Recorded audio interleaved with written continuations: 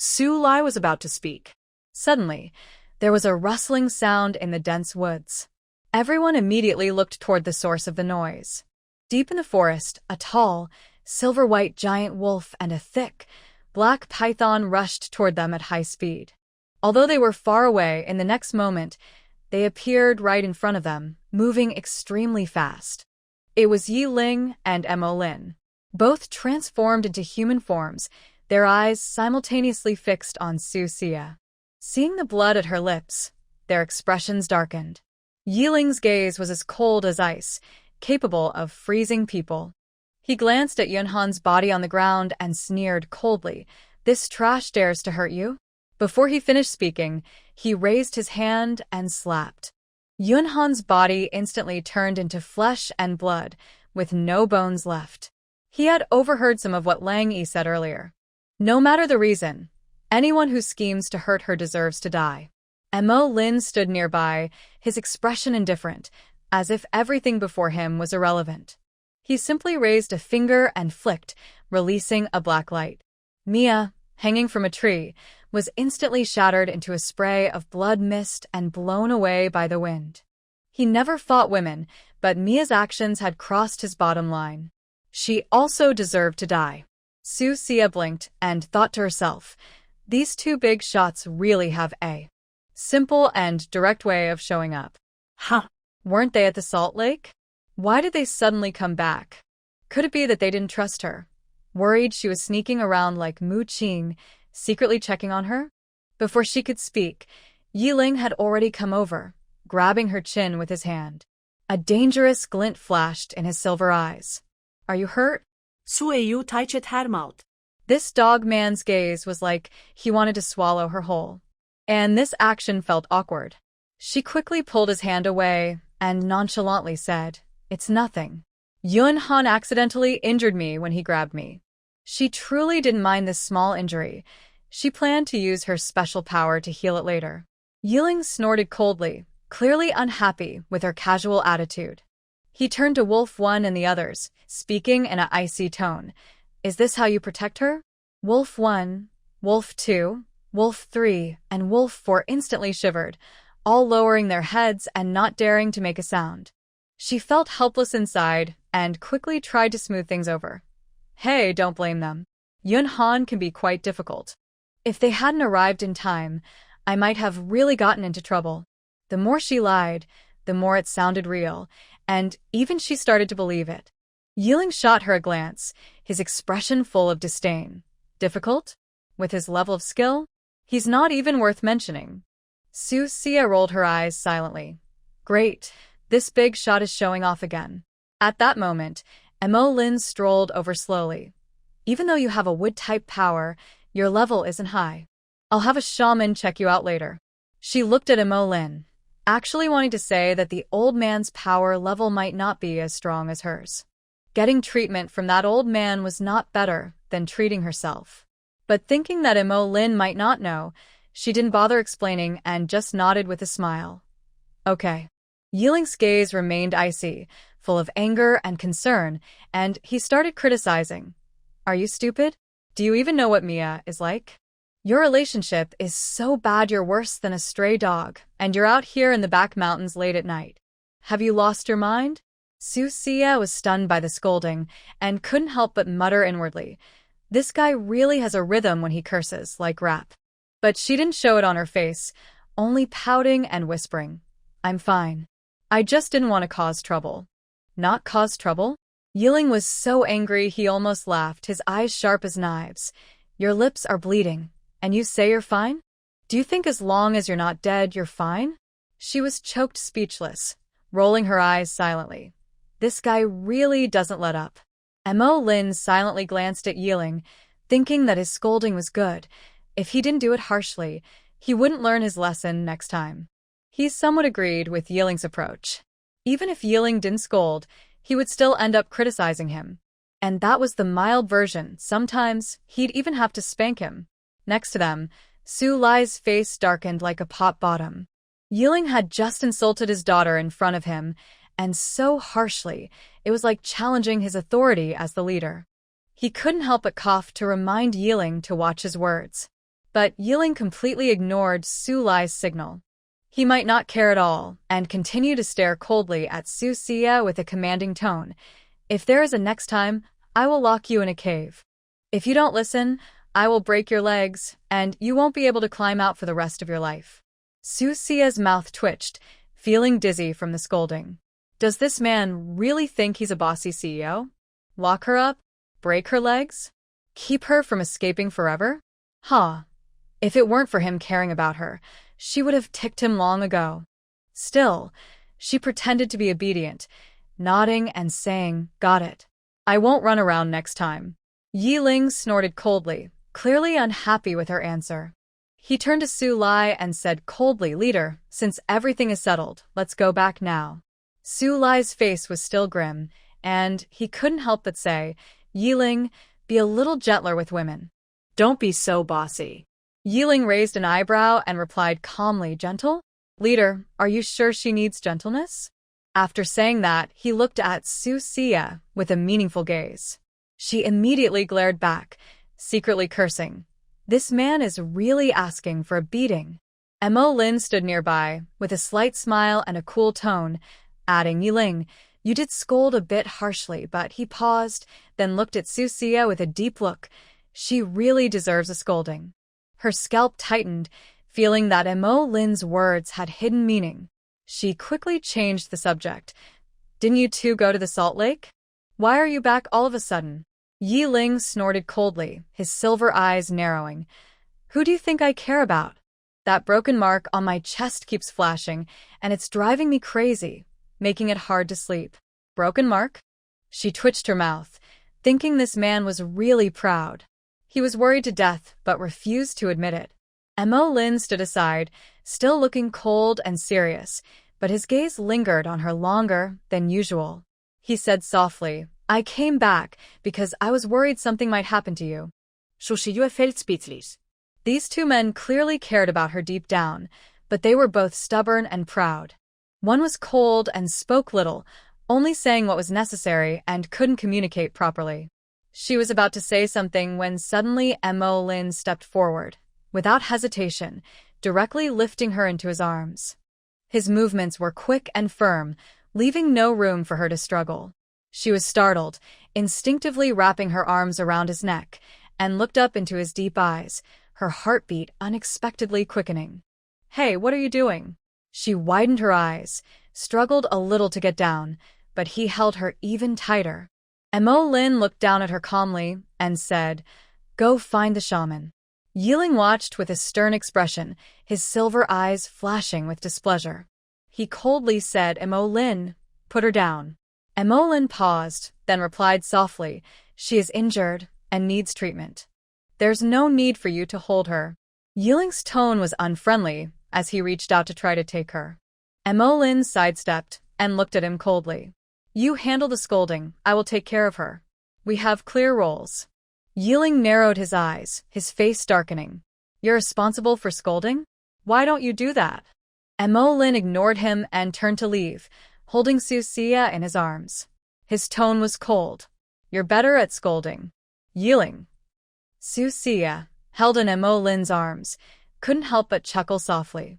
She looked up at Mo Lin and saw that, although he had no expression, the corners of his mouth were slightly upturned, clearly teasing Yeling on purpose. Even Su Lai, who was behind them, couldn't help but laugh when he saw this. Only Bai Qi and Mo Lin could really handle Yeling. Seeing how much they cared for his daughter, Su Lai felt more at ease. Mo Lin carried Susia to the stone house where the shaman lived. Yeling followed behind with a cold face, as if he wanted to write "I'm unhappy" on his forehead. She twitched her lips, pretending not to see. She leaned her head back to look behind Yeling. She found that Su Lai hadn't followed, and neither Wolf 1, Wolf 2, Wolf 3, nor Wolf 4 knew where they had gone. Her father's stone house was very close to the shaman's. Although there were other paths leading away from the back mountain, this was the shortest route. Susia wondered if her father had some matter to handle elsewhere, so she didn't think much of it. In fact, Su Lai had nothing urgent to do. He just felt that his daughter had been separated from her two beastly husbands for so long and was finally reunited. Why should he follow? He thought that since Yuer didn't seem to be in trouble, he might as well leave the space for the young ones. It would be even better if they could have a few wolf pups or lay a nest of snake eggs. Based on this idea, Su Lai happily took the 4 wolves on a different route back. He even took a detour, worrying about his daughter. Mo Lin carried Susia into the shaman's stone house, where torches flickered on the walls and the air was filled with the scent of herbs. The shaman, surprisingly not asleep so late, sat by a stone table, busy working with herbs. Seeing them come in, she lifted her eyelids slowly and said casually, "Oh, it's so late, and you're still coming here?" Yeling followed in with a cold face, sounding a bit annoyed. "She's injured. You should check on her quickly." It wasn't aimed at the healer, but was just her own bad mood. The healer raised an eyebrow, glanced at Susia, and saw blood still on her lips. He didn't ask more and simply said, "Set her down." Mo Lin put her down. The healer stood up and slowly walked over to Susia, placing his hand on her wrist. He frowned and said, She was hurt by Yunhan's shock? Susia nodded. "You're quite well informed."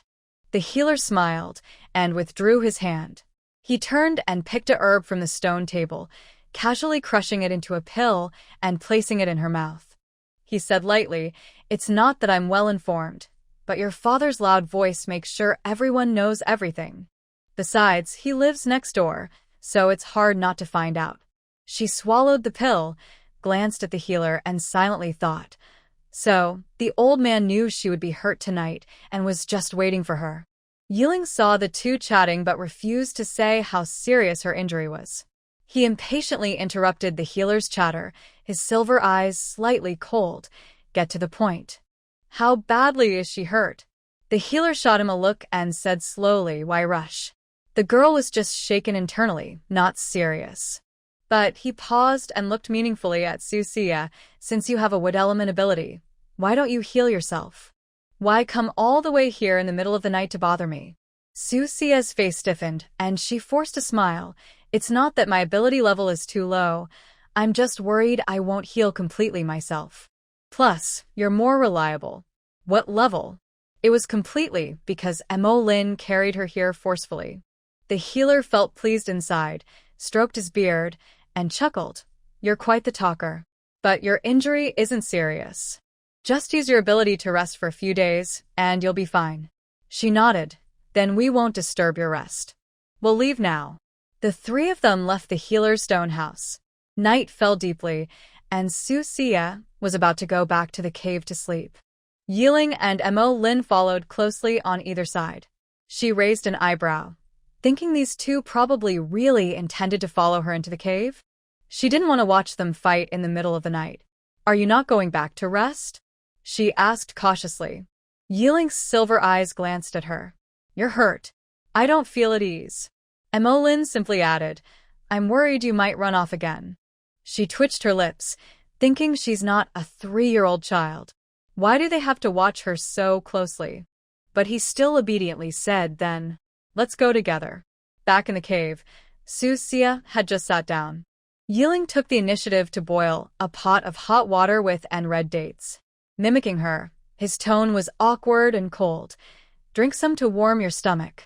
She took the bowl, feeling warm inside, and was about to thank him. Mo Lin had already taken out a spiritual fruit and handed it to her. "Replenish your energy."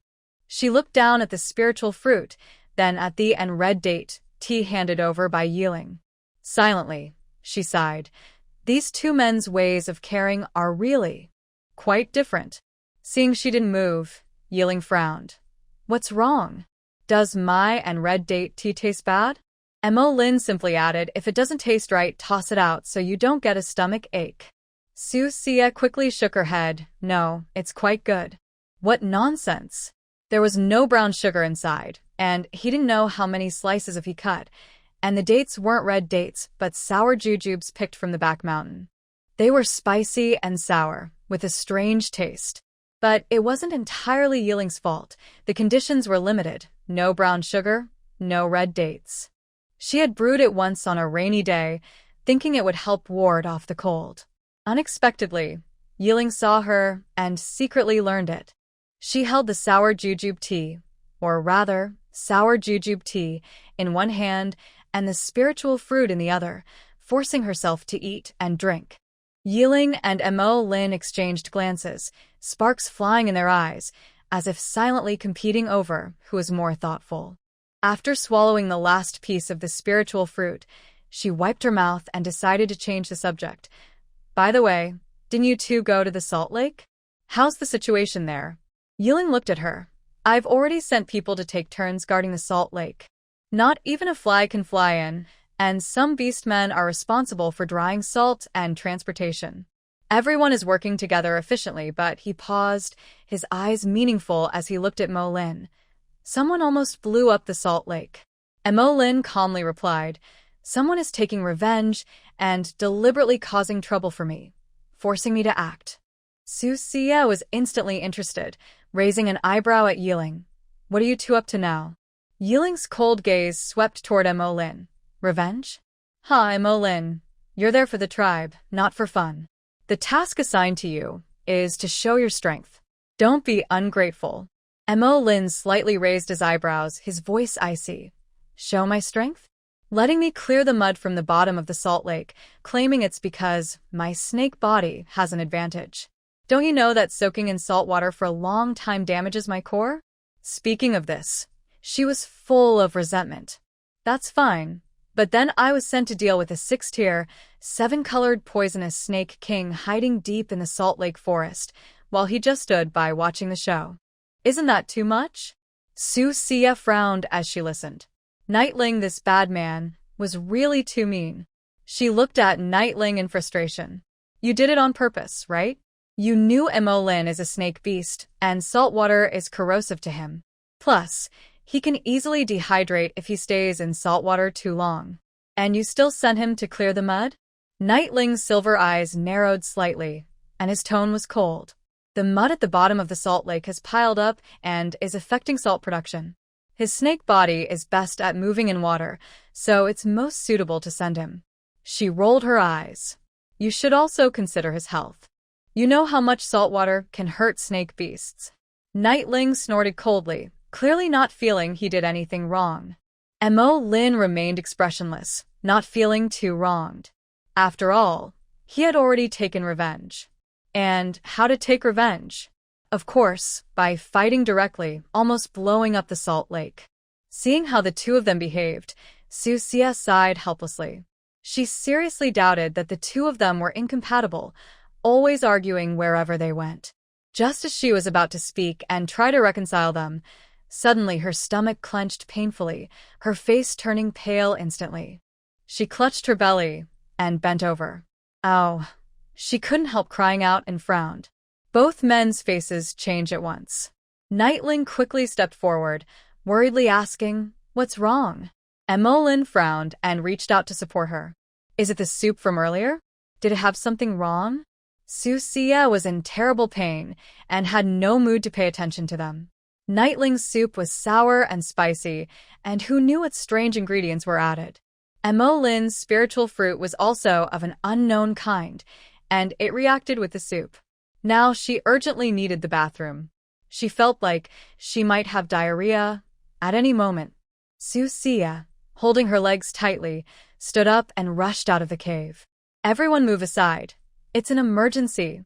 Nightling's silver eyes narrowed slightly, and he looked at Mo Lin. Your spiritual fruit is poisonous. Don't try to shift blame. Clearly, your soup had a problem. Mo Lin coldly retorted, then wrapped his tail around her waist. You're poisoned. I'll take you to see a healer. Let me go. She was instantly stunned, struggling like a dehydrated fish. Her legs clenched tightly, and her forehead veins bulged. Her stomach was churning violently. Gurgling sounds kept coming from her, like water boiling in a pot. And these two guys still wouldn't let go of her. She felt like she was about to have an accident. I am about to cry. I ate something bad. No, my supernatural power needs to upgrade. Ha! Just after saying that, she let out a loud, stinky. The smell was so strong, even she couldn't help but grimace. Her face turned bright red with embarrassment, wishing she could find a hole to hide in. Yeling took a step back, his expression full of surprise. Lin also froze, instinctively loosening his tail. Susia seized the chance to break free, darting out of the cave like a frightened rabbit. A scream of frustration floated on the night wind. Anyone who follows will be divorced. Yeling pinched his nose and sneered. Divorced? First, learn to control your spiritual cycle. Lin silently rolled up a banana leaf at the cave entrance to fan the air. The lingering smell gradually drifted away, with the leaves fluttering. 50 meters outside the cave, behind some bushes, Susia trembled as she used her wood element's supernatural power. Vines broke through the ground, quickly forming a screen. The leaves rustled, blooming small pink flowers that swayed under the moonlight. It was breathtakingly beautiful, but it also made her completely enclosed. She stared at this overly romantic makeshift toilet, grinding her teeth in annoyance. What a flower! Are they afraid I'll be found? In a hurry, she pulled aside her beast-hide skirt and squatted down to take care of her personal business. Thinking quickly, she took out some toilet paper from her system backpack. She was about to soil her pants. After a series of crackling sounds, Susia let out a long breath, finally feeling comfortable. Suddenly, she heard hurried footsteps approaching. Her heart skipped a beat. Could those two have followed her? She quickly wiped herself with the paper, pulled up her beast-hide skirt, and was about to step out. Just then, appeared in the vine screen. The old shaman's face pressed against the gap, hanging in midair as Yeling grabbed him by the collar. Look, is she poisoned?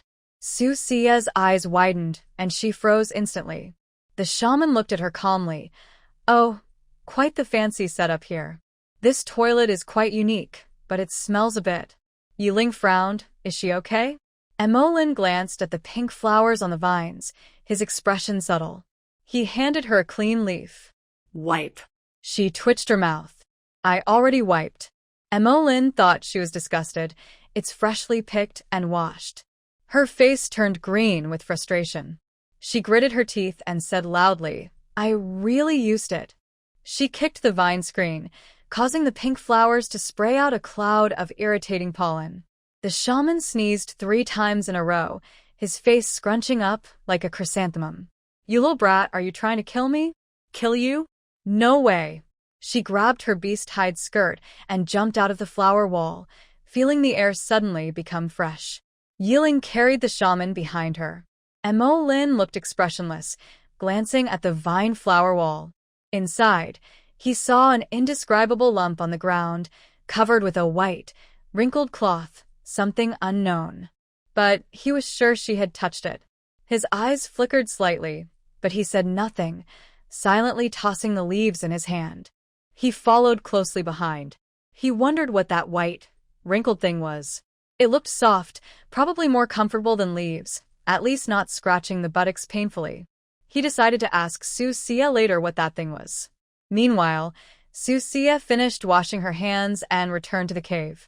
As soon as she sat down, the shaman staggered in, holding a bunch of herbs, giving her a meaningful look. Girl, you've been busy tonight. Not resting at all. She twitched her mouth, nearly slipping off the stool. What do you mean by that? I'm a proper person.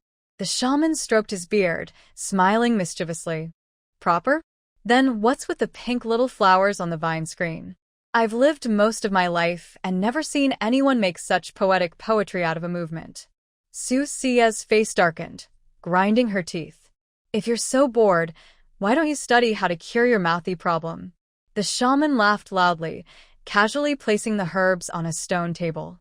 All right, I won't tease you anymore. These are herbs for digestion. Remember to boil water and drink it.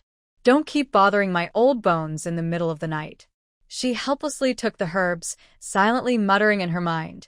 Those two are the ones bothering you, after all. Just then, Yeling and Lin entered one after the other. Yeling's silver eyes were cold, glancing at the shaman. Is she all right?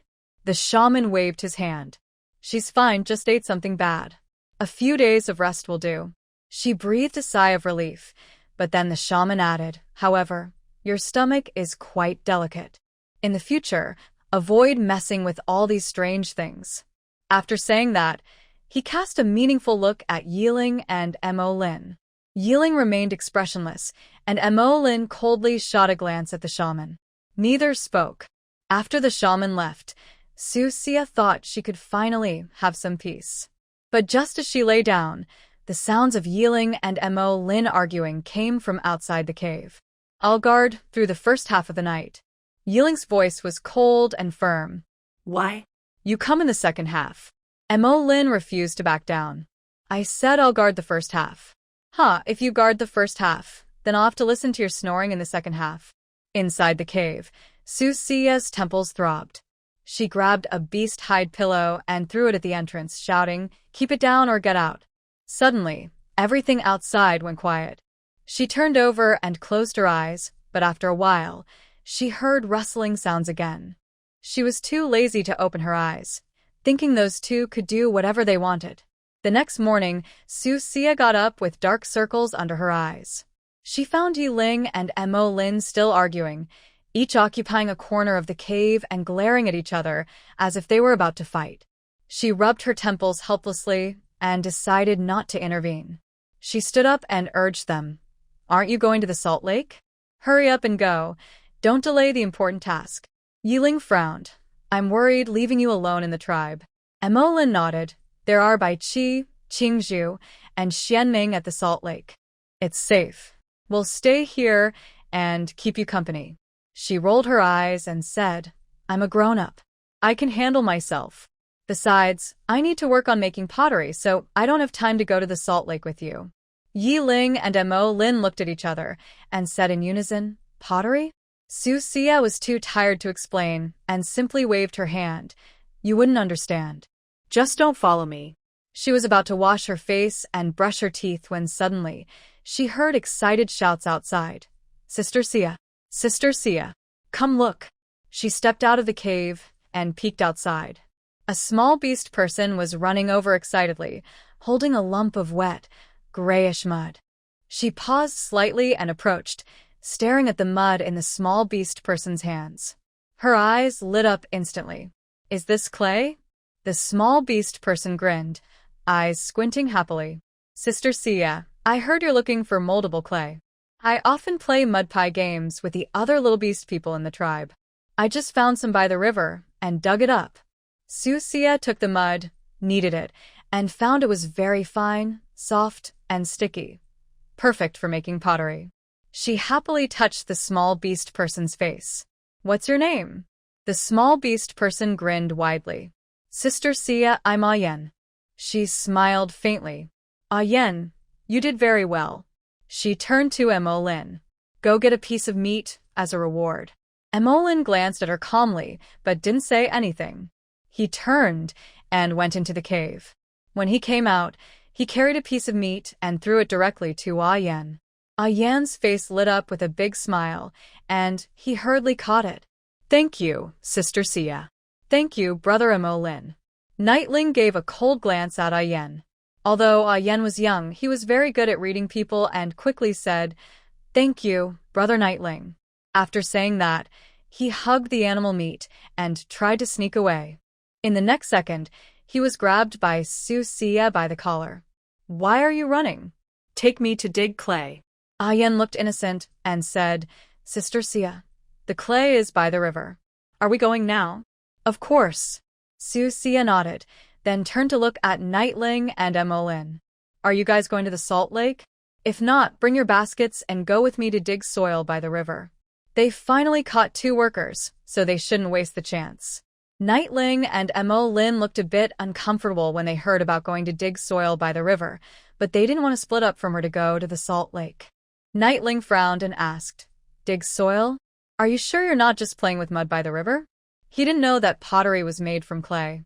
Although pottery had appeared in the beast world, it was only in the Beast King city, and the method of making it wasn't shared. Mo Lin glanced faintly at Susia, with a barely noticeable twitch at the corner of his mouth. Digging soil is fine, but don't expect me to use my hands. He had been cleaning mud at the salt lake for several days, dirty and stinky, and he hated mud and anything related. Seeing the two of them look so disgusted, Susia felt strangely familiar. When she first arrived in this world, these two also looked at her with the same expression. She was extremely speechless inside. "Don't worry, I won't let you dig with your hands." Then, she secretly took out a shovel from her system backpack. Yeling took the shovel, and a flash of doubt crossed his silver eyes. Where did this come from? She kept her face calm. "I found it." The reason she gave for the previous kitchen knife was also that she found it and no one suspected anything. Emolyn glanced at her and asked strangely, "How come you always find these weird but sharp and useful things?" Susia raised an eyebrow. "Lucky jealous?" Emolyn snorted softly and reached out to try to grab the shovel. Yeling was quick and blocked him. "I got it first.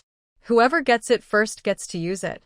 Emolyn's eyes turned cold, and his tail flicked, showing a strong presence. Seeing that they might fight again, she helplessly rubbed her forehead, then snatched back the shovel. "All right, stop arguing. I'll dig myself." She didn't have time to watch them fight or to persuade them. Holding the shovel, she turned and headed to the river. Yen happily followed behind. "Sia, sister, wait for me." Yeling and Emolyn exchanged a quick glance, snorted coldly, and each returned to their cave. They took their bamboo baskets and quickly followed behind. At the riverbank, they indeed found a patch of soft, damp clay that shimmered in the sunlight, located downstream. Susia squatted down and pinched a handful, nodding with satisfaction. "This is it." Yeling frowned so deeply, it could kill a fly. "What do you want this mud for?" She didn't look up. "To make pottery." Emolyn raised an eyebrow, looking a bit surprised. "You can make pottery?" Yeling chuckled dismissively, seeming to doubt her words. "Not everyone can make the ceramics from Beast King City. Whether I can make it or not, I have to try first." She didn't bother to listen to their doubts and directed Yeling to dig soil by the river. She left the shovel for him. Emolyn was pulled away by her to build a kiln.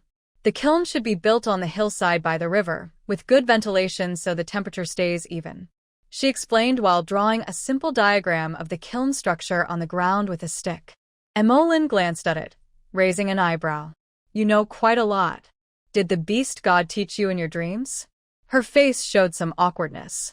She snorted softly. "Stop talking nonsense. Hurry up and dig the hole." This wasn't about the beast god. She learned this from the system reward called ancient pottery techniques she got from her system. Of course, she wouldn't say that aloud. Molin didn't ask further and silently worked, building the kiln according to Susia's instructions. Little Orc Ian was also helping nearby, having a lot of fun. Susia was in charge of supervising. Molin, the ventilation holes in the kiln need to be bigger, or the temperature will be uneven. Yeling, dig the soil deeper. Go further down. They were being bossed around by her, but they didn't mind the dirt and mud. Instead, they worked even more enthusiastically. If they could successfully make pottery, then the wolf tribe would become the second force, after Beast King City, to have their own ceramics. Because of this, even though they were covered in sweat and mud from digging and building, they were happy. Meanwhile, gossip in the tribe was spreading wildly. Did you hear? Mia and Yunhan planned to kill Susia, but the chief discovered it first and sent the wolves to fight back. Really? No wonder the howling from the back mountain last night was so loud and eerie. It scared me so much I didn't dare go out. Teske. Mia's face was ruined. She's always hated Susia. It's not surprising she'd do something like that, but it's such a pity.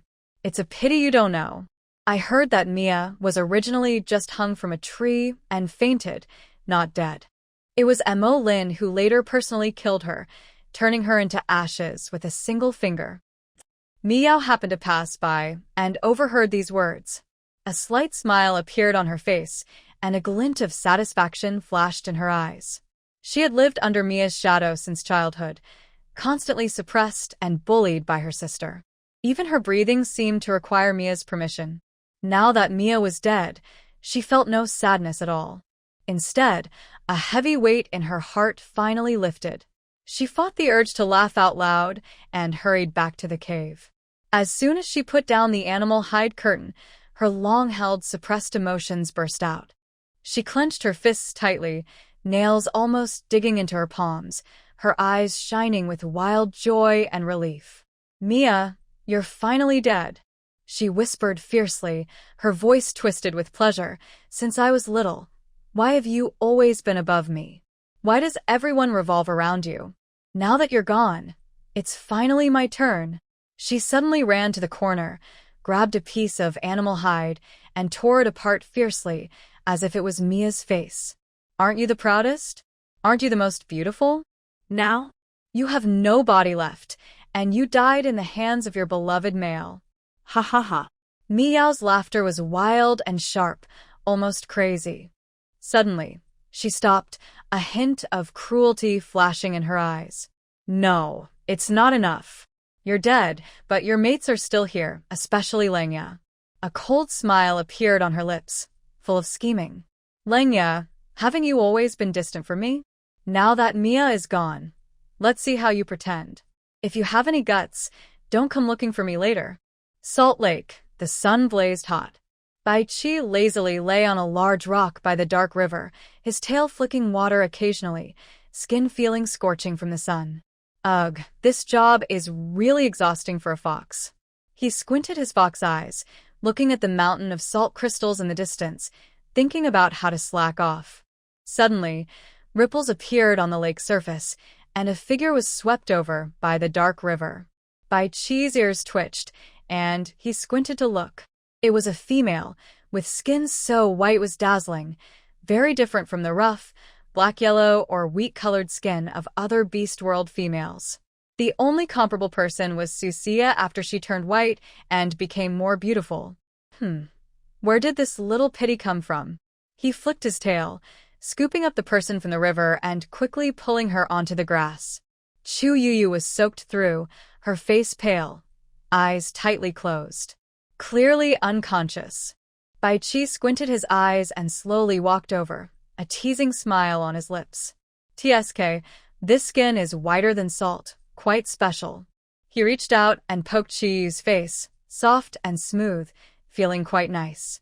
Bai Qi's finger brushed across Chu Youyou's face, a hint of interest flickering in his eyes. "Tsk, this female's skin is unusually white, glowing even. But her features are average, dull like unsalted broth.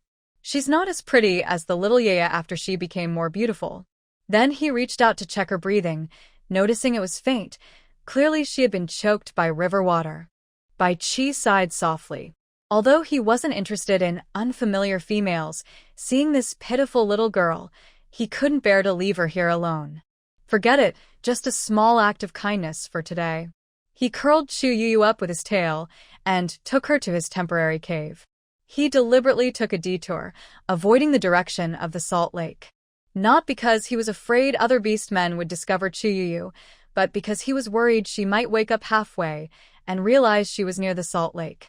This female's background was unknown, her identity unclear, and such an important place as the salt lake couldn't be revealed to her. By the river in the wolf tribe, Susia was commanding Yeling and Molin to work. "Warning! Warning!" Suddenly, an emergency alert sounded in her mind, causing her head to buzz. "Host, the female lead Chu Youyou has been rescued by Bai Qi. Please take immediate action to prevent the plot from going out of control." She was instantly stunned, her heart pounding, and her face turned grim. Bai Qi had actually encountered Chu Youyou? How could that be? Wasn't Chu Youyou fighting fiercely with Zhu, the reborn female supporting character, in the Yehu tribe? Why did she suddenly appear at the salt lake? Could it be that Bai Qi, the old fox, was slacking off and not working at the salt lake, secretly wandering off and meeting Chu Youyou? What's going on? How did Bai Qi meet Chu Youyou? Susia asked herself, feeling very upset. The system didn't hide anything. Bai Qi was fooling around by the dark river, happened to see Chu Youyou unconscious in the water, and just pulled her out. Isn't Chu Youyou supposed to be in the Yehu tribe? How did she end up in the dark river, unconscious? Did she fall in too? She frowned and asked further. Inside, She was muttering in annoyance.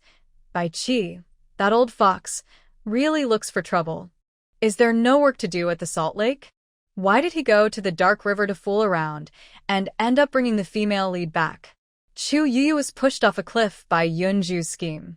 After her rebirth, Yunju has been wanting to get rid of Chu Youyou. Taking advantage of her conflict with Muhan, she deliberately creates misunderstandings between them. The system sneered and continued sharing gossip. Chu Youyou is like the heroine in a romance story. She argued loudly with Muhan and ran away. Muhan is proud and temperamental, and since he's still angry, he didn't chase after her immediately. Seeing that Muhan didn't follow, Chu Youyou became angrier and more upset. While running, she somehow ended up at the edge of a cliff. Yunju secretly followed her and, taking advantage of her unawareness, pushed her off. The system's tone grew more gleeful. By now, Muhan's anger has mostly cooled, and he's gone to look for Chu Youyou. TSK, what a pity, Chu Youyou has already fallen off the cliff and ended up with Bai Qi. It's like fate. Fate my foot. She couldn't help but curse, feeling irritated inside. She had finally managed to throw Chu Youyou far away, but the heroine was like a cockroach that couldn't be killed. She bounced back and ended up in Bai Qi's hands. In the original story, Bai Qi is one of Chu Youyou's destined partners. Although the plot has been messed up now, there's no guarantee Bai Qi won't fall for Chu Youyou at first sight. When a pure-hearted flower meets a cunning fox, sparks of love are very easy to ignite. If that happens, her mission to win Bai Qi's heart would immediately fail. No, she must stop this disaster quickly.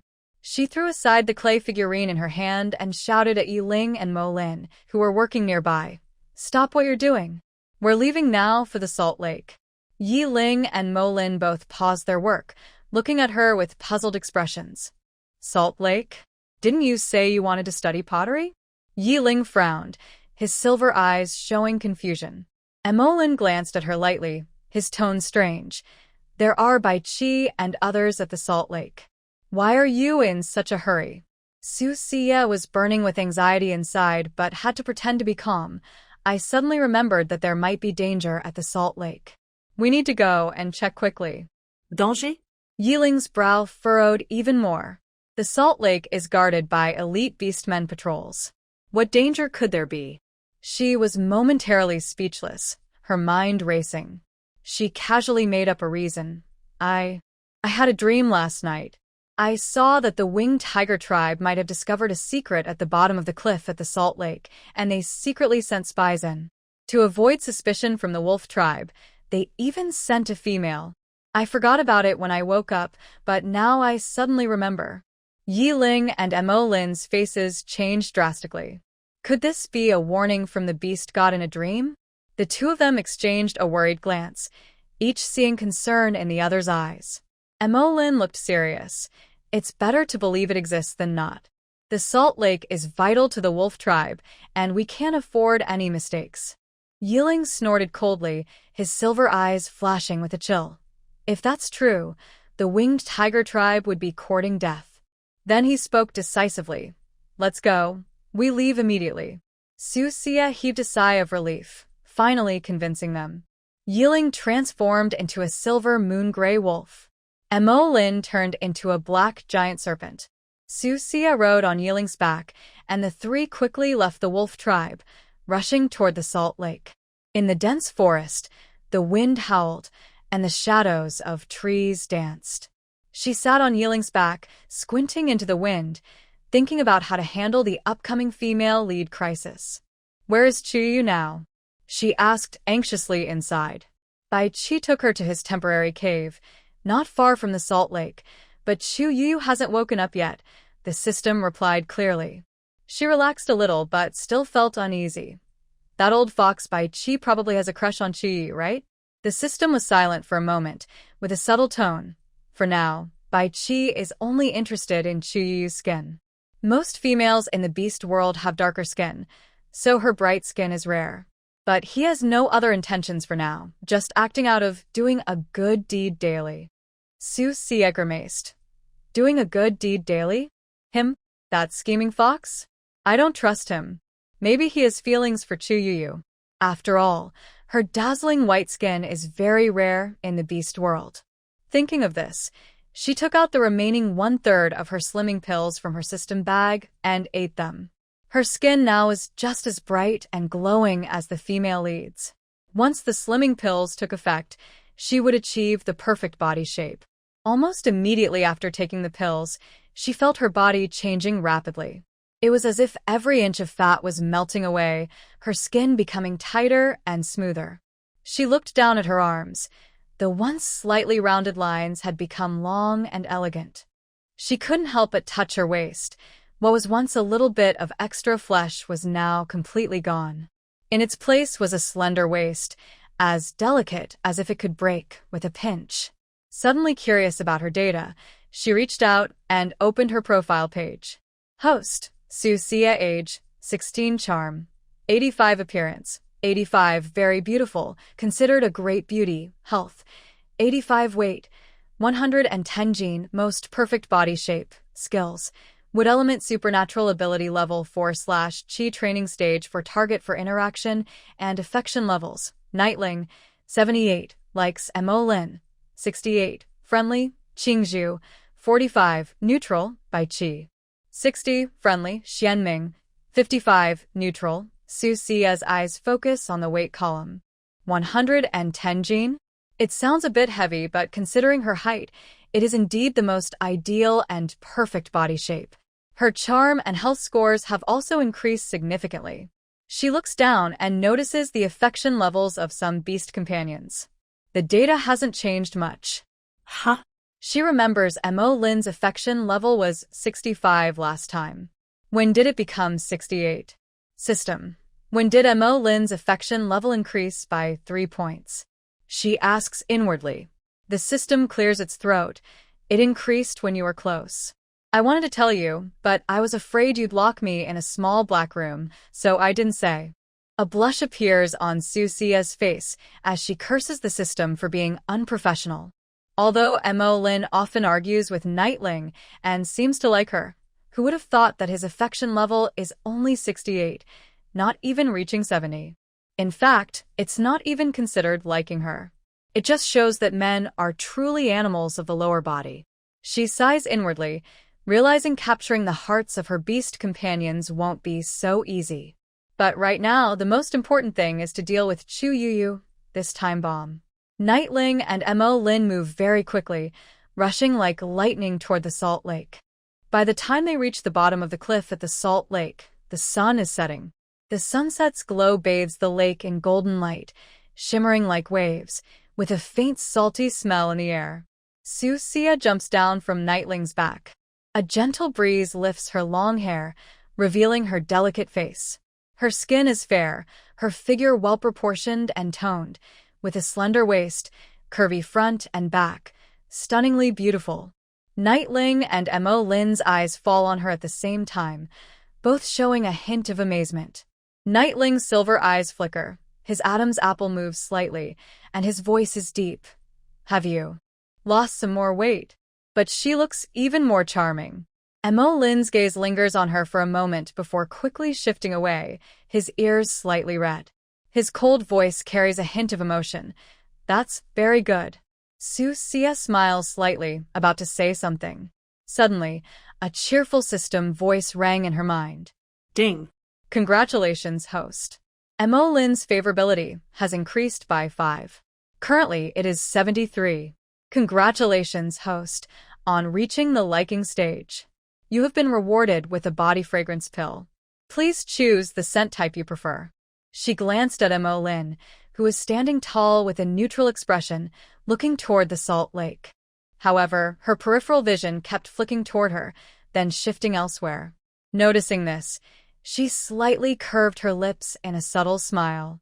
This icy-faced person, with a cold exterior like a mountain of ice, was surprisingly honest inside. She thought for a moment and communicated with the system internally. Choose a cool, subtle fragrance for me, something not too flashy but unforgettable upon a single sniff. The body fragrance pill should be directly placed into my mouth. It would be more convenient than taking it out of the system backpack and eating it. Anyway, She would eat it sooner or later. Ding. Host's choice successful. The body fragrance pill has been placed into your mouth. Scent type: cool and subtle, like pine forest after snow, fresh with a hint of warmth, detectable only upon close contact. It is permanent, and the host can take it again later. Suddenly, she felt a pill in her mouth. Recognizing it as the body fragrance pill, she swallowed it directly and quickly digested it. She sniffed lightly. Sure enough, a faint, pleasant fragrance lingered around her, neither too strong nor too faint, as if it was an innate aura.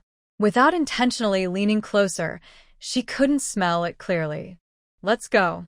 She greeted the two men beside her with a calm tone and stepped toward the salt lake. Yeling and Mo Lin followed closely behind. As the three approached the salt lake, they saw Shienming commanding the orcs to gather salt, looking irritated and impatient. "Everyone move faster. We need to dry and separate the salt before sunset. Wet dew at night makes it easy to dissolve." Susia looked at Shienming and thought to herself, his temper is really fiery. He seems to be fighting even while giving commands. She walked over and teased with a smile, "Shienming, you're so fierce. You're probably scaring the salt into melting." "Who?" Shienming suddenly turned around sharply, his gaze fierce. But when he saw Susia, he froze. Under the sunset, she stood by the lake, her long hair flowing in the breeze, her skin as white as jade, her waist slender, her figure perfect. She looked like she was bathed in a layer of gold light, so beautiful it seemed unreal. "Susia?" His Adam's apple moved slightly, and his voice was uncertain. "How has she become so slim and so stunningly beautiful?" Ding. "Congratulations, host." Shienming's affection level has increased by 5. Currently, it is at 60, reaching the next affection stage. As a reward, the host receives a house construction tool set, which includes various convenient tools to speed up building efficiency. Susia was slightly surprised but felt secretly pleased. Men are indeed creatures who care about looks. Even the cold-faced wild wolf has gained some affection. The house-building tools set rewarded by the dog system is simply amazing. She smiled as she walked toward Shienming, deliberately teasing him. "What? Don't you recognize me?" Shienming came back to himself, his face a bit unnatural. But his eyes unconsciously lingered on her for a few seconds. "You have lost weight." "Yes, I have. Do I look good?" She blinked, deliberately leaning closer to Shienming with a playful smile. Shienming's ears turned slightly red, and his voice was stiff. "It's okay. Don't delay work." After speaking, he walked away on his own, as if she was some terrible beast. Seeing Shienming feel embarrassed, Susia chuckled happily, feeling very pleased. She didn't notice that the two men behind her had already lost their temper, their faces turning darker than ink. Yeling looked around the salt lake, but didn't see Bai Qi. His face darkened further, and he frowned as he shouted, "Where did Bai Qi go?" Susia also reacted and looked around, only then noticing Bai Qi wasn't here. Her face instantly turned grim, looking like she had eaten a bitter melon. She secretly cursed, "This old fox is definitely slacking off again." She quickly walked over to Qing Zhu, who was on patrol, and asked with a frown, "Where's Bai Qi?" "I didn't see him." Qing Zhu's gaze fell on Susia's perfect figure, and a flicker of strange light flashed in her emerald eyes before returning to normal. She replied coldly, "He said the salt lake is too hot, so he wanted the dark river to get some fresh air." "Get some air?" Su Yu's mouth twitched. "He's a fox, not a fish. What air does he need to breathe?" Qing Zhu shrugged, her tone cold. "Who knows? He said he's about to be sun-dried into a fox jerky." She helplessly rubbed her forehead, feeling overwhelmed by 1,000 thoughts of grass and horses rushing through her mind. This old fox, always slacking off with such ridiculous excuses. She turned to Yeling and Molin and said, "You stay here. I'll go find Bai Qi." Then she hurried toward the dark river. She searched around the dark river, but couldn't find him. Her brow immediately furrowed, and she asked the system inwardly, "System, where is Bai Qi?" "He's in the cave over there in the woods, the one you used to stay in," the system replied. Susia didn't say anything further and simply headed in that direction. I scolded Bai Qi harshly, calling him a scoundrel.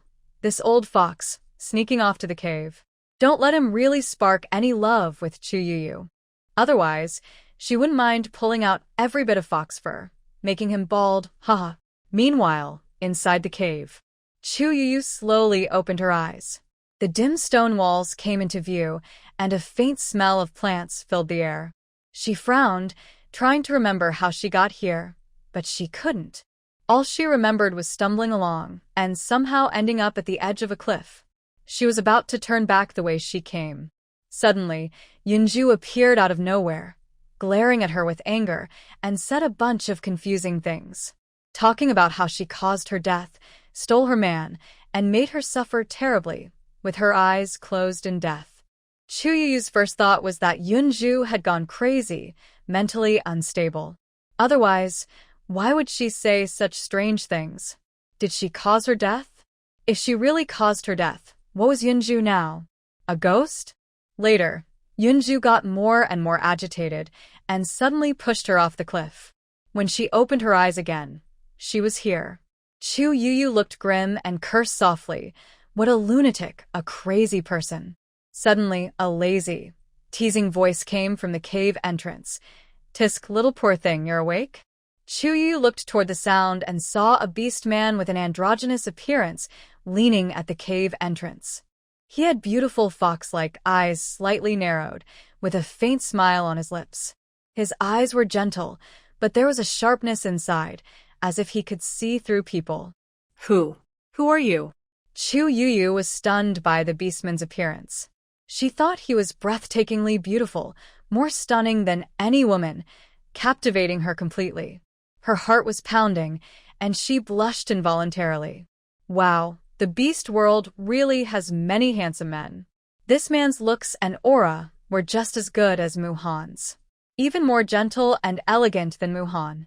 Her face flushed, and her heart raced faster. Bai Qi lazily walked into the cave, his fox eyes slightly raised, glancing at Chu Youyou, and a faint smile appeared on his lips. You're awake? You sleep quite a lot. This female still carried the strong scent of Muhan, left by the winged tiger tribe beastman. It was very strong. Obviously, she was Muhan's partner. But for some reason, she fell into the bottom of the cliff and just happened to float in front of him. Could it be that the winged tiger tribe discovered the secret of the salt lake, but was afraid of alerting others? So they deliberately sent a harmless female to sneak in here? Chu Youyou did not realize she had already been suspected of being a spy. When she saw his gaze fixed on her, her face turned redder, and she felt nervous and flustered. This person is so handsome, and his voice is so charming it makes her heart race. But she still forced herself to stay calm. Did you save me? Bai Qi's fox tail cast a flickering shadow on the rock wall. He gently tapped the healing scar on Chu Youyou's wrist, his expression meaningful. Save? I just found a little beast drifting with the water. Suddenly, he leaned forward, his 9 tails opening a white barrier behind him. You dared to enter the wolf tribe's forbidden area smelling of the winged tiger tribe, little one? You're quite brave.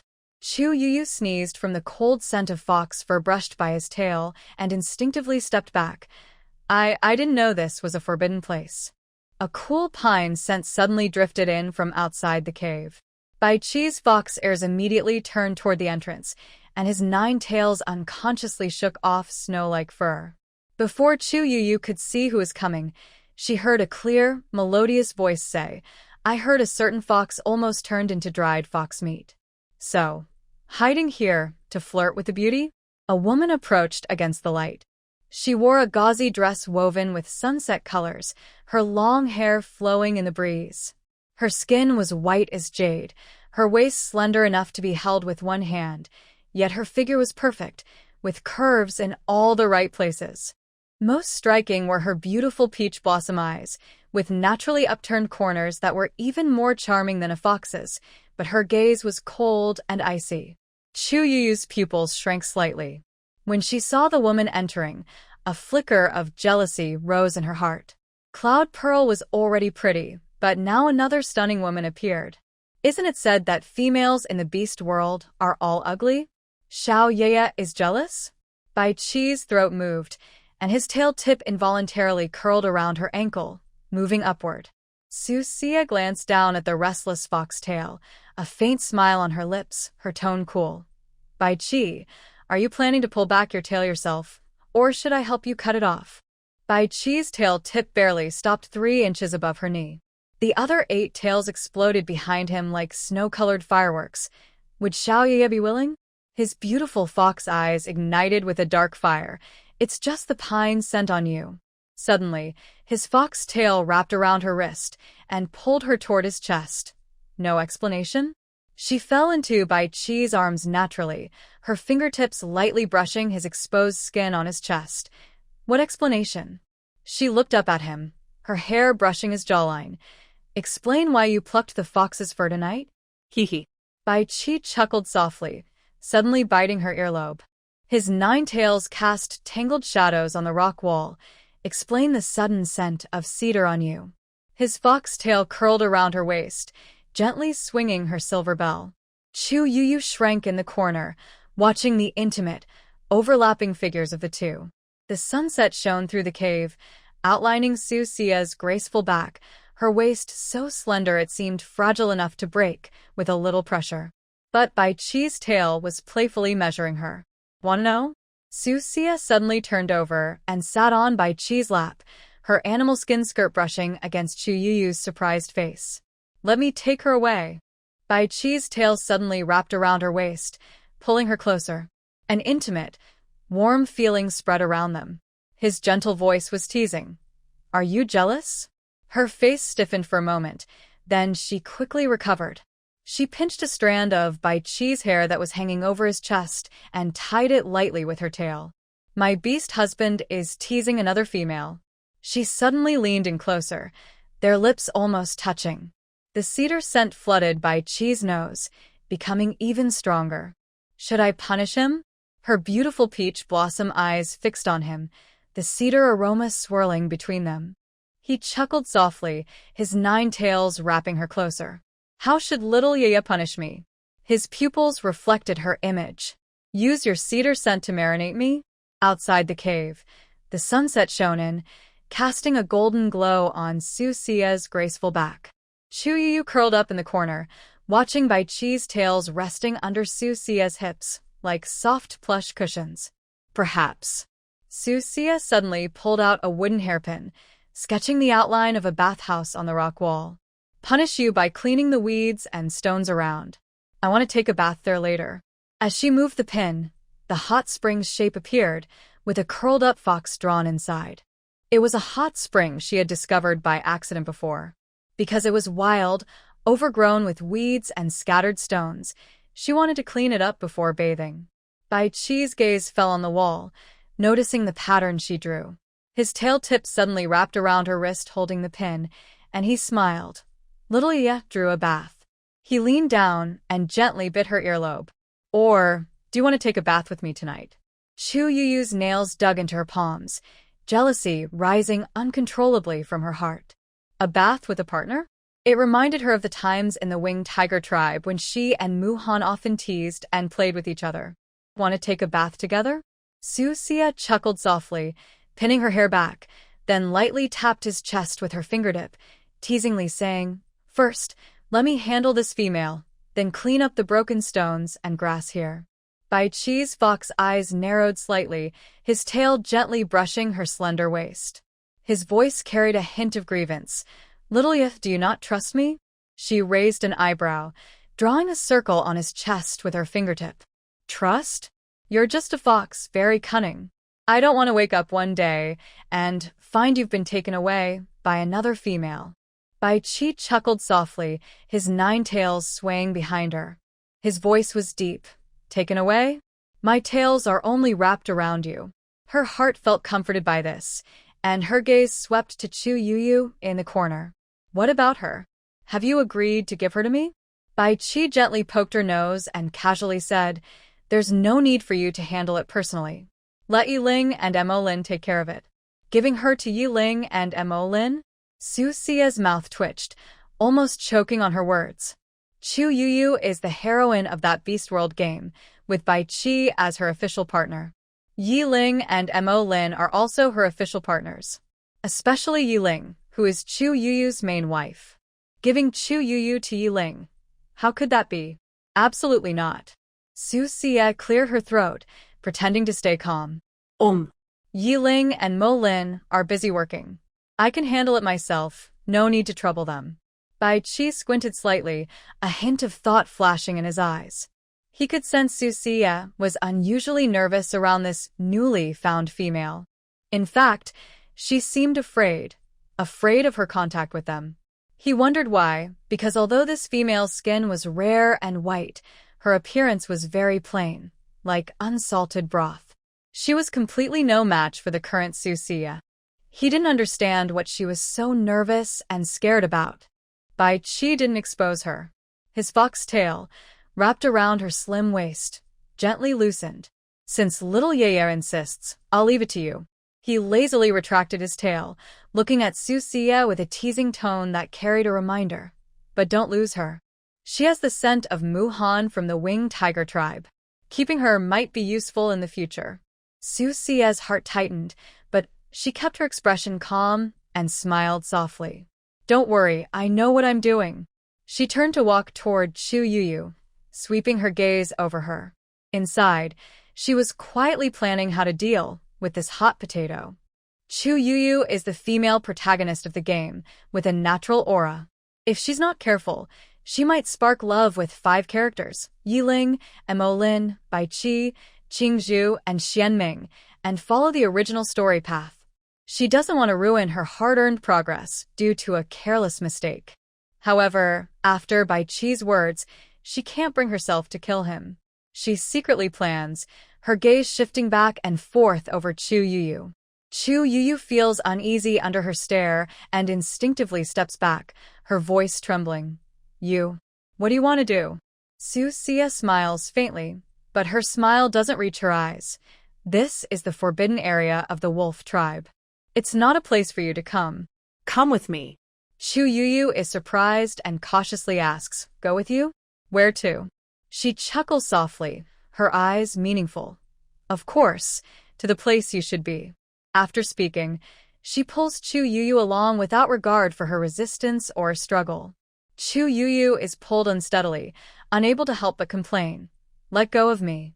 I can walk by myself. Susia, too lazy to argue, tightens her grip and drags her toward the cave exit. Bai Qi watches their backs, a meaningful smile at the corner of his mouth. He leans lazily against the rock wall, his 9 tails swinging casually. Meanwhile, fearing Chu Youyou might discover the salt lake, she deliberately takes a quiet side path after leaving the cave, avoiding the salt lake area. But fate isn't on her side. Not far along, she encounters Qing Zhu, who is leading a patrol. Susia secretly curses her luck, running into Qing Zhu at this moment. She grips Chu Youyou's hand slightly harder and instinctively pushes her into the bushes. Perhaps because her grip was too strong or she pulled too quickly. Chu Youyou loses her footing and suddenly falls, landing awkwardly on the ground. Qing Zhu hears the noise and his sharp green eyes coldly scan over, immediately focusing on Chu Youyou. His brow furrows. Who is she? Susia feels tense inside but remains calm outwardly, speaking softly. This female somehow fell from a cliff into the dark river. I was just about to send her away. Qing Zhu's gaze lingers on Chu Youyou for a moment, a hint of doubt in his eyes. Her appearance isn't particularly striking, but her skin is extremely white, like snow in winter. She looks fragile and somewhat pitiful, completely different from typical females in the beast world. He studies her face for a while, his expression curious. Fallen? What a coincidence. He walked over with cold, sharp eyes, as if he wanted to cut open Chu Youyou completely. Chu Youyou was lying on the ground, her knees and palms cut by broken stones, hurting terribly, tears almost streaming down her face. She looked up at Qing Zhu and was stunned instantly. Although her appearance was not as stunning as Bai Qi's, she was still extremely beautiful. Especially those emerald green eyes, cold and indifferent, without any emotion, giving off a distant aura. Chu Youyou's heart beat faster, her cheeks slightly warm. Why are all the handsome men in this beast world so perfect?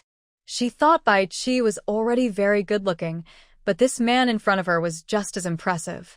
He looked like a fairy. She instinctively tidied her messy hair, trying to look less disheveled. I accidentally fell down. I really didn't know this was the forbidden area of the wolf tribe. Susia's alarm bells rang loudly in her mind, but her face remained calm. She turned sideways to block Chu Youyou and said softly, "Qing Zhu, she's just an insignificant female. I'll send her out right now." She had previously thought Qing Zhu was simple-minded. No matter how she tried to win him over or increase his favorability, her favorability stayed at 45. Now she realized Qing Zhu was not simple-minded, just that he didn't like her. At most, he was interested in her cooking. She pulled Chu Youyou to leave, but in the next second, Qing Zhu reached out to stop her. He frowned and looked at Susia. "Why so urgent? Let me ask first." After speaking, he slightly bent down, his long fingers pinching Chu Youyou's chin, forcing her to lift her head and meet his gaze. "Are you the mate of Muhan from the winged tiger tribe?" Qing Zhu's eyes fixed on her, with a hint of caution. Chu Youyou was pinched painfully and wanted to push his hand away, but dared not. She was shocked that this beast man was so sharp, immediately seeing that she was Muhan's mate. She wanted to lie and say no, but the man in front of her was hard to fool, and lying would only make her situation more dangerous. Yes. I am Muhan's mate. She could only nod stiffly, her voice tinged with grievance. "But I really didn't mean to come here. I just accidentally fell." Qing Zhu sneered, a hint of sarcasm flashing in his green eyes. "Accidentally? A female from the winged tiger tribe, and she accidentally falls into our wolf tribe's forbidden area? What a coincidence." He released her hand, straightening up with a cold expression. "Tell me, what did Muhan send you here for?" Chu Youyou hurriedly shook her head, her voice trembling with tears. "No, Muhan didn't send me. I really just accidentally." "Enough." Blue Bamboo frowned and interrupted her with an impatient look. "The female from the Yehu tribe appearing in our wolf tribe's forbidden area is a big problem. Do you really think I will believe what you say?" He turned to look at Susia. "Lock her up and interrogate her carefully. If Muhan comes looking for her, we will have some leverage." Susia's mind was racing with worries. Lock Chu Youyou up? It would be better to kill her. But Blue Bamboo probably wouldn't let her do that. He would likely keep her for questioning or as a hostage. She remained calm on the outside. "Blue Bamboo, these are just our guesses. If we keep her, it might attract Muhan, and that could cause more trouble. Besides, she doesn't know the secret at the cliff bottom, so there's no risk of exposure. It's better to send her away." Blue Bamboo frowned and looked at her with curiosity. "Why do I feel you're acting strange today? Why are you so eager to send her away? Or are you colluding with the Yehu tribe?" "Blue Bamboo, that's going too far." Susia's face instantly turned cold. She suppressed her anger and tried to keep her voice calm. "I just think she's an unimportant female. There's no need to waste our energy on her. Keeping her might only bring trouble." "Unimportant?" Blue Bamboo raised an eyebrow, sneering. "She has Muhan's scent on her. Do you really think she's unimportant?" "Susia, do you think I am easy to fool?" Her heart sank. She knew that arguing further would only make Blue Bamboo more suspicious. She took a deep breath and said softly, "If you insist, then do as you wish." Blue Bamboo snorted coldly and turned to the beast man behind him. "Lock her up and keep a close watch." Chu Youyou panicked when she heard she was going to be locked up. She quickly grabbed Susia's dress, tears in her voice. "I really didn't mean to do it. Please help me." Feeling irritated, she pushed her hand away coldly. "Can't you just stay in the Yehu tribe peacefully? Why run around? Have you lost your mind?" "I've never seen you act like this." Chu Youyou's begging stopped abruptly. She stared at her in surprise, her expression strange. Who was this female? How did she seem to know her situation? She wanted to ask. But before she could, the beast man who had come forward dragged her away, looking desperate. Susia watched helplessly as Chu Youyou was taken away. Her mood grew more annoyed, and she wondered what to do. She absolutely couldn't let Chu Youyou, Nightwing, Mo Bai Qi, Blue Bamboo, and Shienming have any contact. Otherwise, the story would definitely spiral out of control. She quickly turned around and said to Qing Zhu, "Since you're going to question, let me do it. I know more about the Yehu tribe, and maybe I can find some useful information." Qing Zhu coldly glanced at her with a sarcastic tone. You can't even tell the difference between this female and others. What can you possibly find out?" Not bothering to continue with her, she coldly dropped the words and left. It was clear she went to discuss the matter with Yeling, Mo Bai Qi, and Shienming. Yeling stood by the salt lake, his silver eyes shining coldly in the fading evening light. He had just learned from Qing Zhu that the female of the Yehu tribe had fallen into the cliff and was taken away by Susia. He frowned slightly, feeling a bit annoyed. Sia had dreamt that spies from the Yehu tribe had infiltrated the bottom of the cliff and foolishly wanted to send someone out. "What's going on? Yeling, what do you think?" Qing Zhu's voice came from behind, cold as ice. Yeling turned around, his expression stern. "That female must not stay." Qing Zhu raised an eyebrow, her emerald eyes flashing with a hint of sarcasm. "Not stay? She's Muhan's partner. If we kill her, Muhan will probably go crazy. His strength is no less than ours." Yeling looked disdainful, a cold glint flashing in his silver eyes. Muhan. "He's quite powerful, but if he dares to cause trouble, I can make sure he never comes back. I'll break his tiger bones and brew them into wine." Qing Zhu wanted to say that Muhan was not easy to deal with, but she suddenly remembered that Yeling had already broken through to the 6th level and immediately shut her mouth. Unless Muhan also broke through to the 6th level, he probably couldn't beat Yeling. Not to mention there were several of us here. Thinking this way, she felt more at ease. But the plan still needed to be arranged, just in case Muhan stormed in and discovered where the salt lake was. Qing Zhu was about to speak when suddenly a furious roar came from Shienming. "What are you arguing about? If Muhan dares to come, I'll tear off his tiger skin and use it as a mat to step on." A black wolf tail swept across the surface of the salt lake, stirring up a wave of silver water. Yeling's silver eyes narrowed slightly, and he gently stroked his fingertips. "Let Bai Qi send a message to the Yehu tribe, just say." He suddenly caught a faint scent of cedarwood carried by the wind. Though very subtle, he still detected it. His throat moved slightly, almost unnoticeably. "Just say we found a lost little rabbit." Susia was hiding behind a big tree, listening in secretly. Her pupils shrank sharply when she heard this. This was clearly a line from the original story when Yeling first met Chu Youyou. At that time, he also said, "Found a lost little rabbit." I became interested in the female protagonist from then on. Susia's heart sounded an alarm. She tightly grasped the tree bark, her nails almost digging into the trunk. Muhan's female? Emolin appeared beside Yeling without her noticing, his deep black eyes shining coldly in the moonlight.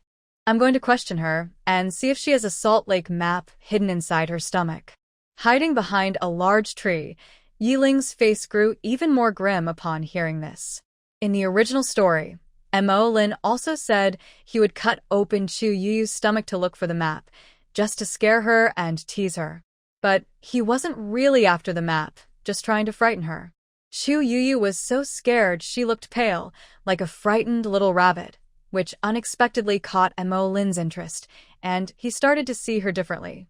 A cold wave swept through Susia's heart. Before they even met, the plot was already going off track. She had to find a way to send Chu Youyou away quickly, or the consequences could be terrible. Her mind raced for a plan. "No, I must act now." She clenched her teeth and quietly slipped away from behind the tree, heading straight to the place where Chu Youyou was held. Chu Youyou was kept in a nearby cave, guarded by 2 beastmen at the entrance. Susia approached and coldly said, "Let me question her." The 2 beastmen exchanged glances, hesitating. Frowning, she raised her voice. "What? Can I go in and question her?"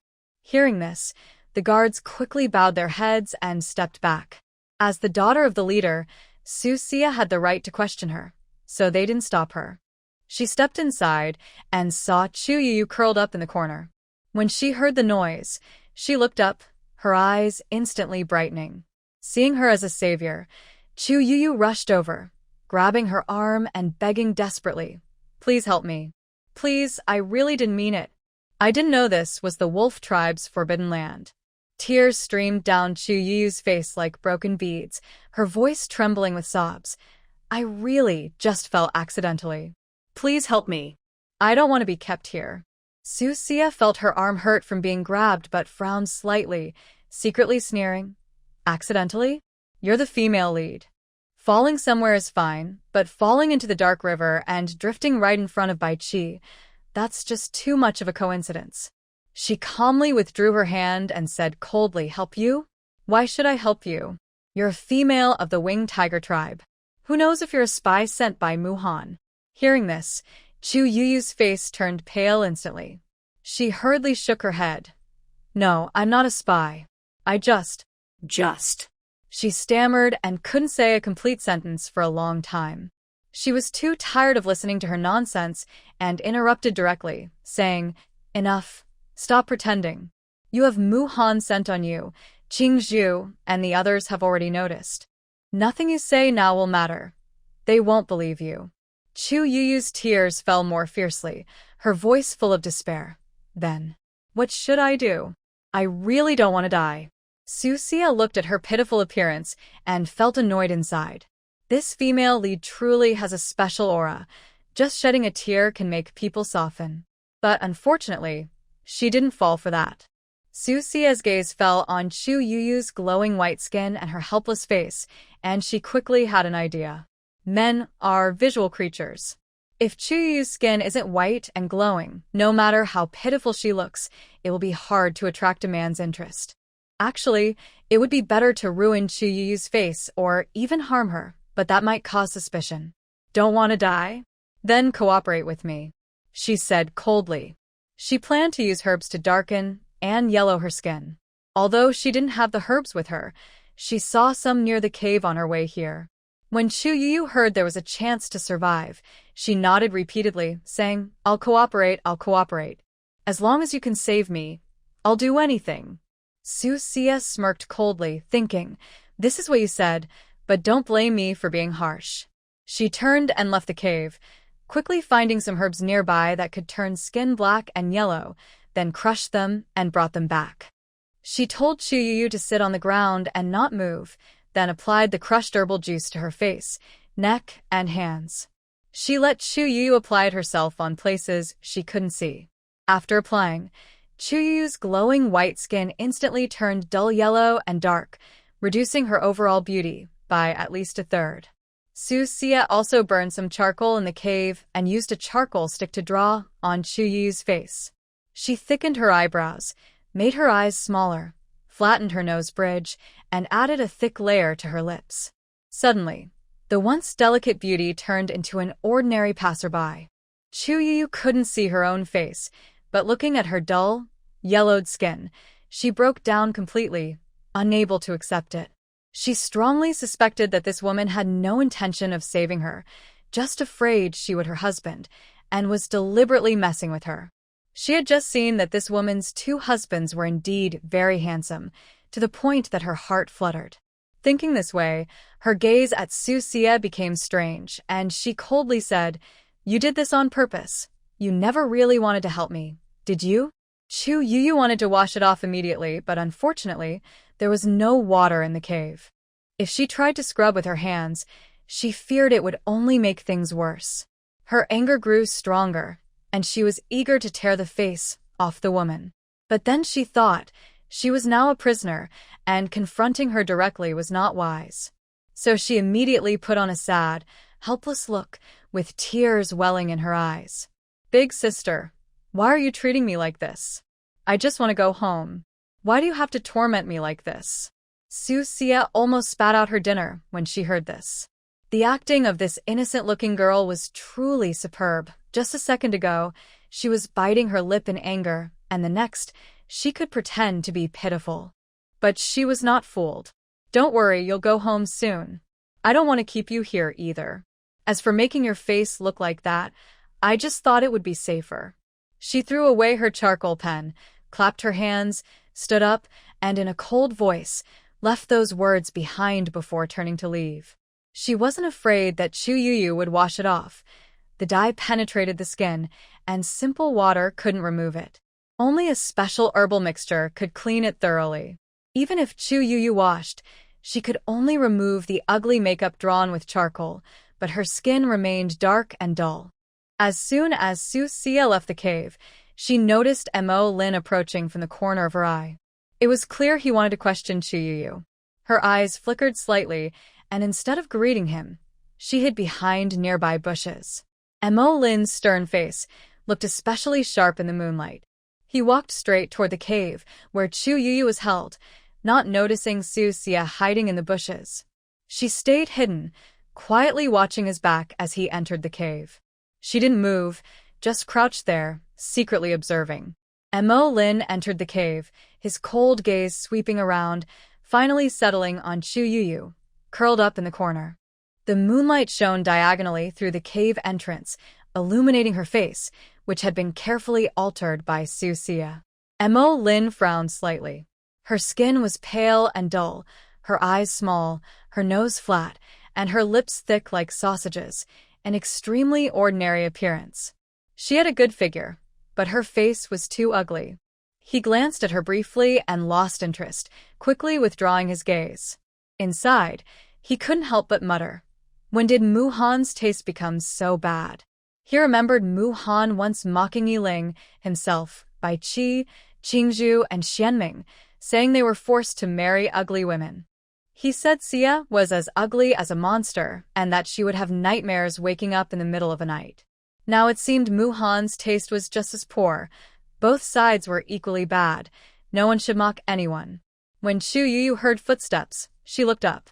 The moment she saw Mo Lin, her eyes widened suddenly, and her heart beat faster. The man in front of her was tall and had a stern face. His deep black eyes looked cold like a frozen pond.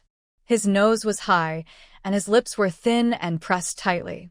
He gave off a chilling aura that made people stay away. His appearance and demeanor were just as handsome as the two beautiful men she had seen before. Her heart pounded loudly, and her cheeks felt slightly hot. Why were there so many handsome men in the forbidden area of the wolf tribe? And they all looked so good and handsome. Chu Youyou suddenly felt like she had fallen into a nest of handsome men. She was no longer in such a hurry to leave. She realized her face was covered in black and yellow makeup, drawn with charcoal for a long time, which made her feel frustrated. She quickly lowered her head, afraid that the handsome man in front of her would see her ugly face. She secretly cursed Susia 1,000 times. If she had known this woman was not genuinely helping her, she would never have agreed to let her draw those strange things on her face. Now she regretted it so much, she felt miserable, thinking she was even more foolish than a pig for trusting her so easily. Mo Lin didn't know her inner thoughts and didn't care if she was looking down.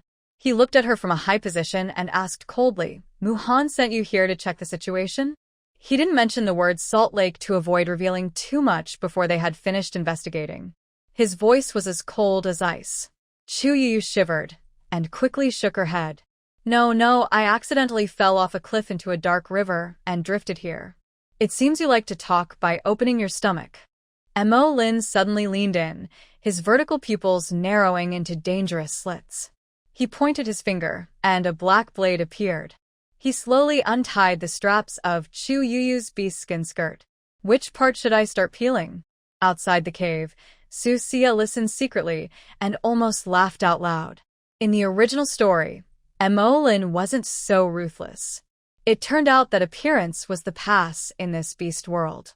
At this moment, Chu Youyou's face was covered in charcoal dust and cold sweat, looking like a black rabbit that had fallen into a coal mine.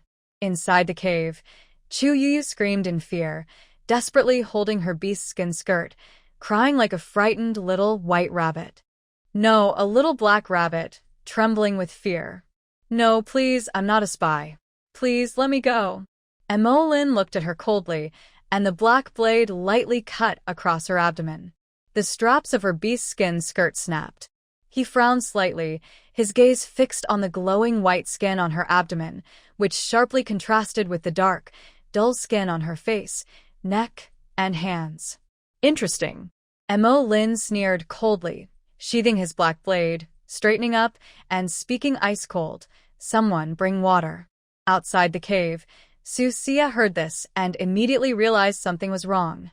She hadn't expected Chu Youyou to leave her skin unpainted.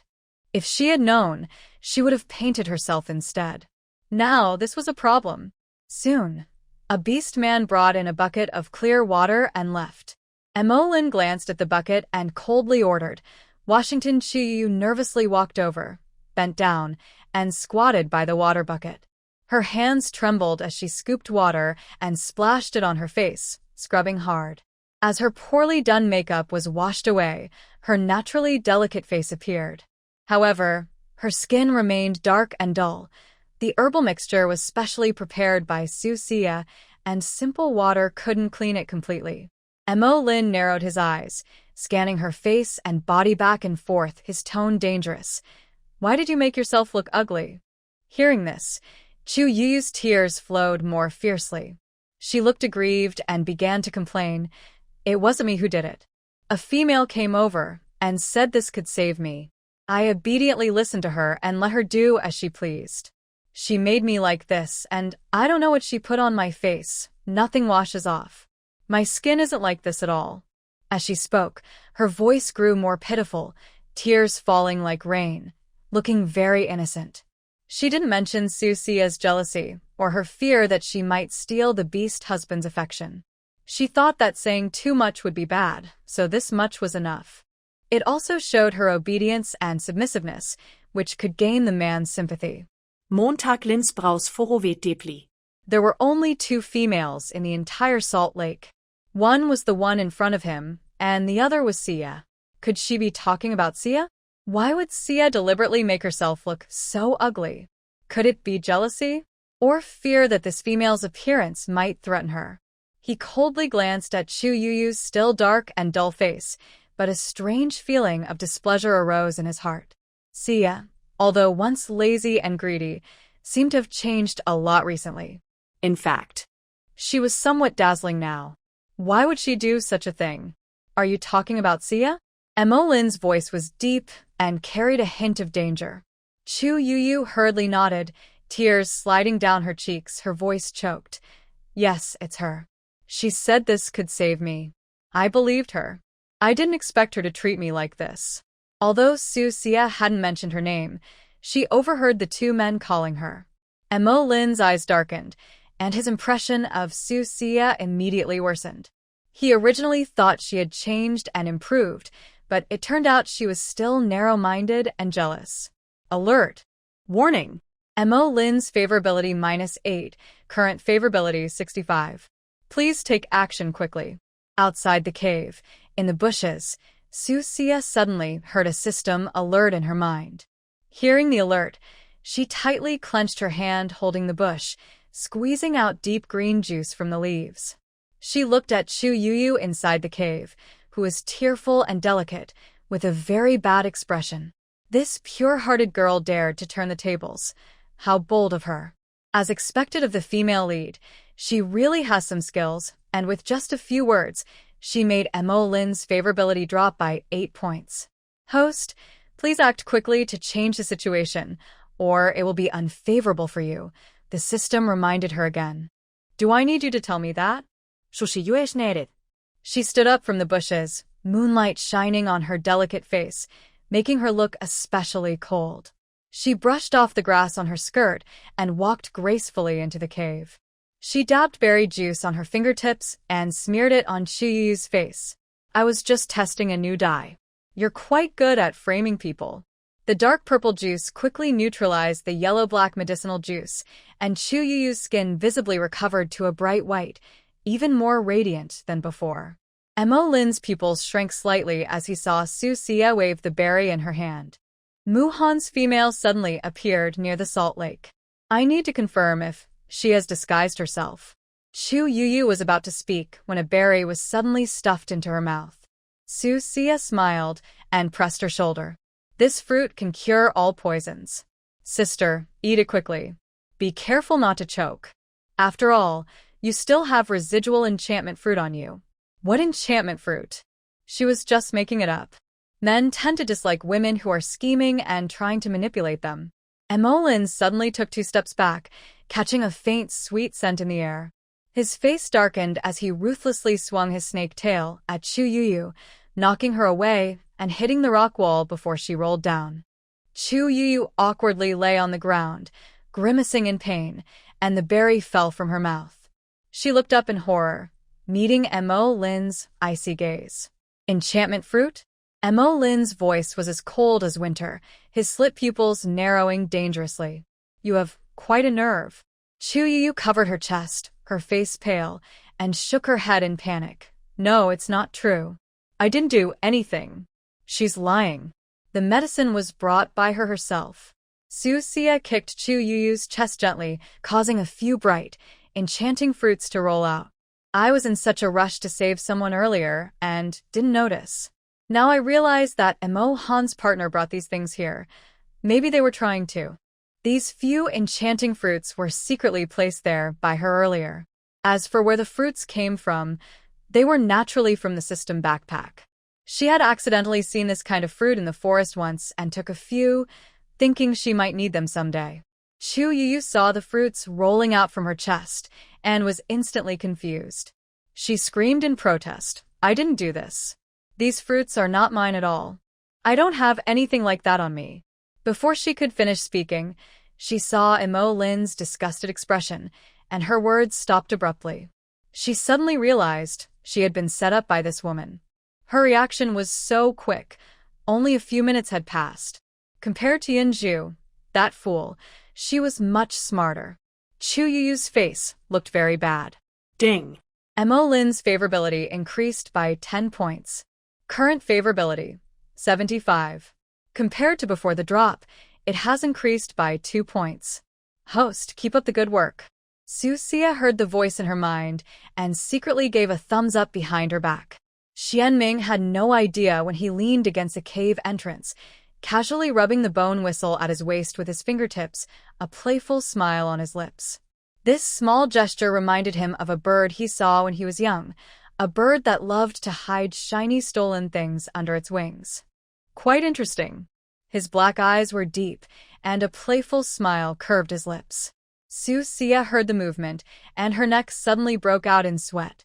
She turned around and ran straight into a pair of dark, ink-black eyes filled with teasing amusement.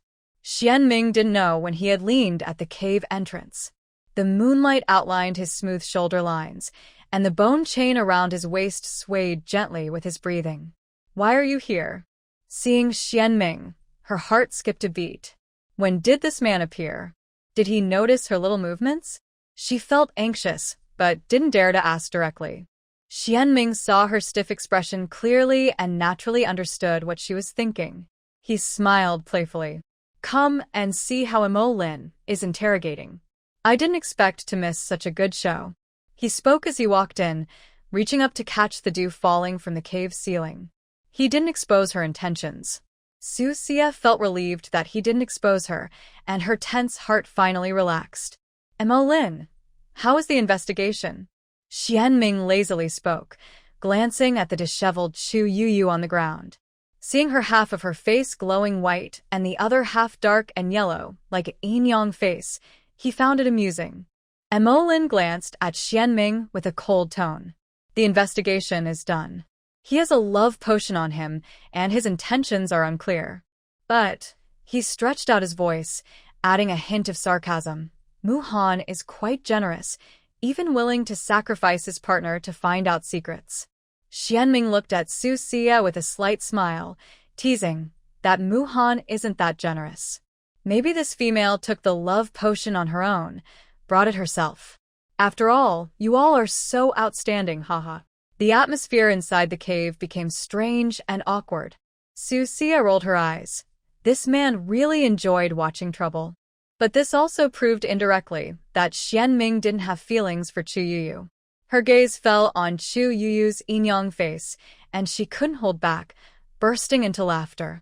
Half of her face glowing white, the other half dark and yellow, like black and white twin demons, but not as attractive as pure black. No wonder Shienming didn't like her.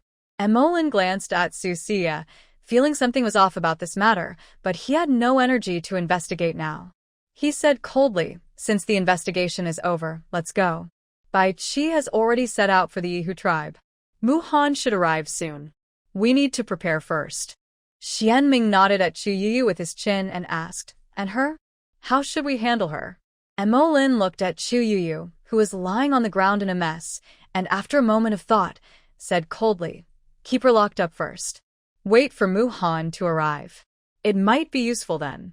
Shienming nodded slightly and didn't say anything further. At this moment, 30 miles away on a cliff, Bai Qi was smiling and blocking the rampaging Muhan. "I heard you lost your partner? We just found a little white rabbit." 9 white fox tails stretched behind him, precisely blocking Muhan's attempt to attack with tiger claws. "Bai Qi, move aside." Muhan's golden pupils burned with anger. His handsome face froze instantly when he touched the bone chain at Bai Qi's fingertips.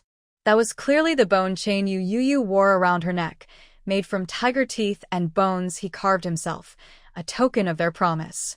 Bai Qi played with the bone chain in his hand, speaking softly but with a hint of poison. "Why are you in such a hurry? Your little rabbit is being skinned by Emolin." He glanced over Muhan's chest, where the animal hide collar was slightly open, revealing tan skin and a broad, muscular chest that looked very attractive. It was enough to make people go crazy. Bai Qi, being a male, naturally wouldn't have any feelings about it.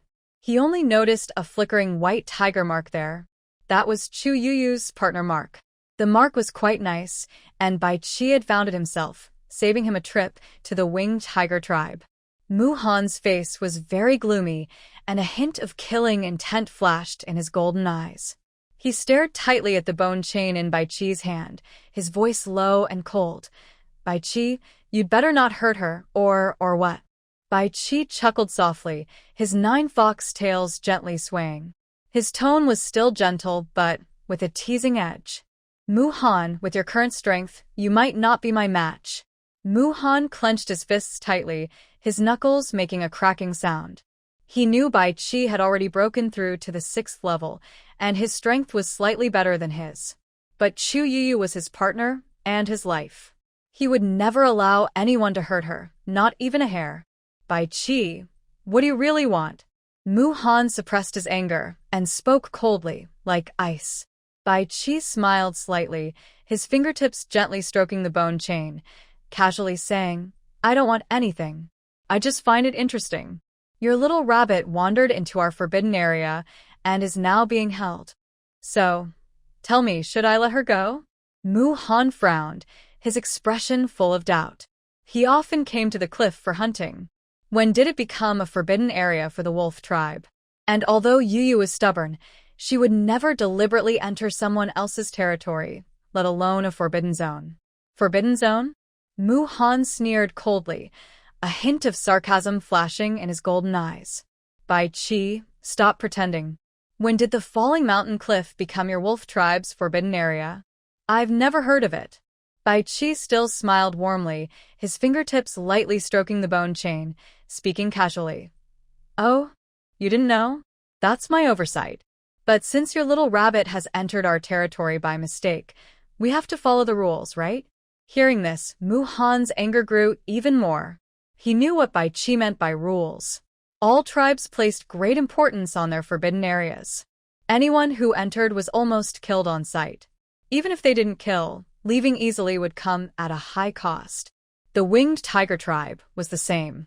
The reason Youyou was still alive was probably because she carried his scent. Otherwise, she would have been dead long ago. He didn't know there was a salt lake at the bottom of the cliff, only finding it strange that the wolf tribe suddenly declared the cliff a forbidden area. He suspected they might have discovered something there. Right now, he had no mind to think about what was at the bottom of the cliff. He was only worried about Youyou's safety and how to bring her back. If he hadn't heard that Yeling, Emolin, Bai Qi, and Shienming had already broken through to the 6th level. He might have gone into fight already. How can I get them to release her? Muhan suppressed his anger and asked coldly and impatiently. Bai Qi gently played with the bone chain at his fingertips, the moonlight flowing over his silver fox tail like a galaxy. He didn't answer, but leaned closer to Muhan's neck, his nose brushing the bulging veins. I heard that the winged tiger tribe has been working on pottery and has made some progress recently. Maurici Han's pupils contracta sharply. The winged tiger tribe's secret about studying pottery was usually well protected. How did Bai Qi know? He frowned and thought hard. Could it be that Youyou made a deal with Bai Qi to save her own life? No, that couldn't be. Youyou was gentle and kind, and loved him so much. Even if she faced danger, argued, or misunderstood him, she would never betray the winged tiger tribe or betray him. But the suspicion grew, and he couldn't suppress it. He suddenly clenched Bai Qi's wrist, piercing his white skin with his fingertips, and shouted harshly, "What are you trying to do?" Bai Qi looked at the blood beads seeping from his wrist, a gentle smile on his lips. "Don't be so fierce, you're bleeding." He slowly withdrew his hand, took out a piece of animal hide, and gracefully wiped the blood from his wrist. He looked at Muhan with a smile, and said in the gentlest tone but the harshest words, "Exchange it for the pottery technique you just developed." He didn't know that Susia already understood pottery and had started making it, or he wouldn't have made such a request. Muhan's golden eyes suddenly shrank. Pottery was the foundation of the winged tiger tribe's survival and their confidence in exchanging resources with the outside world. If they handed it over easily, it would be like cutting off their own arm. But Youyou's life was in their hands. His face showed a struggle, but in the end, Youyou's life took precedence, and he was about to agree. "There's no need." Yeling's voice suddenly came from behind, his silver eyes shining coldly in the moonlight. He stepped forward slowly, his gaze sweeping over Bai Qi and Muhan, and said calmly, "We don't need the pottery technique." Bai Qi raised an eyebrow and looked at Yeling, a hint of surprise in his beautiful fox eyes. "Oh? Yeling, what do you mean by that?" Nightling looked cold and spoke indifferently. "Sia has started studying pottery. We don't really care whether the Yehu tribe learns pottery or not." Muhan was shocked upon hearing this. Sia? The ugly girl from the wolf tribe? She's actually studying pottery? But I heard she has recently become more beautiful and received guidance from the beast god in her dreams, learning many things. She has the same luck as Qing Zhu and Youyou. At that time, he also marveled that the wolf tribe had such good fortune. Fortunately, our Yehu tribe also has similar luck, so there's no need to envy. Bai Qi's eyes were deep, and his fox-like eyes flickered slightly. "Little Yaya is studying pottery?" I didn't know about this. "It seems that after staying in the Salt Lake for a while, I've missed many interesting things." Nightling didn't care about their expressions or thoughts and suddenly asked, "Muhan, what are you doing coming to the cliff suddenly?" It was clearly a deliberate question. "I came to find my partner," Muhan snorted coldly, looking at Nightling with meaningful golden eyes. "I want to ask you, when did this cliff become a forbidden area for your wolf tribe? Did you find something good here?" Nightling's silver eyes narrowed slightly, and a cold smile appeared at the corner of his mouth. "The affairs of the wolf tribe are not your concern." Muhan's heart sank, increasingly sure that there was something valuable at the cliff. He didn't know exactly what it was, but it was definitely a very useful resource. Otherwise, the wolf tribe wouldn't have made it a forbidden zone and forbidden others from approaching. Unfortunately, it was already occupied by the wolf tribe. Sia was hiding behind a tree in the distance, listening carefully to what Nightling, Bai Qi, and Muhan were saying. Her gaze fell on Muhan's face, and she couldn't help but admire. As one of the main characters, his looks, aura, and figure were truly impressive. But she wasn't in the mood to admire handsome guys now. She needed to find a way to get Chu Youyou out. But there was no rush. She would listen to what they said first. Her eyes fixed on the scene ahead. She saw Nightling pinching a salt stone between his fingers, speaking casually. "I heard that your Yehu tribe has been looking for salt stones recently?" He applied slight pressure, causing the salt stone to turn into powder and fall softly.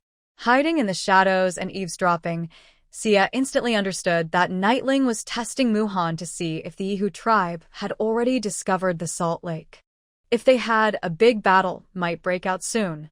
If they didn't know, then everything could be negotiated.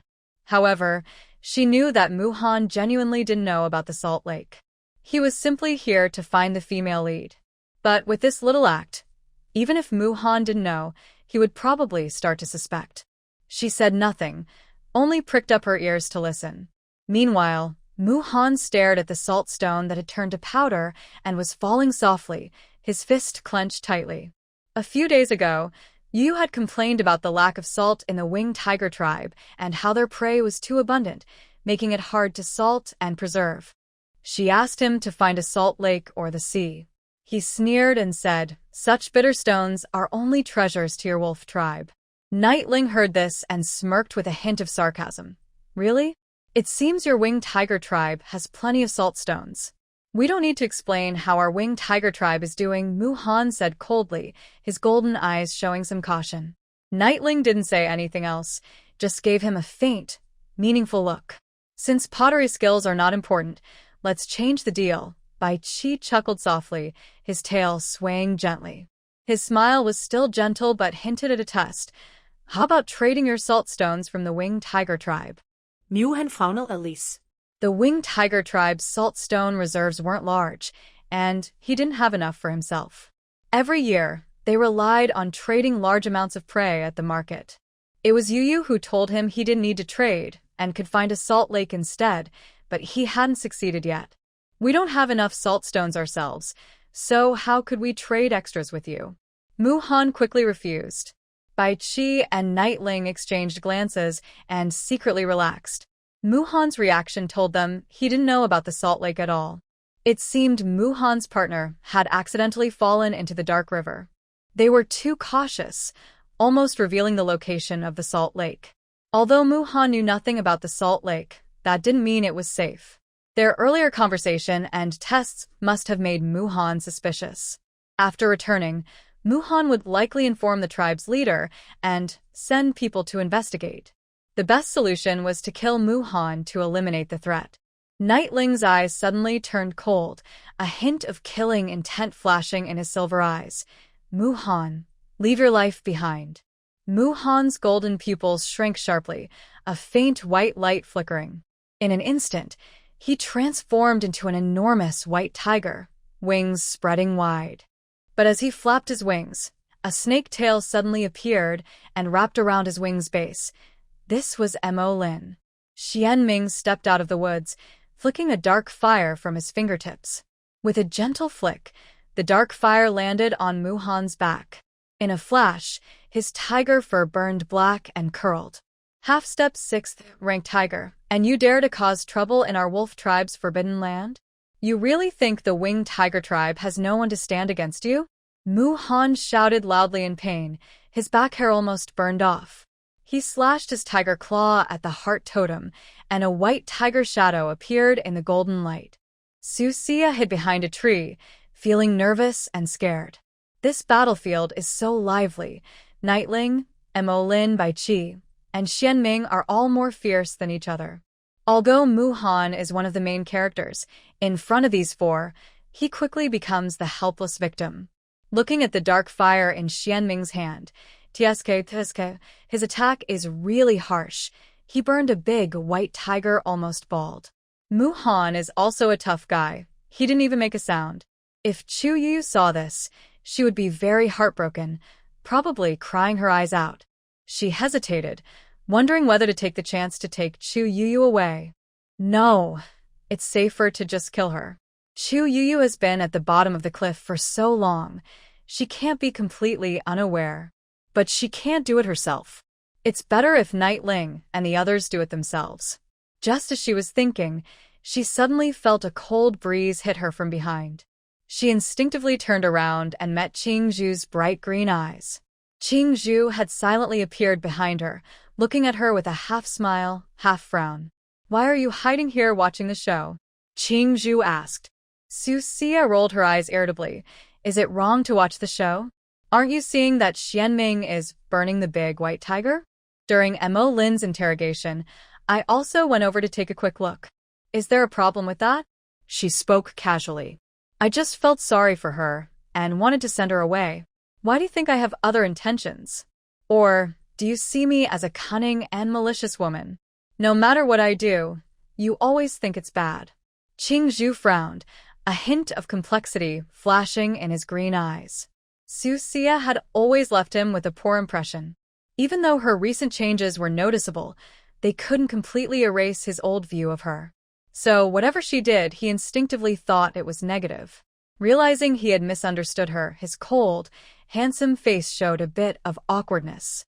But he couldn't bring himself to apologize, turning away and snorting softly. You're quite sharp-tongued. Congratulations. The host's favor with Qing Zhu has increased by 10. Current favorability, 55. Keep up the good work. Just as Susia was about to say something, the cheerful voice of the system rang in her mind. She looked at Qing Zhu with surprise. His favorability had finally increased. It was not easy. It was worth her effort with words. Suddenly, she realized that to win over Qing Zhu, she first had to outtalk him.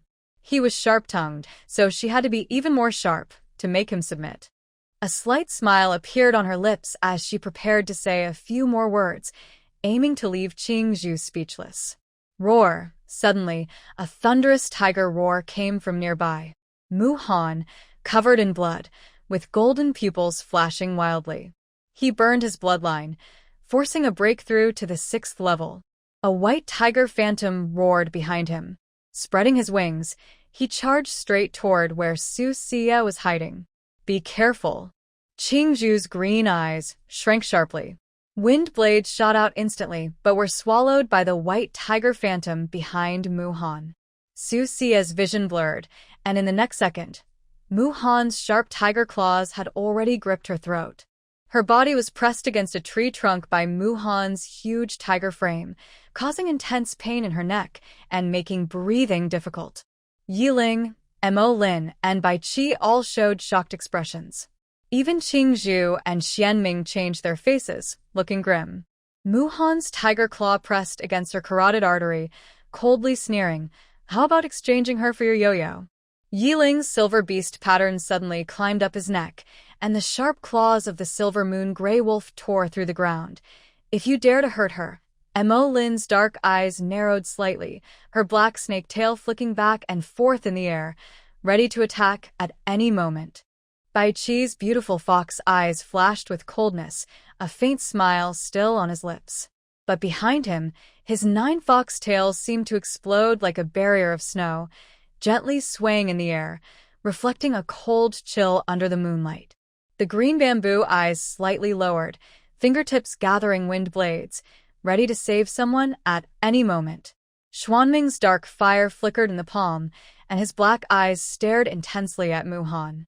Bai Qi softly said, "Muhan, if you crush her throat, you will have no more bargaining chips. Stop talking nonsense. Let someone bring Youyou over, and then let us go. Otherwise, I will kill her." Muhan's golden pupils flashed with madness, and her tiger claws tightened slightly. Susia felt her breath becoming difficult. Her face instantly turned red. When she struggled a little, it felt as if her throat might be pierced. Her eyes were cold, and vines silently snaked into the ground, trying to attack Muhan from behind. But before she could strike, Muhan seemed to sense it. Her tiger claws suddenly tightened, almost piercing her skin, and blood began to seep out. She immediately felt suffocated, her vision darkening, and the vines lost control. She cursed inwardly. Muhan truly deserved to be one of the main characters. She could even sense her small moves. Play tricks again, and I can't guarantee what I might do. Muhan's voice was as cold as ice. Suddenly, she smelled a cool fragrance at her nose. She was slightly stunned, looked down at Susia, and saw her brow furrow, face flushed with red and purple, struggling to breathe. But her eyes remained stubborn and calm. That cold scent clearly came from her, carrying a fresh cedar aroma, very pleasant. At least he liked smelling it. Her tiger claws loosened slightly, allowing her to breathe, but she still kept her firm grip on her. Susia gasped heavily. Although she didn't understand why Muhan suddenly let go, she was finally able to breathe.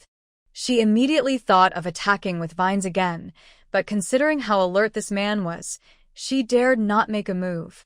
Yeling Wolf's eyes narrowed slightly as he stared at Muhan holding Susia, a faint flicker of unease in his eyes. A flash of white light, transforming instantly into a human form. He slowly stepped forward, his gaze fixed on Muhan, and coldly said, "Muhan, let her go. You can take your female." Muhan's tiger claws suddenly tightened again, and she sneered, "Let me see you first." Fine. Yeling waved towards the woods behind him. Soon, beastmen brought Chu Youyou over, looking terrified. Half her face was glowing white, the other half dark yellow and black, a stark contrast under the moonlight. Susia, Lin, and Shienming had seen Chu Youyou like this before, so they weren't surprised. But seeing her now, they couldn't help but twitch their mouths. Yeling, Bai Qi, Qing Zhu, and Muhan all froze, their expressions very strange. Yeling had never seen Chu Youyou before, and thought she had always looked like that. He looked at Muhan with a mocking expression and said sarcastically, "Muhan, your female really has a unique style." Muhan frowned and instinctively let go of Susia. Lin saw her lose control, and his snake tail quickly wrapped her around. The female's face was painted by Sia, and Muhan would find out the truth later. He might do something then. So, he naturally wanted to bring her over immediately. Muhan stared at Chu Youyou's yin-yang face with a very unhappy look. Youyou's skin was extremely white, whiter than the snow in winter, looking very pure, nothing like her current state. His gaze swept over everyone present, and his voice was cold and sharp. "What did you do to her?" As soon as Lin's snake tail wrapped Susia to a safe place, Muhan's cold question reached her ears. She secretly thought this trouble might be blamed on her, although it was indeed her fault. The two beastmen also released Chu Youyou. Once she was out of control, Chu Youyou suddenly threw herself into Muhan's arms, crying tearfully, "Muhan, you finally came. I thought I would die here. It's all my fault. I shouldn't have argued with you over a small thing and run out of the winged tiger tribe in anger." Muhan's anger had already cooled, or he wouldn't have come here so eagerly. He looked down at Chu Youyou in his arms, observing her yin-yang face, and felt no pity at all, only a sense of irritation. He gently brushed her cheek with his hand, touching the black-yellow part, and furrowed his brows even more.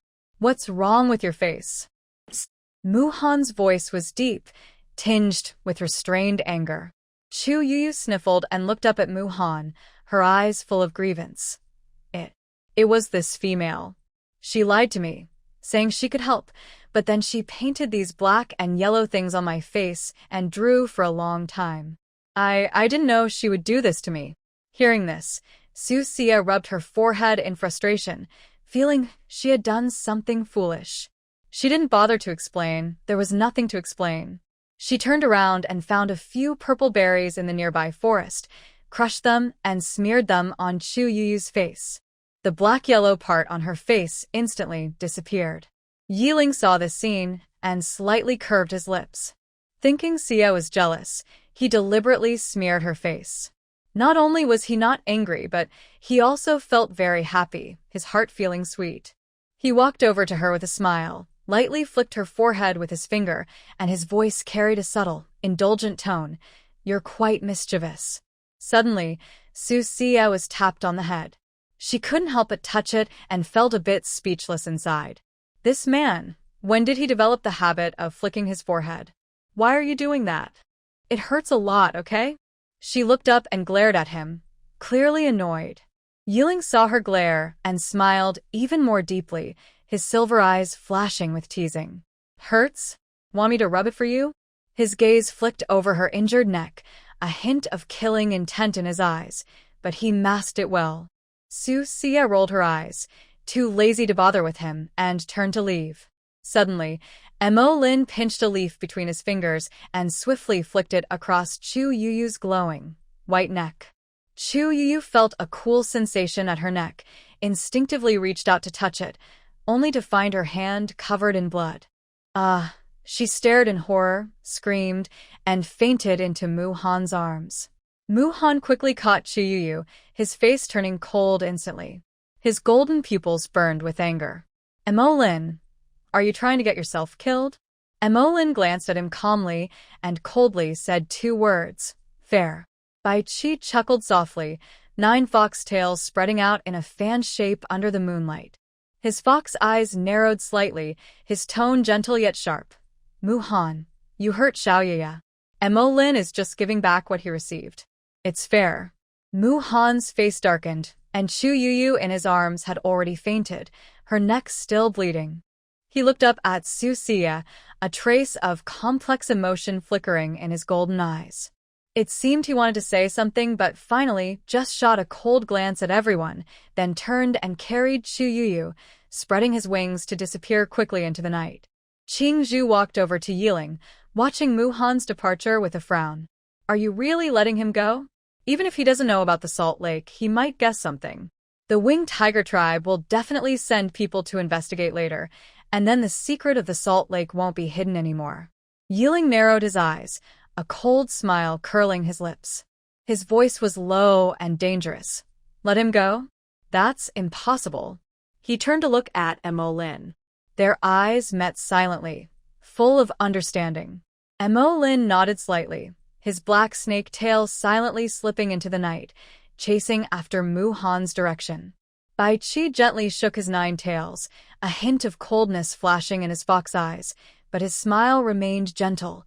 The strength of the Winged Tiger tribe shouldn't be underestimated. If they discover the Salt Lake, it will be trouble. Qing Zhu's emerald eyes darkened slightly, her tone indifferent. Since he dares to come, he won't be able to go back alive. Shienming stood nearby, a playful smile on his lips. Just didn't have enough fun earlier. Might as well continue and peel the tiger's skin.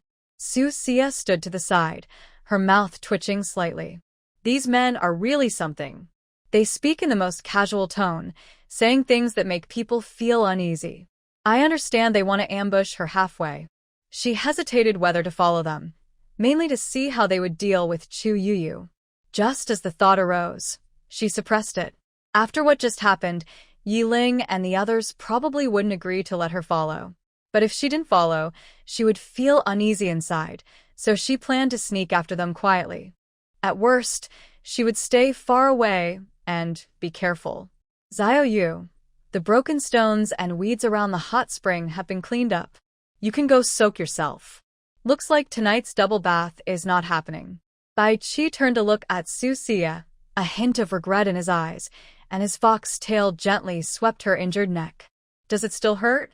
Why don't you use your powers to heal yourself?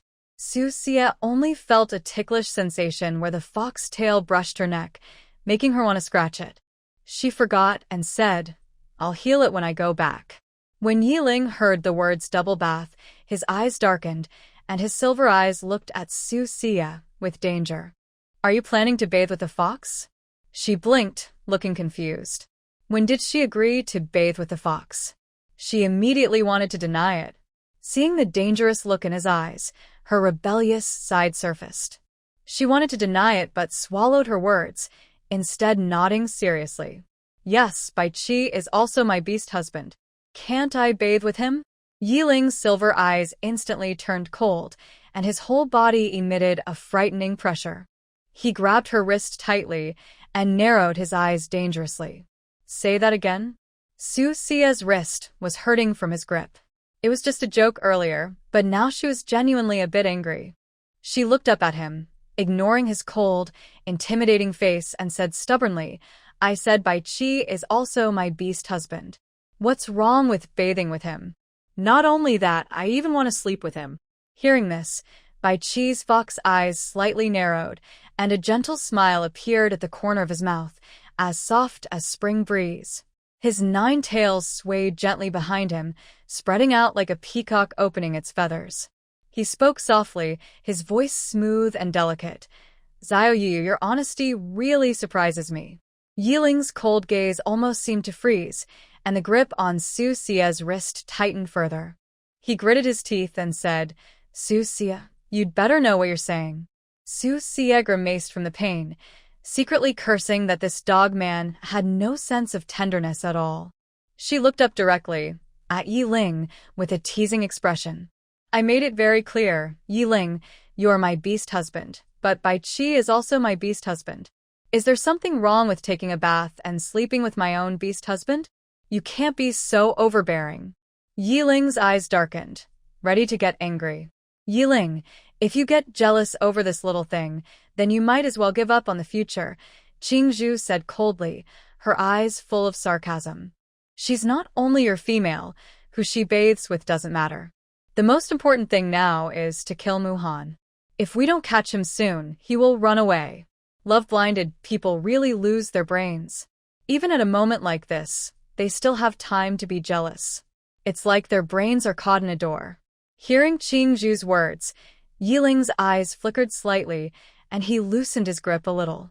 Seizing the chance, Susia quickly withdrew her wrist, rubbing the red mark where she had been pinched, secretly thinking, this man is so jealous he almost broke her hand.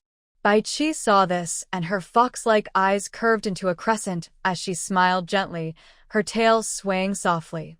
Her voice was so gentle it seemed to drip with honey. Xiaoyaya is right. I am also your beast husband. Bathing together makes sense. She rolled her eyes lazily, uninterested in this fox. Yeling thought that killing Muhan was the most urgent thing now, and the coldness in his silver eyes slightly receded. His gaze fell on Susia's slightly reddened wrist. He frowned, a hint of regret flashing in his eyes, but he quickly concealed it.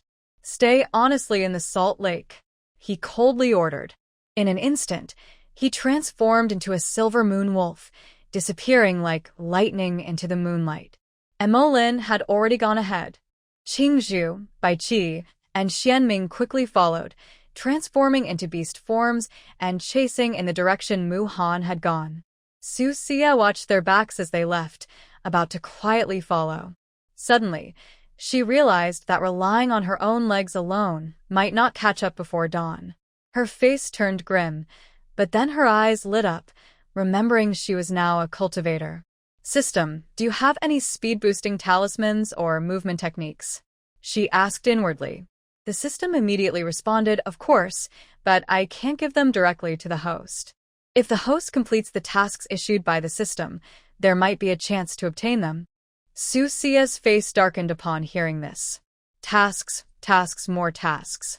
Wasn't she already working them? Unfortunately, her 5 beast husbands' affection levels just wouldn't increase. What could she do? Suddenly, she realized that as a cultivator, she was really useless. No spells, no magic weapons, no talismans, not even spiritual pills or stones, let alone a place to buy them. The only way to obtain it is by completing tasks, which are random. That's why Qing Zhu and Shienming clearly look down on her, but she has no intention of ending her partnership. The main task is to win over 5 beast husbands. If she doesn't even want to do the main tasks, the system will leave her. Without the system, everything she owns will revert to its original form. Susia looks toward the direction where Yeling and the others left, but she can't catch up. She can only return to the salt lake with a dark face. Inside, she quietly prays that those 5 men won't soften their hearts. They must also get rid of Chu Youyou. Meanwhile, Emolin's snake tail silently slides through the night, black scales shining coldly under the moonlight. He moves very fast, almost blending into the darkness, crushing dry branches and leaves with his tail, making a rustling sound. Muhan holds the unconscious Chu Youyou, spreads his wings, and quickly flies through the forest. Just after passing a dense grove, he senses movement behind him and a strong killing intent following closely. Muhan turns his head and sees Emolin behind him, his golden pupils suddenly narrowing. He wings sharply, speeding up to escape. Emolin's snake tail suddenly stiffens in the night, black scales flashing with a cold light. He looks up at the winged tiger soaring in the air, a sneering smile on his thin lips. So, what if you can fly? Suddenly, he coils around a gnarled old tree branch, using it to leap into the air and shoot 3 venomous arrows formed from poison. Muhan quickly turns his wings to avoid them. Shienming moves extremely fast, chasing after him, dark fire sealing the path ahead, trying to force Muhan down from the air. Can you run away? Yeling, with silver-white fur dotted with dew, strides out from the night, his tall, agile body moving swiftly, sharp wolf claws carving gaps in the ground. Muhan shields the unconscious Chu Youyou under his wings, his golden beast eyes narrowing as the encirclement tightens. He suddenly licks Chu Youyou's pale face, his tiger whiskers trembling slightly. Do you remember asking about the blood sacrifice of the winged tiger tribe? Bai Qi's fox ears suddenly stand up.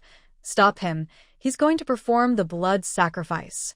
9 foxtails swell into a cage, covering Muhan and Chu Youyou in midair. Chu Youyou, still unconscious, frowns slightly, seeming to feel a hint of unease.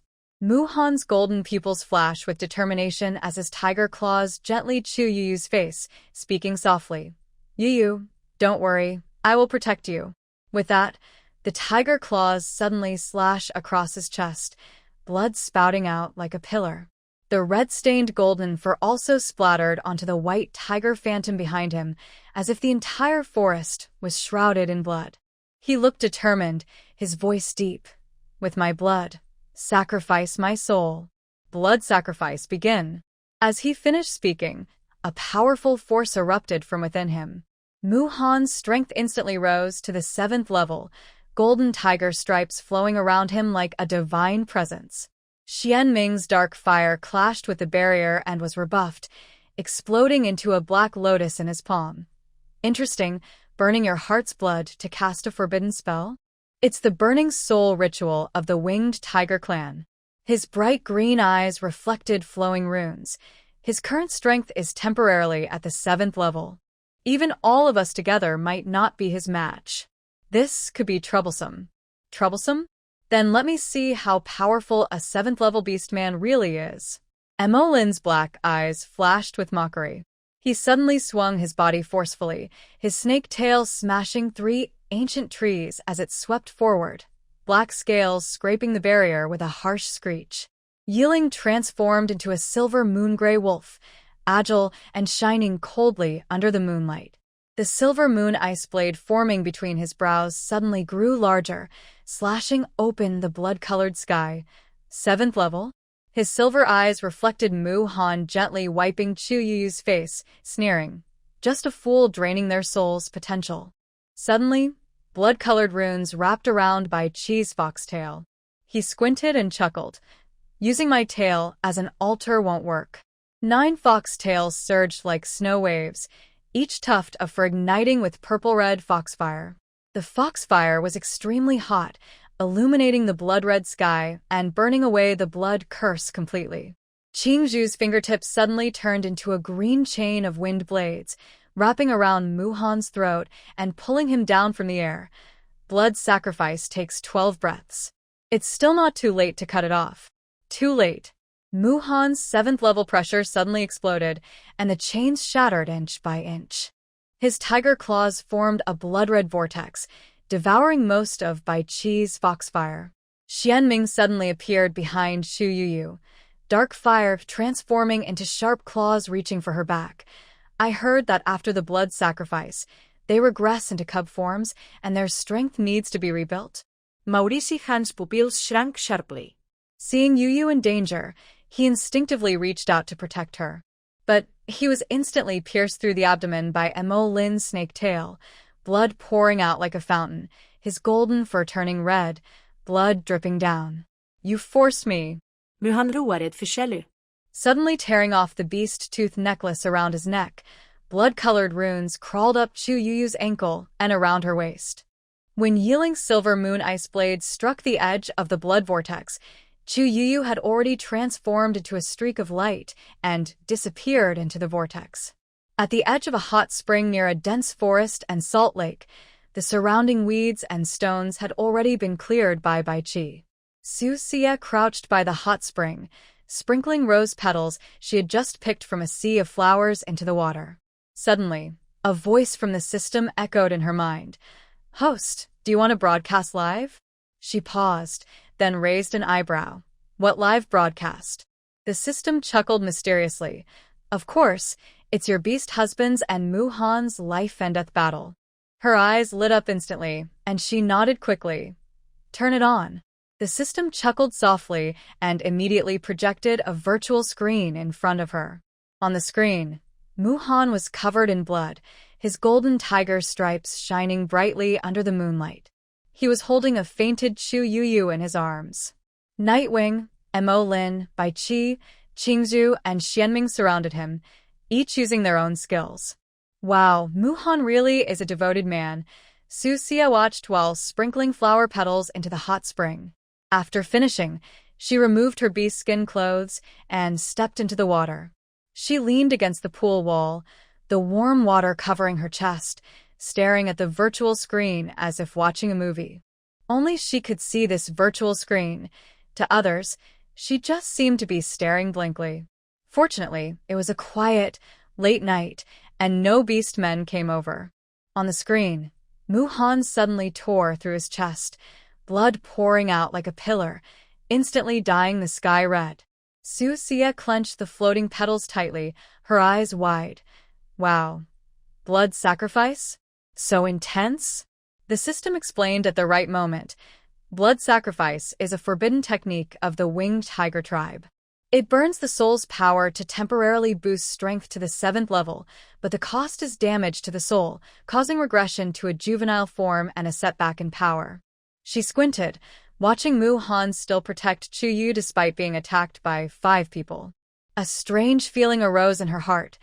This man is quite a real hero. On the screen, Muhan suddenly tore off his beast tooth necklace around his neck. The blood-colored rune immediately enveloped Chu Youyou, transforming her into a streak of light and sending her away. Susia was stunned but then smiled. Oh, clever. He knows he can't save himself, so he saves his beloved first. The system asked, Host, aren't you worried? Chu Youyou being sent away might become a hidden danger for you. She shrugged lazily and leaned against the edge of the hot spring. Worried? If she really can turn things around, that's her own skill. Besides, she doesn't even know where she's been sent. When she first learned about Chu Youyou's appearance, she panicked, fearing she would follow the original plot. She tried to stop it in various ways, but ended up doing many foolish things and lost her usual calm. Looking back now, those methods were not clever enough and too hasty, which made things worse. 30 miles from the cliff, in the dense forest, Bai Qi watched as a small flame of his innate fox fire ignited at his fingertips.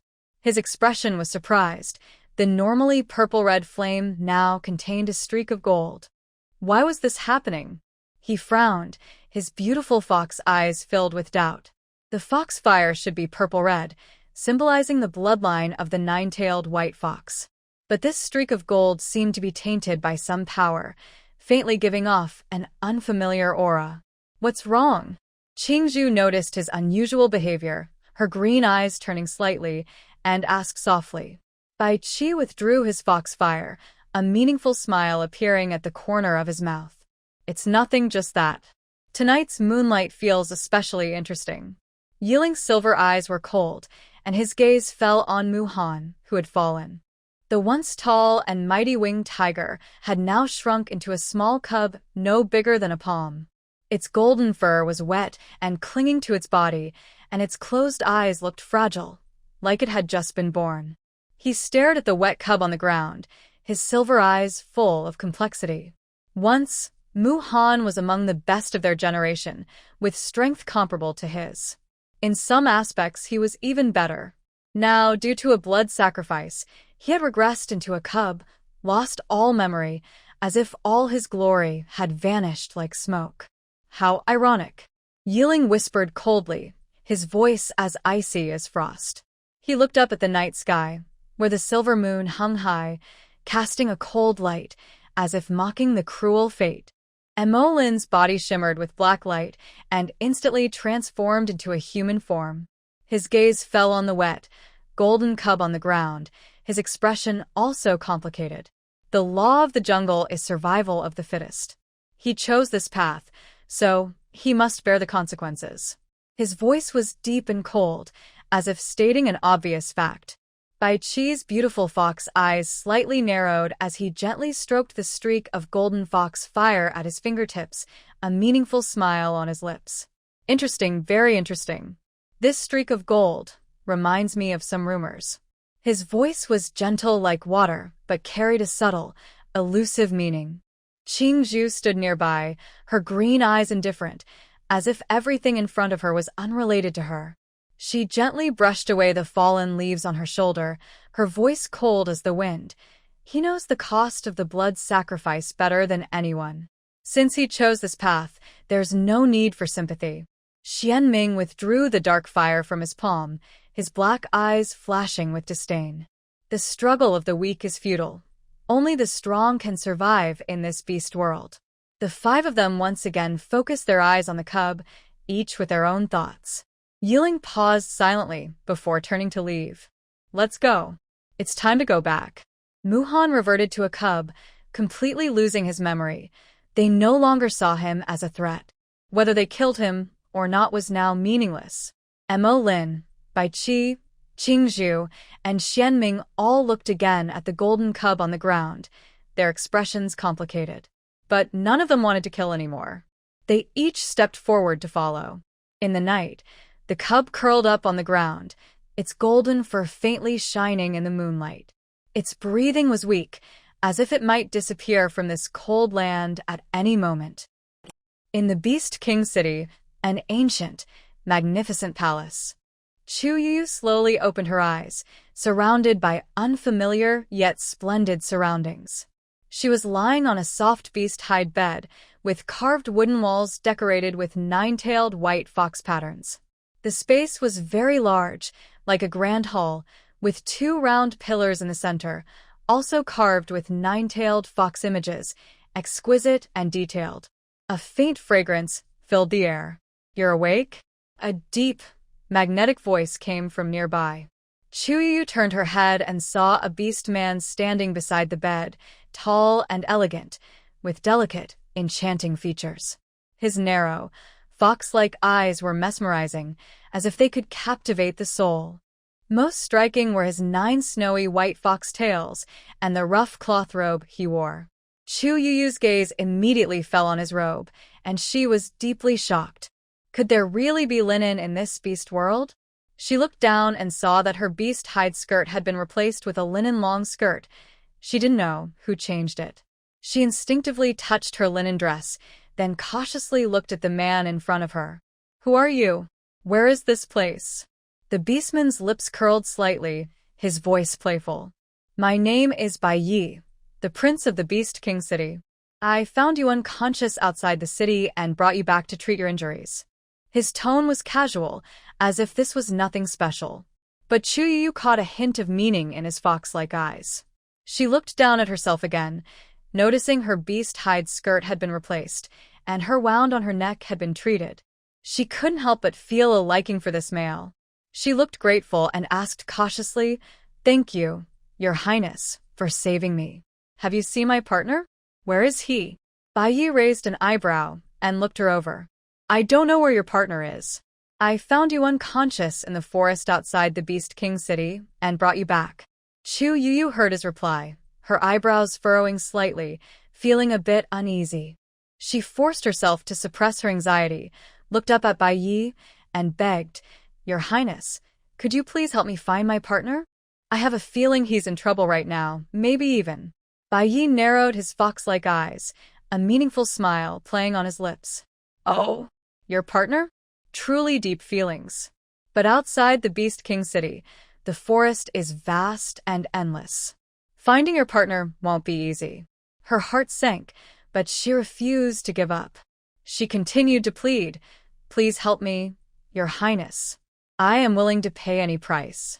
Bayi chuckled softly, his long fingers gently stroking his chin, seeming quite interested in her any price.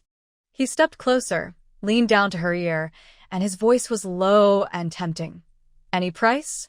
Including yourself? Though this female looked quite ordinary, her skin was very beautiful, pure white, just like his fox fur, giving a fragile, pitiful impression that made people want to protect her. There was some meaning in that. Chu Youyou looked at Bai Yi's enchanting, handsome face and the warm breath brushing her ear. Her eyelashes lowered slightly as she quietly considered her options. Muhan's life was uncertain now, and she was alone in the Beast King City. She needed to find a new support quickly. As the prince of the Beast King City, Bayi was clearly a good choice. She subtly changed her expression, showing a pitiful look. "Your Highness, you're joking. I am just a helpless female, hardly daring to hope for any reward. But if you're willing to help me find my partner, I will do my best to repay you." This man had a noble aura, and his appearance was just as good as Muhan's. His 9 fox tails lazily swayed, looking like a mythical immortal from a fantasy drama. Suddenly, her mind flashed with Bai Qi's androgynous face. She remembered that the beast man was also a 9-tailed white fox, somewhat similar in appearance to Bayi. Could they be related? But she kept her thoughts to herself. Bai Yi's eyes flickered with amusement. His long fingers gently lifted Chu Youyou's chin, forcing her to meet his gaze. His eyes seemed to hide endless storms, but the smile at his lips was gentle yet startling. "So, how do you plan to repay me?" he repeated softly, his voice deep and slightly dangerous. Chu Youyou's heart raced, but she knew she had no way out. She bit her lip and gathered her courage, saying, "I may not be talented, but I know some things. I believe I can be of help to you." White Knight chuckled softly, withdrew his hand, and turned away from her. His 9 fox tails swayed gently behind him, as if he was deep in thought. After a moment, he said calmly, "All right, I will send someone to find your partner. But first, you need to prove your worth." Chu Youyou was surprised and asked hesitantly, "Your Highness, what do you want me to do?" White Knight turned his head, with a meaningful look. "It's simple. Attend the Beast King City banquet with me tomorrow night." Chu Youyou was startled. The banquet in Beast King City would surely be a gathering of many beasts. If Muhan was still alive, perhaps she could find him there. Maybe she could also meet more strong beastmen. Thinking of this, she nodded without hesitation. "I agree." White Knight smiled slightly, pleased. "Stay here and rest. Your meals and everything will be taken care of by the female servants." No worries. As soon as he finished speaking, 2 female servants entered the room, kneeling respectfully in front of Chu Youyou, waiting quietly for orders. White Knight glanced at them and said softly, "Take good care of her. If anything goes wrong, it's on you." The 2 female servants quickly responded and carefully helped Chu Youyou to her feet. Chu Youyou felt secretly happy. It seemed White Knight liked her, so she didn't need to worry about her survival for now. She looked up at White Knight with gratitude, her voice soft and gentle, full of longing. "Thank you, Your Highness." White Knight nodded slightly, then turned to leave. His 9 fox tails shimmered with silver in the moonlight, looking especially enchanting. Chu Youyou watched him go, but her mind was already racing. Tomorrow night's banquet might be her chance to turn things around. She had to seize this opportunity to find Muhan, or a new support. Meanwhile, by the hot spring pool, Susia was leisurely soaking in a flower petal bath. The virtual screen had switched to a scene of Beast King City. She watched the confrontation between Chu Youyou and White Knight, a slight smile on her lips. Indeed, she's the lucky girl. Muhan just fell, and suddenly White Knight appears. The heroine's aura is really something, she whispered softly, with a teasing tone. Fortunately, Chu Youyou had already gone to Beast King City and didn't stay here anymore. Otherwise, she would really be restless. She scooped up some hot spring water and gently splashed it on her shoulders. The water droplets slid down her smooth skin, shining under the moonlight, looking especially clear and beautiful. Susia lazily leaned against the edge of the pool, continuing to watch this good show. However, White Knight is quite clever. 9-tailed foxes are all cunning.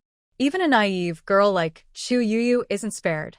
She chuckled softly, a trace of sarcasm flickering in her eyes. Suddenly, I remembered Bai Qi. He appears gentle on the outside, but is actually very scheming, probably as cunning as Bayi. I know that Bai Qi and Bayi are brothers. Bai Qi was betrayed and forced to leave the Beast King city. I wonder if Bayi had a hand in it? At that moment, I suddenly heard the system's voice. Ding. Host, a new task has arrived. Do you want to accept it? I raised an eyebrow lazily and asked, what task? Tell me about it. The system chuckled. Within a month, establish a real relationship with Bai Qi, gain his trust, and have him reveal his family's secret to you. The reward for completing this task is the Fox Clan's secret technique, Enchanting Gaze. This technique allows you to briefly control the other person's mind, with the effect depending on the difference in strength. It can influence opponents up to 2 levels above you. This reward is quite tempting, but Bai Qi is not an easy person. His gentle face can deceive anyone, but he's actually very deep. To finish him in a month, that's quite a challenge for me. The system laughed. I believe you can do it. If it weren't for the difficulty of the task, the time limit wouldn't be a month, but just 7 days.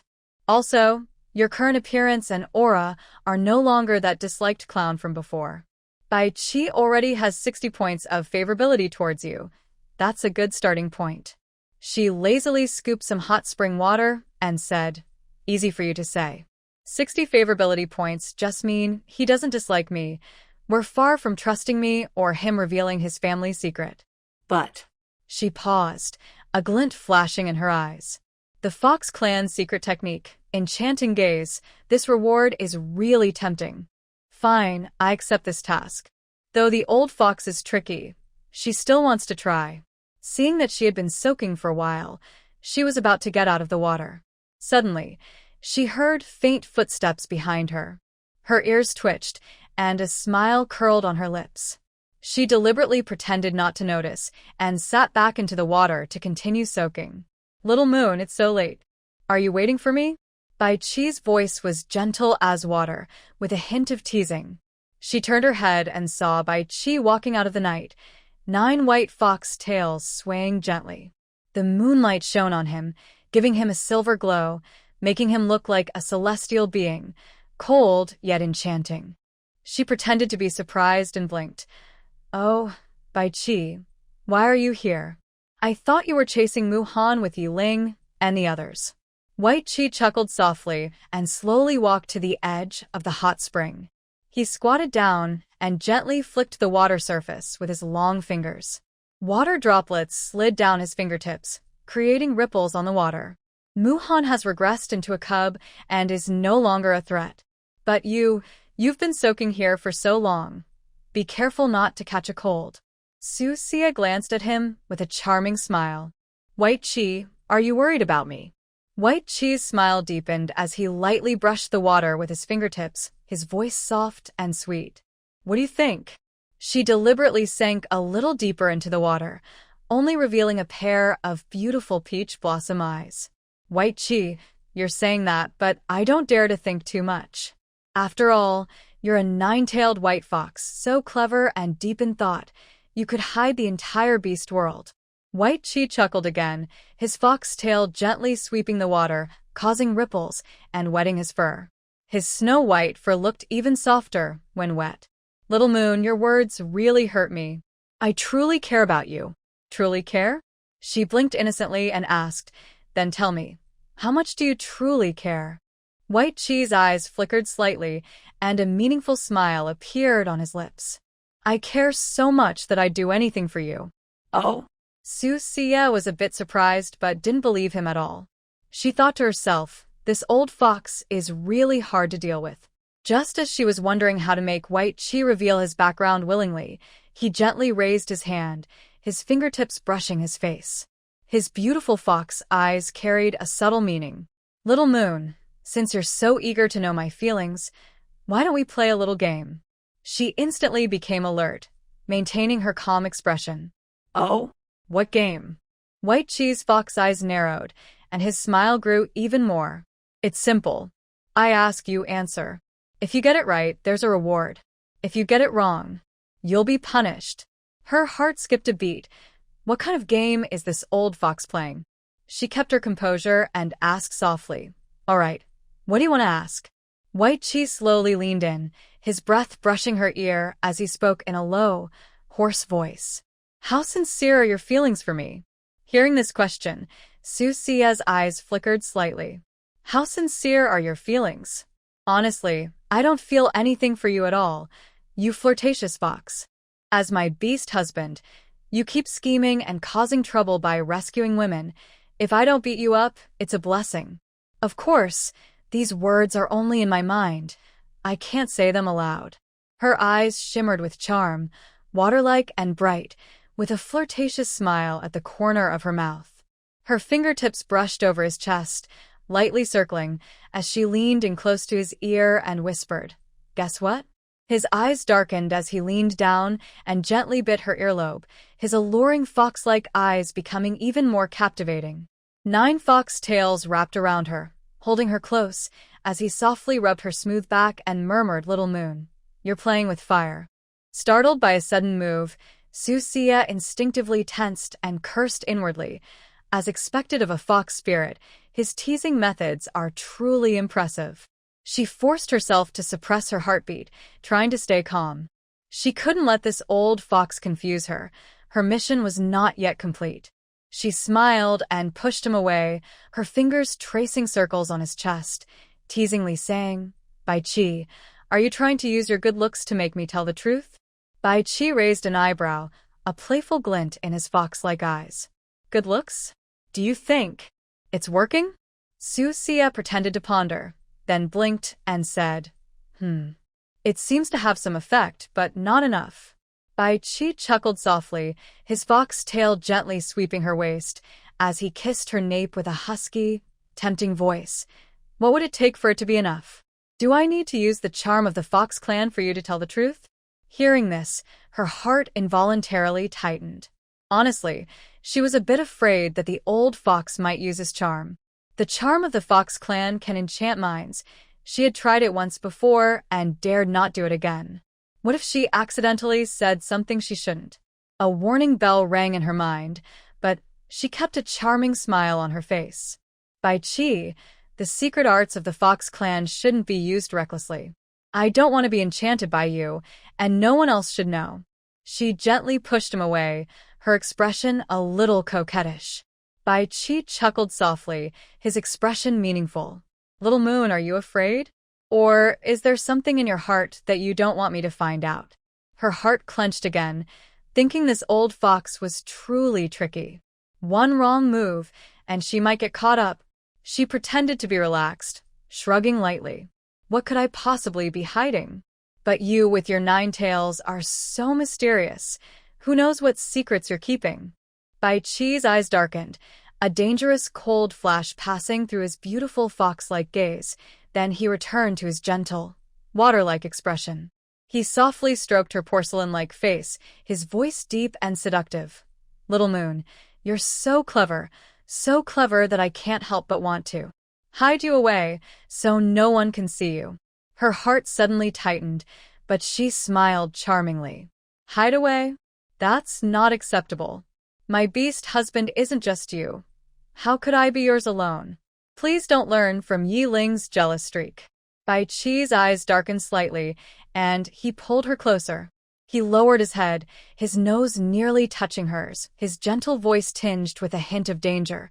"Xiaoyaya, are you reminding me that you don't belong to just me?" Susia was slightly stunned, not expecting him to say that. It seemed like he was really jealous. "Are you jealous?" Suddenly, she bit his Adam's apple. She clearly heard a muffled sound from his throat. His expression became even more charming, but he didn't let go. Bai Qi moved slightly, his throat slipping out of her mouth. His eyes darkened like night. "Xiaoyaya, do you know what you're doing?" Susia chuckled softly, her fingertips brushing his chest. "Of course I do. You're my beast husband. Teasing you is only natural." "Hee hee." Bai Qi chuckled softly. His 9 fox tails suddenly tightened, pulling her out of the hot spring. Water droplets slid down her smooth skin. The moonlight outlined her graceful curves. She was completely exposed, incredibly alluring. His eyes fixed on her stunning figure. His slender, handsome fingers traced along her waist. Youyou, you're right. I am your beast husband. Teasing is justified. But, He deliberately elongated his tone, his voice soft and silky. Shouldn't we complete what mates are supposed to do? As he spoke, his foxtails wrapped around her even tighter, pulling her close. He leaned down and kissed her. Susia stiffened for a moment, but didn't push him away. She responded naturally. Since Bai Qi was offering himself so willingly, she didn't need to worry about how to complete their mating. She and Yeling and Lin had mated many times before. They were no longer inexperienced or naive. but she was surprised by Bai Qi. Whether it was because men are naturally skilled in this area or because of his fox tribe nature, he was a master at flirting, with skills that were extraordinary. Even Yeling and Lin would likely be no match for him. She was feeling dizzy from Bai Qi's actions. They were rolling in the hot spring pool. She couldn't help but ask, Bai Qi, I didn't expect you to have this skill. Did you secretly practice behind my back? Bai Qi paused, a charming smile appearing on his gentle face. Youyou, are you questioning my talent? Susia rolled her eyes silently and thought to herself, talent? I think it's more like fox nature. No wonder people have been using fox spirits to describe seductive men and women since ancient times. His methods are truly not something an ordinary person can handle. However, she dared not speak those words aloud, fearing she would be punished again by this old fox. She bit gently into the soft flesh on his shoulder, her voice muffled.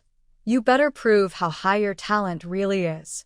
Bai Qi chuckled softly, his 9 fox tails gently curling as he pulled her closer. His voice became more charming. As you wish. Under the moonlight, by the hot spring pool, their figures intertwined. Water droplets slid down their skin, shimmering in the moonlight, creating a beautiful scene. Qing Zhu strolled deep into the forest, his green eyes shining faintly in the moonlight. Muhan's situation made him feel sad inside. After returning home, he kept tossing and turning and couldn't sleep, so he decided to go for a walk. While walking, he somehow ended up near the hot spring pool. When did there become a hot spring here? He thought maybe he hadn't noticed it before. He was about to go in to relax. Suddenly, he heard some movement from afar. Qing Zhu frowned. That sound. It sounds like... He realized what the noise was, and a faint blush appeared on his cold, indifferent face. In the salt lake, only Susia was a female, so it was obvious she was with someone. He guessed it was either Yeling or Lin. He had wanted to go for a walk but ended up witnessing something awkward. His face looked unnatural as he turned to leave. From the corner of his eye, he saw the 9 fox tails swinging back and forth in the moonlight, along with the sounds of a couple being intimate. Qing Zhu paused slightly, then realized that the people in the hot spring pool were Bai Qi and Susia. His steps froze instantly, his green eyes flickering with complex, surprised, and annoyed feelings. He stood there, unable to move, as if the sound had some magic that kept echoing in his ears, making his cheeks flush. Humph. As expected of a fox's nature, playing so wildly. He snorted coldly, his gaze fixed in that direction, feeling inexplicably irritated. He couldn't quite explain where this irritation came from. Qing Zhu unconsciously clenched his fists, his fingertips turning slightly white. From afar, the flirtatious movement of the foxtails and the sweet, breathless sounds of the female blended together, startling the night owl perched on a tree branch. He thought he could remain indifferent to Susia, as he usually did. But at this moment, his steps felt as if nailed to the ground, unable to move. Fox's nature, truly promiscuous, he muttered softly, a hint of displeasure flashing in his green eyes. Even he couldn't explain clearly whether his unease was due to Bai Qi's fox nature or because Susia was actually with Bai Qi. He shook his head, trying to shake off these messy thoughts. Turning around, he prepared to leave. Suddenly, the hot spring water surged violently, and Bai Qi's 9 fox tails suddenly wrapped Susia into a snow cocoon. His eyes shimmered with mysterious purple-golden light, and his voice was hypnotic. Sia, tell me, who are you really? Qing Zhu's steps paused again, and his ears unconsciously pricked up. Susia, exhausted and confused, was already dazed. Now, faced with that strange purple-golden glow, her pupils began to wander.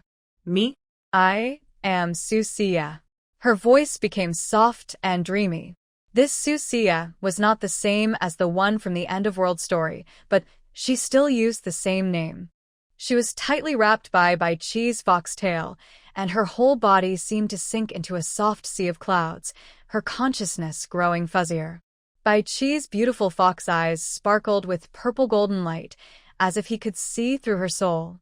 "Sia, tell me, how much sincerity do you have for me?" His voice was deep and seductive. Her pupils became more unfocused, and her red lips moved as if she wanted to say something. At this moment, a system alarm suddenly sounded in her mind. Warning. Warning. The host is being affected by fox tribe charm techniques. Please wake up immediately. Susia shivered sharply, biting her tongue to force herself to stay awake. She silently cursed. This old fox is really cunning, taking advantage of her unpreparedness with charm magic to get the truth.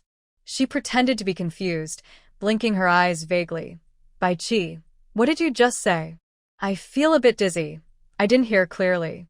Bai Qi's purple-golden glow flickered briefly in his eyes, and his smile was gentle. "I said, how much sincerity do you have for me?" She sneered inwardly, pretending to be confused. "Sincerity? Of course, 100%. You look so good, so gentle, and you treat me so well. I love you the most, my dear beast husband." Her voice was sweet enough to drip honey, but her eyes remained a little dazed, as if truly enchanted. If not for the system's timely warning, she might have really been deceived. This old fox is truly shameless. Bai Qi saw her words, and a faint flicker of fluctuation crossed his beautiful fox eyes. Then he returned to his gentle, water-like demeanor. He gently stroked her cheek, his voice low and seductive. "Sia, your words are really touching. But I feel like you're just pretending to be nice to me?" Susia's alarm bells rang loudly in her mind, cursing inwardly that this old fox was truly difficult to deal with. But her face still showed a confused expression. She struggled slightly and mumbled, "What I said is all true. I was so ugly and fat before, but you never disliked me. Not only did you give me meat and animal skins, but also precious salt. Sometimes you even roasted food for me. You always responded to my needs. You're really kind. With such a good partner, how could I not like you?" Bai Qi was slightly surprised. His beautiful fox eyes showed a hint of satisfaction, but he still didn't fully believe her. He leaned down and whispered in her ear, "Then why did you blame me before, saying I deliberately made you fat? I was just joking with you." Her expression remained dreamy, and she tried to stay awake. Her voice was soft as she replied, "I was so ugly and fat before, but you never dis—" Bai Qi chuckled softly. His fox tail gently swept around her waist, his voice still low and tempting. "Then tell me, among the 5 of us, who do you like the least?" Susia was slightly taken aback. She didn't expect him to ask this and thought there was nothing wrong with answering honestly. She thought for a moment and said, "Of course it's Qing Zhu. Although she looks very pretty, she has a sharp tongue. Every time I talk to her, she always retorts fiercely, which is hard to bear." Hearing this, Qing Zhu, hidden nearby, saw her green eyes flash with displeasure. An inexplicable feeling of discomfort arose in her heart. She snorted coldly and sarcastically said, "Haha, so I'm so unbearable in your heart." Although she had always been cold and somewhat disdainful towards Susia, hearing her say she liked me the least made Qing Zhu feel a bit uncomfortable inside. Qing Zhu was about to turn and leave when she caught sight of a huge ancient tree deep in the forest, where a giant python was circling. Under the moonlight, its dark scales shimmered faintly, and its cold vertical pupils were fixed on the direction of the hot spring. Montaklin? Qing Zhu raised an eyebrow, surprised. "What's this guy doing here, too?" He was about to speak when he saw Emolin's snake tail gently wave, signaling him to stay silent. Qing Zhu silently shut his mouth, feeling annoyed inside. Usually this guy was cold as ice, but he didn't expect him to secretly listen in. At that moment, a faint sound came from the bushes on the other side. Qing Zhu and Lin both turned their heads at the same time. They saw Yeling standing on an ancient tree, his silver eyes flickering with a dangerous light under the moon. One of the tree trunks was crushed in his hand. He was also staring fixedly in the direction of the hot spring. His figure was hidden among dense branches and leaves, almost blending into the night. Without careful observation, he was hard to notice. Everyone's here? Qing Zhu whispered mockingly, feeling inexplicably annoyed inside. Yeling glanced at him with a cold smile and said, "So, you can come, but I can't?" Qing Zhu, too lazy to bother with him, turned back to look toward the hot spring pool. By the hot spring, Bai Qi heard Susia's response, and a hint of a smile appeared in his fox-like eyes. He gently touched her cheek, his voice soft and sweet. "Xiaoyaya, your words really make me happy." However, Qing Zhu's words are a bit sharp, but he's quite capable. Don't underestimate him. Susia felt the tickling from his fox tail and slightly pulled away, still dazed, softly replying, "Yes, I know he's strong, but he always argues with me. His words are like knives, and he never shows me a good face." Who can stand that? Hearing this, Qing Zhu, hidden in the shadows, looked cold and indifferent, his face darkening. His fingertips turned slightly white from gripping, and his emerald eyes flickered with emotion. So I am so worthless in your heart." He sneered coldly, his voice icy like ice. Lin, circling the ancient tree, and Yeling, hidden behind the branches, both looked at Qing Zhu with some schadenfreude in their eyes. No wonder Yuer doesn't like Qing Zhu. His words are truly poisonous, enough to make all the females in the tribe fear him. Neither of them spoke, only listening intently. They all wanted to know how they were in Yuer's heart. By the hot spring, Bai Qi chuckled softly, a cunning glint flashing in his fox eyes. "How about I help you fight back from now on?" Susia blinked, still looking dazed. "Sure, but you have to help me fight back properly. Don't let him bully me again." "Of course." Bai Qi gently brushed his fingers across her face, a purple-golden glow flickering in his fox eyes, his tender voice full of charm. "And Yeling? He's your first beast husband. How do you feel about him?" Yeling? He's very strong, has a domineering personality, kind of like a bossy CEO. Too assertive. He always wants to control me, whether it's what I eat or what I wear if it doesn't suit him. He gets jealous easily, glaring at me with his eyes or pinching my wrist, which hurts so much. He's not gentle at all." She said it without hesitation. The system wanted to remind her that her beast husbands were hiding in the shadows, but thinking of something, it silently kept quiet. Qing Zhu's words are indeed very sharp, and Yeling is also extremely domineering. It might be good for them to hear this. They should go back and reflect carefully. Maybe they can change this bad temper. Thinking this, they chose not to remind her. Snap! A sound of breaking wood came from the darkness. Yeling's silver eyes flashed with anger as he crushed a tree trunk into pieces, which then fell to the ground. He leapt down from the treetop with a cold smile. "Being bossy and controlling you? Looks like I've been too good to you." Susia heard the noise and shivered, her confused gaze clearing. Instinctively, she looked toward the sound, just in time to meet Yeling's cold, fierce silver eyes. Cold, angry, filled with a strong sense of violence. She was startled and wished she could slap herself. If she had known that the man was hiding nearby eavesdropping, she definitely wouldn't have said those words. Seeing Yeling so angry, he must have heard everything. With his bad temper, he would surely punish her harshly, maybe even worse. "All of you, Yeling is eavesdropping in secret. Why didn't you warn me?" She was furious inside, calling out to her system. The system immediately activated, not feeling it had done anything wrong, and replied, "Warn you about what?" "The green bamboo is sharp-tongued, and Yeling is bossy. Don't you also find it hard to handle? Better they hear it. Maybe it can help change that bad habit." Susia was choked and didn't know how to reply, feeling strangely that the system's words made sense. But she also had a strange feeling of being tricked. Her eyes swept over the woods near the hot spring and noticed Qing Zhu standing at the end of the path, looking unhappy. She looked again and saw a huge black python coiled around an ancient tree, its cold vertical pupils staring at her silently. Susia shivered instantly, feeling her scalp go numb. Her face turned very pale. Wow, both of them came to eavesdrop and even watched the live broadcast. What kind of weird hobby is this? Almost all the beast husbands, except Shienming, were probably hiding somewhere watching the fun. But she hadn't noticed. She glared angrily at Bai Qi, grinding her teeth. Bai Qi, are you deliberately setting me up? Bai Qi withdrew his charm. The purple gold glow in his eyes disappeared. He blinked innocently and said with a grievance, Xiaoya, don't wrongly accuse me. I really didn't know they were hiding nearby. At first, he hadn't noticed anything, just wanted to use his enchanting eyes to read her mind. He wanted to know how much she truly liked him, whether she really cared for him. Later, hearing some faint sounds, he realized someone was eavesdropping and guessed who it was. He then took the opportunity to ask the questions behind her. Susia didn't believe a word he said.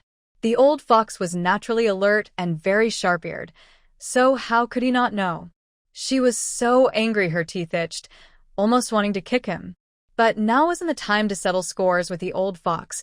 She was thinking about how to handle the upcoming chaos. Just about to speak. Then she saw Bai Qi squinting and watching the three uninvited guests. Haha, you eavesdroppers are quite observant. Compared to your tricks, using charm magic to females, this is the pride of your Nine-Tails White Fox clan? Yeling walked over calmly, his voice cold like ice shards. Bai Qi quickly grabbed a beast hide and covered Susia's body, hiding her exposed skin. Then, with a flick of his 9 tails, he dragged her and instantly flew away from the water, landing on a distant tree branch. The distance between him and Yeling was instantly widened. It also created more space between her and Qing Zhu and Mo. Mo saw Bai Qi's move, a flash of black light surrounded him, and he instantly turned into a human form, landing on the ground, eyes fixed on the scene. Susia was suspended in the air, wrapped in Bai Qi's foxtail, feeling speechless inside. This old fox, at critical moments, was quite good at protecting his food. Why didn't he show mercy when he tricked her earlier? Yeling's silver eyes suddenly turned icy, and the temperature around him dropped sharply. Even the water in the hot spring froze into ice crystals. He raised his arm, and an ice blade formed at his fingertips, flying straight toward Bai Qi's face, but turning into a snowflake when it touched Susia's hair. Stealing someone? Bai Qi's tail swung Susia to the top of the tree canopy. His 9 tails spread out a snowy barrier under the moonlight. Yeling, have you forgotten? Little Yaya is our shared female. Tonight, she belongs to me. Mo gently flicked his fingertip, and a strange pill flew toward Susia. As her lips parted slightly, it fell into her mouth. It's a medicine to prevent fox odor, he said coldly, expressionless. Qing Zhu couldn't hold back and burst out laughing. Hearing Mo's words, Bai Qi's beautiful fox eyes flashed with displeasure, but he quickly returned to his gentle, water-like demeanor. He softly stroked Susia's cheek, his voice low and tempting. Xiaoya, don't listen to their nonsense. I don't have fox odor, only a faint fox scent. Come smellit. Susia rolled her eyes at the bitter and astringent taste of the pill in her mouth, with no intention of paying attention to Bai Qi. She felt the pill's taste was bitter and sour, made from some unknown ingredient, and immediately spat it out. Mo's black eyes flickered slightly. He gently snapped his fingers, and another pill flew toward her. He coldly said, "Eat one more, to prevent body odor." Haha. Mo, your trick is really clever. Qing Zhu stood nearby, watching the scene, unable to hold back his laughter. Susia had just spat out the previous pill when suddenly another pill blocked her mouth. She was so angry her face turned green. Was this ice-cold face on purpose? Bai Qi looked unhappy, a hint of coldness flashing in his beautiful fox-like eyes. But his expression was gentle as he softly patted Susia's back and said, Chu Youyou, ignore them. They are just jealous of me. Hearing this, Yeling's lips curled slightly, and he sneered coldly. Jealous? Bai Qi, you really overestimate yourself. He suddenly appeared in the treetops, reaching out to try to take Susia away. Bai Qi was quick, flicked his tail, and with Susia lightly avoiding, he smirked provocatively. Yeling, what are you so anxious about? Tonight is my turn. Stealing someone is not right. Yeling's silver eyes narrowed, coldness deepening. Who said I want to steal her? Forget what I warned you last time. Don't use charm magic on Yuer. If you break the rules, don't blame me for being rude. As he spoke, an icy blade shot out from his fingertips, heading straight for Bai Qi's tail. Rude? I think you're just jealous and want to teach me a lesson. But my strength isn't worse than yours. It's not so easy to teach me a lesson. A cold light flashed in Bai Qi's eyes, but his voice remained gentle as water, calm and relaxed. He seemed completely unconcerned by Yeling's words. His 9 tails moved gracefully, easily deflecting the attack. Susia was caught between the two, feeling speechless inside. She looked up at Yeling's cold face, which could freeze people to death.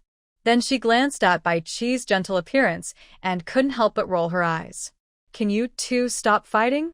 Yeling looked at her coldly, sneering. Stop fighting? This isn't over tonight. Stay quiet. It'll be your turn soon, HM. She shrank back in fear, immediately falling silent and curling up in Bai Qi's arms, not making a sound. Whatever they wanted to do, just don't bother her.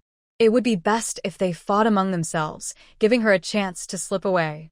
But unfortunately, imagination was beautiful and reality was harsh. Qing Zhu saw the two gradually getting angry and frowned, stepping forward to stop them. Enough, stop fighting. Then he looked at Bai Qi holding a silent Susia and said, Bai Qi, put her down first. I have something to ask her. White Qi glanced at Qing Zhu, fox tail curling up. He hugged Susia and jumped down from the treetop, landing on the ground. Qing Zhu, do you have anything to ask? He still held her tightly, not loosening at all, and looked at Qing Zhu with a wary gaze. Qing Zhu coldly shot him a glance, then looked at Susia, a hint of complexity in her bright green eyes. You just said that the reason you dislike me is because I speak harshly? Susia was stunned by Qing Zhu's straightforward question, feeling a bit guilty. She had just spoken carelessly under Bai Qi's charm, never expecting these men to be so difficult and secretly listening from the shadows.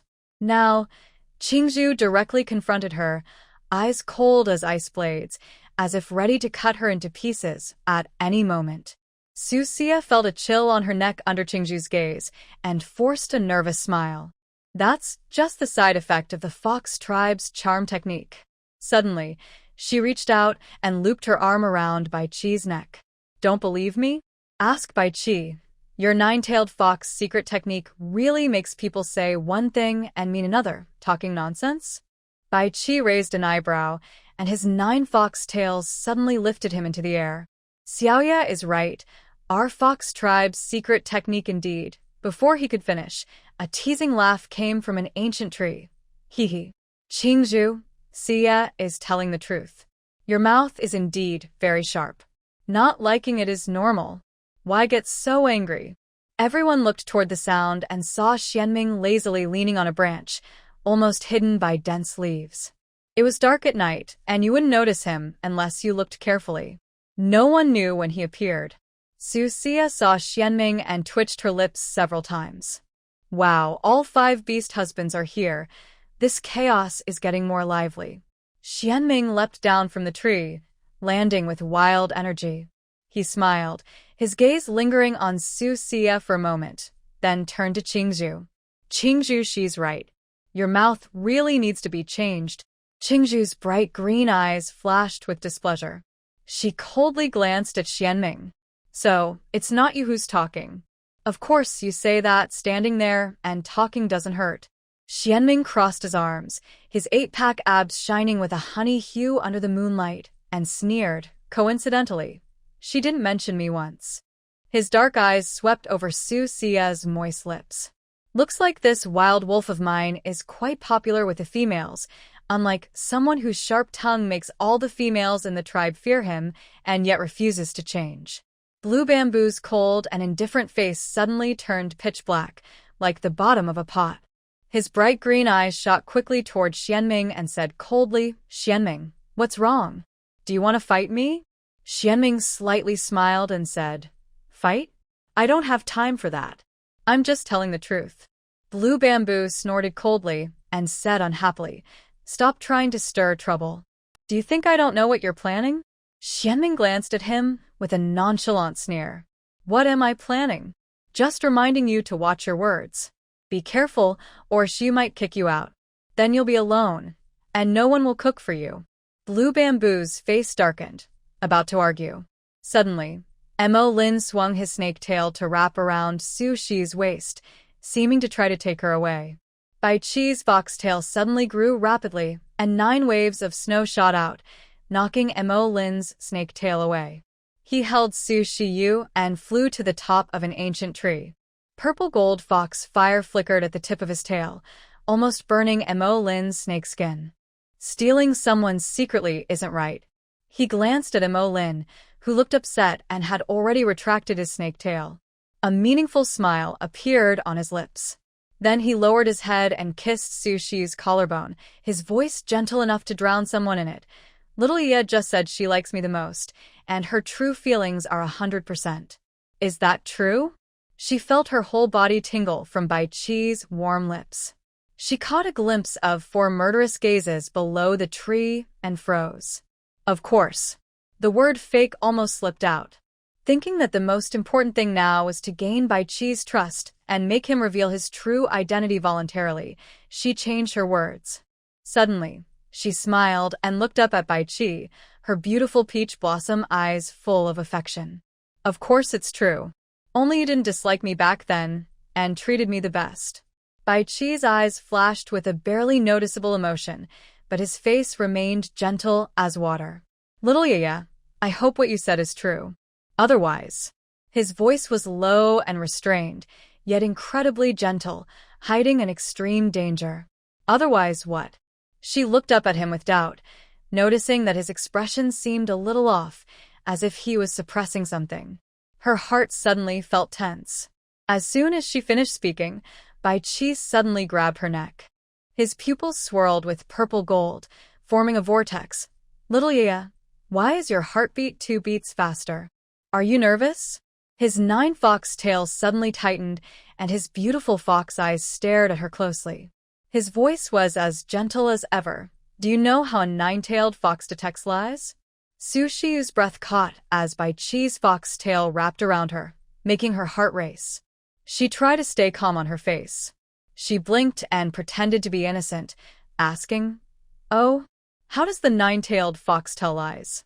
Bai Qi's lips curled slightly, his eyes deep. "People who lie tend to have faster heartbeats and their blood flow changes. But you..." He gently brushed his fingertips over her neck. "Your heartbeat quickened by 2 beats, and your blood flow is abnormal." She tried to control her racing heart, secretly cursing the old fox for being so clever, but she smiled brightly. "That's because you're too close." I'm nervous. Bai Qi looked at her seriously for a moment, then suddenly chuckled softly. His fox tail loosened slightly. "Nervous? It seems you still have feelings for me." She looked at him, her beautiful peach blossom eyes seeming to hold affection. "Of course I do. You're my favorite beast partner." By the hot spring pool under the tree, Yeling and Mo Lin looked very upset, even gloomy. But they kept their faces cold and didn't act out because Susia was right. She used to be ugly, fat, and stupid, not clean, so messy it was disgusting. Everyone in the tribe, men and women of all ages, avoided her. It was like animals avoiding animals they dislike. They naturally disliked her too, saying many harsh words and doing many unreasonable things. Now looking back, they deeply regret it. Qing Zhu and Shienming stood silently, lost in thought. Bai Qi was very happy, his smile deepening. "Xiao Yaya, your words really warmed my heart." Ding. "Congratulations," the host. Bai Qi's favorability increased by 15, now reaching 75. He is in the liking stage. Reward: a house construction blueprint. The reward has been automatically sent to the system backpack. Please check later. Susia was very happy when she heard the prompt in her mind. Did Bai Qi's increased favorability mean he believed what she said? Although the old fox was cunning and tricky, he wasn't invincible. A favorability score of 75 wasn't low. It was a sign she had gained Bai Qi's initial trust. Later, she just needed to find a chance to make him voluntarily reveal his true background. Then the task would be complete. Before she could feel too happy, Emolin suddenly said coldly, "Yuer, be careful not to fall for this fox's tricks. He deliberately made you gain weight on purpose." Susia was startled and instinctively looked at Bai Qi, wanting to see his reaction. Bai Qi still smiled gently, as if Emolin's words didn't concern him. He gently pinched her face, his tender tone tinged with a barely noticeable affection. "Chu Youyou, don't listen to his nonsense. How could I have deliberately made you gain weight? At that time, they all refused to give you meat. If I didn't give any, wouldn't you go hungry?" Susia knew the old fox was telling the truth, but she also suspected he might have deliberately kept the original owner fat. She was too tired to argue now. At least Bai Qi was willing to feed her, so she wouldn't go hungry. It's better than Yeling, Qing Zhu, and Shienming, who simply threw the meat on the ground and treated her like a beggar. Yeling was even worse, refusing to show any charity, with disdain almost written on his face, clearly wanting to starve the original owner. Even when she sat on his back before, he looked disgusted and almost sick enough to. Even now, when he treated her well, she could tell Yeling truly liked her. But those past actions always felt like a thorn deep in her heart. Thinking about them made her very uncomfortable. While she was lost in thought, Bai Qi's 9 tails suddenly flicked, and he swiftly carried her down from the treetop, landing on the ground. Susia immediately snapped back to her senses. Turning around, she met Yeling's complex, deep silver eyes, as if they contained 1,000 words. But she didn't know how to speak. She felt uncomfortable under Yeling's gaze, and her mind couldn't help but wonder, why does this man's eyes look so complicated? Could he be feeling guilty about what he did before? Just as she was about to speak, Yeling suddenly stepped in front of her, gently touching her face with his hand, and said regretfully, I was wrong before. I didn't see how good you are, and did many wrong things. Can you forgive me?" She raised an eyebrow at him, looking surprised. Has this man taken the wrong medicine today? To actually admit he was wrong willingly? It's like the sun rising in the west. Emolin, Bai Qi, Qing Zhu, and Shienming all looked at him with surprise. Yeling was proud and stubborn. Wanting him to apologize first wasn't easy. Even if he was wrong, he wouldn't apologize easily. Susia was about to say something when Bai Qi's foxtail suddenly pulled her aside. "Chu Youyou, apologizing is the least valuable thing. Think about it. If someone kills a person and then apologizes afterward, do you think it's useful?" She rubbed her forehead in frustration, secretly thinking that the old fox was up to something again. Just as she was about to speak, suddenly, a gust of night wind blew past, and the beast fur wrapped around her body fell to the ground. In an instant, she was completely exposed, her body uncovered in the air. Barefoot, she stepped on dry leaves on the ground, her glowing white skin faintly shining under the moonlight. Immediately, several men stared at her with wide eyes, like hungry wolves, eager to swallow her whole. Facing the sudden visual shock, Qing Zhu's handsome face instantly stiffened, and he looked embarrassed. Although he had just secretly watched a live broadcast, the distance was too far, so the impact wasn't very strong. Naturally, it couldn't compare to the direct confrontation now. Shienming didn't feel embarrassed at all, his deep eyes fixed on Susia, a flicker of interest passing through, and a playful smile curling his lips. His figure was perfect, thin where it should be, full where it should be, almost flawless, with hardly anything to complain about. He caught a glimpse of Qing Zhu's red face, ears slightly blushing, and looked away. He chuckled softly, a look of disdain flashing in his eyes. "If you want to look, just look openly.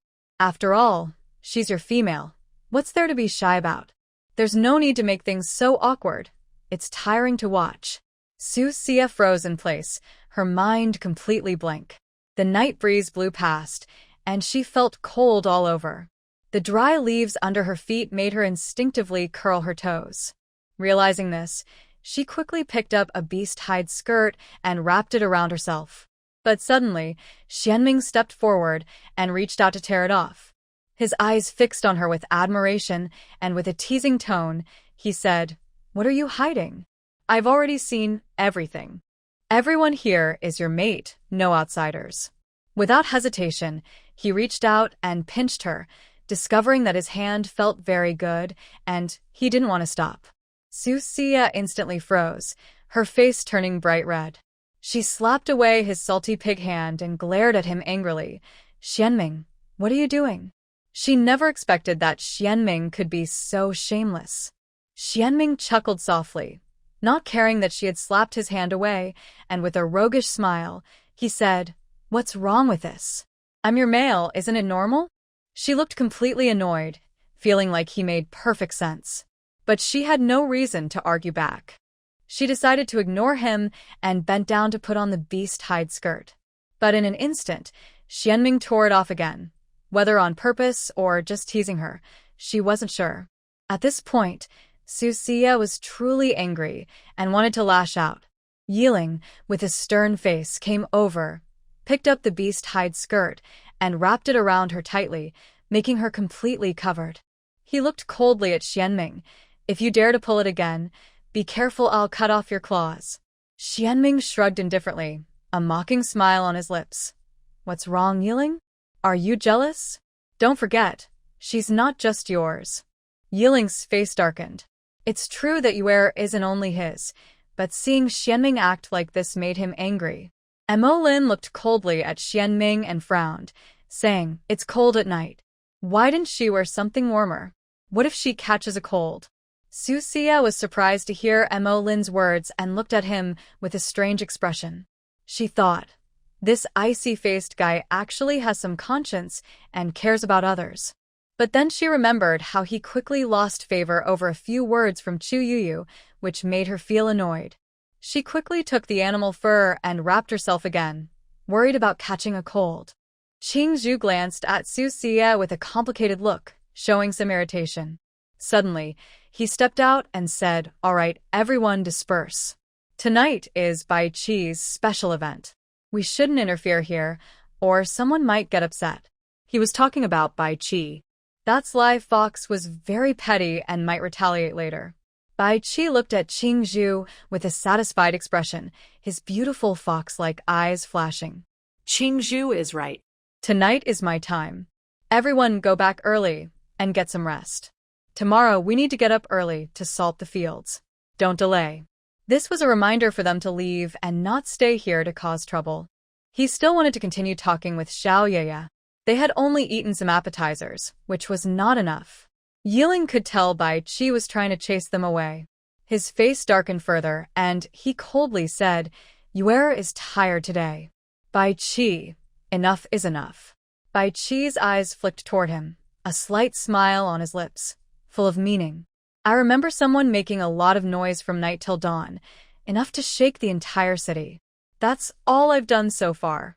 He looked at Susia with a gentle tone that could be overly sweet. "Xiaoyaya, do you agree?"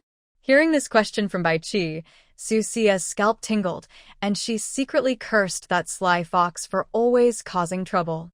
She was about to explain, but Yeling's face had already turned as dark as a pot bottom, and a cold glint flashed in his silver eyes. Clearly, he was angered by Bai Qi's words. "Bai Qi, don't go too far." Yeling's voice was deep and warning. Bai Qi's fox-like eyes narrowed slightly, and he smiled dangerously, yet gently.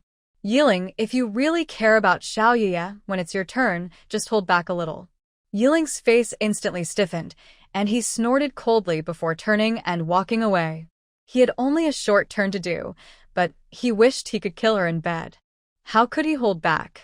Lin's eyes looked deeply at Susia, then disappeared quickly. Qing Zhu also left. As he left, he couldn't help but look back at Susia with a very complicated expression. Ding. The green bamboo's favorability increased by 10, reaching a total of 65. This successfully entered the friendly stage. The reward is a mosquito-repellent incense formula. With it, I no longer fear insect bites. The reward has been automatically sent to the system backpack. Please check it later. Susia heard the system prompt to her mind and immediately looked at Qing Zhu. She saw that he had already looked away and left, leaving only a vague silhouette. Shienming also didn't stay here. He lazily waved his hand and disappeared into the night. Before leaving, he casually said, "Bai Qi, take it easy. Don't wear the person out. Qing Zhu and I haven't had our turn yet." Susia twitched her mouth and felt speechless inside. Shienming really is outspoken, saying whatever comes to mind. After everyone left, Bai Qi slowly approached her with a smile in his fox eyes, his voice gentle enough to drown someone. "Youyou, now that no one is disturbing us, shall we continue?" She blinked and pretended to be naive. "Continue what?" Bai Qi chuckled softly. His 9 fox tails gently wrapped around her waist, his voice deep. "Of course, continue what we didn't finish earlier." She secretly thought something was wrong and wondered how to get away. Bai Qi had already kissed her lips, his tails tightening as he held her firmly in his arms. By the hot spring, under the hazy moonlight, steam rose around them. Their bodies intertwined like a romantic painting. They spent the night together. Susia was so tired she didn't even want to move her fingers. She secretly cursed this old fox for having too much stamina. Not only stamina, but he was also very playful. Thinking about last night, her cheeks flushed. The next morning, Susia supported her aching waist and glared at Bai Qi angrily. "You fox spirit, were you planning to wear me out last night?" Bai Qi lazily leaned against the edge of the hot spring, his fox eyes slightly squinted, smiling like a sneaky cat. "Youyou, last night you actively clung to me and wouldn't let go.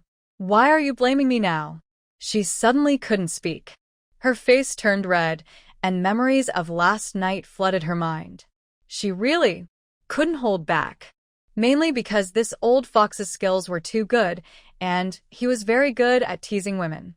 Susia patted her hot face, too lazy to pay attention to him, and picked up the animal hide skirt that was scattered nearby to put it on.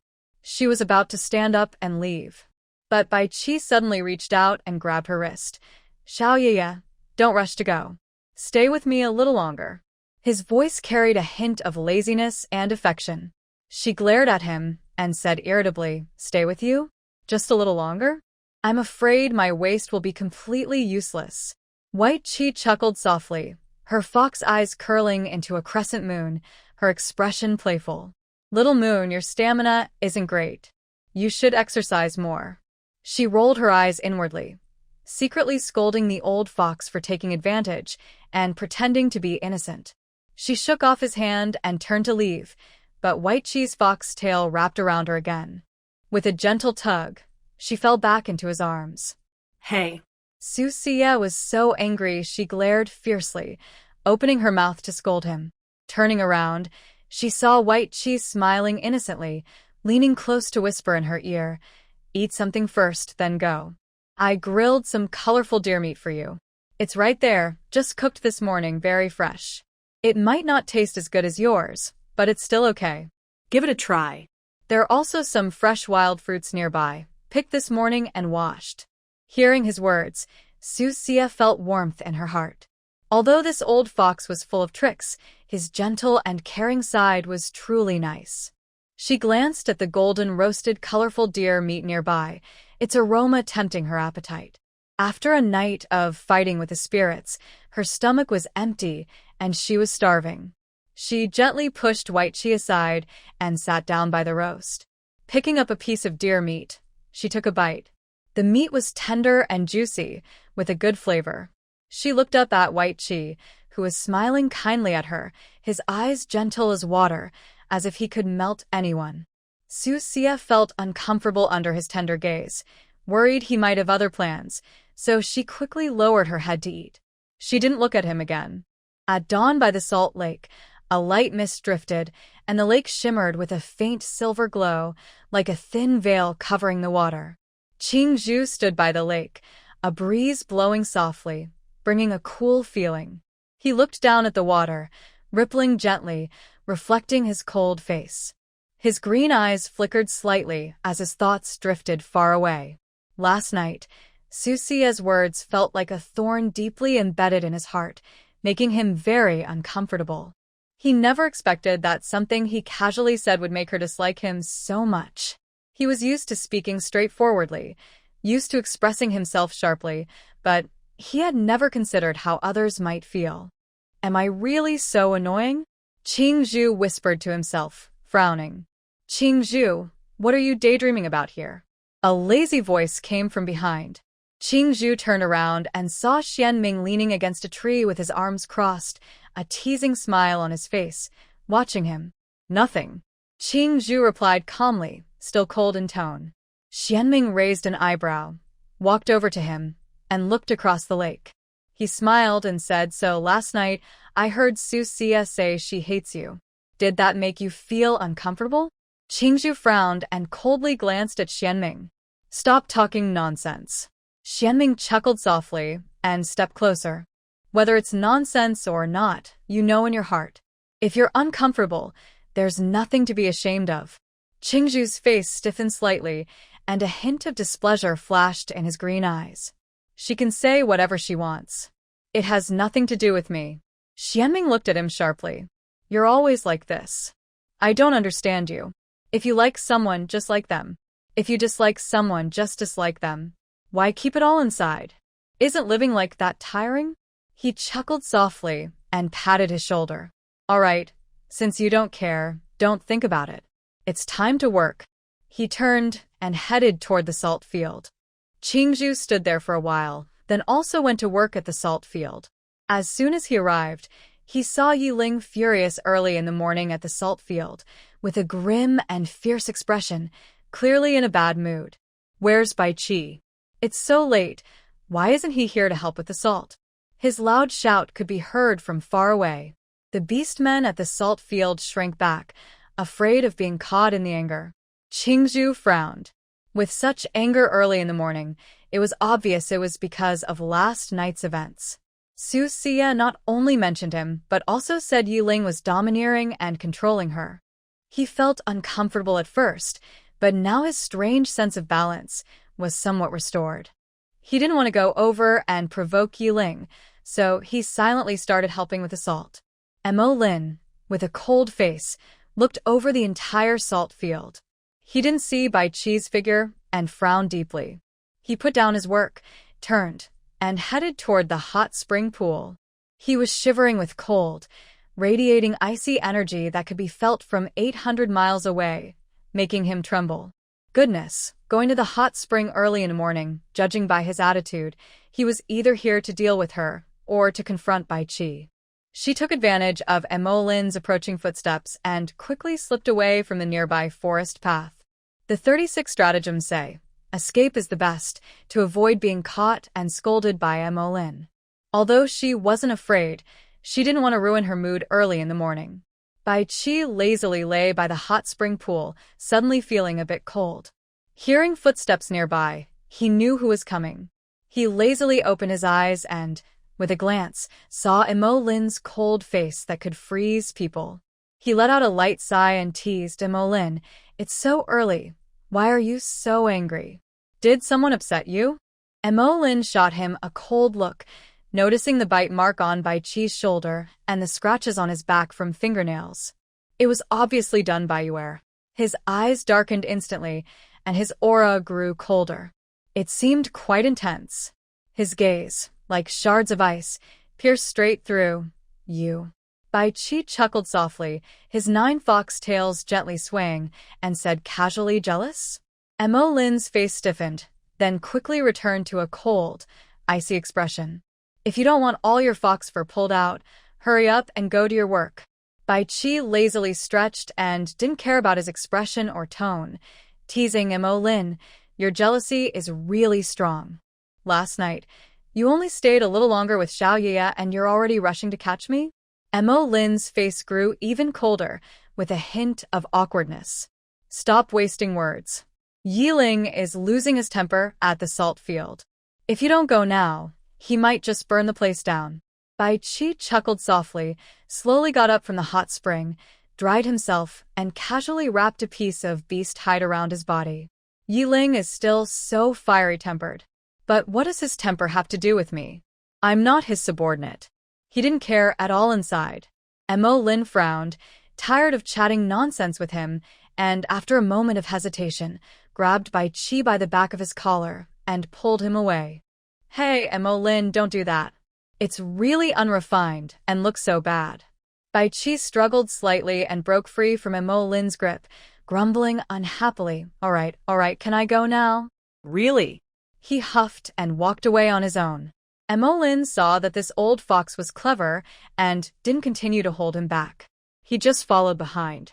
Meanwhile, Susia had just slipped from the small path near the salt field when she heard Yeling scolding Shienming, and the words were quite harsh. She was instantly so scared she didn't dare go over, hiding behind a large tree and secretly watching the scene at the salt field.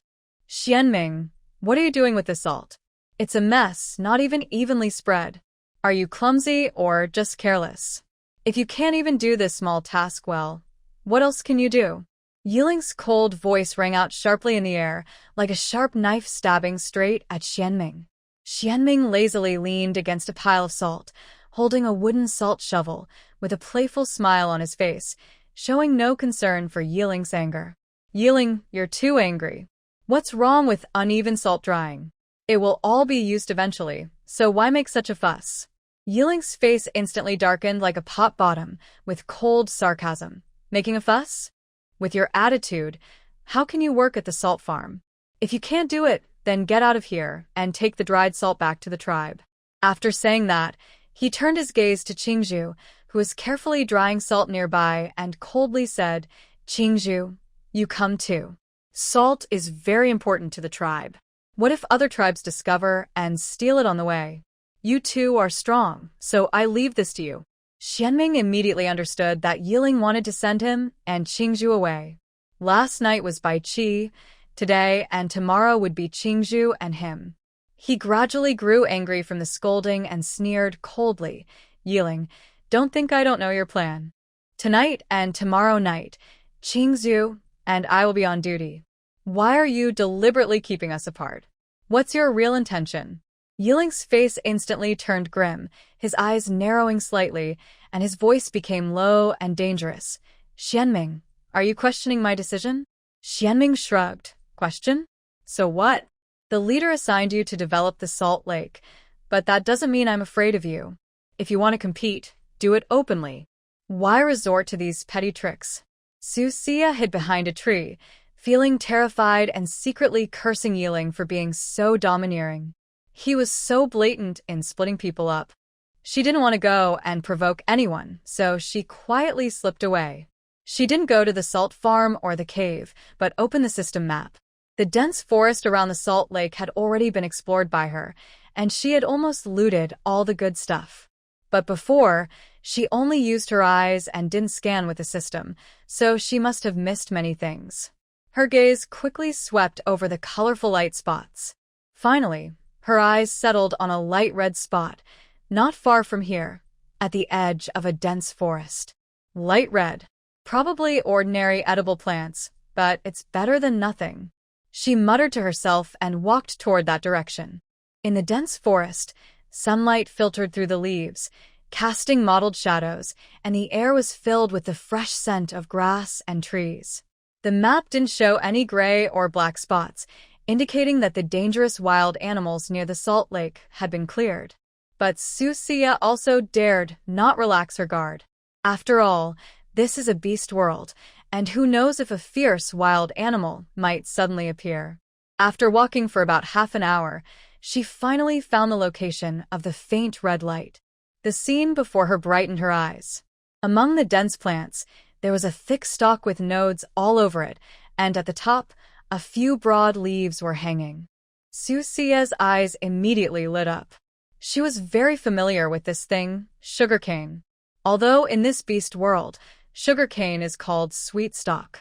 but the thick stalk and broad leaves clearly resembled the sugarcane she knew from her past life. The name doesn't matter. Sugarcane can be eaten directly or pressed to make sugar. In this beast world, the sweet stalk is just wild grass, unnoticed and unappreciated for its usefulness. She crouched down, took a kitchen knife from her system backpack, and with a quick slice, cut off a sweet stalk. With a snap, the stalk broke, revealing its white core inside. She wiped it casually, took a bite, and immediately her mouth was filled with sweet juice. Wow, this sweet stalk is even sweeter than the sugarcane from my past life. Susia happily squinted her eyes, already planning how to use this thing. Make sugar? Although she didn't like sweets, sugar was rare in this beast world. Trading it for good stuff would definitely be worth it. However, such a large patch of sugarcane, even if she worked alone until noon, she wouldn't finish cutting it all, and she'd be exhausted. She thought for a moment and decided to muster her courage and go to the salt field to find someone to help cut the sugarcane. Not long after she left, she suddenly heard a faint whimper nearby. It sounded like a young animal. Susia immediately stopped and looked toward the sound. She saw a small golden cub hidden behind dense bushes, with half of its head exposed. Its fur was wet and stuck to its body, a tiny bundle that looked like it had just been born. Why is there a newborn little tiger here? She walked over, gently pushed aside the thick branches, and the cub's full body was revealed. The little creature's eyes were tightly closed, and its golden fur was wet and clinging to its body. It was covered with bits of grass and debris, and its limbs and back looked scratched by something. The wounds weren't deep, but they looked alarming. It was dirty all over, as if it had rolled in the mud, looking very pitiful. She crouched down and gently tapped its head. The cub let out a faint whimper, like a protest or a plea for help. Wow, such a small one. How did it get here? Susia muttered, feeling a bit confused. The fur color of this cub was very similar to Muhan's winged tiger form. She wondered, could it be? Her heart skipped a beat. No way. Could this be Muhan's cub after regression? The system spoke at the right moment, with a slightly mischievous tone. Congratulations, host. You guessed correctly. This is Muhan, in his regressed cub form. Susia's mouth twitched, feeling a mix of emotions. Last night, she watched a live broadcast through the system screen. To prevent the secret of the salt lake from being exposed, Yeling, Bai Qi, Qing Zhu, and Shienming teamed up to kill Muhan. At that time, she thought Muhan was a real hero. But unexpectedly, just after one night, Muhan appeared before her in cub form. She stared at the little creature in the bushes, torn between whether to pick it up or not. If she took it, wouldn't she be inviting trouble? But if she didn't, it probably wouldn't survive the night. Although the little one was Muhan, he had already regressed into a cub, lost all memory and strength, like starting life over again. Will Muhan ever regain his memory in the future? Susia looked at the wet little tiger in front of her, feeling conflicted as she asked the system. The system lazily replied, in theory, the cost of the blood sacrifice is irreversible. Muhan's memory and strength will gradually recover over time, but how long that takes depends on his luck and fate. She rolled her eyes in frustration, secretly cursing that the dog system was becoming more and more unreliable. What it said was basically nothing. She looked down at the wet little tiger, feeling very conflicted. Pick it up? Leave it? Pick it up? Leave it. While she hesitated, the little creature suddenly opened its eyes. Its golden pupils were full of confusion and helplessness as it struggled to crawl towards her feet. Ugh. The little one let out a faint whimper, like a cry for help or a plea for affection. She sighed helplessly and reached out to pick up the regressed Muhan in cub form. The little body was icy cold, as if just pulled out of water. Its breath was very weak, as if it could stop at any moment. Such a tiny bundle, she didn't dare to hold it too tightly. She carefully cleaned the grass, mud, and dirt on its body, then gently carried it to a nearby stream to wash it. She took out a clean beast hide from her system backpack and carefully wrapped Muhan inside. Looking at the crisscross scars on his body, She thought they might have been caused by branches or sharp stones. Last night's battle didn't happen here. She didn't know how he managed to crawl to this place. Forget it. Since you're so pitiful and loyal, I will show mercy and save you this time, she muttered to herself as she reached out her hand. A faint green light appeared in her palm. Her wood element ability quietly activated, and several thin vines slowly extended from her hand. They gently wrapped around Muhan's small body, as if alive. The vines emitted a soft glow, gradually healing his wounds from the inside out. She squinted her eyes. A 4th-level wood ability. Healing such minor injuries is really a waste of my power. The little guy seemed to feel the warmth, his tense body gradually relaxing. A hint of reliance flickered in his golden pupils as he gently rubbed against her hand. TCH, you're quite the little flirt. She couldn't help but smile, poking his head. Don't think you can fool me like that.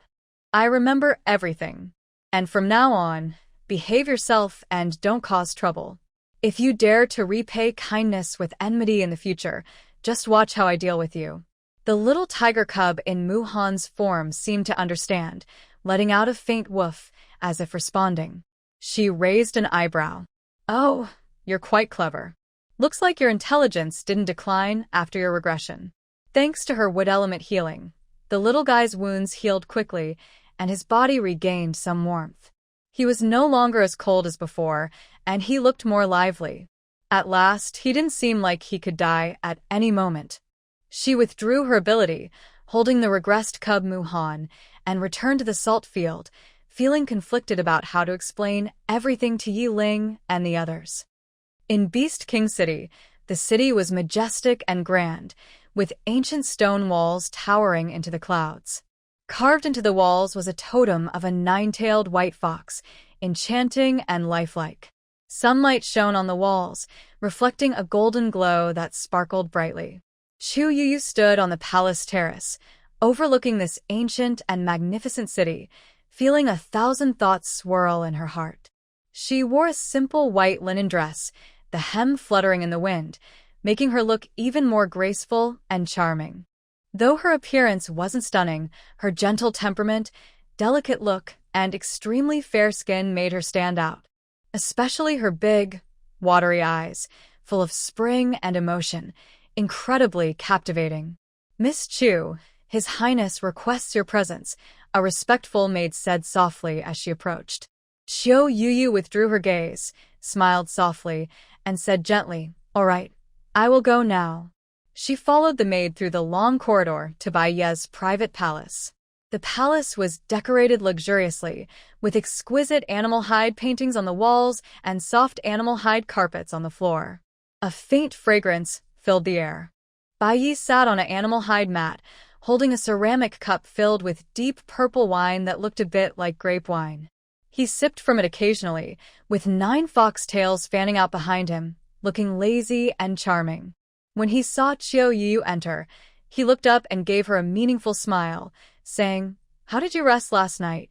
Chu Youyou lowered her head slightly, her voice soft. "Thank you for your concern, Your Highness. I rested very well." Bayi chuckled softly and beckoned her with a low, alluring voice. "Come here." Chu Youyou was slightly startled. Then her eyes flickered as she took small, hesitant steps closer. As she approached, she deliberately tripped on the animal hide carpet with her toes, stumbling into Bayi's arms. Bayi was momentarily stunned, but instinctively reached out to catch her. He looked down at her, noticing her flustered grip on his clothes, and a low, amused smile appeared on his lips. "Falling into my arms?" Chu Youyou was caught and blushed just right, secretly feeling pleased. She pretended to struggle and stand up shyly, her voice delicate. "Your Highness, I'm sorry, I didn't mean to." Bayi chuckled softly, his long fingers gently pinching her chin, forcing her to look up at him. A playful glint flashed in his fox-like eyes as he spoke in a deep, seductive voice. "Not meant to? Then what was it?" Chu Youyou's heart raced, her eyes shimmering with emotion.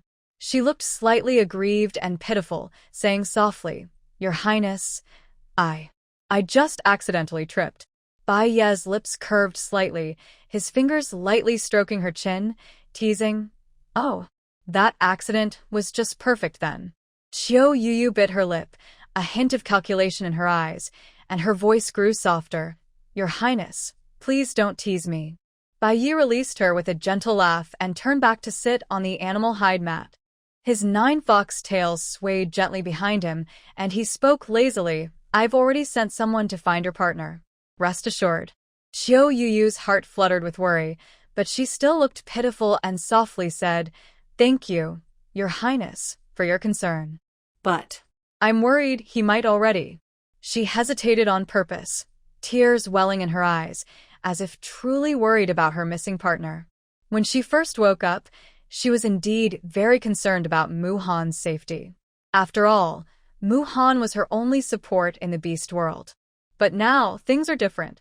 She no longer worries about life, as she knows many modern things herself.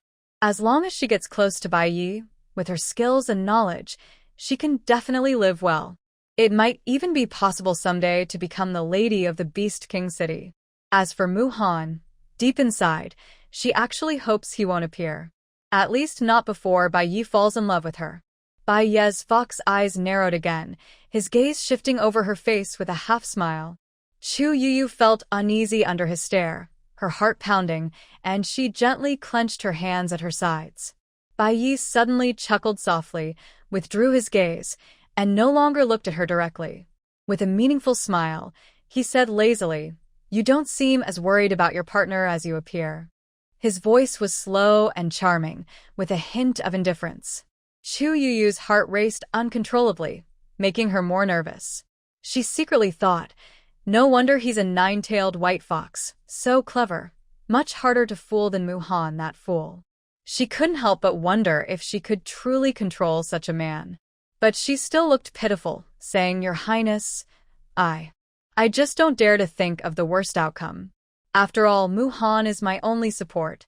If something really happened to him, I wouldn't know what to do." Tears shimmered in her eyes, and her expression was sad and pitiful. Bayi didn't speak, only cast a faint glance at her with a playful smile at the corner of his mouth. If he truly cared about his partner, how could he have the mind to himself? Though he saw through her little tricks, he didn't expose her. He wasn't even concerned whether she was genuinely worried about her partner. As long as she had some use for him, and he found her interesting, that was enough. He picked up a ceramic cup and took a light sip, then said calmly, "Tell me about what happened between you and your partner. Why are you being chased?" Compared to the female in front of him, he was more interested in this. Although Chu Youyou was curious why he asked these questions, she felt there was nothing she couldn't say.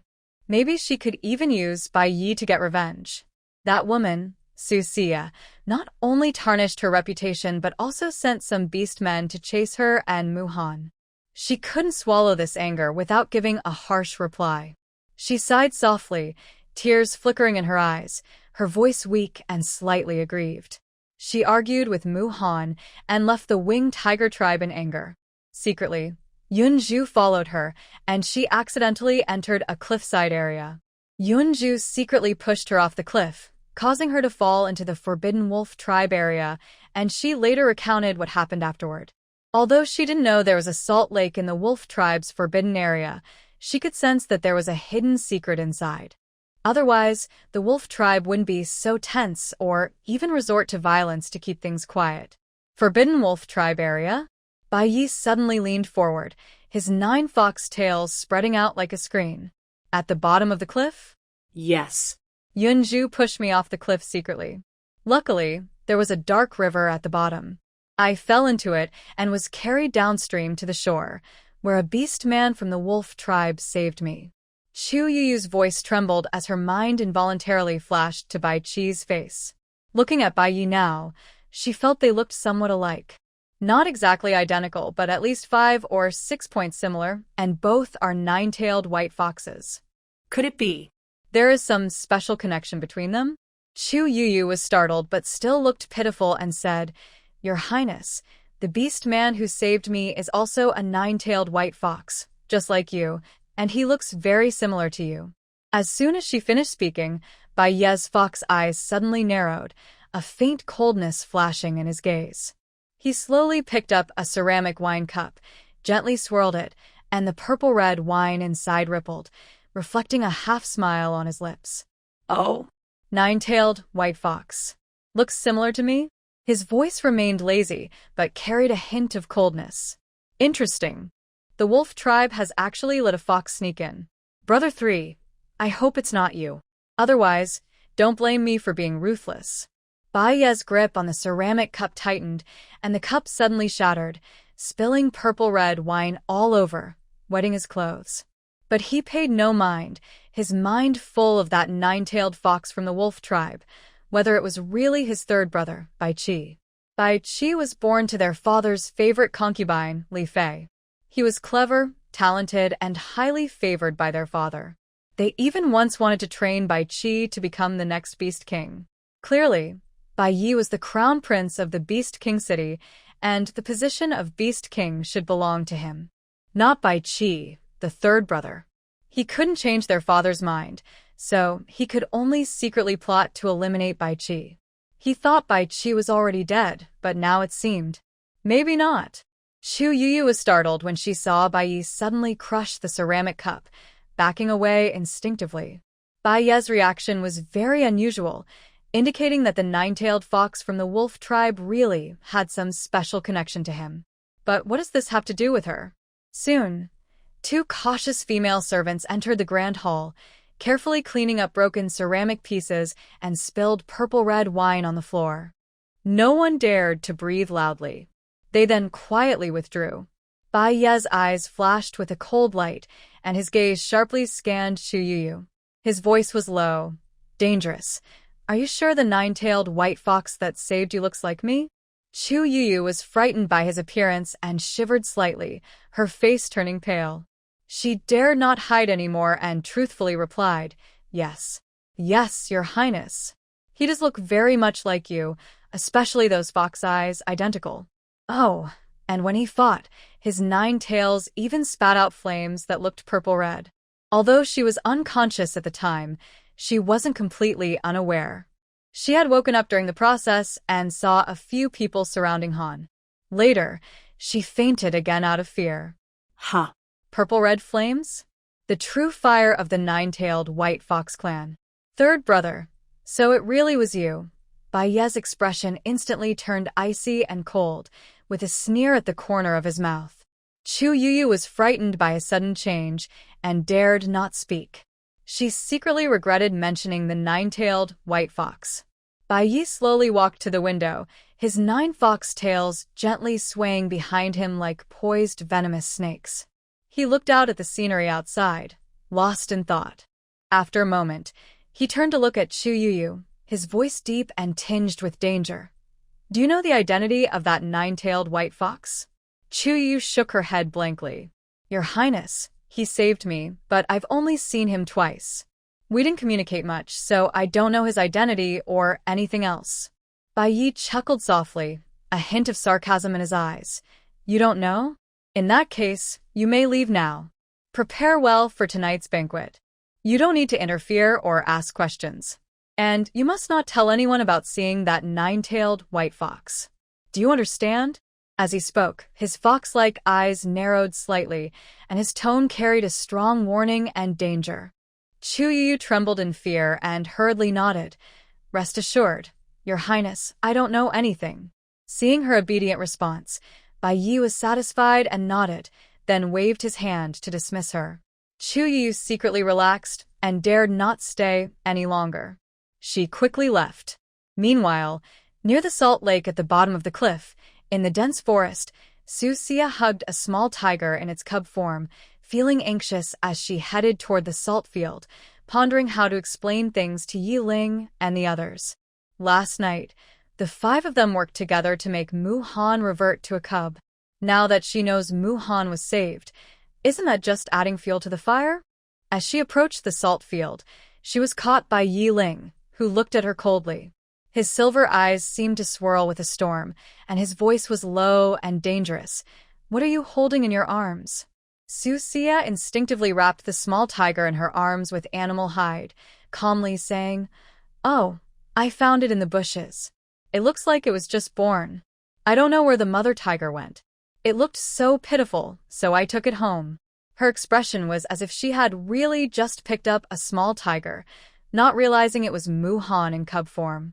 The little tiger? Yeling squinted, his gaze directly fixed on the bundle of animal hide in her arms.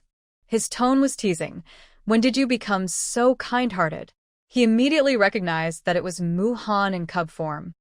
He didn't expect that Yuer had brought it back. This foolish female, does she even know what she's picked up? Susia thought to herself, of course she knew, it's Muhan in cub form. This man is loyal and caring.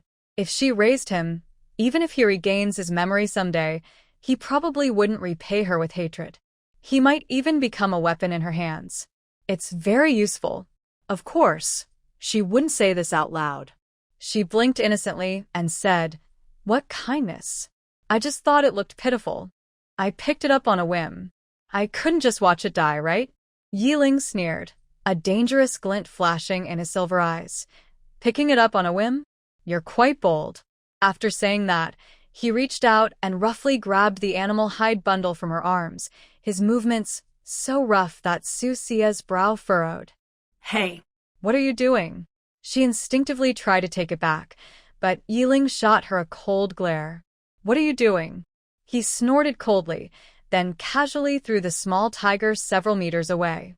The cub arced through the air and hit the ground with a heavy thud, letting out a faint whimper. Yeling. She stomped her foot in anger, feeling both anxious and furious. She had finally saved Muhan's life, but this foolish man might have just killed him with that throw. She was about to run over and pick him up, but Yeling had already grabbed her wrist and pulled her in front of him. His voice was low and dangerous. "Since you're so energetic about picking up tigers, why not use that energy elsewhere?" With that, he forcefully swung her onto his shoulder and strode toward the cave.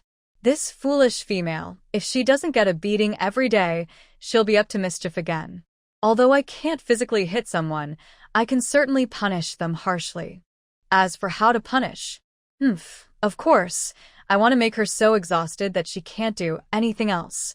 Susia felt her stomach churn and almost vomited. She clenched her teeth and said, "Yeling, put me down. Why did you throw me to pick up that little tiger?" Yeling snorted coldly, continuing to walk. "Your little tiger? Where? Do you forget who you are? That has nothing to do with whose female I am. Even being jealous over a little tiger? You're too bossy." Seeing Yeling head toward the cave, she knew what he wanted to do, and her heart started pounding uncontrollably. Last night, Bai Qi had been tormenting her all night.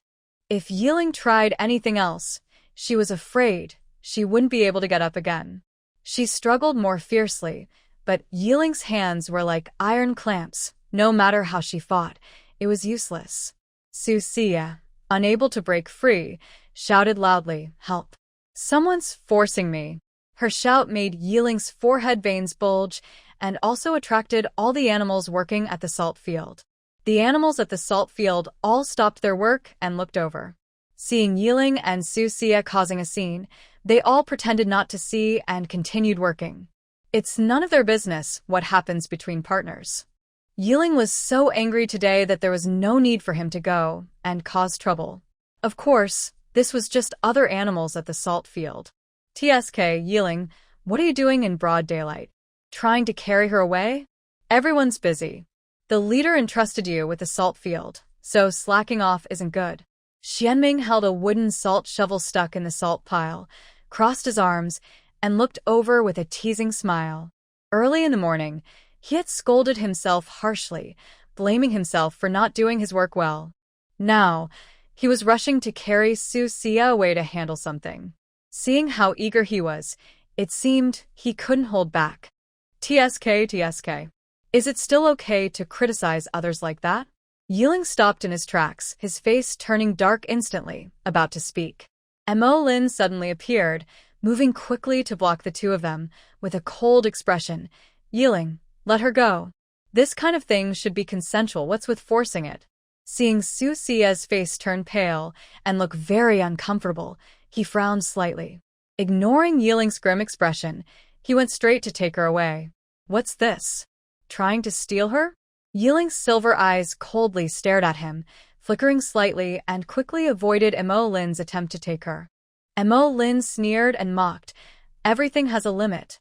Didn't you see she was about to? Yeling was stunned instantly, turning to look at Susia's face. Only then did he notice her expression was unusual. Feeling anxious, he quickly put her down. As soon as Susia's feet touched the ground, she couldn't hold back her stomach and vomited, her face turning pale. Yeling furrowed his brows, confused about how she suddenly vomited. He regretted his rough behavior and reached out to help her, but Emo Lin took the lead. Emo Lin's face was cold, and his tone was unfriendly. Yeling, can you act with some sense? Carrying someone like that, do you think she's a stone? Yeling was speechless after being scolded. His silver eyes flashed with regret, and he was about to say something. Bai Qi came over with a bowl of water. His expression was calm, but a trace of coldness flickered in his eyes. He looked at Yeling and, rarely, spoke with a hint of reproach. Yeling, treating a lady so roughly isn't a good habit. After speaking, he went to Susia's side and handed her the water softly, saying, drink some water to soothe your stomach. Susia took the water and took a sip, but before she could swallow it, she suddenly vomited again. Almost all the food in her stomach was expelled. Bai Qi frowned, took out a clean piece of animal hide, and gently wiped her mouth. While doing so, he asked, why are you vomiting so badly? Did you eat something unclean? Or did you catch a cold last night? Hearing the words caught a cold last night, Shienming suddenly remembered how he pulled on Susia's clothes last night and looked a bit embarrassed. Susia herself didn't know what was happening. She waved weakly and said, I'm fine. Maybe I was too dizzy earlier. At this moment, she also sensed something was wrong. She was usually healthy, but after just a few shakes, she was vomiting so badly? Could it be that she drank contaminated water, causing bacteria to upset her stomach? It wasn't that she didn't want to drink boiled water. It was mainly because there were no proper facilities at the salt farm. She secretly used her supernatural power to check herself and found that she wasn't sick from bad food or cold. She was pregnant. Realizing she was pregnant, Susia was instantly stunned, her expression very strange. Suddenly, she became curious about what kind of baby was in her belly and whose it was. Qing Zhu and Shienming could be ruled out first. They weren't her lovers, so the baby definitely wasn't theirs. Bai Qi could also be excluded. Last night, something happened, but it couldn't be that quick to conceive. The most likely candidates are Yeling and Emo Lin. Thinking about the possibility of carrying a litter of little wolf cubs or snake eggs, she looked very strange.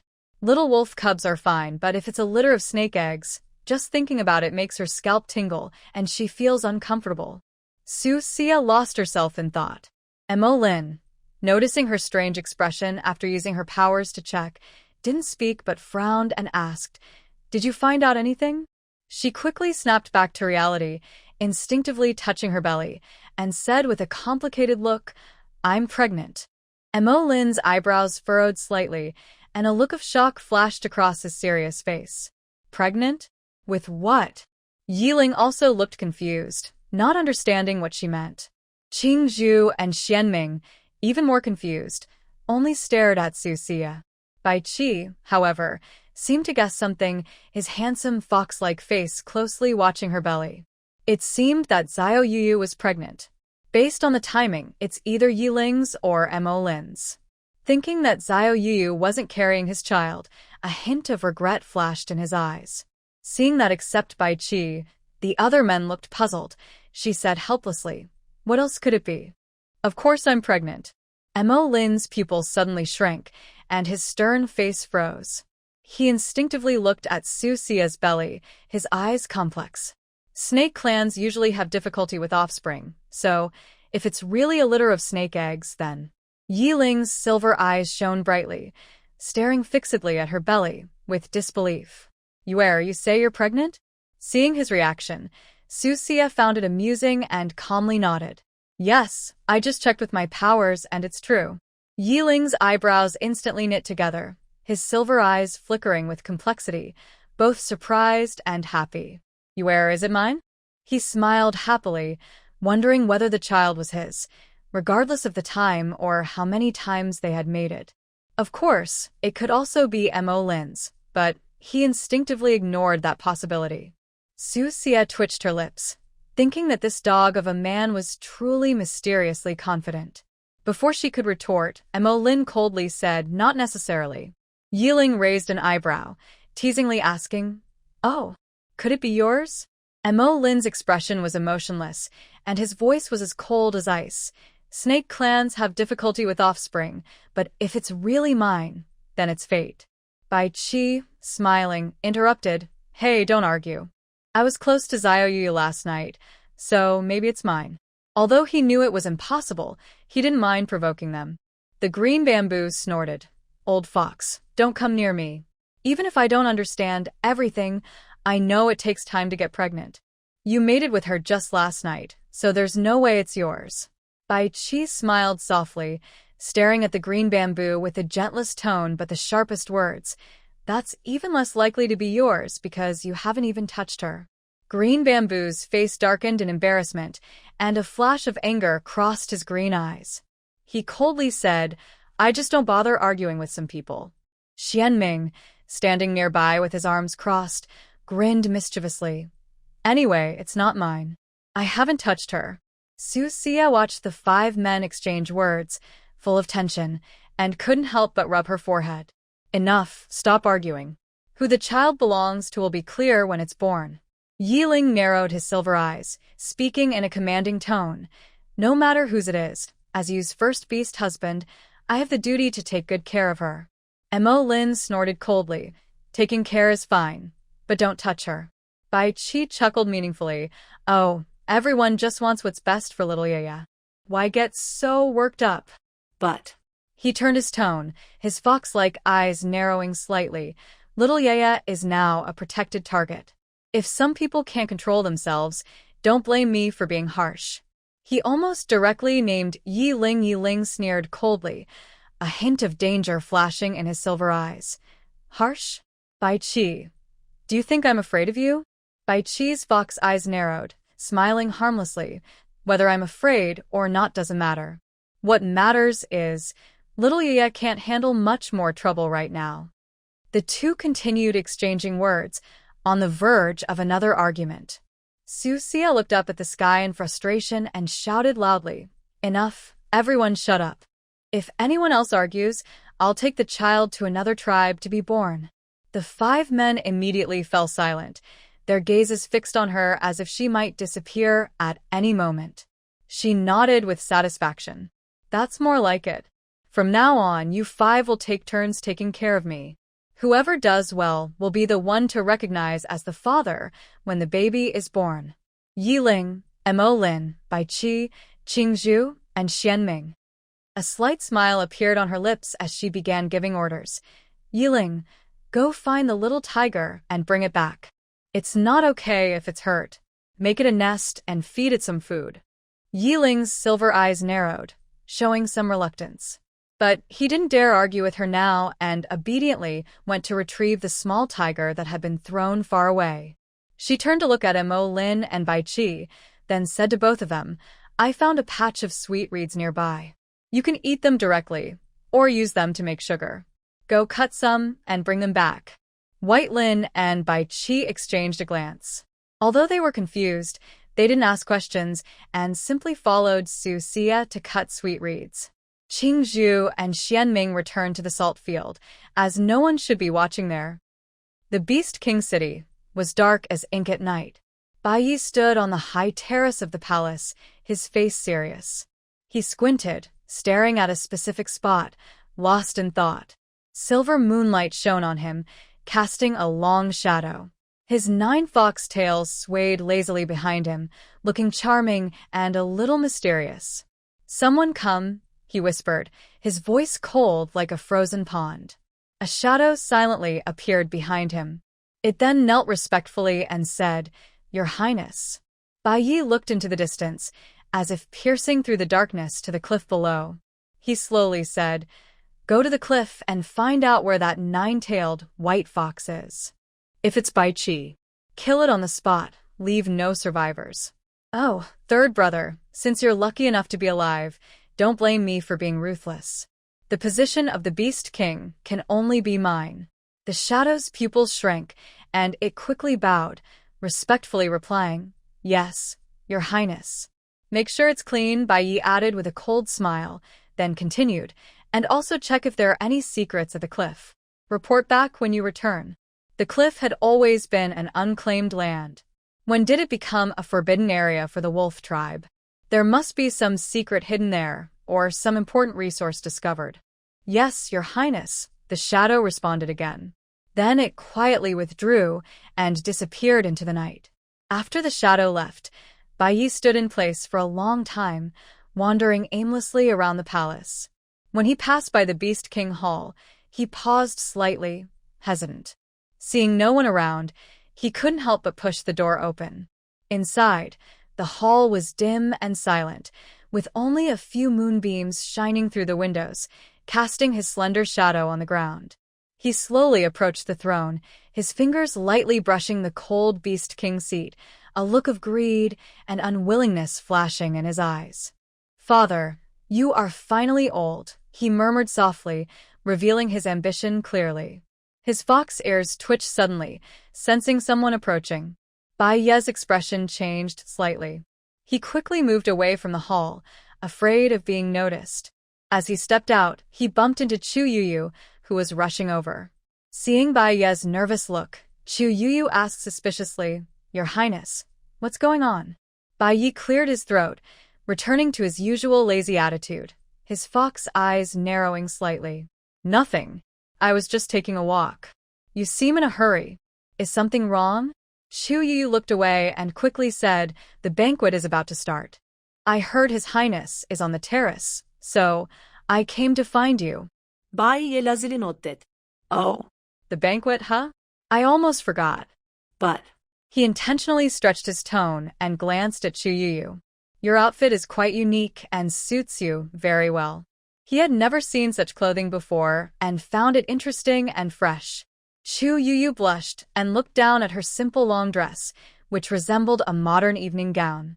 She made it based on her past memories, but the color was too plain. Although Beast King City was more advanced and prosperous than the winged tiger tribe, it still lacked dyes. All fabrics were plain and the craftsmanship was rough. But compared to other places in the beast world, it was much more civilized. For now, she could only wear this. She withdrew her thoughts and modestly smiled. Your Highness, you flatter me. I just changed it casually. I think it looks nice, so I wore it. Bai's lips curled slightly, and a hint of admiration flashed in his fox-like eyes. Casually changed? That's interesting. He reached out and gently tilted Chu Youyou's chin, his tone flirtatious. But with your outfit, you might steal the spotlight from tonight's main guest. Chu Youyou didn't know who the main guest was tonight, and modestly replied, Your Highness, you're joking. I'm just a supporting role. How could I steal the show? Bayi chuckled softly, withdrew his hand, and lazily said, Let's go. The banquet is starting. Don't keep your father waiting. Chu Youyou secretly relaxed, and then followed Bayi to the banquet. She thought that although her evening gown was plain in color, it was still enough to impress the simple folks of this beast world. As night deepened by the salt lake, Susia leaned against a large tree, nibbling on a sweet stick, juice dripping through her fingers. Bai Qi suddenly leaned closer, the white beast fur coat brushing her hand. Xiaoyaya, even eating makes you look alluring? She rolled her eyes, about to retort. In the distance, a cub whined. Yeling carried a fluffy, angry little tiger and strode over roughly, his silver eyes showing impatience. This little thing, it screams non-stop after a fall. So annoying. But inside, he thought that Muhan in cub form was so weak he could pinch him with one finger. Be gentler. It's still a cub. She glanced at Yeling holding Muhan in cub form, then threw away the leftover sweet stick and hurried over to hold him. Carefully checking, she found no serious injuries and breathed a sigh of relief. This little guy is quite tough and didn't get any serious injuries from the fall. However, he is covered in dirt all over. She held the little one by the dark river to wash him, then dried him with a clean animal hide and wrapped him up. Looking at such a soft and cute cub, she felt a gentle warmth in her heart. Poor little guy, did you get hurt? Let me give you a massage. She completely forgot that this was Muhan. The little tiger rubbed against her in her arms, making a low, purring sound, like a plea for affection or a little complaint. Yeling followed behind, his silver eyes slightly narrowed, speaking in a stern tone. This little thing looks quite similar. Just a fall, is it really that serious? She glanced at him lightly and said calmly, try falling and see. Yeling choked and snorted coldly, saying nothing more. Bai Qi smiled and leaned closer. Xiao, this little tiger is quite attached to you. How about I hold him? Susia hadn't spoken yet, but Muhan in her arms suddenly bristled, baring his teeth at Bai Qi.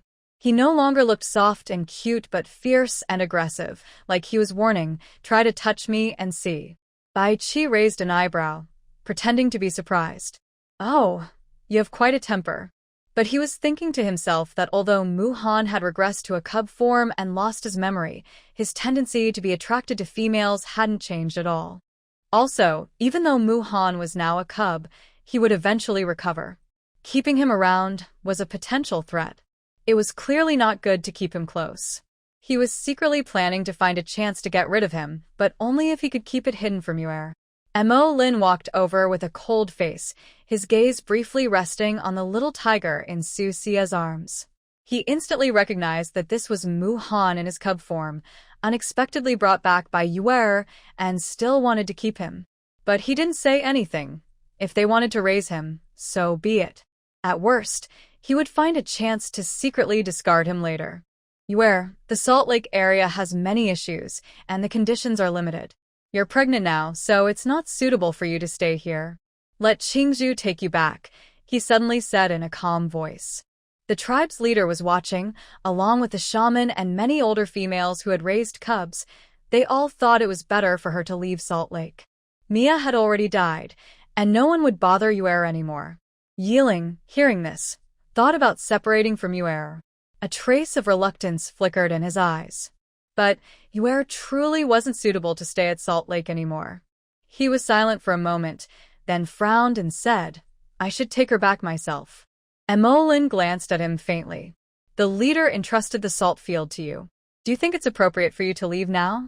Yeling was caught off guard by Mo Lin's question and fell silent, his face darkening. Seeing the situation, Susia quickly stepped forward to smooth things over. The salt farm really can't do without you. How about this? Bai Qi and I will go back together. I need to study pottery, and I need someone to help me. Bai Qi is careful and perfect for this task. Bai Qi's mysterious background hadn't been fully revealed, and if they separated now, the mission couldn't continue. Although the mission deadline was 1 month, the work at the Salt Lake couldn't be finished quickly. So it was natural to bring Bai Qi along. Bai Qi narrowed his fox eyes, smiling warmly. Little Yaya, are you giving me a chance to show myself? She glanced at him lightly. What? Don't want to go back with me? Bai Qi chuckled. Of course I do. Being able to follow little Yaya makes me very happy. Then why not get engaged? She said with a sigh. Yeling's eyes darkened slightly, a flash of displeasure crossing his silver eyes, but he didn't say anything further. The next morning, just before dawn, after breakfast, Susia and Bai Qi left the Salt Lake and headed back to the tribe. Bai Qi transformed into a 9-tailed white fox, his large body as white as snow, with 9 elegant tails swaying behind him. Susia rode on his back, holding little tiger Muhan in her arms. The scenery along the way was beautiful, making the journey quite pleasant. Bai Qi carried her over the chaotic Yunjian. His 9 snowy tails spread out like fans in the wind, and his fox ears twitched comfortably. Little Ya, you should hurry up. Ahead is Duanhuan Cliff. As soon as he finished speaking, Bai Qi leapt toward the 100-meter-wide cliff. She clung tightly to Bai Qi's silver-white fur, and the little tiger in her arms turned into a fluffy ball. Bai Qi, you did this on purpose. In the howling wind, the old fox's muffled laughter sounded. That way, you'll hold me tighter on your own. Suddenly, 3 bone arrows shot through the air, aiming straight at Bai Qi's vital points. Bai Qi's fox eyes narrowed, and with a flick of his 9 tails, he shifted his body instantly. The bone arrows brushed past Susia's hair and embedded into a nearby tree trunk, making a buzzing sound. Well, it seems someone thinks I've lived too long. Bai Qi chuckled lazily, with a hint of coldness in his tone. Susia hugged the little tiger tightly, frowning. Who dares to attack in broad daylight? Could it be the winged tiger tribe?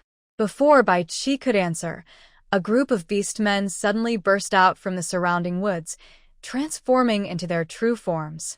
They had various shapes, all powerful, each above the 5th rank, and all emanating fierce killing intent.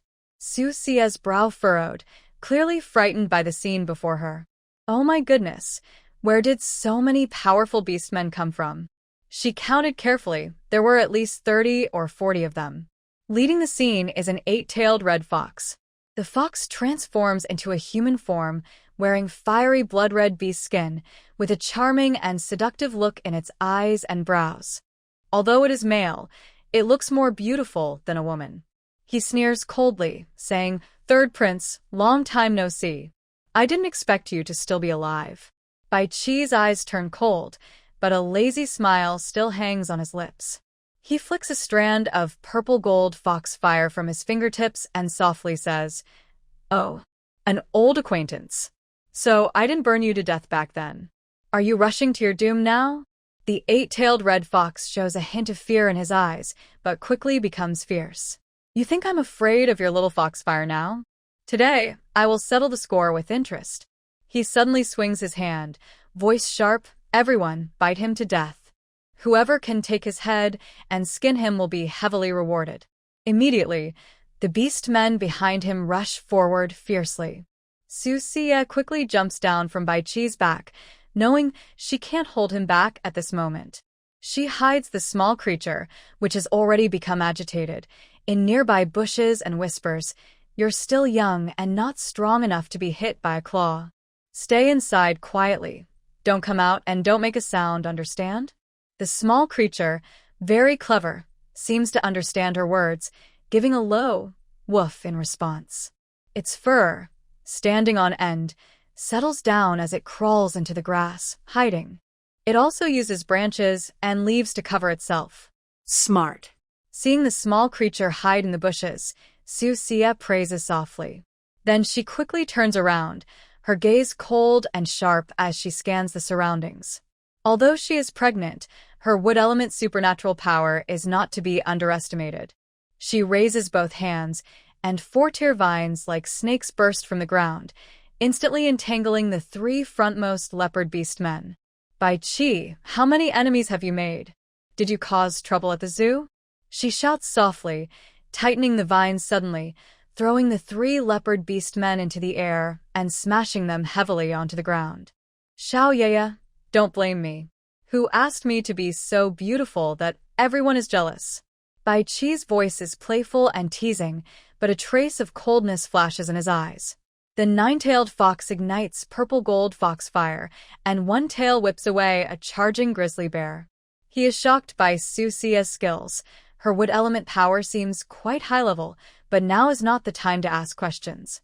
Susia, unaware of his thoughts, moves her vines like snakes, tying up the closest beast man tightly. "Beauty is a gift, but I think you're just born to be beaten. Little moon, if you say that, I will be very sad," Bai Qi said with a look of grievance, as purple gold fox flames suddenly surged. The flames burned several attacking hyenas into charcoal, scattering like shooting stars and forcing back the attacking beasts. "Stop talking nonsense. Focus." Susia glared at her, throwing out vines to entangle the sneaking tiger man, feeling a bit nervous. Although she was at the 4th level of Qi training, she knew no magic, nor did she have any magical tools or charms. The only thing she could use was vines, which were slightly stronger than supernatural abilities. Plus, she was pregnant and couldn't move too wildly. If Yeling and Mo Lin were here, it would be so much better. "Everyone, protect my belly," she silently told the system inside her. "Host, rest assured, The system has automatically activated the protection mode. Your unborn baby will be safe. The system immediately responded, but, host, aren't you going to take this chance to find out Bai Qi's background? This is a perfect opportunity. Susia rolled her eyes, attacking with vines while knocking away another beast trying to sneak attack her. She silently complained, "It's this moment and you're still thinking about the mission?" The system chuckled, "I just think that if you ask now, Bai Qi will definitely tell you." As soon as the words finished, Susia's pupils suddenly shrank. She noticed out of the corner of her eye that the 8-tailed red fox was trying to ambush Bai Qi, sneaking behind him and aiming its claws at his back. She didn't hesitate, flicking her vines like lightning, quickly wrapping around the fox's claws. "Be careful," she shouted as the vines tightened suddenly, pulling the 8-tailed red fox away from Bai Qi and slamming it to the ground. At the same time, she was hit by the fox's tail, flying like a broken kite and crashing into a nearby tree. Bang! The tree broke apart. She fell heavily to the ground, gasping in pain, and her abdomen suddenly glowed with a gentle green light. The system urgently activated a protective shield, enveloping her completely to prevent her from being ambushed by the beastmen while injured. Little Moon. Bai Qi's pupils shrank sharply, as if his heart was pierced with a bone needle. His beautiful fox eyes instantly turned into purple gold. Suddenly, his 9 tails expanded several times. His originally silver-white fur now shimmered with purple-gold patterns, and the fox flames turned into a rain of fire falling from the sky. The beastmen touched by the flames instantly turned to ash, unable to even scream. The purple-gold fox flames lit up the entire sky with a magnificent glow. Bai Qi's 9 tails looked like a burning galaxy, incredibly hot. Susia crouched beside the broken wood, watching the usually smiling fox now with fierce, upright demon eyes. Its body was covered with purple and gold patterns, crisscrossing in an eerie, unnatural way. "Your angry look is pretty cool too," she said, wiping blood from the corner of her mouth. She poked the transparent protective shield that suddenly appeared in front of her. This dog system still had some use. Otherwise, not only would the child in her belly be at risk, but she might also have to stay here. Suddenly, a system prompt sounded in her mind. Ding. Bai Qi's favorability plus 15. Favorability has reached 90, entering the deep love stage. Rewards. 9 revolutions resurrection pill, 1 set of silkworm silk armor, a complete collection of wood element spells, 3 spirit beast contract talismans. Rewards have been automatically sent to the system backpack. Please check later. Hearing this, a slight smile appeared on Susia's face. Indeed, the rewards for deep love were generous. Every item was something she had never dared to imagine before. She suddenly looked forward to the ultimate gift pack, wondering what it might contain. It would surely be more generous than the deep love rewards.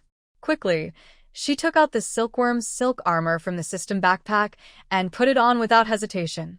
The armor was as thin as cicada wings but incredibly tough. It instantly wrapped around her body, even protecting her abdomen thoroughly. The 8-tailed red fox screamed and rolled in the flames, its face twisted with pain. It shouted impossible.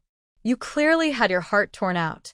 Before it finished speaking, Bai Qi's sharp claws pierced through its chest, crushing its beating heart.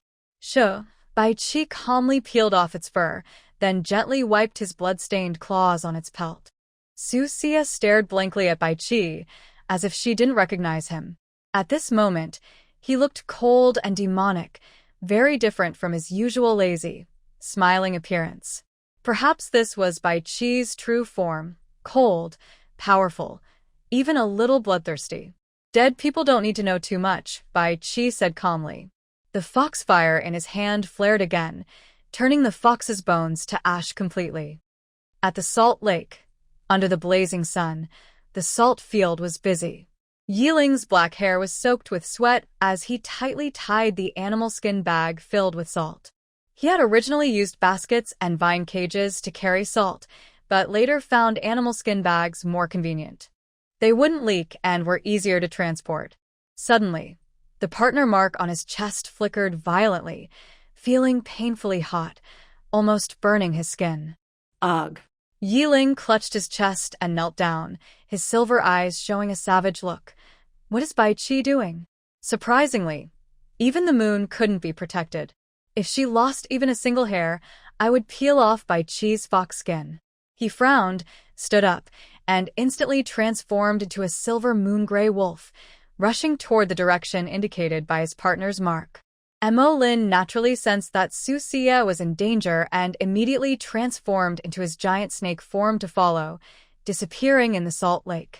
Qing Zhu and Shienming looked at each other in surprise. Although they couldn't sense it directly, they heard what Yeling just said and immediately understood that Susia was in trouble. Bai Qi is quite strong, so how did Susia get hurt? Could she have been ambushed by the winged tiger tribe on the way?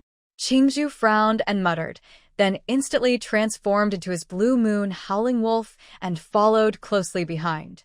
TSK, that old fox really can't be trusted. Shienming sneered coldly, turning to instruct Xianfeng to watch over the Salt Lake area. Then he transformed into a dark ghost wolf and chased after him like a gust of wind. Yeling, in his silver moon-gray wolf form, was the fastest, almost like a streak of silver lightning, disappearing instantly at the edge of the cliff. Mo Lin's black-scaled giant snake followed closely, its huge body weaving through the trees, leaving behind a trail of withered branches, fallen leaves, and deep marks. Qing Zhu had no partner mark and couldn't sense the direction, so he could only run after them. TSK, these guys run faster than rabbits. Shienming ran wildly, muttering to himself.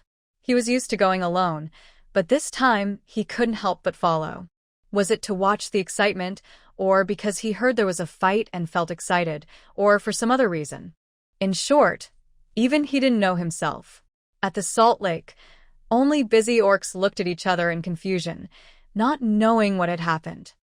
On the broken soul cliff, the purple-gold fox fire gradually dimmed, and the smell of burnt flesh filled the air.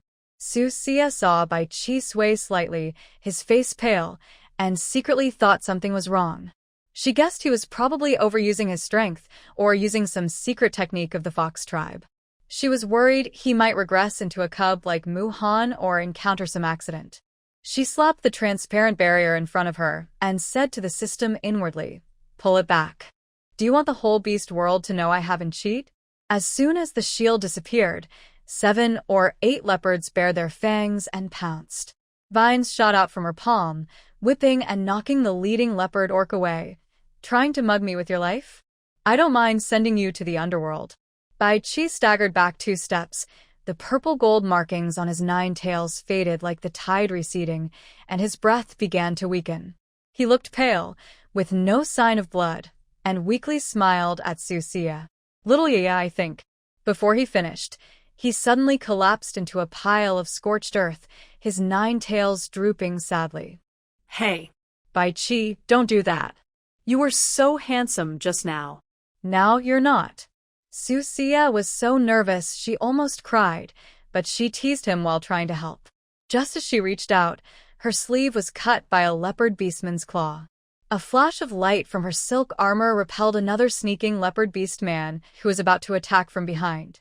She quickly ran over, grabbed Bai Qi, who had fallen into the scorched earth and was unconscious. "That old fox, he's only handsome for 3 seconds." She hurriedly stuffed the 9 rebirth pill, just awarded by the system, into Bai Qi's mouth, then lifted his chin to make sure he swallowed it. Only then did she breathe a sigh of relief. Although she felt a bit reluctant, saving his life was the most important now. At this critical moment, she couldn't be stingy. Then she dragged Bai Qi into the bushes and started running desperately. Wherever there was a path, she took it. She kept turning back to use vines to harass the pursuing leopard beastmen. Susia looked anxious, running while muttering, "You old fox, aren't you usually so proud? Why are you so down now?" She glanced back at the relentless pursuers and cursed inwardly. Are these guys dogs? No matter how fast she ran, she couldn't shake them off. Muhan, who had reverted to a cub form, quickly crawled out of the bushes, following closely behind, its round eyes full of worry. It ran while snarling at the chasing leopard beastmen. How? How? Unfortunately, its cute yelp had no deterrent effect. Instead, it made the leopard beastmen even more arrogant. Roar. The loud roar scared the surrounding birds and beasts into fleeing. Little one, save your energy. Your little yelp is less useful than a. Susia struggled to drag Bai Qi while running at full speed, not daring to stop for a moment. Suddenly, she felt very miserable. She was supposed to be caring for a pregnant woman, yet here she was, dragging a man to escape. She sighed helplessly. As expected, cannon fodder was just cannon fodder. She couldn't compare to Chu Youyou's powerful heroine aura, now enjoying her life in the Beast King city. A faint guess formed in her mind. These beastmen chasing them might come from the Beast King city. It was even very likely that Bayi, who saved Chu Youyou, had sent them. And as for how Bayi knew Bai Qi was here, just thinking about it, she knew Chu Youyou must have told him. Susia deeply regretted not killing Chu Youyou back then. That woman was a troublemaker just by staying alive. With her silver tongue, she could stir up trouble anytime. Sooner or later, she would tear that woman's tongue out. She casually swung out a vine and tripped a leopard beastman. The leopard beastman instantly fell face first into the dirt, snarling and showing his teeth. Roar. Seeing this, Susia took the opportunity to throw out a beast contract talisman. I need a mount, so you're it. The talisman stuck to the leopard beastman's forehead, and his eyes immediately became confused.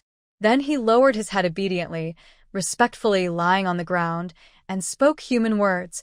Greetings, master. Traitor. A lion beastman roared angrily. He then angrily lunged at the spotted beastman. The spotted leopard suddenly turned around with a fierce look, sweeping the lion beastman into a thicket with his tail.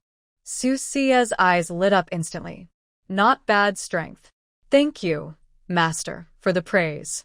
After dealing with the lion beastman, the leopard beastman came over obediently and knelt before her.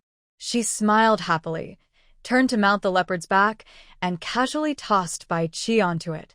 The cub form Muhan also immediately jumped on, lying on the leopard beastman's head. Run. The faster, the better. She patted the leopard beastman's back and urged him. Yes, master. The leopard beastman growled softly, then dashed forward at full speed, more than doubling his previous pace. The other beastmen couldn't understand why the spotted beast suddenly betrayed them and was even willing to be a female, riding on her back. Although furious, they quickly caught up. Susia tightly held onto the leopard beastman's fur, while one hand grabbed Bai Qi's back to prevent him from falling. She secretly thought, this beast contract talisman really is a good thing. It can save your life at critical moments. She raised her eyebrows and shouted back loudly, chase them. Come on, chase. Her hair was messy, and she didn't bother to fix it. The spotted leopard ran swiftly, kicking up dust with all four paws, leaving only afterimages. Susia happily laughed, occasionally using vines to bother the chasers behind her. It was unclear whether they were fleeing or just playing. The pursuing beastmen kept tripping over vines that suddenly appeared from all directions, falling flat on their faces. The lion beastman was especially unlucky, falling into a mud pit and chewing on rotten leaves and mud. He was so angry his face turned green and disgusted. He spat out the rotten leaves and mud. Female, don't think riding a traitor will let you escape. The lion beastman roared angrily, quickly climbing out of the mud pit and chasing after her again. The other beastmen gritted their teeth and followed behind. Roar, roar. Susia sat on the leopard's back, glancing back. Although she was extremely nervous, her face looked relaxed. Wow, you're so enthusiastic that I feel a bit shy. How about I sing a song to cheer everyone up? If anyone is annoying, she claims to be the top. No one dares to challenge her. Roar. The orcs are so angry they stomp their feet, eager to rush forward and tear her apart. She clears her throat and hums a tune. Run fast, a leopard runs so quick, behind, a bunch of fools chase. Can't catch up. Shut up. The lion orc is so furious he jumps with rage. He's never seen such a female, bold, with special powers, and really good at provoking others. She's truly a rare one. Today has been quite eye-opening, but her distraction slows her down. Susia laughs more and almost falls off the leopard's back, quickly grabbing the fur to steady herself. She pats the leopard orc's back and urges, "Speed up. Show them what real speed is."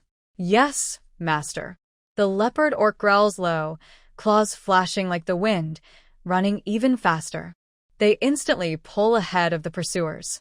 The lion orc chasing behind sees the distance growing and roars anxiously, "Use bone arrows to shoot that traitors." "Yes, boss." With a series of responses, the sound of arrows whistling through the air begins. Susia secretly worries they might get shot full of holes. In a panic, she presses down on Bai Qi's head and leans forward, nearly lying on the leopard orc's back. 3 bone arrows whoosh, whoosh, whoosh hit the leopard's rear. "Master, they don't play fair." The leopard orc jumps in pain, tail upright, its buttocks swinging with the arrows, looking like a hedgehog. It immediately bristles with anger. Susia silently feels sorry for the leopard orc for 3 seconds, then comforts it. "Your look is quite unique, haha. It's okay. Once we get away, the master will use his powers to heal you." At this moment, a flash of silver streaks through the forest. Yeling transforms into a silver moon-gray wolf and rushes out from the dense woods. He sees Susia sitting on the leopard orc's back, his silver eyes showing surprise. He doesn't understand how the leopard orc is willing to carry you away to escape. But there's no time to think about it now. He turns his gaze to Bai Qi, who is lying on the leopard orc's back, and frowns slightly, snorting coldly. "Useless fox." Susia, sitting on the leopard orc, rolls her eyes silently. "Stop talking nonsense, and help." Yeling doesn't say more. He leaps forward and instantly pounces on the leading lion orc, slapping it away with a paw. A large black snake suddenly slithers out from the woods. It is Mo Lin, with cold snake-like eyes fixed on the group of orcs. He hissed with his tongue, looking for trouble. In an instant, he wrapped his tail around another orc, squeezing tightly. The orc howled in pain as his bones shattered clearly, eventually exploding apart. Qing Zhu and Shienming arrived quickly, joining the fight and swiftly eliminating the remaining orcs. Seeing the scene, Susia secretly breathed a sigh of relief. She patted the leopard orc's back. "Good job. Find a quiet place to rest." "Yes, master." The leopard orc nodded obediently, carrying her and Bai Qi to a relatively flat and safe spot to stop. She just jumped down from the leopard orc's back. Yeling immediately transformed into a human form, catching her around the waist and pulling her into his arms. His silver eyes were bright red. "Who allowed you to get hurt? And jump down like that? Do you want to give up the baby inside you?"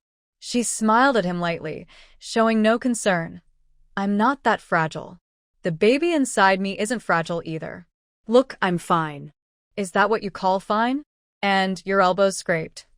Are you joking?" Yeling's silver eyes fixed on her bleeding arm, and he scolded her. "You know to protect your belly but not yourself? Is your wood-type ability just for show? Instead of watching nearby, why not treat yourself? Or are you so foolish you've gone dumb?" Susia's forehead twitched with anger. What does he mean being beaten silly and turning into an idiot? Is that human language?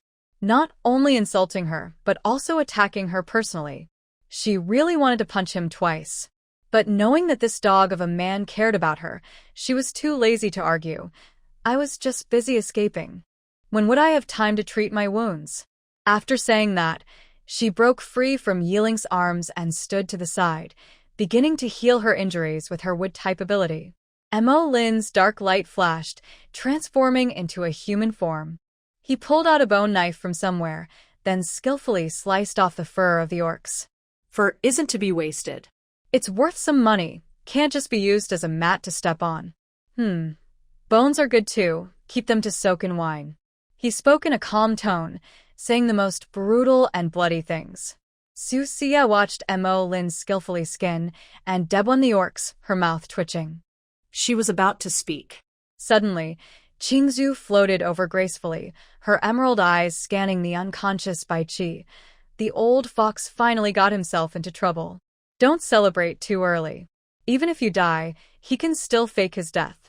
Shienming leapt down from the treetop, glancing at the spotted leopard beside him. The leopard still had 3 bone arrows stuck in its rear. He teased, quite a unique look. Who is this big brother, little moon? Want to introduce him? Or is he your 6th beast husband you've just taken in? Before he finished speaking, Yeling and Mo Lin's eyes shot sharply at the spotted leopard, filled with strong jealousy.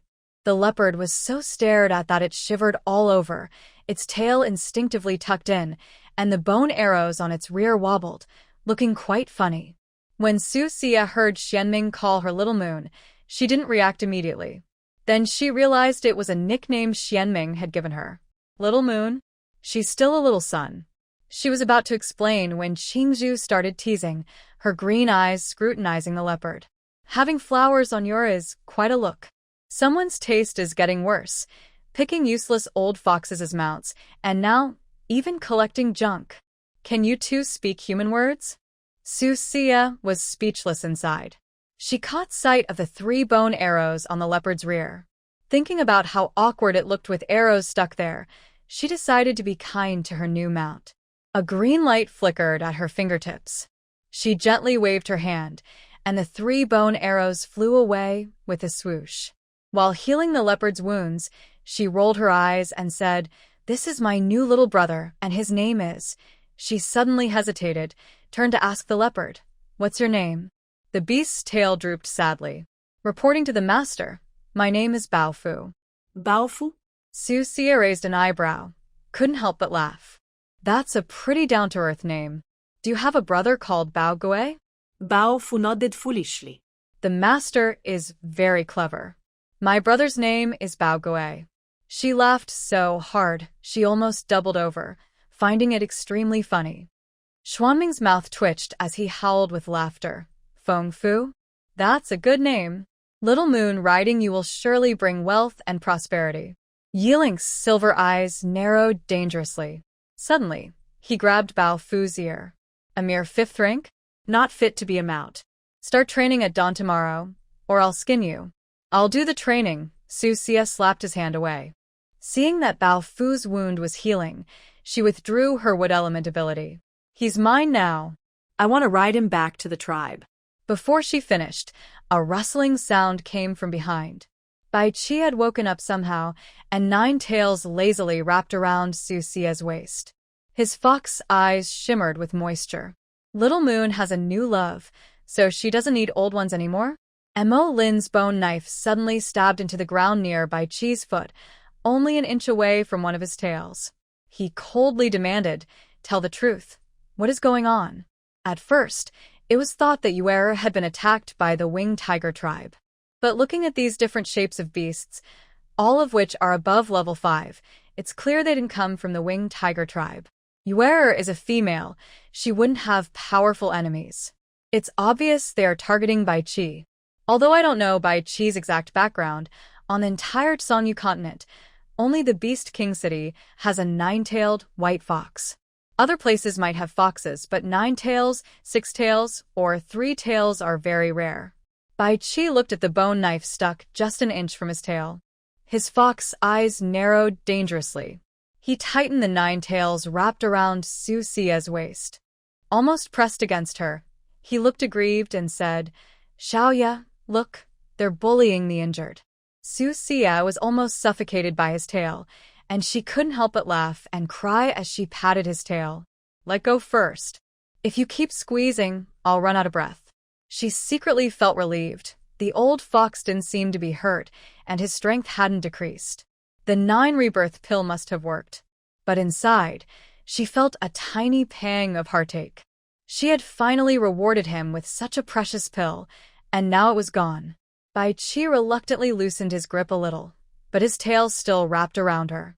His fox eyes looked at her with wetness, like a large dog that had been bullied. "Xiaoya, you don't love me anymore." She rolled her eyes. "Stop acting. Hurry up and tell me, what's going on with these beasts? Who did you offend?" She had some guesses, but didn't want to say them directly. Bai Qi blinked innocently. I don't know either. Maybe they're jealous of my beauty. Mo Lin sneered, moving his bone knife another half-inch forward. Be honest. Ah. Suddenly, Bai Qi leaned his head on Susia's shoulder. His black hair brushed her neck. That 8-tailed red fox earlier was sent by my older brother. His name is Bayi, and he's the crown prince of the Beast King City. I'm the third prince. My older brother has always wanted to get rid of me. This time, he probably got the news and sent people to silence me. Although Susia had suspected this, hearing him admit it directly still surprised her. She frowned. Your older brother? You guys have such a bad relationship? Bai Qi forced a bitter smile. The throne battle is a matter of life and death. Either I die or he does. She was about to ask more. Suddenly, a system voice rang in her mind. Ding. Congratulations to the host for successfully establishing a meaningful relationship with Bai Qi within a month, gaining his trust, and having him voluntarily reveal his true identity.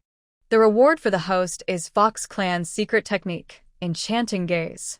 Would you like to receive the reward now? Susia's lips curl slightly, feeling pleased.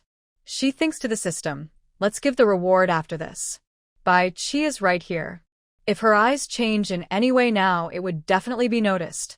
Okay. The system wisely stays silent. It just mutes itself. Bai Qi suddenly sits up straight, with a serious expression, and says, the location of the salt lake might be exposed.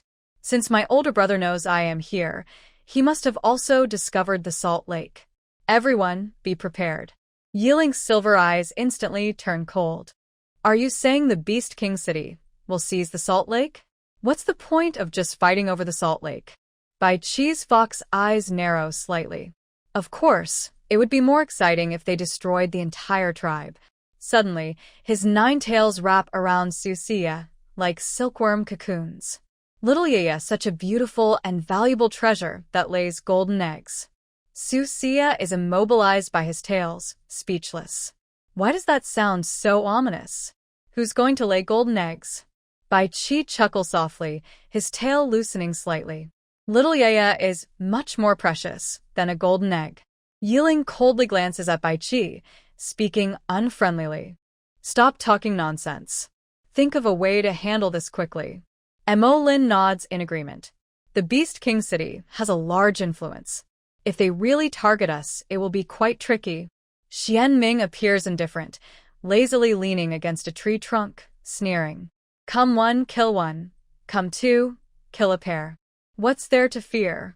Bai Qi doesn't speak, but smiles as he stares at Bao Fu. Little Yaya, your new mount is a bit ugly, but it's strong. How did you tame it?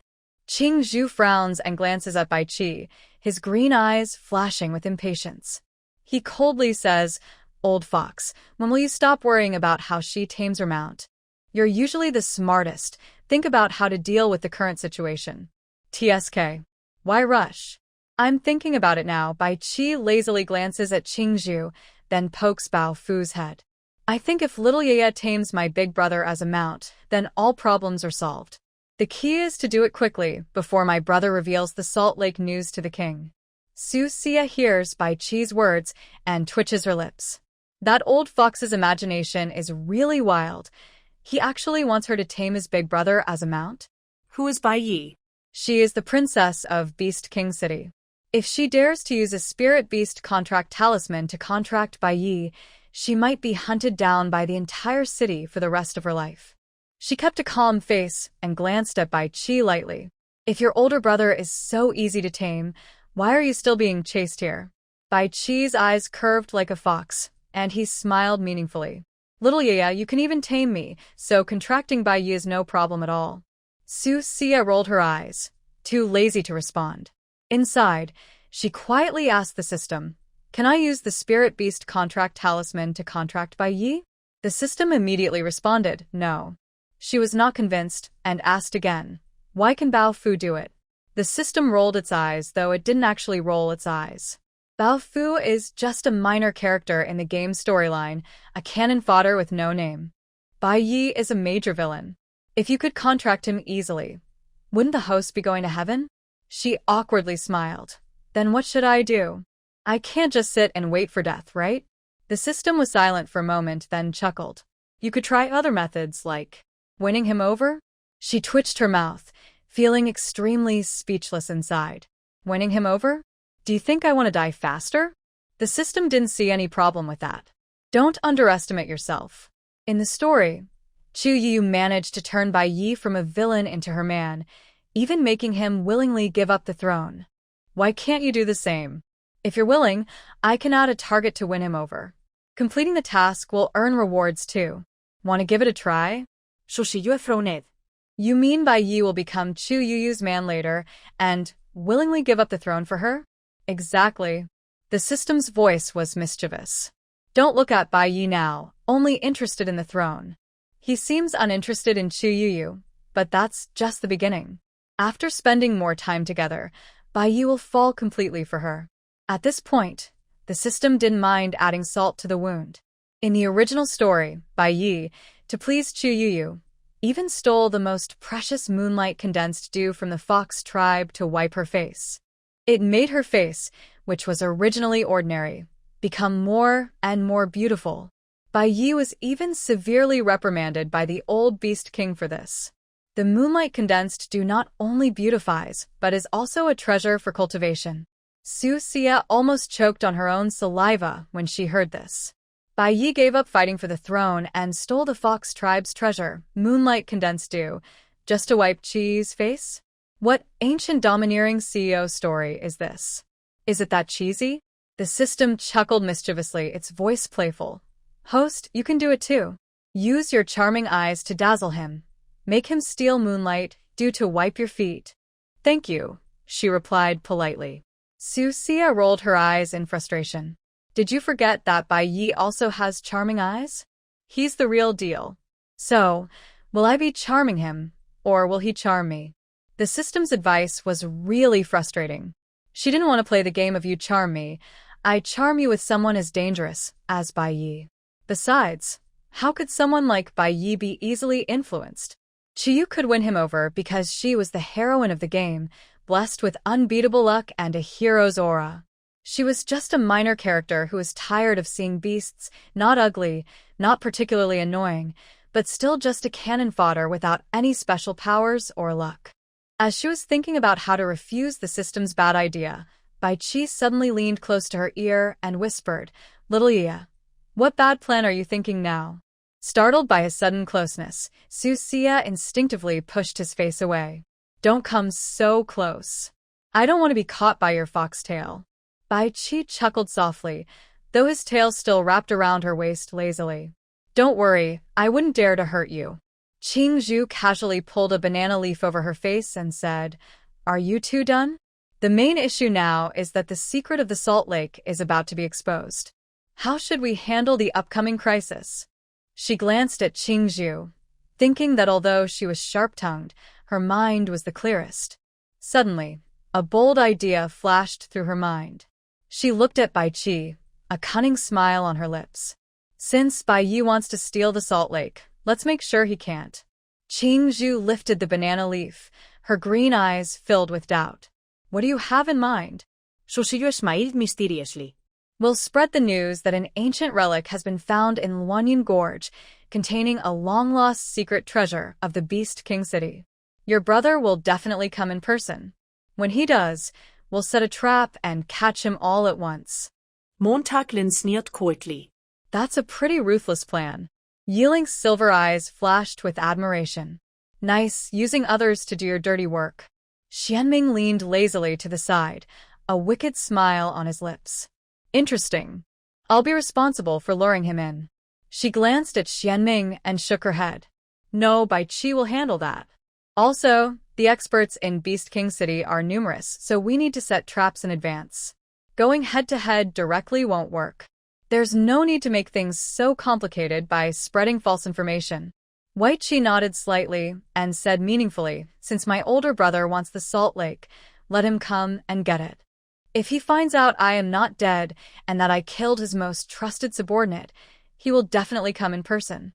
When that happens, we can set traps around the salt lake. Susia raised an eyebrow after hearing Bai Qi's plan. Are you sure your brother will come himself? Bai Qi's eyes narrowed like a fox. Of course. He hates others stealing his things. Moreover, as his resurrected, younger brother, he won't rest easy until he sees me dead with his own eyes. Not just the salt lake, he will come for sure. Emolin still looked cold. I'll set the traps. Yeling's silver eyes flickered slightly, and he said calmly, the terrain around the salt lake is complicated, so it's good for ambushes. Qing Zhu and Shienming had no objections. They couldn't think of better ideas anyway. Seeing everyone agree, Susia could only accept it. Still, she was a bit worried. But Bai Qi is very powerful, and he has many experts. What if the trap fails? Won't we be walking into a trap ourselves? Bai Qi chuckled softly and patted her shoulder with his tail. Chu Youyou, are you worried about me? Susia rolled her eyes. I'm worried that I can't kill Bai Qi and will instead expose the salt lake. Emolin frowned, glancing at her coldly. You're pregnant. You should go back to the tribe to rest and nurture the baby. We will handle the salt lake. As for how to set the traps, the few of us will discuss it. Yeling shared the same idea. His silver eyes looked coldly at Bao Fu and said, Now, I will send your master back. Protect him on the way. If anything happens, I will skin you. Bao Fu's tail twitched, and he immediately responded, Yes, master. I will take him back to the tribe now. These men really treated her like a delicate flower. Just as she was about to protest, Bai Qi gently pulled her tail, and she was safely seated on Bao Fu's back. Chu Youyou, don't be stubborn. Bai Qi looked at her with a gentle smile, his fox eyes filled with reluctance. You're strong, but this time it's not a joke. Big brother is ruthless. If anything happens to you, we won't be able to bear it. Not only would they be reluctant, but they might go crazy. Her mouth twitched, and she silently cursed inside. Reluctant? You're just afraid I'll hold you back. But she also knew she shouldn't take risks now, especially since she was pregnant and quite fragile. So, she could only helplessly nod. All right, be careful. Don't die. I'm still waiting for you to come back and bring me the children. Yeling's forehead suddenly showed 3 dark lines, and he said disdainfully, Stop talking nonsense. Let's go quickly. What does don't die, waiting for them to come back with the children mean? Is that proper human language? It sounds like a curse. Susia sat on Baofu's back, bouncing along as they returned to the wolf tribe. Yeling, Emolin, Bai Qi, Qing Zhu, and Shienming all quickly returned to the salt lake to set traps. In the ancient, grand hall of the Beast King city, candle flames flickered, casting a dim, yellow glow. Bayi sat on a beast hide rug, his long fingers gently rubbing the rim of a ceramic cup, looking cold and restless. He just received news that Bai Qi was indeed alive, not only still having his heart blood but also greatly strengthened, killing the trusted general of his team, the 8-tailed red fox. This made Bayi very annoyed.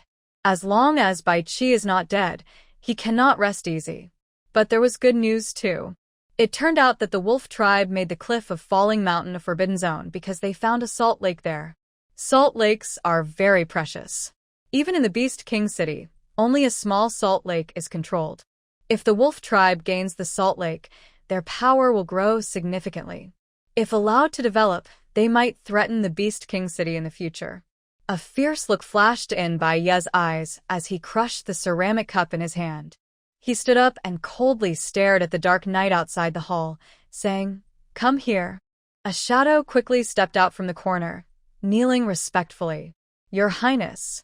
Baiyi's voice was icy and commanding, full of authority. Send orders to gather the elite troops. Tomorrow, follow me to the cliff of Falling Mountain. The shadow responded and disappeared into the hall in an instant. Bayi slowly walked to the window, still staring at the night outside, his eyes fierce and full of determination. Bai Qi, you really are lucky. He muttered softly, his voice extremely cold. But this time, I will personally end you. Bai Qi's existence made him feel uneasy. This operation was not only to seize the salt lake, but also to completely eliminate this dangerous confidant. Deep into the night, Inside the palace of the Beast King city, Bayi was still standing by the window, lost in thought. He didn't know how much time had passed. "Your Highness, everything is ready." The shadow appeared again, respectfully reporting. Bayi nodded slightly, his voice cold. "Good. We set out tomorrow to capture Bai Qi and the Salt Lake in one go." "Yes, Your Highness." The shadow received the order and left. The next morning, as dawn broke, Bayi led the elite troops of the Beast King city, marching grandly toward the cliff of Falling Mountain. In the team, the orcs are diverse in shape and fierce in presence. All are strong fighters serving Bayi. Of course, some are powerful warriors sent by the Beast King. When leaving, Bayi told the Beast King that he had found the Salt Lake and that this trip was to explore it, without mentioning Bai Qi at all. The Beast King did not suspect anything. When he heard about the new Salt Lake, he paid close attention. He immediately allocated a group of strong orcs to Bayi and ordered him to take control of the Salt Lake. Bayi happily accepted. The number of orcs accompanying him doubled instantly, all of them above level 6, forming a large and mighty team. At the bottom of the cliff, beside the dark river, a cool breeze blows. Yeling stands on a protruding rock, his silver eyes slightly squinted as he looks down at the dark river.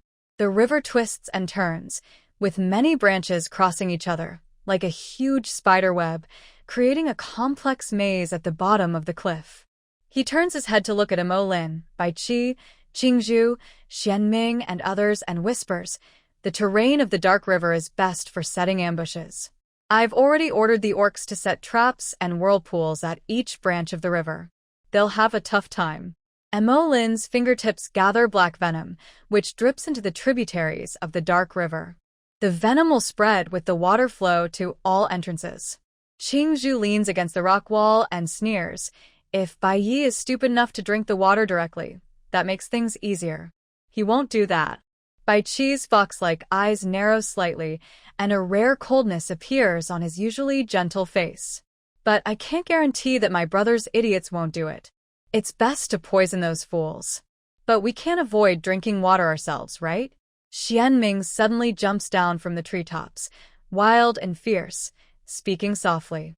Yeling glances at him coldly and says, "Don't worry. There's a mountain spring deep in the forest near the salt field.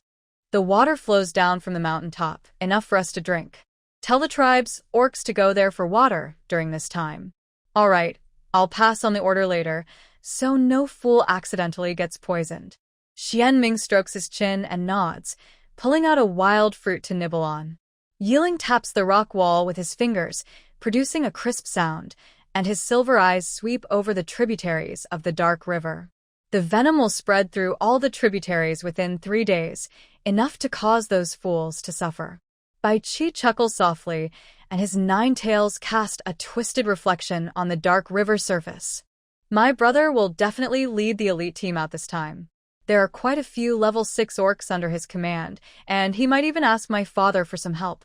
He pointed his fingertip, which flickered with purple-golden flames, at his face that was hard to tell if male or female. "This little bit of poison isn't enough. My big brother's guard team has a powerful old guy who is at level 7. His main form is an iron-armored rhinoceros. He's not only strong but also very tough." Lin suddenly tore open his beast-hide shirt, revealing fierce snake patterns on his chest. Qing Zhu saw this and snorted softly. "Susia isn't here. No one wants to see your six-pack. If you're feeling frisky, go to the river. Stupid people should keep quiet," Lin said coldly, applying poison to his snake-patterned chest. Suddenly, his skin split open into scales. "My blood can make the poison mutate."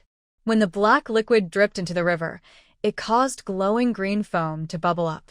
Shienming was gnawing on a wild fruit, juice dripping from his fingers. "Lin, what happens if you get this poison on you?" "First, my toenails will fall off," Lin replied with a cold, grim smile. "Then it will start from my internal organs." "Stop." Qing Zhu quickly stopped him from continuing, covering his mouth and nose with a banana leaf. "That sounds pretty gross. Better to save your saliva." Shienming looked excited.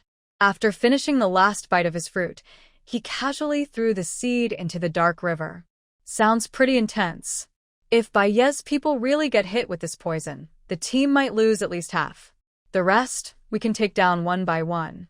Bai Qi's 9 fox tails spread out in the moonlight like fans. Mo Lin's poison mutating is really fierce. But that's not enough. My big brother wouldn't be stupid enough to drink water. If he finds out the water source is contaminated, he'll just go around. Around? Qing Zhu raised an eyebrow, her green eyes full of disdain. Where can he go around to? Unless he can fly. Bai Qi's fox tails shimmered in the moonlight. They really can fly. My big brother's team has eagle beastmen, and there are quite a few winged tigers too. Yeling's silver eyes narrowed slightly. His knuckles tapped faster on the rock wall. What if we Mo Lin's poison fog into the sky? Huh? Shienming brushed off the fruit juice on his palm, raising his eyebrows. You think your supernatural power is wind? Before he finished, he paused, thinking of something, and his voice froze. He quickly changed the subject. It's not impossible. Let Xianfeng go do it. His power is wind-based. But we still need to breathe, Qing Zhu said, frowning at Mo Lin. Is your poison only effective if it touches you, or can just smelling it make you sick? Mo Lin coldly glanced at her, his voice indifferent. Only touching it causes poisoning. Just smelling it won't. But if you breathe it in for a long time, it can cause minor damage to your internal organs. Qing Zhu took a deep breath. That's good. As long as it doesn't make us sick just by smelling it, we can handle it. Bai Qi's fox-like eyes flashed with coldness, but he smiled lightly. In that case, let Xianfeng handle it. His wind powers can the toxic fog into the sky, making it hard for Bayi's people to defend. Mo Lin suddenly plunged his entire arm into the dark river, where the poison swirled, his pale skin showing scales. In 2 hours, the toxin will be strong enough to make flying creatures foam at the mouth. He then looked at the others nearby. I'll find some herbs later. Everyone should chew them up and swallow to avoid accidentally getting poisoned. That would be best. Qing Zhu's bright green eyes swept over some vines hanging from a rock wall in the dark river. We can use ghost-crying vine juice to coat both sides of the river. Even if those fools manage to struggle ashore, they'll go mad and laugh uncontrollably. Plus, with large stones rolling down from above, the bodies will pile up high. Bai Qi looked at Qing Zhu and chuckled. That's a good idea. Back then, you mixed ghost-crying vine juice into my barbecue, and I couldn't stop laughing. Everyone thought I was going crazy. I still haven't gotten back at you for that. Shut up, fox. Qing Zhu flicked a stone into in the rock wall. That was because you used your charm eyes to trick me into eating the love potion fruit. If I hadn't soaked in the river all night, I might have been ruined. Bai Qi smiled innocently. It was all a misunderstanding. Besides, I didn't force you to eat it. Qing Zhu snorted coldly and ignored him, turning to set up the ghost-crying vine trap. He also checked if the large stones on the cliff top were enough. Thinking about that past incident made him furious. He still remembered how difficult it was to plant those vines, like an explosion of frustration. Luckily, he had already taken revenge. Shienming naturally knew about this. Just thinking of Qing Zhu's expression back then made him laugh non-stop. Ha ha ha. Qing Zhu heard Shienming's laughter, and his forehead veins bulged. His face darkened as he turned to look at him. If you laugh again, I'll throw you into the dark river for a bath. Cough. Shienming's smile froze instantly. He awkwardly rubbed his nose. I'll go tell everyone not to touch the water in the dark river, and I'll also find Xianfeng. Bai Qi shook his head with a smile. I'll check too, to see if there's anything else wrong. After speaking, he disappeared into the moonlight. Mo Lin confirmed that the poison in the dark river was thick enough, then retracted his arm. He slowly stood up, looked down at his skin soaked in poison, and saw the scales gradually fade away as the toxin was absorbed. He cast a cold glance around, making sure nothing was missed, then turned to leave. Here, Susia, in her young form, rides back to the wolf tribe on a leopard with Muhan. She tells the little one and the leopard to stay in the cave and not to run around freely. Then she rushes straight to find Su Lai. The secret of the salt lake has been exposed, and the Beast King City's main hall is about to be attacked by White Knight and his orcs. Such a big event must be reported to Su Lai, the leader. She hurriedly runs into Su Lai's stone house, gasping for breath, and shouts, "Father, come out quickly." Something big has happened at the Salt Lake. Su Lai is sharpening arrows with a bone knife. When he hears the shout, he jerks his hand, and the arrow tip cuts a small bloodstain in his palm. What's the rush? He frowns, casually throws the arrow aside, and looks up at his breathless daughter. What happened at the Salt Lake? Susia takes a few deep breaths, but doesn't have time to explain everything in detail. She highlights the main point. White Qi's older brother, the prince of the Beast King City, somehow discovered White Qi is still alive and sent his men to assassinate him. We barely escaped with our lives, but the secret of the Salt Lake might be lost. They might already be leaving with people. Hearing this, Su Lai's face darkens slightly, but he remains calm. Years ago, on his way back and forth from the Beast King City to the tribe, he saved a dying White Qi and knows some of his true identity. But he doesn't know about the grudge between White Qi and his older brother. No matter what the feud is, it's not acceptable to try to seize the Salt Lake. He looks down at the bloodstain on his palm, wipes it casually with animal hide, and says calmly, "Go back first. Don't go near the Salt Lake for now. I will handle this." Susia nods and turns to leave. Suddenly, she remembers something and turns back. "Father, although Yeling and the others have already set traps near the Salt Lake, the Beast King City is strong, with many high-level orcs. There might even be 7th or 8th level orcs. Be careful." Su Lai's brow furrows slightly, but he remains composed. He waves his hand and says, "Don't worry. Your father is not a fool. I managed to rescue White Qi from the Beast King City before, so I have my ways." She pouts and mutters in her heart, "Father, where does your confidence come from? When you rescued White Qi, it was mostly luck. He was unconscious and injured, and you just took advantage of the situation." But she doesn't dare say this out loud. She only pretends to be obedient, nods, and says, "Father is the best. I'll go back now. Be careful, okay?" Su Lai snorts and turns to look for the priest next door. It seems that this time, only the priest's mysterious powers can handle the crisis. Thinking of the priest's unpredictable methods, she feels a bit more at ease. As Susia returned to her home, she saw a group of females gathered at the cave entrance, chattering and fighting over something. She frowned and quickly walked over. The young form of Muhan was being grabbed and pulled by the females of the tribe. She immediately saw that the young Muhan was being carried around like a toy, with a helpless expression and a grumpy face, clearly annoyed. However, he had no power to resist, and instead made the females laugh happily. Just as she was about to go and rescue the little one, she noticed what the females were saying. "Oh my, who is this male? I've never seen him before. He looks pretty handsome, with this build and aura. Although not as strong as Yeling or Lin, he's better than most males in the tribe. Susia is really lucky. She's taken a new beast husband again." She was confused. What do they mean by beast husband? When did she get a new one? She pushed aside the females watching and saw a male surrounded by them, looking awkward and helpless. The man had a tall and slender build, with healthy wheat-colored skin. His amber eyes were very distinctive, carrying a lazy and casual expression. His hair was dark brown, casually tied behind his head, with a few strands falling over his forehead, making his features look even more handsome and defined. Susia frowned, looking at the man surrounded by the females, and thought to herself, "Who is this guy? Why did he come to her cave entrance?" She didn't associate this man with Bao Fu, mainly because she hadn't seen Bao Fu in his human form before. She quickly grabbed Muhan from the female's arms and held him in her arms, her eyes alert as she looked at the man. "Who are you?" "Why are you here?" she asked. The man was slightly stunned, then showed a lazy smile, with his amber eyes carrying a teasing look. "Master, you wouldn't forget me, would you?" "Master?" Susia was momentarily confused, looked him up and down several times, then suddenly realized, "Bao Fu? You've turned into a human?" I am a beast man.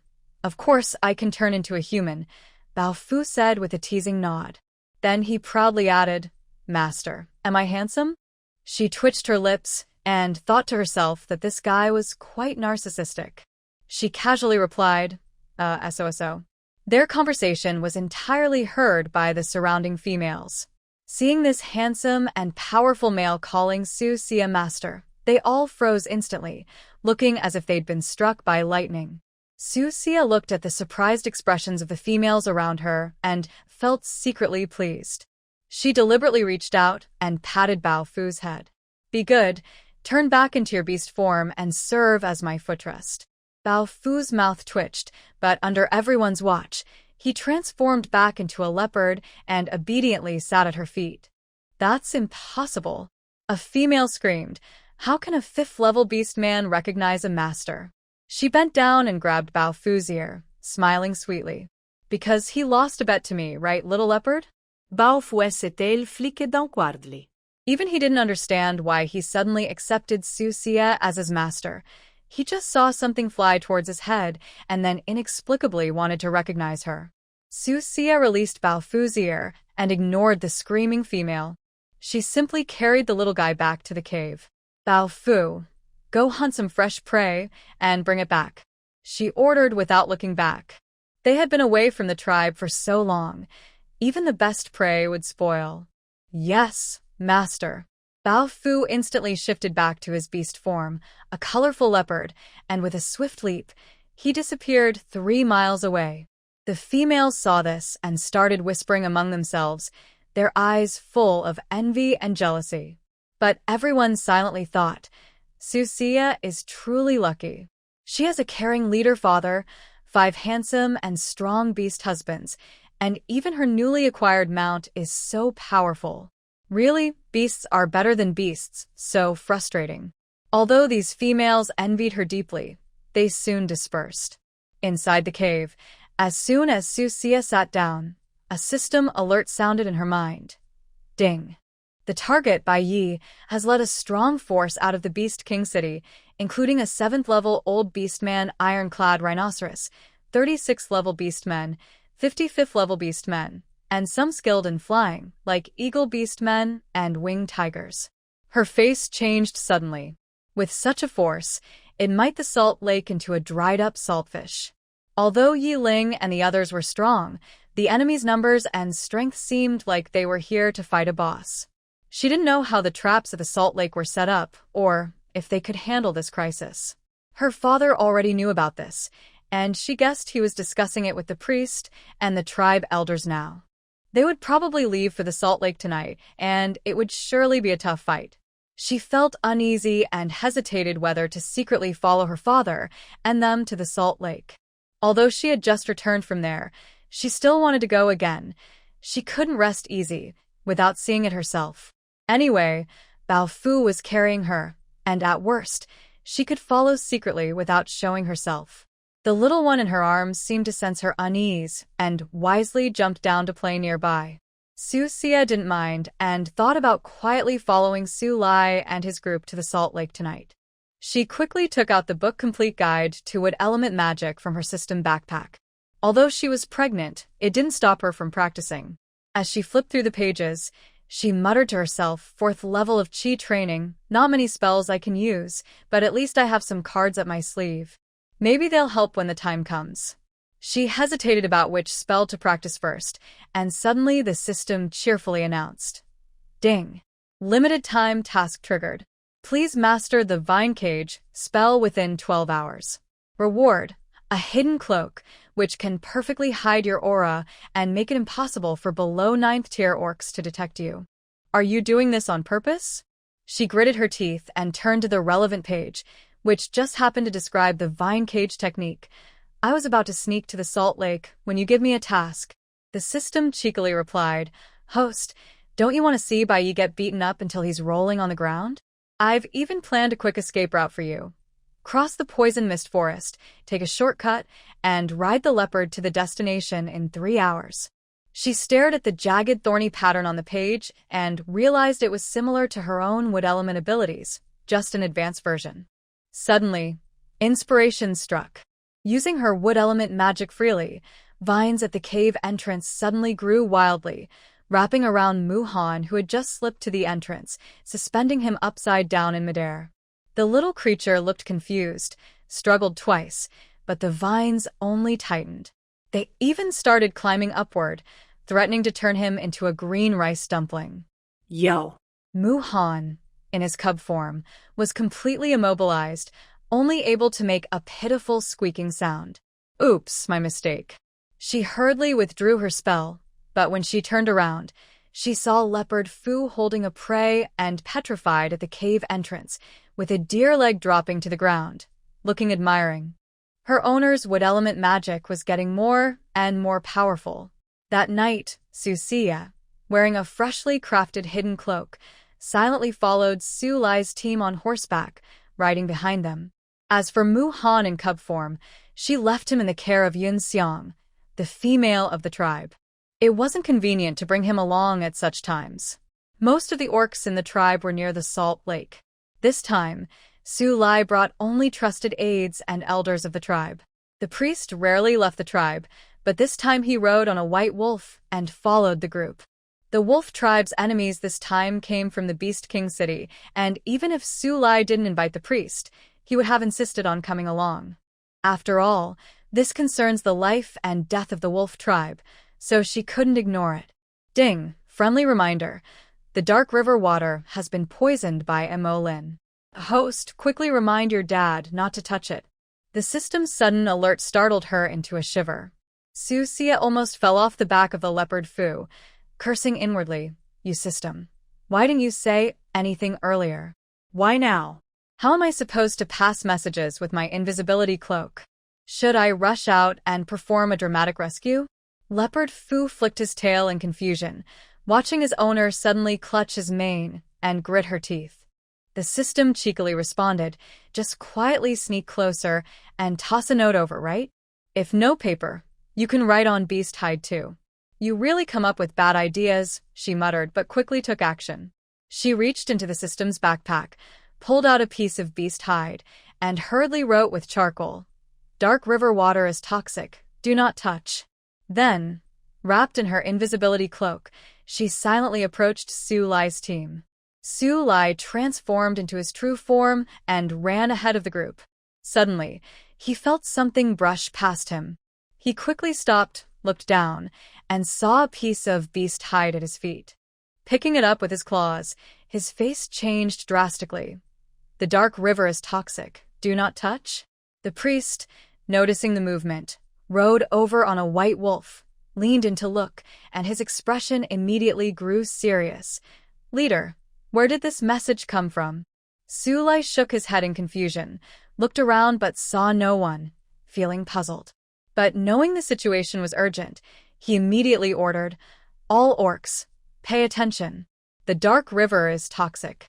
No one is allowed to touch the water. The orcs in the team looked surprised, but did not question Su Lai's command. They quickly adjusted their route. Susia, wrapped in her invisibility cloak and hiding in the shadows, quietly relaxed and let out a small breath of relief. The team continued forward, with Susia secretly following behind. She was planning how to quietly use the vine cage to trap Bayi later. First, catch the king to catch the soldiers. Everyone, what level is Bayi? She sat on Leopard Fu's back, hidden in her invisibility cloak, and asked the system inside her mind. Bayi is at mid-6th level, and there's also a 7th level armored rhinoceros old orc. The system's voice took on a mischievous tone. Host, with your 4th level ability, it might be a bit difficult to trap Bayi. She rolled her eyes. Don't judge people by appearances. How do I know if I don't try? Besides, I have my own clever plan. While secretly following the team, I was calculating in my mind. Bayi is at mid-6th level, so direct confrontation won't work. I need to use strategy. The system interjected at the right moment. Host, a friendly reminder. Bayi has a deadly weakness. Cleanliness. You could throw mud at him. Mud? She twitched her mouth. Did I come to this beast world to play with mud? Although she said that, she was secretly considering the possibility of this plan. No matter how dirty it is, as long as it can disgust Bayi. Mud doesn't matter. Later, if a leopard urinates on him, it would definitely make Bai Yi very sick. Leopard Fu's bumpy ride made her dizzy and nauseous, but she endured it for the wolf tribe. Everyone protect my belly. Don't cause me to have a miscarriage. She touched her stomach and silently told the system. Got it, I'll be your personal guardian. The system lazily responded, but a green light appeared, protecting her belly. At the cliff of Luoshan, by the dark river, the night wind blew. Yeling Silver's eyes swept over both riverbanks, and her fingertips tapped the rock wall 3 times. Mo Lin, have you cleaned up the poison fish and shrimp? Mo Lin was curling the last dead poisonous fish with a snake tail. He sneered. Do you think I'm like Qing Zhu, too lazy to deal with prey? He threw the poisoned fish into a prepared stone pit, where bluish venom seeped from the scales. Qing Zhu squatted by the riverbank, carving a wooden arrow, her green eyes flashing coldly.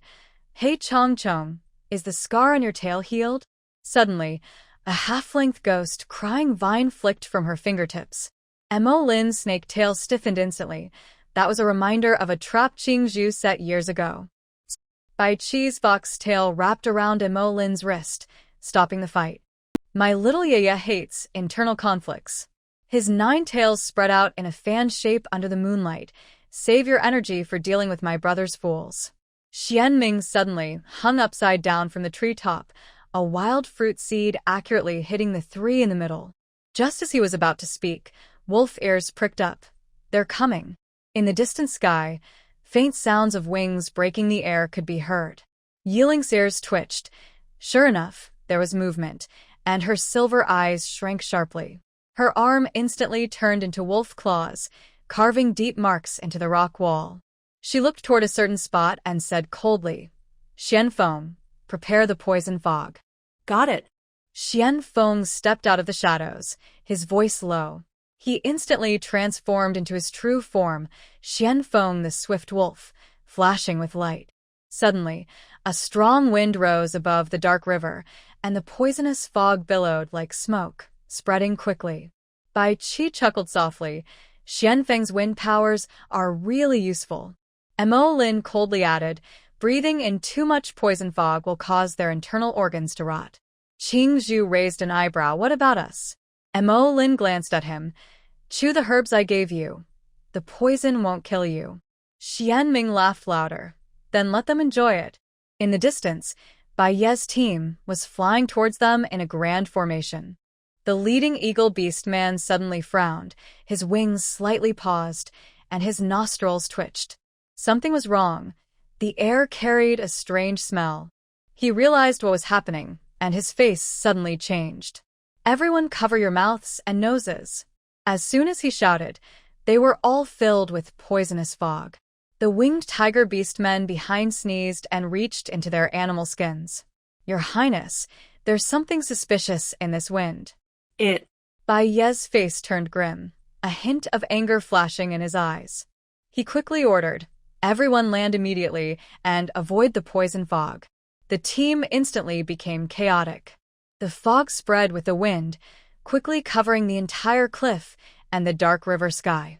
The front eagle beastman suddenly turned white-eyed and fell straight down from 100 meters high. Next, a winged tiger crashed heavily from the sky, creating a deep hole on the ground. Among Bai Ye's team, the weaker 5th-tier beastmen already showed signs of poisoning, foaming at the mouth and convulsing on the ground. Your Highness, we've been tricked. The old armored rhinoceros beastman approached Bai Yi with a grim face and warned. His skin was as hard as iron, so the poison fog affected him less, but he still felt dizzy. Bai Yi coldly surveyed his surroundings, his eyes more fierce, and sneered, Bai Qi, do you think this can stop me?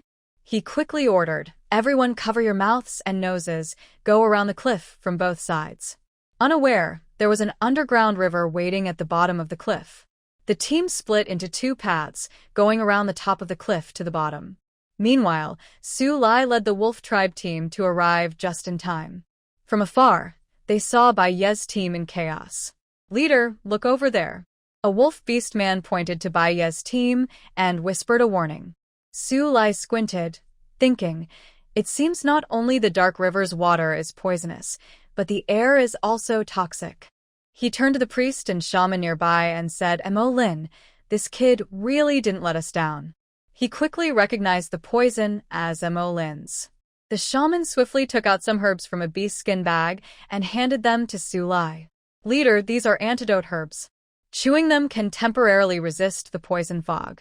Su Lai took the herbs and quickly distributed them to trusted followers and elders. Everyone chew and swallow them.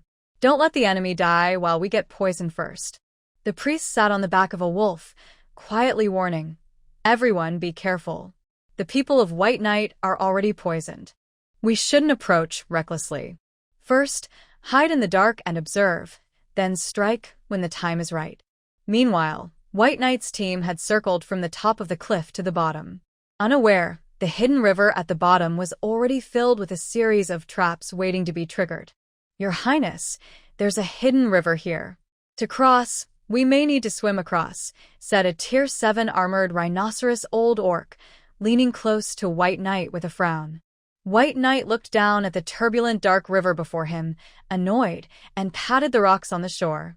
Try using your rhinoceros horn to test the water. Yes, Your Highness, replied the armored rhinoceros old orc.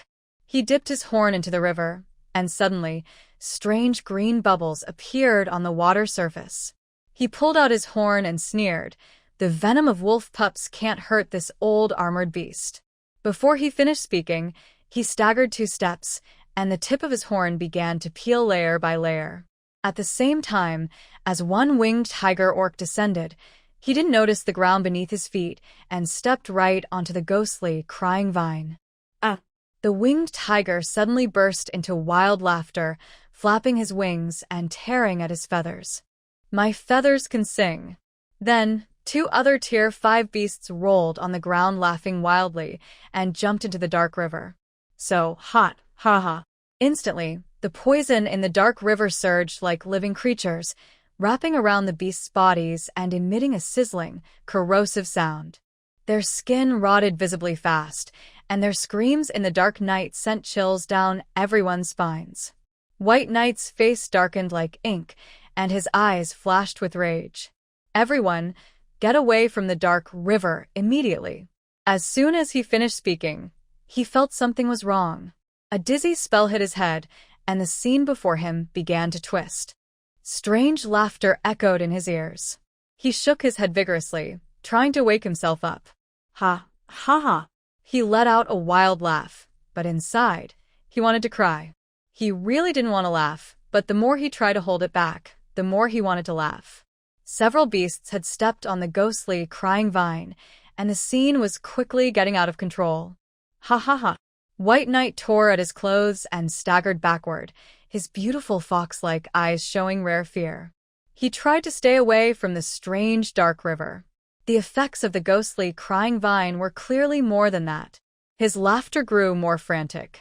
He even started dancing wildly, as if he had suddenly gone mad, losing all his usual grace and dignity. I am the prince of the Beast King City. Who dares to laugh at me? White Knight laughed wildly, while desperately trying to control himself. He felt utterly humiliated. The more he tried to control, the more he laughed wildly, tears streaming down his face. The nearby ironclad rhinoceros old orc saw this, his face turning pale. He forced himself to ignore the dizziness in his head and quickly grabbed Bai Ye's arm. Your Highness, stay alert. This is Ghost Withering Vine, it's poisonous. Ha ha ha. I know it's poisonous, but I can't help myself, ha ha. Bayi laughed so hard that tears came out, unsure if he was laughing or crying. He shook off the old orc's hand and pointed at his nose. You old rhino, why do you have 2 faces? Ha ha ha. Bayi kept laughing wildly, as if he had suddenly lost his mind. He even started dancing a fox tribe ritual dance, his animal hide robe flickering like shadows. Ha ha ha, old rhino, you've got mushrooms growing on your head, ha ha. Inside, tears flowed freely, and he secretly thought about killing all these orcs to prevent them from spreading his shame. That would be a lifelong shadow for him. The ironclad rhinoceros painfully broke off the darkened horn tip. If he didn't, he feared he would rot completely. Your Highness, I apologize. He looked at the crazed Bai Yi and grabbed a thick piece of wood from the water basin, smashing it toward the dark river. Poison splashed onto Bai Yi's white fox tail, instantly burning 3 black holes. Ah! Bai Yi screamed in pain and leapt onto the tree branches. The pain made him somewhat alert. He tremblingly took out a pill he had prepared before traveling and swallowed it. The pill went down, and he finally stopped laughing wildly, but black blood began to seep from his 7 orifices. From in the rock 100 meters away, Shienming was secretly watching, trembling with excitement. TSK Bai Qi, your older brother dances pretty well. Too bad there's no female here, or he'd surely attract a lot of admirers and scream to have little fox cubs. Bai Qi shot a sidelong glance at Shienming, a teasing smile on his lips. You just reminded me. Next time he dances, I'll record it with illusion tree leaves and send it as a New Year gift to the females in Beast King City. Why not hang him upside down on Ghost Crying Vine later? Mo Lin curled a glowing illusion leaf from the tail of his snake. I heard the Beast King City's prince's courtship dance can even cure infertility. Qing Zhu hid behind a tree branch, her bright green eyes fixed on that side. Seeing Bayi swallow a pill, she frowned slightly. This isn't good. He's detoxified from Ghost Crying Vine. Before she finished speaking, Mo Lin suddenly dipped his entire arm into the poison river, his pale skin instantly showing snake scale patterns. Then let's add some more ingredients.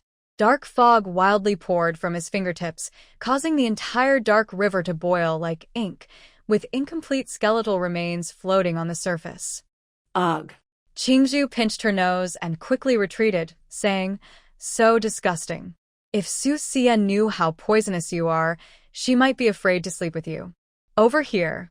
Bai Yi, though stopping his wild laughter, had black blood seeping from his 7 orifices. His body swayed as he fell from the treetops. When he landed, his legs went weak, and he nearly stepped on the Ghost Crying Vine, his face as grim as a ghost. The old beastman Iron Arm Rhinoceros saw this and hurried over to support him, anxiously saying, Your Highness, we can't stay here long. We must retreat quickly. It was obvious that a trap was set for them. Continuing would only lead to more losses.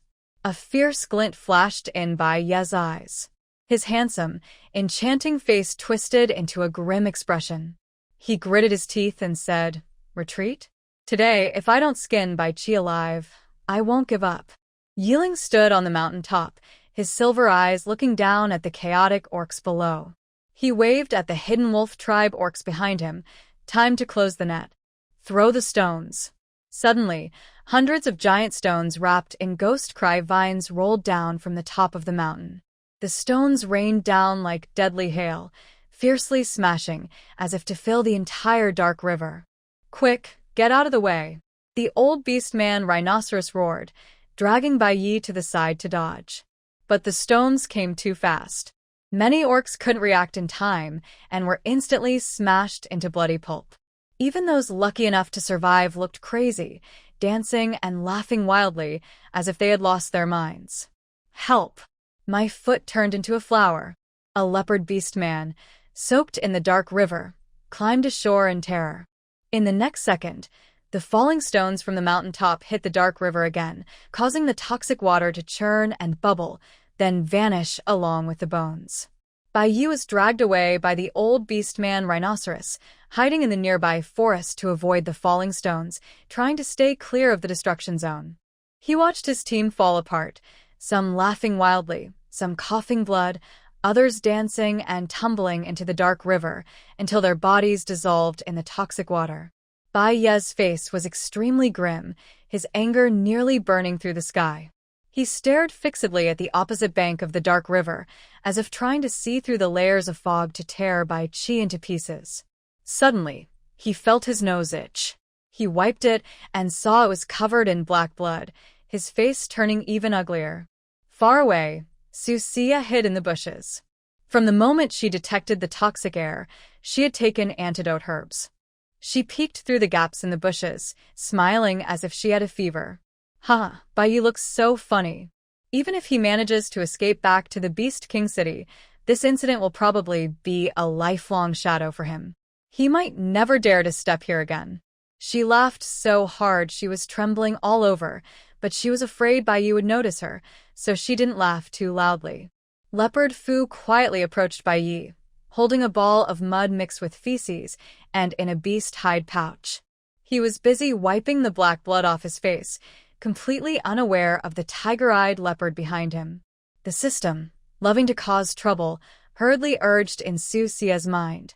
Host, quick. While he's wiping his face, smear it on him. Susia twitched her mouth and cursed silently. This dog system has such dark humor. But she didn't argue. Instead, she quietly ordered Leopard Fu, aim at his face and fire.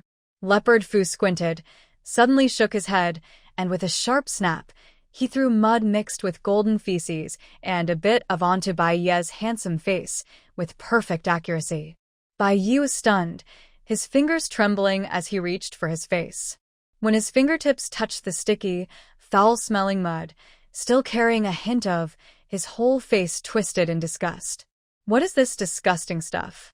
He took a step back sharply, his voice changing, like a cat that had its tail stepped on.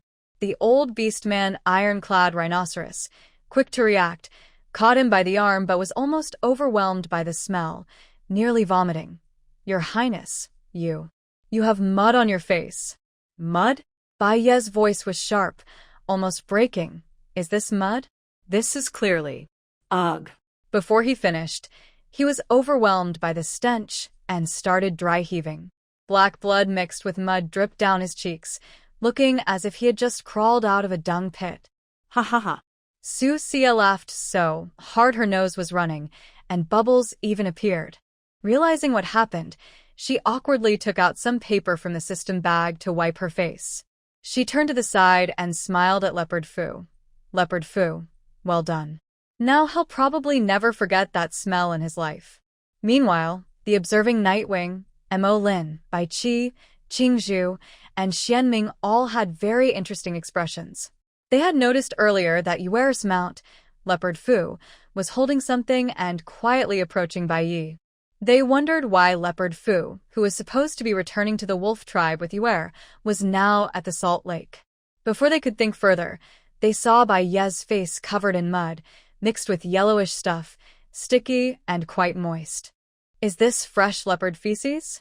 And with mixed in? Shienming chuckled almost to the point of losing breath, trembling all over like he suddenly lost his mind and couldn't stop. He said while laughing, Little Moon is so interesting, just too funny. Bai Qi's illusionary leaf was recording White Knight's crazy scenes, and he chuckled softly. Fox Clan Beauty's secret recipe, with extra ingredients, for beauty and skin. Nightwing clenched his fists with a cracking sound, but his silver eyes flashed with a barely noticeable smile. Moon, pregnant and sneaking over, still dared to play tricks? When she gets back, she'll definitely be punished. But, thinking of Bai Knight's miserable face, he couldn't help but curl his lips. Qing Zhu hid behind a tree branch, her green eyes flashing with disdain. She pinched her nose and whispered, "So disgusting, Moon's move is too mean." She didn't notice that her way of addressing her had changed from Susia to Moon. Mo Lin's stern face rarely showed a hint of a smile. The effect is good. Next time, consider using snake venom. At the same time, a series of electronic sounds suddenly rang in Susia's mind. Ding! Qingzhu's favorability increased by 5. Favorability has reached 70, entering the liking stage. Reward: a simple celestial instrument, which can check the weather for the next 7 days. The reward has been sent to the system backpack. Please check later. Ding! Shienming's favorability increased by 5. Favorability has reached 65. Keep it up. She listened to the voice in her mind, looking a bit confused. Why did her favorability suddenly increase? Before she could figure it out, the old beast of the iron-armored rhinoceros finally found Leopard Fu's trail and roared angrily. Where did this leopard come from, daring to be so rude to His Highness? Instantly transforming into his true form, his huge body looked like a giant hill, nostrils spewing foul, hot air. His broken horn pointed at Leopard Fu. Die. Seeing the situation was bad, Leopard Fu kicked into a sprint, cursing inwardly. This old rhinoceros is too unruly, bullying a 5th rank with a 7th rank. The iron-armored rhinoceros's eyes widened with anger. He swung his horn and chased after Leopard Fu, stomping the ground with a loud rumble. "You little brat, daring to slap His Highness's face. Today I'll crush you into a leopard cake." Leopard Fu ran backward while taunting, "Old rhinoceros, your broken horn on top of your head looks pretty unique. Did you get it from a fight last time?" Ha ha ha. Having been with his master for a while, he also learned how to fight and tease. Hearing this, the iron-armored rhinoceros snorted with smoke coming out of his nostrils. "Dare to seek death." Susia, hiding under an invisibility cloak, saw Leopard Fu being chased and fleeing in all directions. She stomped her foot anxiously. "Leopard Fu, run toward the dark river. Watch out for the ghost-crying vines, and don't fall into the dark river." Leopard Fu's ears twitched, and he immediately made a sharp turn, rushing toward the dark river. He also paid attention to his footing to avoid stepping on the ghostly, crying vine. On this side, Bayi suddenly turned his head with a face smeared with a mixture of fermented waste, and his fox ears stood up. "Female?" A strand of purple-red foxfire appeared at his fingertips. With a gentle wave, the foxfire flew toward the hiding place of Susia. Although the person was not visible, the sound allowed for a rough location. "Be careful." Bai Qi was the first to change his expression. His figure flashed and stood in front of Susia. He raised his hand, and a purple-golden foxfire instantly devoured Baiyi's purple-red foxfire. Baiyi's pupils shrank, and he looked at Bai Qi in surprise. "Purple-golden foxfire? Why is your foxfire purple-golden?" Foxfire is the innate flame of the nine-tailed white fox clan, usually purple-red. The purple-golden foxfire was something he had never seen before. Although he had not seen it, he could tell it was extremely powerful. Bai Qi sneered, the purple-golden foxfire reflecting his playful expression. "Brother, it seems you've been busy fighting for power these years and forgot the clan's secrets. The purple-golden foxfire is the most noble flame of the Fox clan. Only those who awaken it are qualified to inherit the throne. Did father never tell you?" Baiyi's face instantly turned deathly pale, trembling uncontrollably. "No way. Father never mentioned the purple-golden foxfire. You're lying to me." Bai Qi chuckled softly, the purple-golden foxfire at his fingertips flickering more brightly, making his handsome face look playful. "Brother, have you ever wondered why father has always been distant with you but favors me so much? Because your talent is not as good as mine, and you have no chance of awakening the purple-golden foxfire.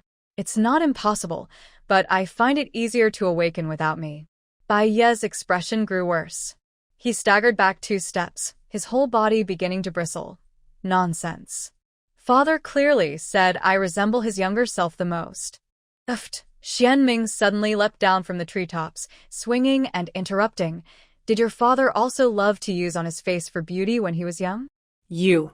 Bayi was about to explode in anger, but suddenly, the mud on his face dropped into his mouth with a splat, disgusting, and he could only keep gagging. He almost vomited bile. He quickly wiped the mud off his face, his eyes burning with rage, and roared through gritted teeth. "Bai Qi, today's insult, I will repay 100-fold." As soon as he finished speaking, countless vines suddenly burst out from the ground beneath him. Before Bayi could react, he was entangled by the vines and hung upside down like a rice dumpling, mud and debris falling from him. Susia lifted her invisibility cloak and crossed her arms, laughing loudly. "Surprised? This move is called the Old Tree Encircling Fox. Beware." Yeling's silver eyes flashed with fire as he rushed over, but when he saw her slightly rounded pregnant belly, he quickly stopped himself. "You." The female wolf's pregnancy lasts about 60 days. Since Susia discovered she was pregnant, nearly 10 days have passed. Although the time is short, her belly is already starting to show. Bai Qi suddenly appeared and caught the leopard Fu, who had been knocked away by the armored rhinoceros. He then winked at Susia. "Little Iya, you're really good with that vine trick." In secret, He used fox fire to burn off the dirt on Leopard Fu's backside, so it wouldn't irritate her eyes. Ah, my, it's hot, hot, hot. Leopard Fu's was smoking from the fox fire, and he jumped 3 feet high, crying out loudly, feeling wronged. Bai Qi, I am also the master's mount. I may not have contributed much, but I have worked hard. My meat is old and tough, not tasty. Please don't roast me. Bai Qi raised an eyebrow, looking innocent. Just helping you clean up, so you don't smell bad and pollute the air. Leopard Fu was furious. Thank you, but are you cleaning or roasting me? Bai Qi chuckled softly, a playful glint in his eyes. Roasting? You just reminded me. I might try that when I get back. Hearing this, Leopard Fu's fur bristled instantly. He hurriedly hid behind Susia, looking aggrieved. Master, Bai Qi wants to roast me and eat me. Susia helplessly rubbed her forehead, about to say something. Suddenly, she felt a chill on her neck. Yeling had appeared behind her without her noticing, his silver eyes dangerously narrowed. Playing with mud? Playing with leopard dung? The last word rose in pitch, frightening her so much that her unborn baby kicked inside her belly. She awkwardly smiled and stepped back, just colliding into Mo Lin's arms. Mo Lin wrapped one arm around her, and his snake tail accidentally tripped Yeling. He looked at Yeling coldly, threatening. Pregnant women shouldn't be startled. Yeling was about to say something. Qing Zhu's expression changed drastically. In an instant, she transformed into her true form, Qing Yu howling wolf, and leapt forward, rushing toward the armored rhinoceros. Old fox, watch out. It turned out the armored rhinoceros was planning to kill Bai Qi when everyone wasn't paying attention. The armored rhinoceros sneered, swinging its broken horn and directly charging at Qing Zhu. A mere 5th-level peak wolf pup. Dare to act presumptuous before me? Qing Zhu didn't dodge or evade. Her wolf claws fiercely struck the rhinoceros's broken horn. The two forces collided, causing cracks to appear on the ground. Qing Zhu was still young and not as strong as the armored rhinoceros. She was knocked back, bleeding from her mouth. Bai Qi's expression darkened. His 9 fox tails instantly spread out, ready to fly over and catch her. Suddenly, the green bamboo burst out with a bright green glow, and its aura surged wildly, allowing it to break through to the 6th level at a critical moment. The wolf claw slapped the rock with a loud caw, shattering it and sending fragments flying, accurately hitting White Knight, who had just broken free from the vine cage. It was a perfect surprise attack. Ow! White Knight clutched his groin, making a sound as he fell to the ground, accidentally landing in a pile of. He had vomited himself, ending up on all fours. The entire battlefield fell silent. Ugh. He opened his mouth to curse, but was choked by his own, causing him to roll his eyes. The armored rhinoceros snorted white smoke from its nostrils. Its broken horns suddenly grew 3 meters long, and then regrew. Favorability. A 7th-level pressure caused the ground to like a spider web. Night Feather transformed into his true form, a silver moon-gray wolf, while Mo Lin's black snake tail simultaneously wrapped around 2 rhinoceros horns. 2 6th-level powers fiercely fought against the 7th level. The armored rhinoceros stared with wide eyes, shaking its head forcefully. Both Night Feather and Mo Lin were knocked back several steps, and cracks like spider webs appeared on the ground. Seeing this, Shienming's claws suddenly grew longer, revealing his true form, the dark wolf of the underworld. Is the rhinoceros horn inlaid with gold? So hard. Let me try. He leapt onto the rhinoceros's back, grabbing the newly grown horn with his wolf claw, and began shaking it like pulling up a carrot. The armored rhinoceros was shaken so badly that its eyes spun, and a blood pillar 3 meters high shot out from the base of the horn. Kid, are you pulling carrots? Shienming, move aside. Bai Qi's 9 tails ignited with purple-gold foxfire, flames swirling with poisonous river blackwater to form a fire tornado. Mo Lin's snake tail slapped the water surface fiercely, and the poison mixed with black mist condensed into hundreds of poison needles, raining down like a storm into the rhinoceros's nostrils. Ashu. The armored rhinoceros sneezed, shooting all the poison needles back. Night Feather's silver eyes grew cold, and his wolf claw lifted a giant stone as a shield. The poison needles sizzled and smoked upon hitting the stone, quickly melting into honeycomb-shaped holes. Suddenly, the green bamboo bit the root of the ghost-crying vine and leapt onto the treetop. The ghost-crying vine was thrown from above, precisely striking the armored rhinoceros. The rhinoceros was pricked by the vine, bouncing in place, and started happily plowing the field. Its hooves dug deep pits into the ground, dust flying everywhere. He laughed and cursed as he did so. "Ha-ha, you little brats, ha-ha. Once I recover, I'll crush you into meat pies." "Once you recover?" Shienming sneered, riding on the rhinoceros's back and continuing to shake its horn. "Old rhinoceros, your horn is crooked. I'll straighten it for you." Uffed. 2 loud pops. The 2 horns were forcibly pulled from their heads. Blood gushed wildly. The armored rhinoceros was in great pain but couldn't help laughing. "Haha, you all are doomed." Bai Qi flicked his 9 fox tails, and the purple-golden fox fire turned into chains that wrapped around the rhinoceros's neck. He pulled hard, saying, "Old guy, it's time for you to rest."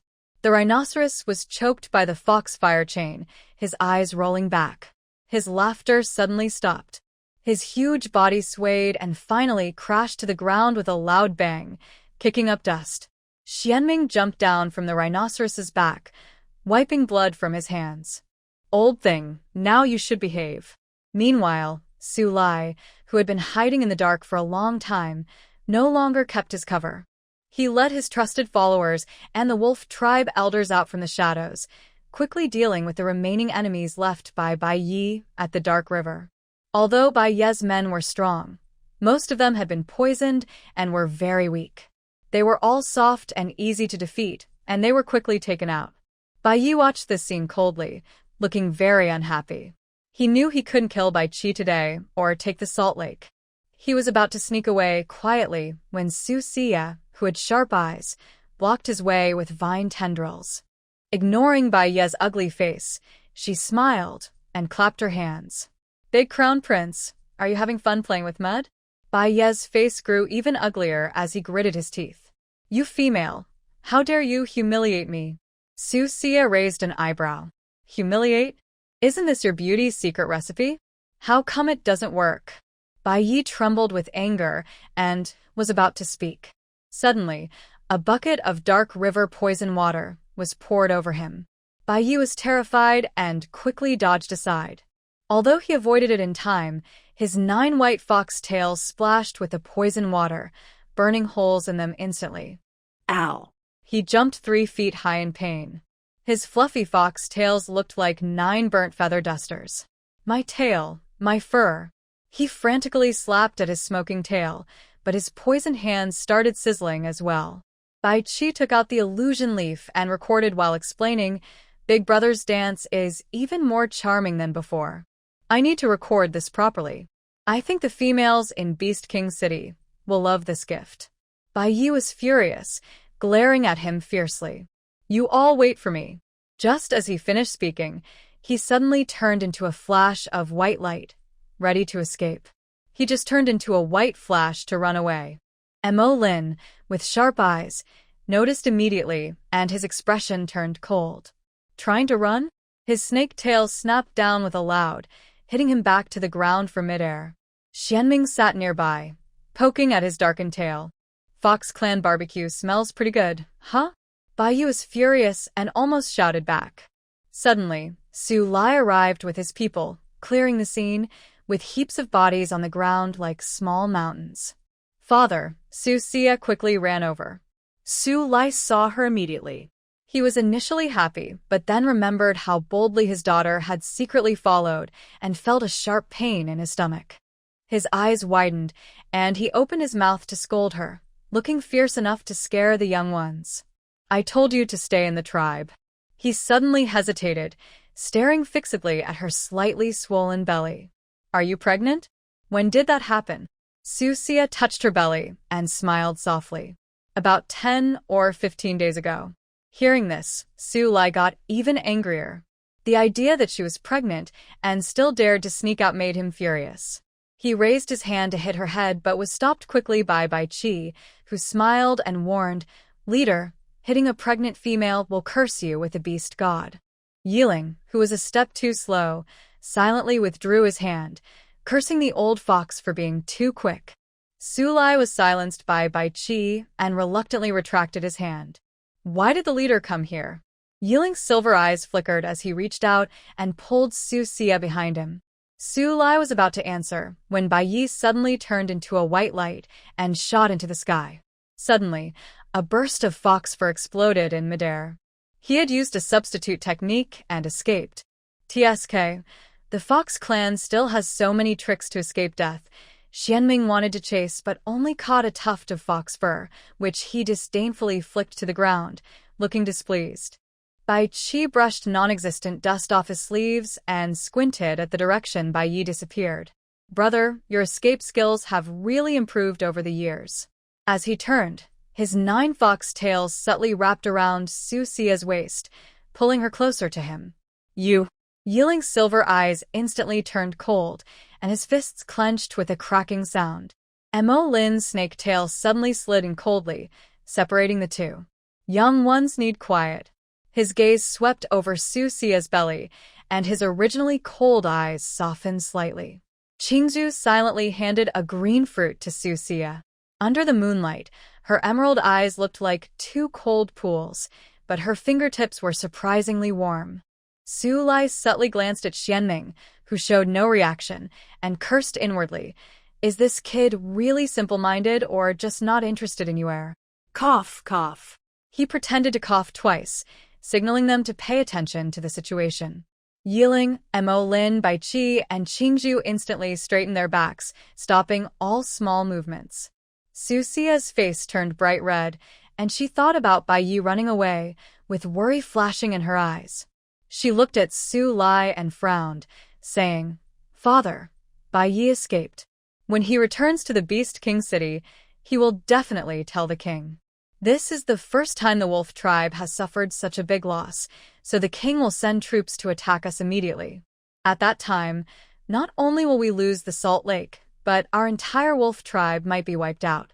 Although the wolf tribe is strong compared to the Beast King city, they are still far behind." Hearing this, Sulai's face grew very serious. This was indeed a difficult problem. He fell into thought.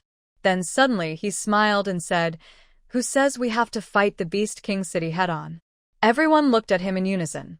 Bai Qi looked at Sulai with a half-smile. "Leader, do you have a plan?" Sulai glanced at him, but didn't hide anything. "We can take the news about the Salt Lake and send it to other tribes." Susia raised an eyebrow. "Father means to divert trouble eastward?" "Smart." Sulai proudly patted his daughter's shoulder. "If the Beast King city can attack us, a single tribe, they can surely attack 10 tribes at once, right?" Yeling's silver eyes looked at Sulai and he frowned. "But then, it would be almost impossible for our wolf tribe to keep the Salt Lake for ourselves." Mo Lin rarely spoke. Bayi's actions are so loud. He's probably already attracted other tribes' attention. Even if they don't know what's at the cliff, they will definitely send people or beastmen to investigate. Exposing the Salt Lake is only a matter of time. Then, why don't the wolf tribe find a strong backing for itself? Sulai narrowed his eyes and tapped the rock with his knuckles. The Beast King city wants control of the Salt Lake, not to wipe out our entire race. He suddenly turned to Bai Qi, meaningfully saying, "Third Prince has been pretending to be dead for so many years. It's time for him to return to the royal city and cause trouble for the eldest prince." Bai Qi's fox tail suddenly stiffened. Susia clearly felt her tail tighten around her waist and looked up, meeting his rare look of panic. This was the first time she saw cracks in this old fox's face. "That's too dangerous." Qing Zhu's gaze swept over Bai Qi and coldly said, "Bayi suffered such a big loss and hates to see the foxes succeed. Now, sending him back is like sending him to his death." Bai Qi looked at Qing Zhu in surprise. Did this little bamboo girl still worry about him? Sulai stroked his chin and smiled. "Who says he's going back alone?" Yeling reacted and narrowed his silver eyes slightly. "Leader, you mean? Marriage alliance." Sulai clapped his hands and snorted. I've long been unhappy with those bird people from the Beast King city. The third prince returned to the royal city with Yuer, looking proud and confident. He claimed that during his recovery with the wolf tribe, he married a female, and now he was bringing his pregnant partner to meet the family, reasonable and proper. When he said this, Yeling, Mo Lin, and Qing Zhu immediately looked upset and said in unison, no way. Yuer was their shared mate. How could they let her go alone to the Beast King city with Bai Qi? What if they all went together? Su Lai's eyes widened. No way. My child is in her belly. Do you guys want her to fight someone? Yiling's silver eyes instantly turned cold, and his knuckles cracked as he clenched his fists. Leader, Yuer is carrying my child. Mo Lin's snake tail snapped a piece of rock, and he said coldly mine. Their eyes met, sparks flying. Qing Zhu silently pulled Susia back half a step, his green eyes sweeping over her belly. Pregnant women shouldn't travel. Shienming suddenly jumped down from a branch, looking relaxed and a bit wild. If you ask me, shut up. For killing intense locked onto him at the same time. Bai Qi suddenly chuckled softly. Everyone, isn't the main point wrong? He faced their four murderous gazes and slowly said, what we should worry about now is how to protect the Salt Lake. Whoosh! Yeling instantly transformed his claws and pressed them against Bai Qi's throat. You want to bring Yuer back to the royal city? Don't even think about it. Mo Lin stared at Bai Qi coldly, warning, better not have that idea. Seeing the scene about to spiral out of control, Su Lai slammed a nearby boulder and roared, everyone stop.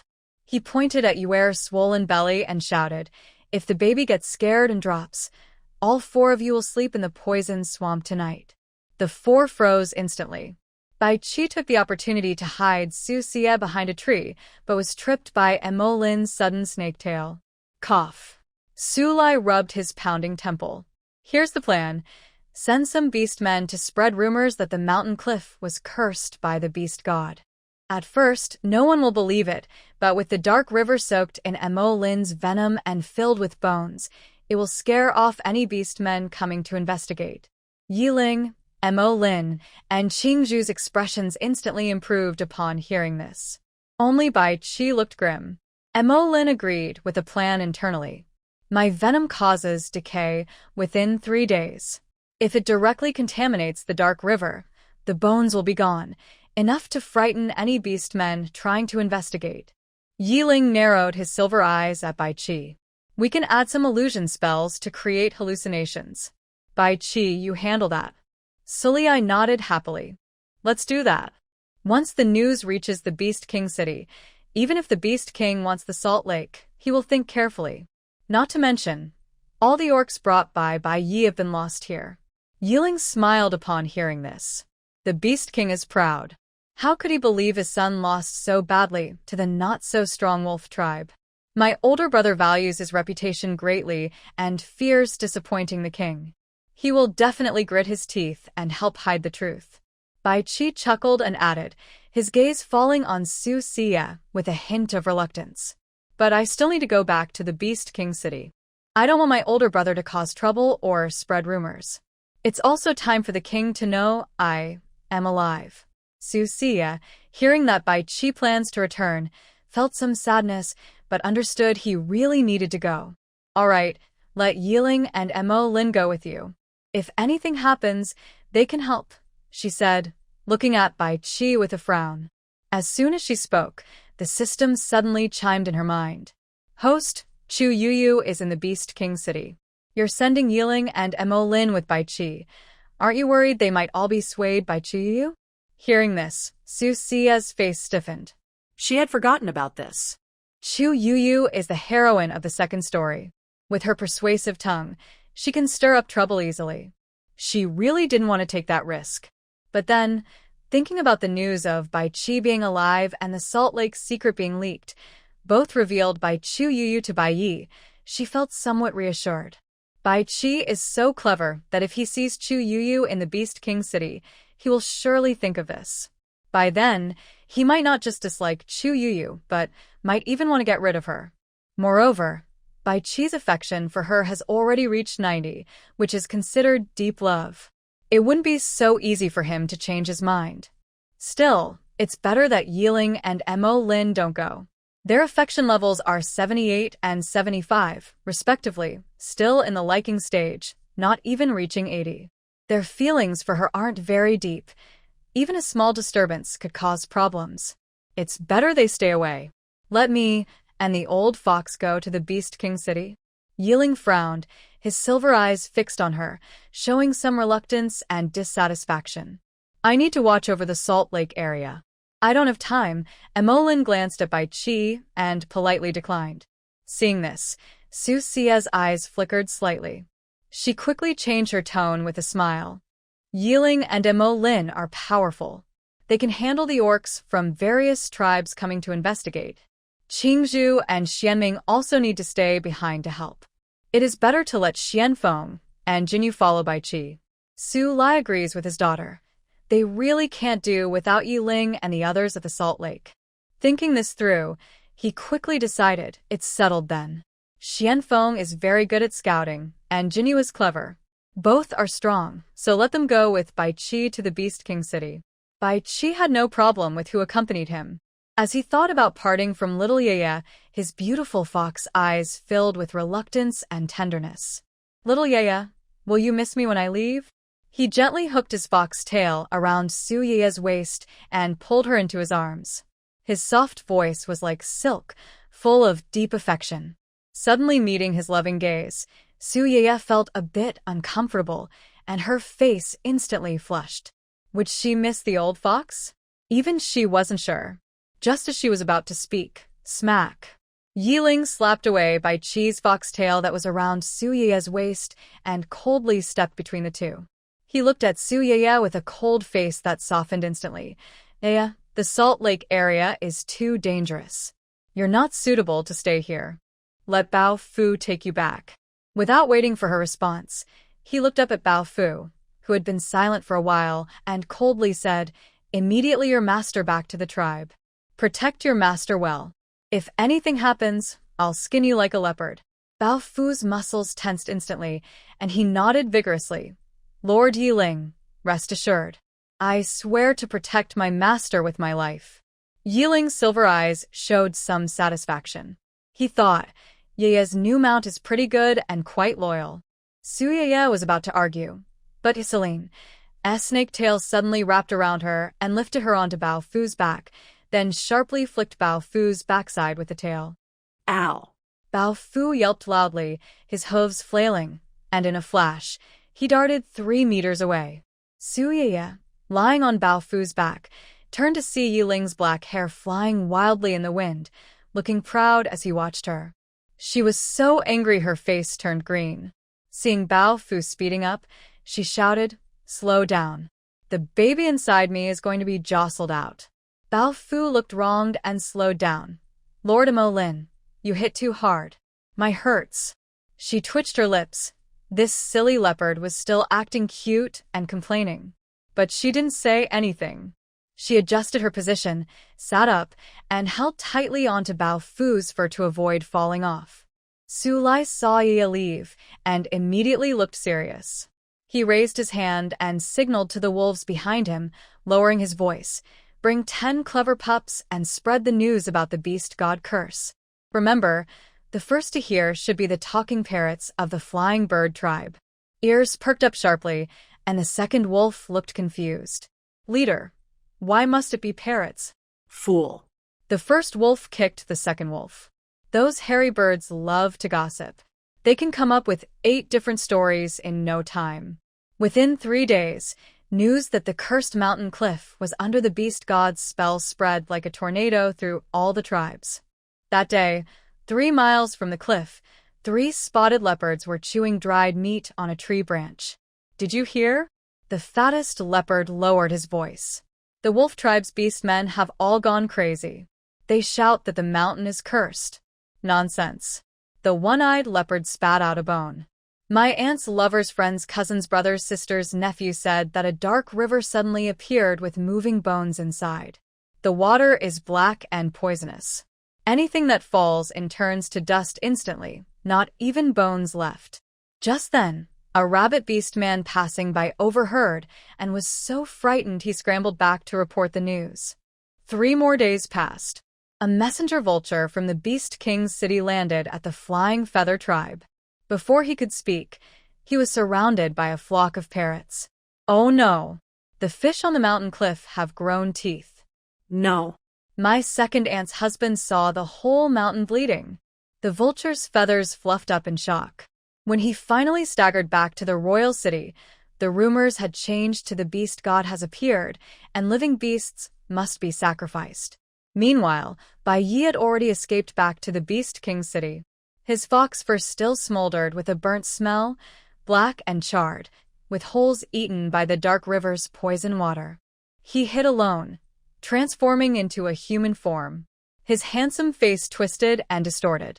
His clothes clung to his body in wrinkles, and his long black hair, usually neat, was a messy nest. Ugh. Thinking of the humiliating, filth-covered face, his stomach churned violently. He leaned against the wall, retching for a long time. He almost vomited bitter bile, his face dark as if ink was dripping from it. "Your Highness?" A patrolling beastman guard hurried over, followed by a dozen others. Seeing the prince so disheveled, they all stared in shock, hardly believing their eyes. Wasn't the prince leading the beastmen to seize the salt lake at the mountain cliff? Why did he come back so battered? Thinking of the recent wild rumors in the Beast King city about the mountain being cursed and needing living beast sacrifices, they shivered. Seeing the prince's condition, they believed the rumors must be true. No one knew how the prince escaped, but the high-ranking beastmen he took with him were probably already sacrificed. "Your Highness, what are you?" The orc guard just opened his mouth to say something. "Get out of here." Bayi growled like a wild beast. The guards immediately scattered in all directions. Before they could run far away, "Wait, everyone come back to me." He thought for a moment and shouted angrily again. The patrol guards trembled as they turned back, just in time to meet Bayi's fierce gaze. About today.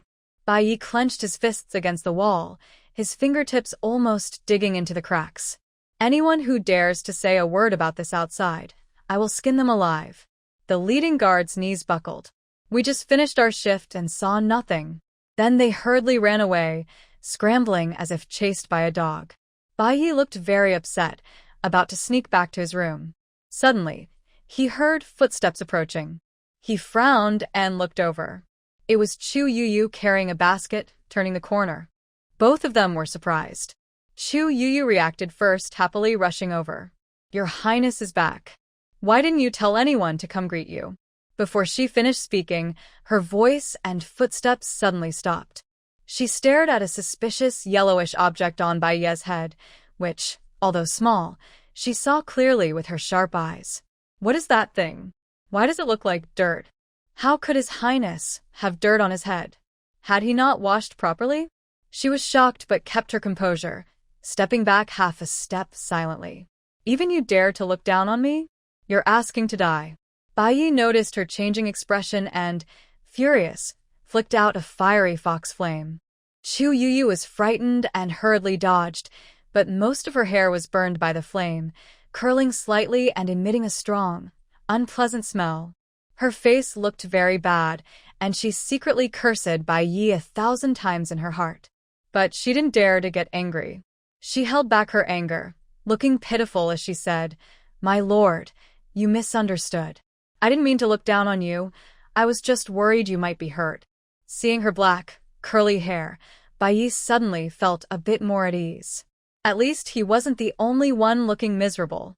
He snorted and turned to leave. Chu Youyou watched Bayi walk away, furious, stomping her feet and gnashing her teeth as she tore at her scorched hair. Just as she was about to leave, she suddenly saw a few orcs gathered in an alley, talking. "Was that the young lord just now? I heard all the elite guards he brought turned into sacrifices. I didn't expect him to come back alive." "Sure. "My uncle is from the Bald Eagle tribe. They say the stones on the cliff are eating people." Chu Youyou looked confused, ears perked up, and moved a little closer to the alley entrance. "I just happened to overhear an orc speaking softly. My nephew's partner is from the Flying Feather tribe. I've heard that any creature near the falling cliff suddenly goes mad, then strips off their clothes and jumps into the dark river. Clatter. The basket of fruits she was carrying fell to the ground, and bright red berries rolled to the orc's feet. A few orcs instantly fell silent, looking up cautiously. Madam, the lead hyena orc squinted. Chu Youyou immediately put on a sweet smile. Oh, I slipped my hand. She squatted down to pick up the berries and casually asked, "What did you just say about the Grand Prince?" The orcs exchanged glances. The hyena orc suddenly chuckled. The Grand Prince took 300 beautiful female slaves at the falling cliff and is on his way back to the city. After saying that, he grabbed 2 berries and ran, and the others quickly scattered. Hey! Chu Youyou stomped in anger, then suddenly noticed a leaf in the corner of the wall. She had never seen this leaf before, didn't recognize what kind of tree it came from, but it strangely glowed. Inside, a scene slowly appeared. It was White Knight laughing wildly after stepping on the ghost-crying vine, covered in mud and dirt, with a panicked look. Chu Youyou froze instantly, unable to believe her eyes. She had wondered why there was a golden object near the Grand Prince's root. Turns out it was really dung. Although she had washed, it clearly wasn't completely clean, and she saw it with her own eyes. Suddenly, her stomach churned, and she couldn't hold back her. Ugh. She vomited violently, feeling dizzy. Chu Youyou supported herself against the wall, nearly vomiting her stomach's bitter bile, her face turning pale. The scene inside the leaf made her lose all admiration for White Knight. Thinking about that handsome, strange face covered in mud and dirt made her feel sick. Suddenly, she remembered what the hyena orcs had been saying. They said the stones at the falling cliff could eat people. They said all creatures near the falling cliff would go mad for no reason. Looking down at the illusion of the leaf, she found it very strange. She had been to the falling cliff before, just an ordinary primitive forest. At the bottom of the cliff was a winding dark river with beautiful surroundings, fresh air, and various small animals passing by. It looked very lovely. There was no curse from any beast god.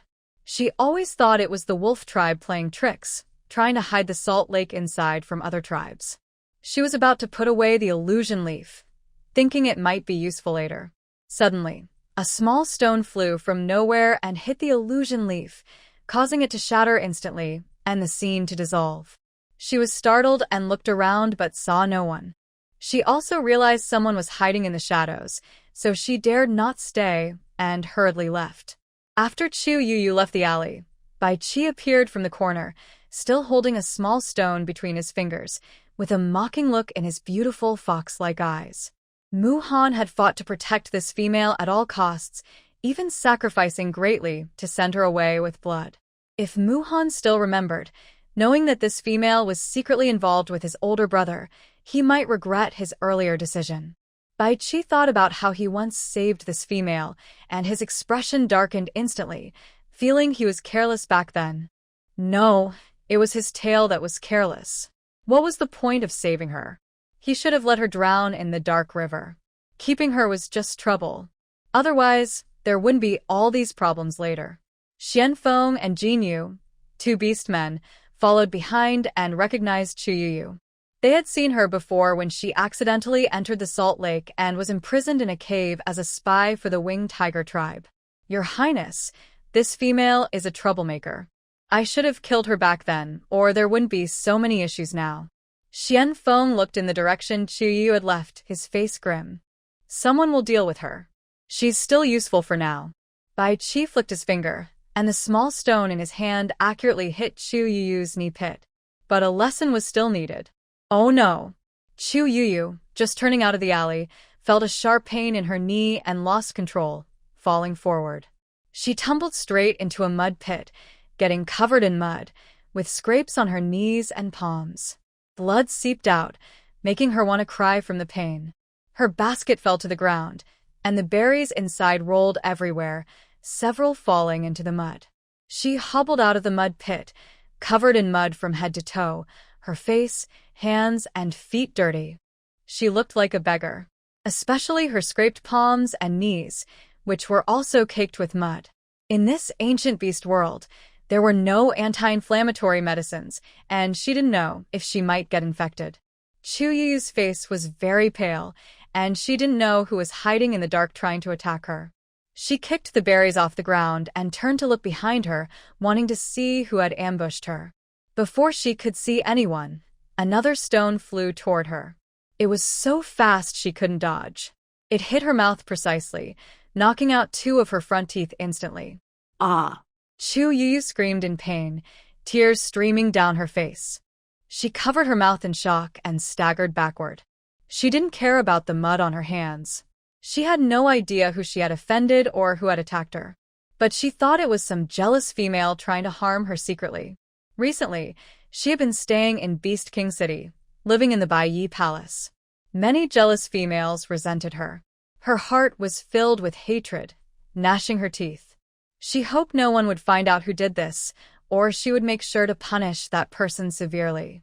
Chu Youyou didn't dare stay any longer. She covered her mouth and limped away.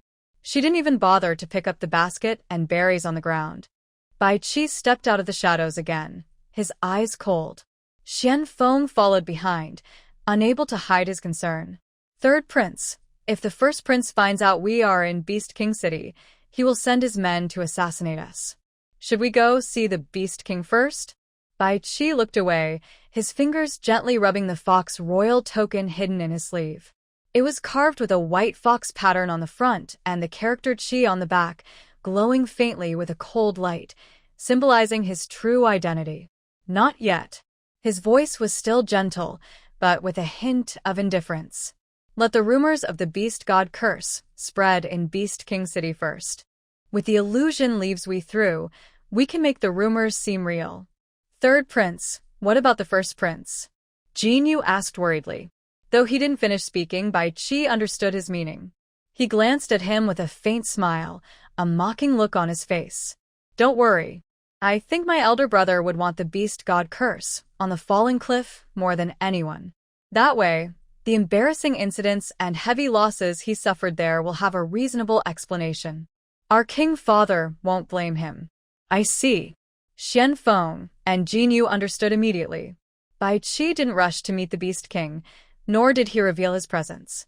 Instead, he took Shienming and Jinyu to find a hidden place in Beast King City to rest. Meanwhile, the illusion leaves spreading quietly across Beast King City caused a big stir. At the corner of a cobblestone street, a feline girl crouched under an eaves.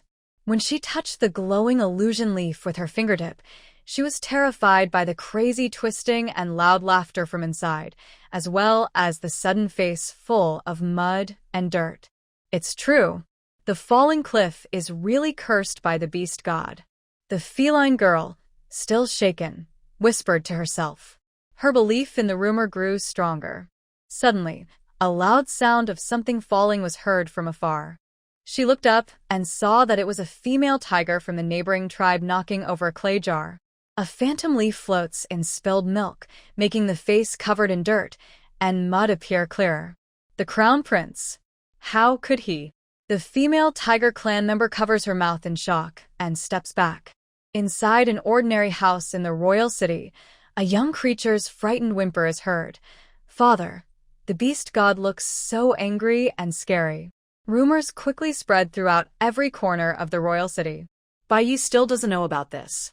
He sneaks back to his sleeping quarters, not summoning his personal guards, and jumps straight into the bath, washing himself frantically. So, see? You. He repeats each name while angrily hitting the water's surface, and that Bai Qi. I will tear you all to pieces. He changes the hot water pool after pool, using jar after jar of coarse salt, his skin turning red from rubbing, but the foul smell seems embedded in his bones. Bai's face is dark and gloomy, his eyes black and bruised, his face gaunt, no longer the noble and elegant appearance he usually has. Someone come here? He suddenly shatters his reflection in the water, causing ripples, then loudly shouts outside the palace, "Prepare the petals for me. Make them the most fragrant and thick." The female servants waiting outside tremble with fear, each holding a basket of freshly picked jasmine flowers, trembling as they enter the inner hall, not daring to lift their heads. The strong scent makes people dizzy. If you dare drop another petal, I will throw you into the snake pit. Bayi grabs one of the female servants by her neck. Her long black hair, still wet, slides down her neck and shoulders into the water. He slowly tightens his grip. Her face instantly turns red and purple, struggling to breathe, and she pleads, Your Highness, have mercy. Her frail body trembles violently, her expression full of fear. Bayi coldly releases the female servant he was choking, and a word escapes his throat. Get out. The female servants hurriedly retreat, feeling as if they have been pardoned. Bayi leans against the pool wall, closes his eyes, and his mind is filled with humiliating images from the cliff encounter. And those piercing, sharp laughter. He suddenly opens his eyes, a surge of hostility and rage spreading in his gaze. Bayi, Shushiyue. You'd better pray you don't fall into my hands. And the wolf tribe, sooner or later, I will wipe out your entire clan. He was momentarily stunned, then looked around and noticed a few orc guards hiding in the corner, whispering to each other. Did you hear? The elite guards the prince brought this time all died, and he himself only crawled back. Exactly. I heard the rocks at the cliff really eat people. A hound orc said he saw a orc walking, then suddenly off his clothes, jump into the dark river. His legs turned to mush, and he was laughing like crazy. Shh. Be quiet, are you crazy? Bayi paused, his face growing darker, his knuckles turning white. He slowly approached the corner, shadowed and hidden. 2 orc guards faced away from him, still whispering. They clearly hadn't noticed anyone nearby. What's there to fear? Now the whole city is talking. Even the illusionary Yeling has appeared with the prince. Before he finished, a pale, slender hand rested on his shoulder. The orc stiffened, slowly turned his head, and met Bayi's cold, piercing eyes. Why, Your Highness? Bayi smiled softly, but his eyes were cold and unfeeling. Keep talking, I'm listening. The orc's knees buckled, and he knelt down with a thud. Please spare us, Your Highness, we only. Before he finished, Bayi's hand transformed into a sharp claw. The pointed talon pierced his throat instantly, blood spraying out and splattering on the red palace walls. In the dark night, it looked especially eerie. The other 2 orc guards, witnessing this, fell to the ground in fear, their faces pale, trembling and too scared to look up. One of them even wet himself on the spot. Take him away and feed him to the hounds. Bayi flicked the blood off his hand, disgusted. He was about to kill the remaining 2 guards as well. Suddenly, he heard footsteps approaching. He quickly turned around, claws still dripping with blood. The captain of the guards, Han Xiao, was standing beside a pillar, his sharp eagle eyes fixed on Bayi. Bayi ese pupils shrank. Han Xiao was a trusted confidant of the king. Why was he here now? He instinctively clenched his blood-stained claws. Wait a moment, I'll change. Now. Han Xiao stepped aside, clearing the path, his voice cold. There was no room for negotiation, no respect given to Bayi. As the most trusted guard of the king, Han Xiao didn't need to show respect to anyone, not even the prince. Bayi's face darkened, but he knew better than to offend Han Xiao. He casually grabbed a cloth from the servant to wipe his hands, then headed to the king's hall. Inside the king's hall, the candlelight flickered dimly, casting shadows that danced faintly. The old beast king leaned lazily on his throne, 9 pure white fox tails hanging down to the ground, showing his relaxed attitude. Bayi tidied his robes, making sure everything was in order before pushing open the palace door and stepping inside. As soon as he entered, he heard the hoarse voice of the old beast king ask, "What happened at the Cliff of Falling Stars?" He didn't look at him the entire time and remained very cold. Bayi's back stiffened, and he unconsciously clenched his fists. Years ago, the 3rd son died in an accident, and the king didn't leave his bedroom for 3 whole years. Although Bayi was also his son, the king's attitude toward him was very different. If Bai Qi didn't die, he wouldn't have the position under the king's seat. The old beast king half closed his eyes, his pale fox tail gently sweeping the ground, stirring tiny dust particles. Speak. He didn't dare lift his head and carefully said, "Father, there is indeed something strange at the cliff of falling stars." "Really?" Suddenly, the old beast king opened his eyes, his golden fox eyes shining brightly in the dim candlelight. "Then why did only you return after leading 300 elite fighters?" A spark burst from the torch in the corner of the hall. Bai's forehead sweat, and his voice was dry. "There is a beast god curse at the cliff of falling stars, so we—" "Nonsense." The old beast king suddenly slammed the armrest, splinters flying everywhere. "Do you think I am one of those uncivilized low-level beasts?" He had never heard of a beast god curse at the cliff of falling stars before. Why did a curse appear right after discovering the salt lake? It was obviously someone else's trick. The hall fell silent. Bayi suddenly knelt on the ground. "Your son dares not deceive you, father." "It's just that." He didn't know what to say. He couldn't exactly say they were ambushed by the wolf tribe, beaten so badly that they rolled on the ground, and everyone died there, could he? The king already looked down on him. If he found out how useless he was, losing 300 elites, and that he escaped alone in a sorry state, he would probably think even less of him. Bai's throat moved as he prepared to make up another story. Suddenly, the palace door was pushed open. Moonlight shone in at an angle, revealing Bai Qi's tall figure. He pinched a glowing illusion leaf between his fingers, smiling harmlessly. "Father, I found something interesting on my way back." The leaf showed Bayi laughing wildly at the cliff of falling stars, dancing in a fox tribe ritual, and covered in mud and dirt. Bai Qi appeared at this moment purely to disgust Bayi and, by the way, to add trouble for him. The old beast king suddenly sat up, his cloudy eyes full of surprise. Cheer? The old beast king's 9 tails flared wildly as he rushed forward and grabbed Bai Qi's wrist. "That scoundrel told you your death news back then, said you were eaten by a saber-toothed tiger, leaving nothing behind. It made me so sad for 3 whole years." Suddenly, he felt Bai Qi's pulse and paused. "You're at level 6? Level 6 beastmen aren't considered very strong, but Bai Qi is young, and breaking through to level 6 at such a young age is rare. Especially since Bai Qi has been wandering outside all these years, with fewer resources and less training than in the royal city.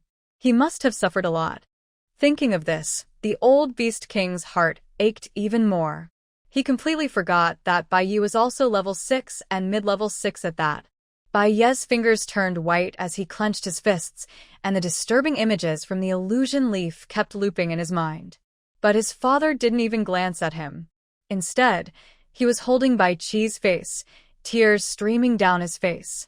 "Father, oh father, you always show favoritism as usual." How could he not hate that?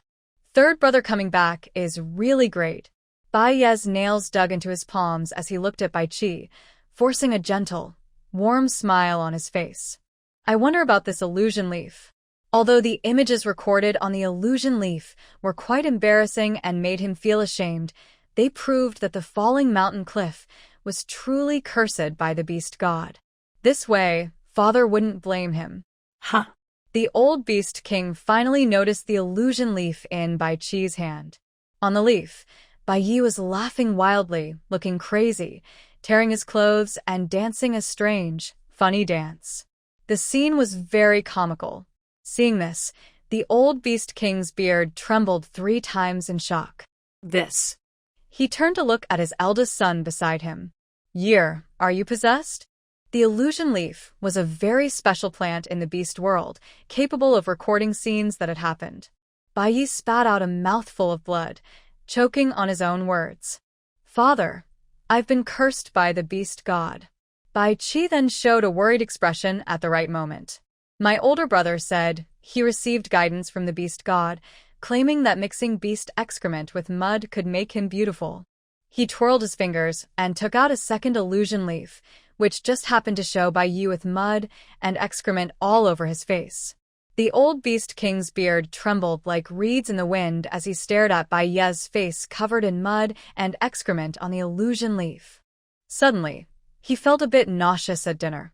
He also started to believe that falling mountain cliff was truly cursed by the beast god. Otherwise, Bayi wouldn't do such ridiculous things.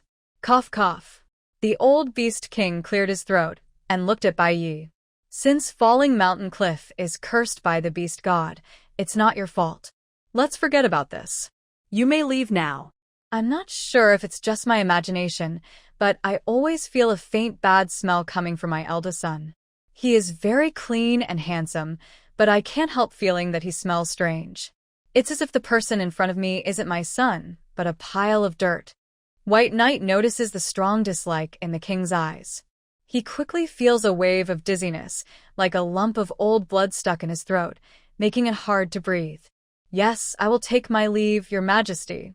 He bows slightly, hiding the coldness in his eyes, then quietly steps back. As soon as he leaves the Beast King's hall, he hears his father's loud voice. Come here, prepare the best wine and food for the third prince. Wait. The old Beast King suddenly stops the female servant who is about to leave. Go fill the bath in the side hall, add the freshest pomelo leaves, and spread them all over the bath. White Qi looks a bit confused. Father, why do we add pomelo leaves to the bath? The old Beast King chuckles awkwardly. It's a tradition among the fox tribe in the upper domain. They say bathing with pomelo leaves can remove bad luck. Since you've just come back from near death, you should take a good bath. Hearing this, White Qi chuckles softly, playing with a strand of black hair with his long fingers. So, father still believes in these things. But I really am full of bad luck. He's talking about White Knight. White Knight, standing just outside the hall, overhears this conversation. Removing bad luck? Bathing with pomelo leaves? His father truly has a kind heart.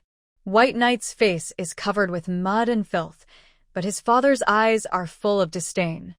He doesn't mention anything about removing bad luck or bathing with pomelo leaves. He stands in the shadows outside the hall, his knuckles cracking loudly, his face dark as a ghost. His father's concern for White Qi feels like a venomous snake biting his heart. Your Highness. The personal attendant, worried, approaches. As he gets closer, he sees White Knight's face twisted with anger and fear. He steps back in fright, feeling that the dark tide in White Knight's eyes is more terrifying than a curse from a mountain cliff. Suddenly, from the side hall, the old Beast King's hearty voice rings out. Cheer, soak in the pomelo water and dispel your bad luck. Come, your father will help you wash. Father, I don't need that. I can do it myself. I'm not a child. If I do that, people will laugh. Then, White Qi's voice comes with a mix of laughter and tears. White Knight's face turns even more terrifying, as if he can't bear to listen anymore. He suddenly covers his ears and runs back to his palace, looking distressed and helpless. The wind rustled through the treetops, making a whispering sound, occasionally mixed with a few sharp animal roars, which made the dark night feel especially eerie. A few figures secretly approached the dark river at the bottom of the cliff, using the cover of night. Leading the group was a beast man from the fierce lion tribe, who lowered his voice and warned his companions, "Be careful. This place is very strange." As soon as he finished speaking, the ground suddenly loosened beneath their feet. A black snake tail quickly wrapped around the legs of the leading beast man, pulling him swiftly into the dark river, filled with rolling venom. Ah! A piercing scream suddenly split the night sky. The other beastmen hadn't reacted yet when countless pale bones burst out of the ground, their hollow eye sockets staring directly at them. They were so frightened they ran away in a panic. Qing Zhu stood on the cliff top, his bright green eyes coldly watching the terrified beastmen. Under the moonlight, his tall figure looked ghostly. How many times has this happened? Every day, they come here to die. Qing Zhu's expression was cold and indifferent, his voice full of sarcasm. Shienming shook the blood off his claws, looking disdainful. These fools really believe in some curse. Yeling stepped out of the shadows, his silver eyes narrowing. Not cruel enough. Mo Lin, get those bones in the dark river to dance. Mo Lin, expressionless, flicked his tail, and a dozen white bones floated up from the dark river, lining up to start tap dancing. The bones clattered loudly, looking like a wild dance under the moonlight. Add some more stuff. Yeling suddenly pulled out a beehive and threw it down. Qing Zhu's eyelids twitched wildly, and he looked at Yeling. When did you steal the bees? Before he finished, the angry bees, like a dark cloud, swarmed toward the dancing bones. The bones, coated with bee venom, sizzled and emitted green smoke. From a distance, a hyena beastman's sharp scream rang out. The bones. The bones are coming to life. 3 days later, rumors spread across the entire beast continent. The bones at the falling mountain cliff would gather to perform a courtship dance, specifically targeting single beast men for arranged marriages. Wolf tribe. Susia, holding her pregnant belly, sat inside a cave eating fruit. She listened to Yunxiang's animated story and couldn't help but twitch her lips. Isn't this rumor a bit off? Yunxiang giggled uncontrollably. Off. Not at all. Now, even the female mice tribes are afraid to go out at night too, worried that the bone spirits will catch them to be their mates. She spat out some fruit pulp, her face twitching, and looked at Yunxiang. And the salt lake. It's safe now. Yunxiang placed the cup-shaped Muhan on Susia's lap. Here, I give him to you. This little one is quite fierce. My other small ones are actually bigger than him, but they get bullied like crazy. Now, whenever they see him, they tremble. The animal skins I was saving for winter are also torn to shreds by him, full of holes. I feel so sad about it. After saying that, she poked Muhan's little head with a stern voice. I'll compensate you with 10 skins. Susia chuckled softly, pointing casually at the neatly stacked animal skins in the basket behind the cave. Go pick them yourself. But don't take the ones Nightwing hunted. He's very stingy. If he finds out, he might hang you on a tree to dry. Yunxiang immediately ran to the basket to look through the skins, muttering without looking back. Got it, got it. I wouldn't dare touch the skins Nightwing gave you. But I can't tell which ones he gave. Come and see. Susia glanced over. The first basket has skins from Nightwing. The second one contains snake skins from Mo Lin, which I can't give you. The third basket has skins you can choose freely. Thinking of Bai Qi, who is also quite jealous, she quickly changed her words. Forget it, just take the skins from the corner basket. They were given by my father. Yunxiang immediately went to the corner basket, flipping through the skins while muttering, Your males are so serious. They even have to categorize the skins into first, second, and third.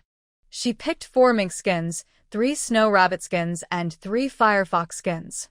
All were well-treated, odorless, soft, and warm. She could use them right away. Then she glanced at the little one on Susia's lap and couldn't help asking, Sia, where did this tiger cub come from? It looks like a young one from the winged tiger tribe. Are you secretly involved with some beastman from the winged tiger tribe and had a cub? Susia almost choked on Yunxiang's words, rolling her eyes silently. This cub was found on the road. I took pity on him and brought him back to raise. Yunxiang poked the tiger cub's paw pad, not doubting her words. In that case, it's better to find a chance to return him to the winged tiger tribe.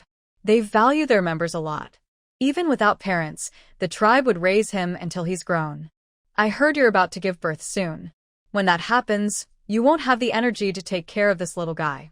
As soon as she finished speaking, Muhan's small paw suddenly slapped Yunxiang's hand back, showing tiny but fierce little tiger teeth. Yunxiang was momentarily stunned by the little cub's slap, looking at the red mark on her hand. She wasn't angry, only smiling. Oh, you've got quite the temper.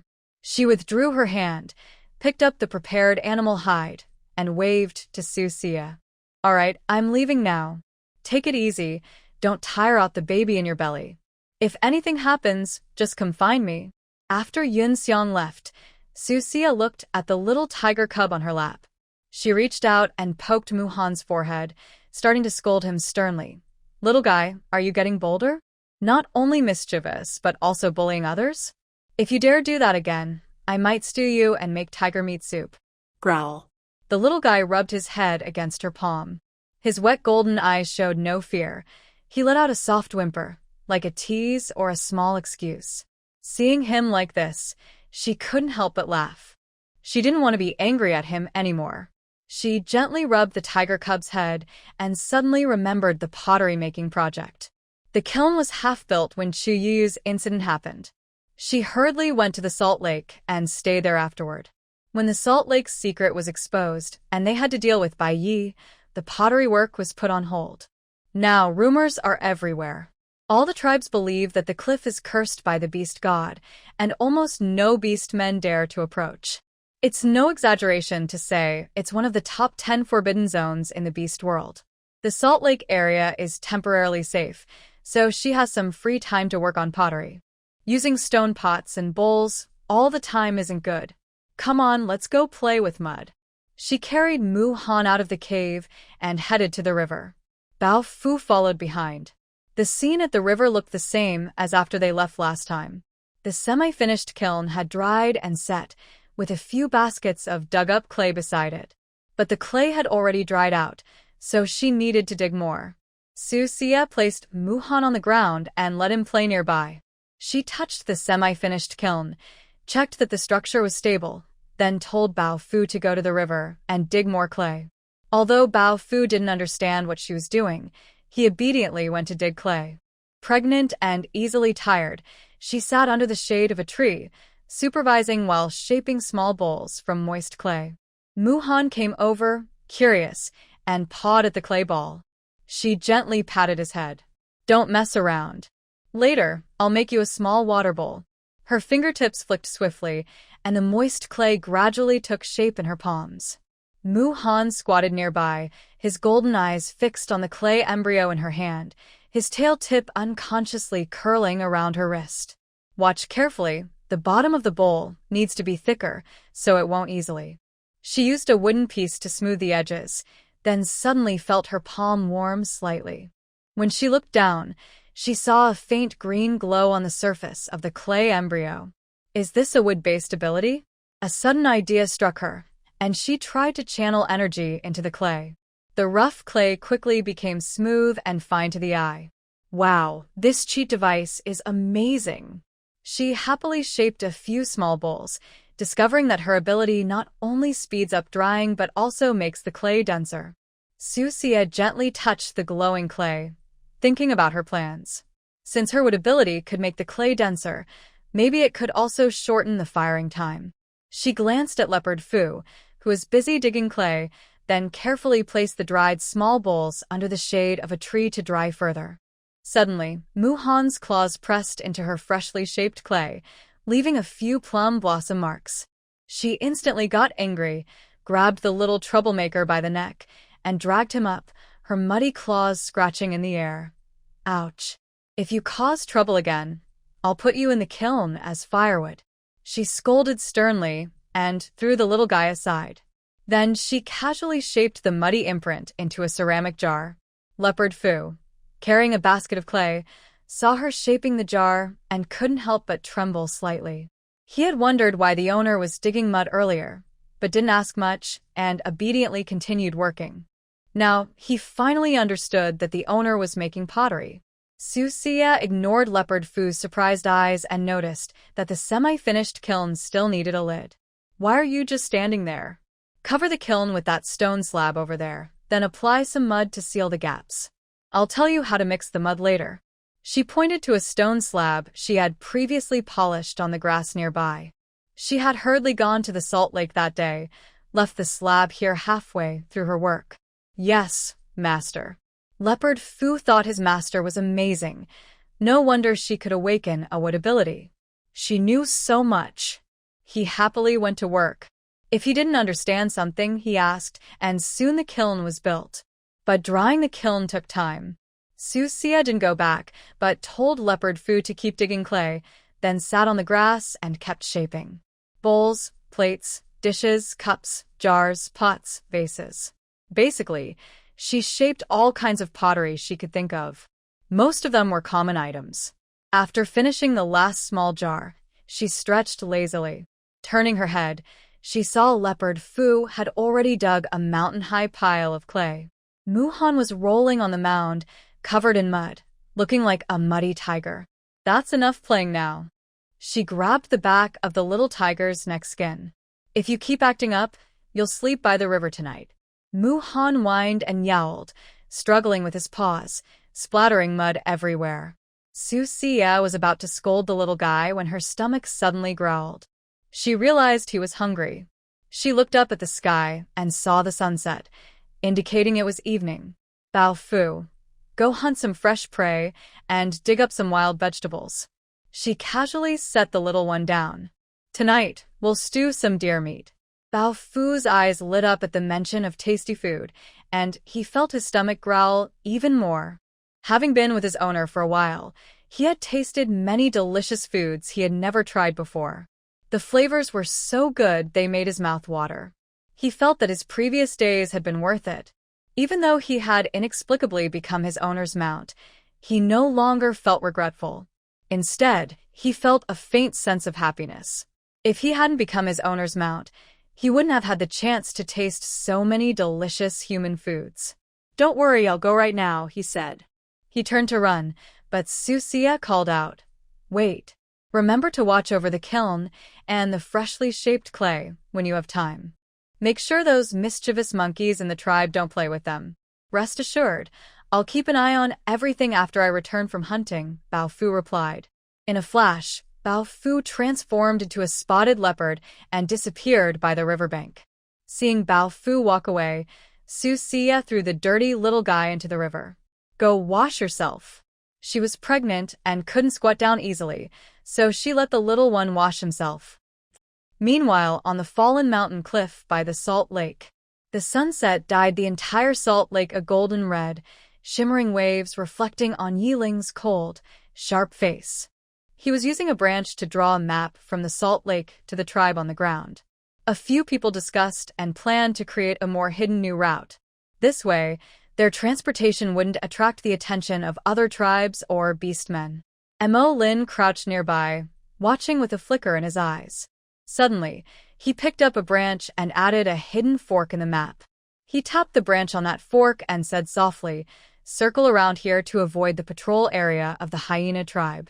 Yeling's silver eyes flickered slightly as he stared at the secret route map for a moment, then nodded slightly. "That's feasible, but we need to clear the thorns along the way. We can't make too much noise." Qing Zhu stood nearby, his green eyes scanning the map. He spoke calmly, "Let me open the way." He paused, then added, "However, Yuer is about to give birth, so someone needs to go back." As soon as the words fell, Yeling and Mo Lin looked up at the same time, their eyes meeting, sparks flying in the air. "I'm going back," Yeling said firmly, with no room for argument. Mo Lin looked expressionless, coldly mocking, "Your soup last time made her cough for a long time." I'm worried you person, Durad. Yeling. His face darkened, and his aura suddenly dropped. "You still have the nerve to blame me? It's clearly your spiritual fruit that's the problem. Don't try to pin it on me." Mo Lin's dark eyes flashed with cold light. He pinched a piece of stone with his fingertips and crushed it with a snap. "How about we fight? Whoever wins can go back." Qing Zhu, annoyed by the noise, coldly swept his gaze over the two. "Shut up." He turned to Shienming, who was watching the scene while chewing on a blade of grass. "You go." The grass in Shienming's mouth instantly fell to the ground. Shocked, he stiffened and looked at Qing Zhu in surprise. Me? "You want me to serve a pregnant female?" He irritably scratched his messy hair, clearly refusing. "I'm rough. I can't do such delicate work. You might as well let me kill 100 hyenas instead." Qing Zhu's green eyes narrowed. "Kill 100 hyenas?" Fine. He took out a bone dagger from his waist and stuck it on the ground beside his foot. Go now. "Don't come back if you don't finish." Shienming immediately bristled. "Why the don't you go yourself?" Qing Zhu's handsome face suddenly flushed with a faint blush.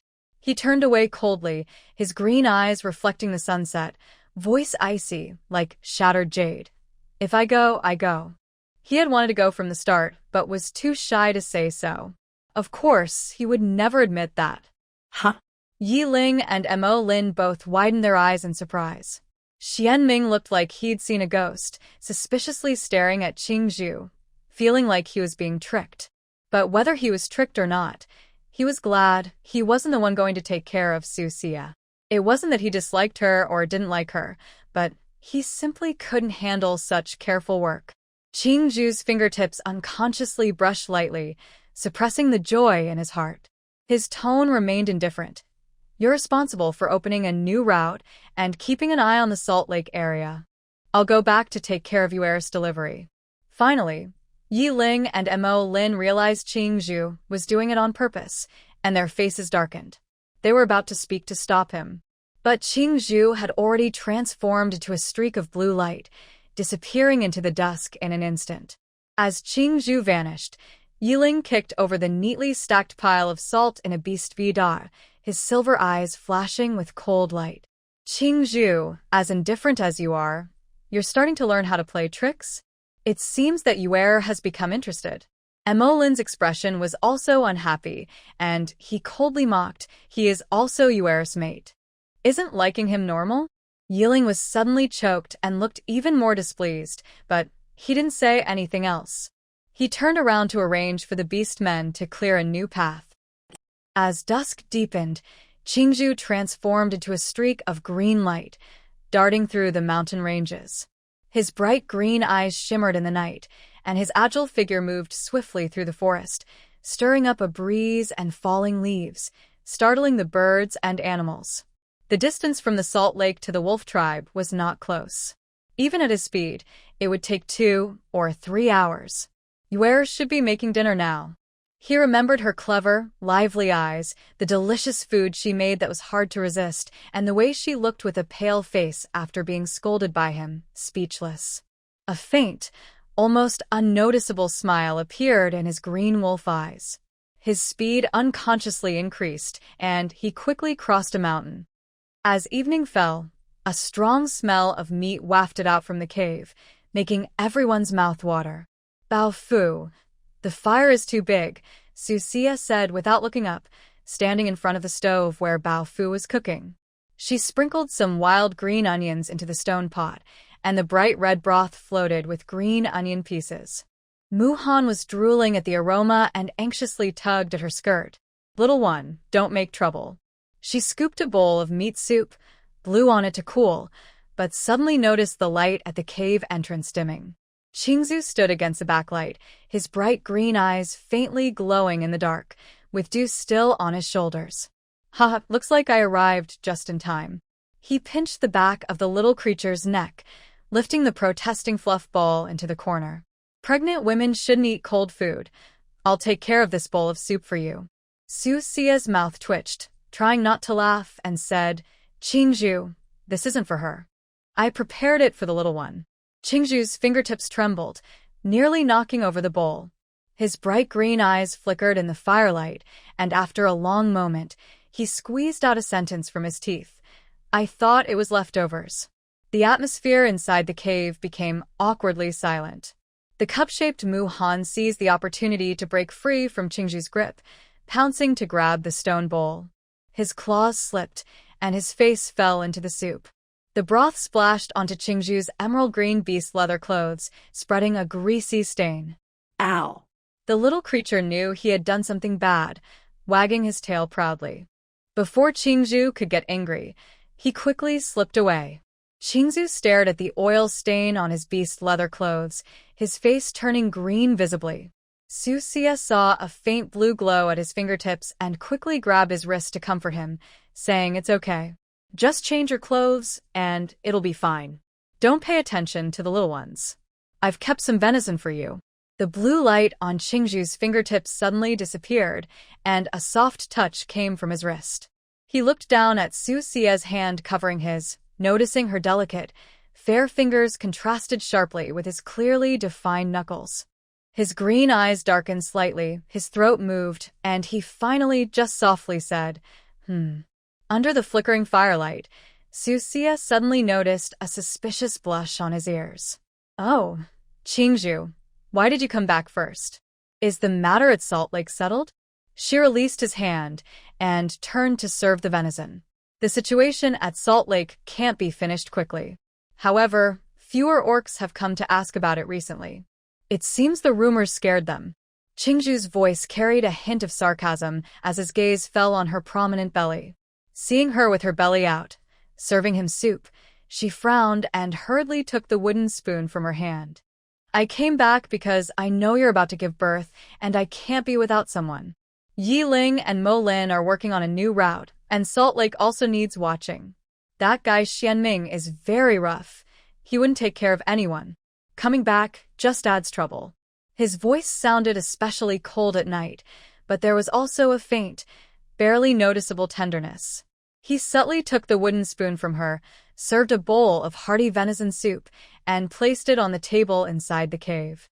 The bright red broth steamed hot, with a few green onions floating on top, filling the air with a rich aroma.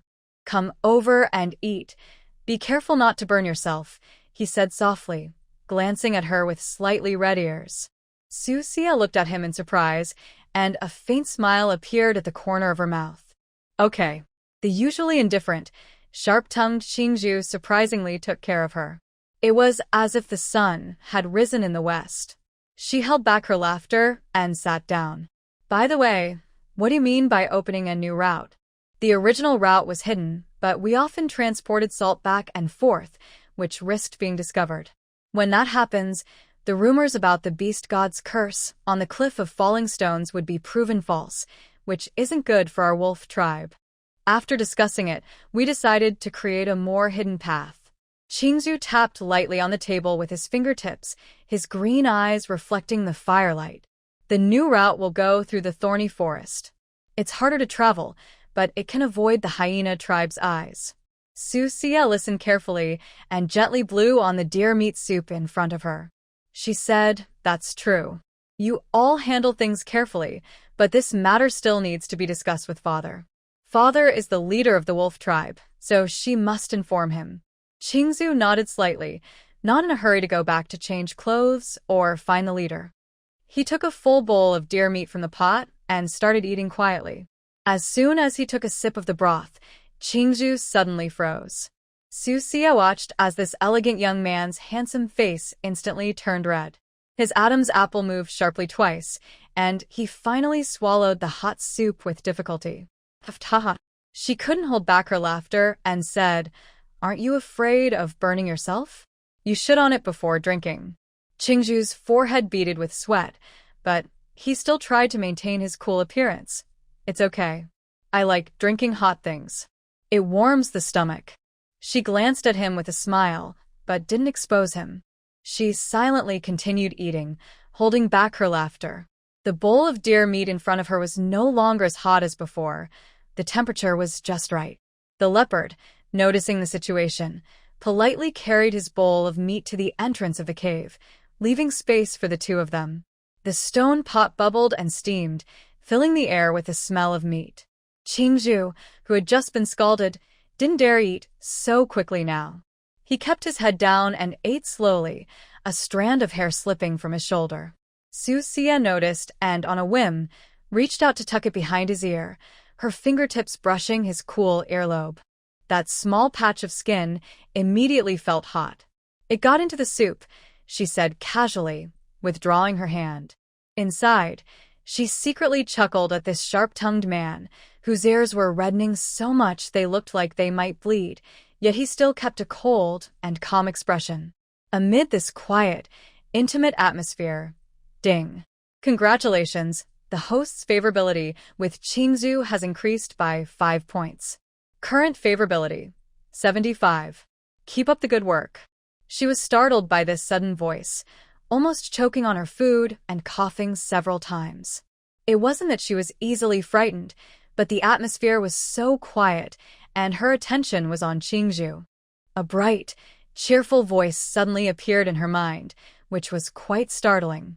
"Take it slow." Qing Zhu frowned and handed her a clean beast hide. His emerald eyes, shining in the firelight, looked clear like glass. "Why are you eating so fast? No one's fighting you for it." His tone was dismissive, but his actions were gentle. Cough, cough. "Thank you." She took the beast hide and wiped her mouth. Glancing at Qing Zhu's quick withdrawal of his hand, she saw a slight blush on his cool, handsome face, which made him look a bit suspiciously red, adding a strange charm. Under the flickering firelight, he looked even more stunning, like a blue lotus suddenly blooming on the snowy mountain peak. Susia felt a bit distracted, her eyes flickering briefly before she quickly looked away. Qing Zhu's appearance was no less than theirs, but her temperament was different, cold and aloof, like a fairy from a myth. Suddenly, an idea popped into her mind. Perhaps Qing Zhu should follow her to practice cultivation. Maybe someday she would ascend to become a fairy. But she wasn't sure if Qing Zhu had spiritual roots. Of course, this was just a thought for now. Whether Qing Zhu would really follow her to cultivate could be decided later. Night deepened. Dew grew heavy. Qing Zhu had finished eating the deer meat in his bowl. This was his third bowl. He stood up, placed his utensils on the stove, scooped some water to wash his hands, then wiped them with a clean animal hide, setting it aside. Keep the bowls and chopsticks. I'll wash them when I return. He stepped toward the cave entrance, then looked back. I'll report the Salt Lake matter to the leader. You. Go to sleep early. His last words were spoken softly, almost blending into the night breeze. Susia blinked, about to answer, but the green figure had already disappeared into the night. She looked in the direction Qing Zhu left, her fingers unconsciously rubbing the edge of her bowl, a slight smile on her lips. That man runs so fast. She had eaten almost everything and had no intention of washing the dishes, simply leaving the bowls in the pot, waiting for Qing Zhu to return and wash them. Bao Fu wanted to wash the dishes, but was stopped by Susia. She waved him off and said, "You've had a long day too. Rest early. Someone will wash these bowls. Men like him should be commanded when needed, or they might end up bossing you around later." Besides, she wanted to see if Qing Zhu would really wash the dishes or just say so. Bao Fu scratched his head, confused by the complicated situation. Seeing the owner's insistence, he didn't argue further. He obediently squatted outside the cave to keep watch. When Qing Zhu returned, it was already late, and he had changed into different clothes. He looked at the unwashed dishes in the pot, still covered with a layer of oil. Bao Fu was dozing at the cave entrance, snoring loudly. Inside the cave, faint sounds of movement could be heard, clearly disturbing sleep. Qing Zhu frowned, and without hesitation kicked Bao Fu. Bao Fu was kicked hard and rolled 3 meters away. When he opened his eyes, he saw Qing Zhu's cold, moonlit green eyes shining with a chill. He quickly swallowed his snore. Wash the dishes in the pot.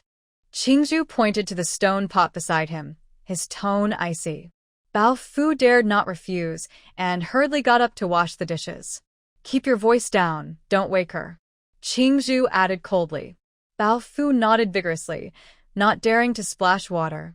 Green Bamboo listened carefully inside the cave, making sure Susia wasn't disturbed. He told Bao Fu to be careful at night and to find him if needed. Then he left quickly. The next morning, by the river, Susia was stacking dry clay pots into the kiln, while Bao Fu was hurriedly adding firewood. Suddenly, a shadow covered them. Green Bamboo appeared behind her without warning, his bright green eyes fixed on the neatly arranged pots inside the kiln. Working while pregnant? Do you not want the baby? His cold voice was calm but sharp, making Bao Fu jump in surprise. The firewood clattered into the kiln, sparks flying. Susia didn't look up. She tiptoed and placed the last small pot into the kiln. Perfect timing. Help me bring the lid. Green Bamboo snorted and, with a serious face, moved the lid over. He suddenly stared at the pots inside, his green eyes narrowing sharply. The clay models on the shelves shone like jade, their edges thin as cicada wings, more delicate than the finished pottery he saw at the Beast King city. Did you make these? He gently placed the lid on top, careful not to damage the pots. Susia rolled her eyes silently. What do you think? Did I dream it up in the middle of the night? Green Bamboo was silenced for a moment, then brushed dust off his hands. Are you sure these can be fired successfully? They looked good, but they were still half-finished. Susia gave him a mysterious smile. You'll find out if they can be fired successfully later. Green Bamboo stared at her mischievous smile and couldn't help but want to pour cold water on her. What if they turn out to be a pile of broken tiles? Before he finished, Susia shot him a glare. Stop cursing me. She pouted in dissatisfaction. If it works, will you wash my feet? Green Bamboo was stunned, his ears turning red instantly. His bright green eyes flickered. Nonsense. Susia chuckled softly. Come on, dare you to bet? Who wouldn't dare? He blurted out, then immediately regretted it and shut his mouth. Bao Fu cowered behind a kiln, pretending not to exist, covering his mouth with his paws. Help! He actually saw Lord Green Bamboo being tricked into a bet. 3 days later, on the day of opening the kiln, Susia, pregnant, stood in front of the kiln. Green Bamboo stood in front of her with a cold face. Stand back. She rolled her eyes at him and told Bao Fu to open the kiln lid. Be careful not to damage my... Bang! As soon as the lid was lifted, dozens of shining, colorful pottery pieces were neatly arranged inside the kiln, glowing with a jade-like sheen under the sunlight. Bao Fu took a deep breath and gasped, God of beasts above, oh no, Master, this is even more sacred than the holy artifacts used by the priests in the Beast King city. Qing Zhu's fingertips trembled slightly as he carefully picked up a ceramic bowl. The bowl's wall was as thin as eggshell, and when tapped gently, it emitted a clear, ringing hum. Yuya. He suddenly turned around, his emerald eyes shining brightly. These ceramics. Are you willing to admit defeat after betting? Susia swung her tender feet and smiled like a sneaky cat. Tonight I'll wash my feet. Qing Zhu's ears instantly turned bright red. The ceramic bowl in his hand almost slipped to the ground, but he caught it just in time. He was about to speak. Meanwhile, the noise here immediately caught the attention of a few females washing things by the river. Ceramics? Did Susia really make these? It looks like it. That beastman Bao Fu said they're even better than the sacred artifacts used by the priests in the Beast King city. Really? Are they just bragging? Let's go see for ourselves. The females by the river, busy with their chores, started talking excitedly and hurried over. Yunxiang and Suying, who were inside, followed a group of females rushing over. When they saw the exquisite ceramics in the kiln, everyone was stunned and stared with wide eyes. Yunxiang pinched her thigh hard. Sia really made these ceramics. She had known Sia was tinkering with things by the river for a while but hadn't paid much attention. Ceramics from the Beast King city weren't easy to make, after all. But she didn't say anything negative, only advised not to tire herself out and to take care of her unborn child. Oh my goodness, these ceramics are so beautiful, even more delicate than the pots used in the Shaman's stone house for brewing medicine. Suying was so shocked she almost couldn't close her mouth, and half of the beast hide she was washing fell onto the grass. Let me see inside.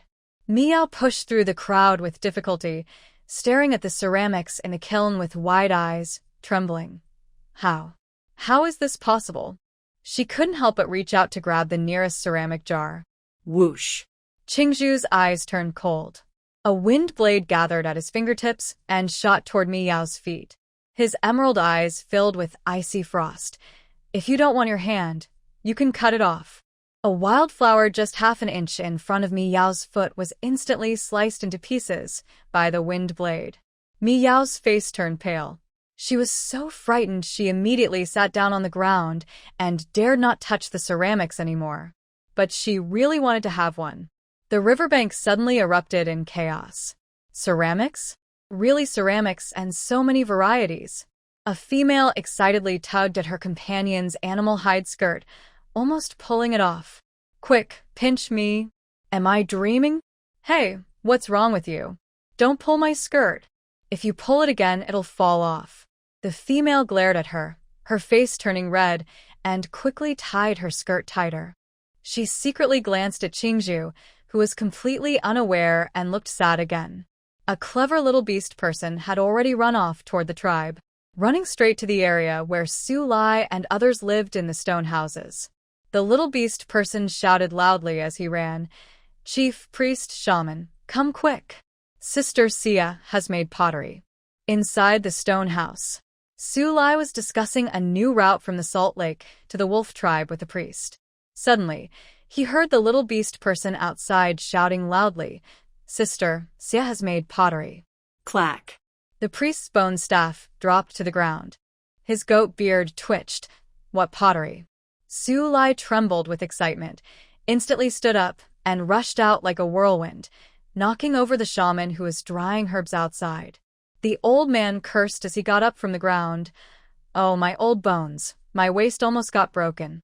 Before he finished cursing, he suddenly realized something. The thin old hand, like a chicken claw, grabbed the messenger beast person, eyes shining. What did you just say? The little beast person, in pain from the shaman's grip, gritted his teeth and said, Sister Seth has made pottery. I heard it's even more beautiful than in the Beast King city. Really? The shaman's cloudy old eyes instantly lit up. He scrambled and ran toward the riverbank, his thin legs faster than the young beast person. While the priest bent down to pick up his bone staff, the two old men had already dashed 10 zhang away. He shakily adjusted his crooked horned hat and muttered, The beast god above. By the river, Qing Zhu was coldly placing the ceramic bowls, plates, basins, cups, jars, pots, and vats from the kiln carefully on the grass. The crowd around was 3 layers deep. Miao stared at the beautiful pottery, feeling both envy and jealousy. She tried several times to steal the closest ceramic jar at her feet but was afraid of being caught, so she didn't dare to steal. Su Lai had already arrived at the riverbank. Make way, make way. His loud voice made everyone's eardrums hum. The crowd instantly parted. An old wolf king strode quickly, stopping when he saw the various shining ceramic pieces on the grass. Haha, good, good. Father. Susia just lifted the clay pot and shook it, then was suddenly hugged excitedly by her father, who started spinning around in place. Father, stop spinning, I feel dizzy, dizzy. She held the clay pot with both hands, her pregnant belly pressing against Su Lai's stomach. Her head was spinning, unsure whether to protect the pot or her belly. Next to them, Qing Zhu looked green with fear and quickly stepped forward to help her down. Leader, be careful. Yuer is pregnant. Please don't let the baby come out early. Su Lai finally realized what was happening, gently set his daughter down, rubbed his hands, and chuckled. Father's just happy. The winged tiger tribe was bragging about their broken clay pot a few days ago. Now look at how proud they are. He lowered his voice. Yuer, can this clay pot be used to cook hot pot? Susia almost burst out laughing, knowing her father was also a foodie. He didn't want to embarrass himself by fighting with the younger generation over food, but he always asked her to make extra so he could take it later. He especially loved hot pot, though it required many ingredients, so they didn't have it often. She held back her laughter and said, Don't worry, father. I made a special double-flavor hot pot for you. Tonight, we'll have mutton. Ha ha ha, all right. Tonight's hot pot with mutton. Su Lai's face lit up with a red glow. He ordered the wolves behind him, Wolf 1 and Wolf 2, quick. Send someone to the winged tiger tribe to exchange salt. Use this clay pot. The winged tiger tribe didn't have much salt, and even if they did, they didn't need much. His real aim was to provoke the tribe leader, Xiaoyi. Su Lai remembered how the old guy had been showing off in front of him when they first made the pottery. So arrogant and annoying. He had to teach him a lesson. The priest, leaning on his cane, overheard this and said, Haha, leader, you're trying to make Xiaoyi mad? Ha, making him angry is just the beginning. Su Lai snorted, pointing at the set of carved wolf-pattern teaware on the ground. Let that old guy see what real pottery looks like. Susia burst out laughing, tugging at her father's clothes. Dad, be careful. Don't make him so angry he is a. Let him get so angry he drops dead, Su Lai said with disdain. Since Muhan disappeared, there aren't many capable young people left in the winged tiger tribe. The shaman was holding a clay jar tightly, almost pressing his face to it. This glaze, this thin wall, nothing in Beast King City's high priest's chamber pot compares to this. Qing Zhu quietly moved the clay jar back half a foot, worried the old man might drool on it. You girl. The priest tremblingly raised his bone staff. This pottery. Each person is limited to 2 pieces. Susia smiled warmly and said, A ceramic pot in exchange for 10 complete deer skins, a ceramic bowl for 2. The room fell silent. Qing Zhu's bright green eyes widened slightly. The female asked him about the price of ceramic jars in Beast King City this morning, so she must have been waiting here? However, the price reported by Yuer was much cheaper than in Beast King City, less than 1/3. Miao immediately became unhappy when she heard it was to be exchanged for animal skins, wearing a fake smile. Sister Sia, you're the daughter of the leader. Shouldn't good things be shared with the tribe? She twirled her hair with her finger. I heard that the ceramics made by the Ihu tribe are always first given to the tribe members. Hearing this, Susia almost burst out laughing. The ceramics from the Ihu tribe were made by Chu Youyou. Others might not know her well, but she did. That woman is very scheming. How could she possibly give away the ceramics she worked so hard to make? Plus, she had heard from the system that Chu Youyou ceramics had a very low success rate, 8 out of 10 would. How could she be willing to give them to others? Smiling, Susia gently held the cup-shaped Muhan, softly stroking his head, and asked meaningfully, "Little one, Miao said the ceramics from the Ihu tribe are all shared with the tribe members. Is that true?" The cup-shaped Muhan obediently allowed Susia to hold him. When he heard her words, for some reason, his mood suddenly turned very strange, and his fur bristled all over. Howl. Howl. The little one's pupils instantly turned gold. Suddenly, he leapt out fiercely from Susia's arms. He scratched Miao's face with one paw, his golden beast eyes swirling with a rage even he couldn't understand, mixed with intense pain. It was as if he had touched some forbidden taboo. Ah! My face! Miao screamed and covered her face, blood seeping from her fingers. Ah! Everyone present was frightened. No one had ever seen cup-shaped Muhan so fierce. Though he was often mischievous and sometimes bullied the tribe's young ones, that was all in play. He had never been so aggressive, scratching others' faces and leaving them covered in blood. Su Lai frowned, about to ask what was going on. Suddenly, the cup-shaped Muhan transformed into a streak of white light and shot into the forest. Qing Zhu frowned, watching the direction where the little one disappeared, his green eyes deep in thought. He knew a bit about Muhan's past. He had heard that the ceramics of the Ihu tribe were made by Muhan's partner in research. He was sure that Muhan had lost his memory. The reason he suddenly became aggressive was probably because he was upset, touching deep feelings hidden in his soul. He wondered if Muhan would use this chance to regain his memory.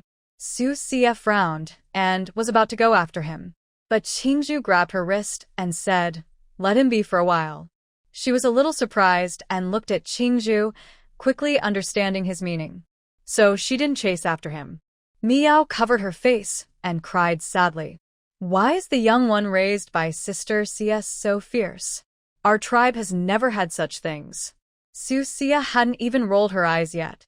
Stop crying, or your wound will scab over. The shaman stood up impatiently, brushing off grass from his legs. Then he took a bunch of herbs from his bag and handed them to Miao. Go back, crush these herbs, and put them on your face. It will heal in a few days. Remember not to get them wet. Miao's crying stopped suddenly. She looked at the herbs in her hand, which were starting to mold, and doubted whether the herbs were really effective. Shaman, these herbs are turning green. She trembled as she held the herbs carefully and asked, What's wrong with green hair?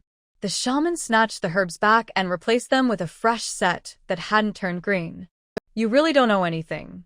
These are dragon claw herbs I've kept for 5 years. 5 years? Miao's voice cracked. Could herbs that old still be used? She hurriedly clenched the herbs that hadn't turned green and thought to herself, You can keep the green-haired ones for yourself. She quickly ran off, clearly eager to go treat her face.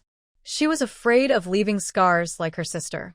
The shaman stroked his beard and squinted at Miao's hurried retreating figure, muttering, Young people these days really can't handle any hardship. Susia laughed so hard her stomach hurt. She asked Leopard Fu to divide the ceramic pieces on the ground into several parts. Su Lai gave one set, and the shaman and the priest each gave a set. Qing Zhu also took one, and she kept one for herself.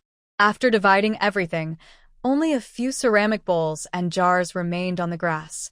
But they were quickly bought up. Yun Xiang exchanged half a year's worth of mink fur for a ceramic jar. Su Qing used 2 complete deer skins to exchange for 2 bowls. The two happily carried their new ceramics and left.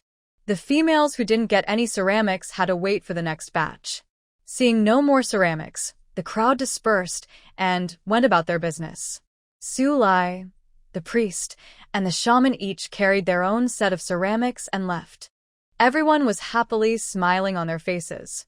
On the way back, Biao Fu carried a freshly hunted fire beast, which had already been slaughtered and cleaned by the river, ready to be sliced thinly and cooked. Qing Zhu carried 2 woven baskets on his shoulders with a pole, one in front and one behind. The baskets held newly made pottery. One set belonged to him, and the other to Susia. Suddenly, he noticed a bunch of wild scallions growing in the grass by the road. He stopped and casually pulled them out. Susia, holding her stomach, walked behind and was surprised by Qing Zhu's action. She remembered Qing Zhu used to dislike wild scallions, calling them stinky grass with a bad smell.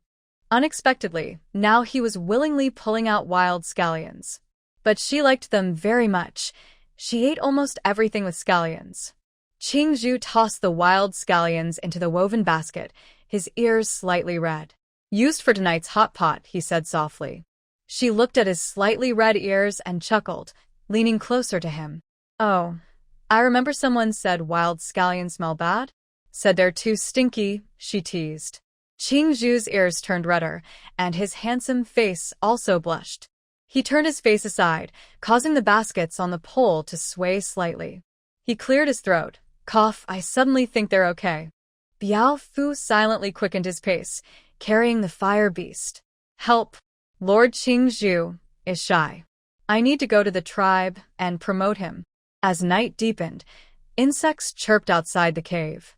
Inside, the fire flickered, casting shadows that danced on the stone walls. In the newly made ceramic double-flavored hot pot, the red and white broth boiled and bubbled, filling the air with spicy and fresh aroma. Su Lai brought along priests and shamans without invitation. The old wolf king sat down unceremoniously at the main seat, staring intently at the bubbling hot pot. The priest, leaning on his cane, sat down slowly, glancing at Biao Fu with sharp eyes like an eagle. Why would a 5th-rank warrior from the leopard tribe willingly become a mount for others? He asked. Biao Fu froze with his hand, holding meat over the pot. That was a good question. He didn't even know the answer himself. Qing Zhu looked at the priest and quietly added, "He lost a bet to Yuer, so he became Yuer's mount." That was the reason Susia gave them at first, though it sounded a bit strange. But they all believed it. Otherwise, how could a 5th-rank warrior willingly serve as a female's mount? Was he crazy? As for Biao Fu liking Yuer and wanting to be her male partner, everyone with eyes could see that Biao Fu only respected Yuer and had no such intentions. Biao Fu didn't explain because even he couldn't clearly explain why he suddenly became her mount. But he didn't regret it. The priest didn't doubt and nodded while stroking his beard. He is indeed someone who accepts losing after betting. Leopard Rich chuckled as he poured sliced lamb into the spicy hot pot, hot oils splashing onto Su Lai's hand. The old wolf king howled loudly and jumped up. Is this kid trying to murder the leader? After 15 minutes, the hot pot base was cleaned out completely. Su Lai, patting his stomach and letting out a satisfied burp, looked thoughtful and said, "Where your pottery skills? Could you teach the people in the western part of the tribe?" The half-beasts are those whose beastly forms failed to fully transform. Some can only maintain a human shape, others only a beast shape, and some have animal features. All of them are grouped in the western part of the tribe. Because they are half-beasts, their hunting skills are limited, and their lives are not good. They're not only low in status, but also looked down upon. Of course, no females are willing to be their partners, so most end up lonely. Susia paused with her chopsticks and looked at her father. "Father, do you want them to learn pottery? Half-beasts are weak in hunting, but they are good with their hands." Su Lai rubbed his chin stubble and said, After your third uncle's child failed to fully transform, the woven baskets he made are no worse than those made by the tribe's females. You're about to give birth soon, so there's no time for pottery. It's better to let them do these tasks. Not only can it bring value to the tribe, but it can also improve their lives. Though low in status, half-beasts are still members of the tribe. She understood Su Lai's idea, so he wants to create a re-employment program for the half-beasts? Yes. She thought for a moment and nodded slightly. But I have one condition. What is it? Su Lai asked nervously. Susia shot him a glance. First, I will choose the apprentices. Of course. Not everyone is suitable for learning pottery. Julie nodded slightly, agreeing. Second, 60% of the pottery we make will belong to the tribe, 30% to me, and 10% for them to trade or sell. She tapped her fingers on the table and continued. Third, I want Leopard Rich to supervise. Deal. Su Lai slammed his hand on the table, nearly knocking over the bowls and plates. Qing Zhu quickly caught the falling cup. The old wolf king awkwardly rubbed his hands and chuckled. Well, you guys continue. He then pulled the priest and shaman and hurriedly ran away. Inside the cave, everything suddenly fell silent, leaving only the aroma of the hot pot lingering. Susia swung her fair feet and raised an eyebrow at Qing Zhu. Accept your loss. Wash your feet. Master, I'll go boil water. Leopard Rich hurried off to boil water, showing great enthusiasm. The green bamboo froze in place, its bright green eyes fixed on Susia's swinging feet, and his throat moved nervously. Water is coming. Bao Fu hurried in carrying a wooden basin, steam rising from it, making his face flush. Green Bamboo took the basin, his slender fingers dipped into the water, and he shivered from the heat. Stupid leopard, the water is so hot. Are you washing feet or scalding a pig? Don't you think about adding some cold water? His hand immediately withdrew, and he scolded with a cold face. Susia chuckled softly, trying to kill the master? Bao Fu looked annoyed but then realized he had heated the water and brought it over without adding cold water. He was about to go add some cold water but was dismissed and thrown out by Green Bamboo. Clumsy hands, I'll do it myself. Green Bamboo coldly carried the basin to the mountain spring outside the cave, scooping half a ladle of cold water into it. He tested the temperature and found it just right, then carefully carried the basin back into the cave.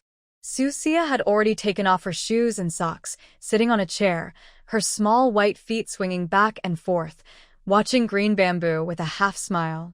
Green Bamboo looked at her with a faint smile, his ears slightly reddening, and gently placed the basin beside her feet. Put your feet up. He knelt on one knee, his voice lower than usual. As soon as her toes touched the water, she retracted them quickly. Hot. Green Bamboo frowned and suddenly grabbed her ankle, pressing it into the water. Scalding? I tested the water temperature. You're just being delicate. She kicked up water, splashing his face. I'm just sensitive skin, not as tough as you. Green Bamboo wiped the water from his face, his bright green eyes narrowing dangerously. Tough skin? His skin was the whitest among the beast husbands, even whiter than Old Fox, yet he called himself tough-skinned? He grabbed her slender ankle and lightly scraped her sole with his fingertips.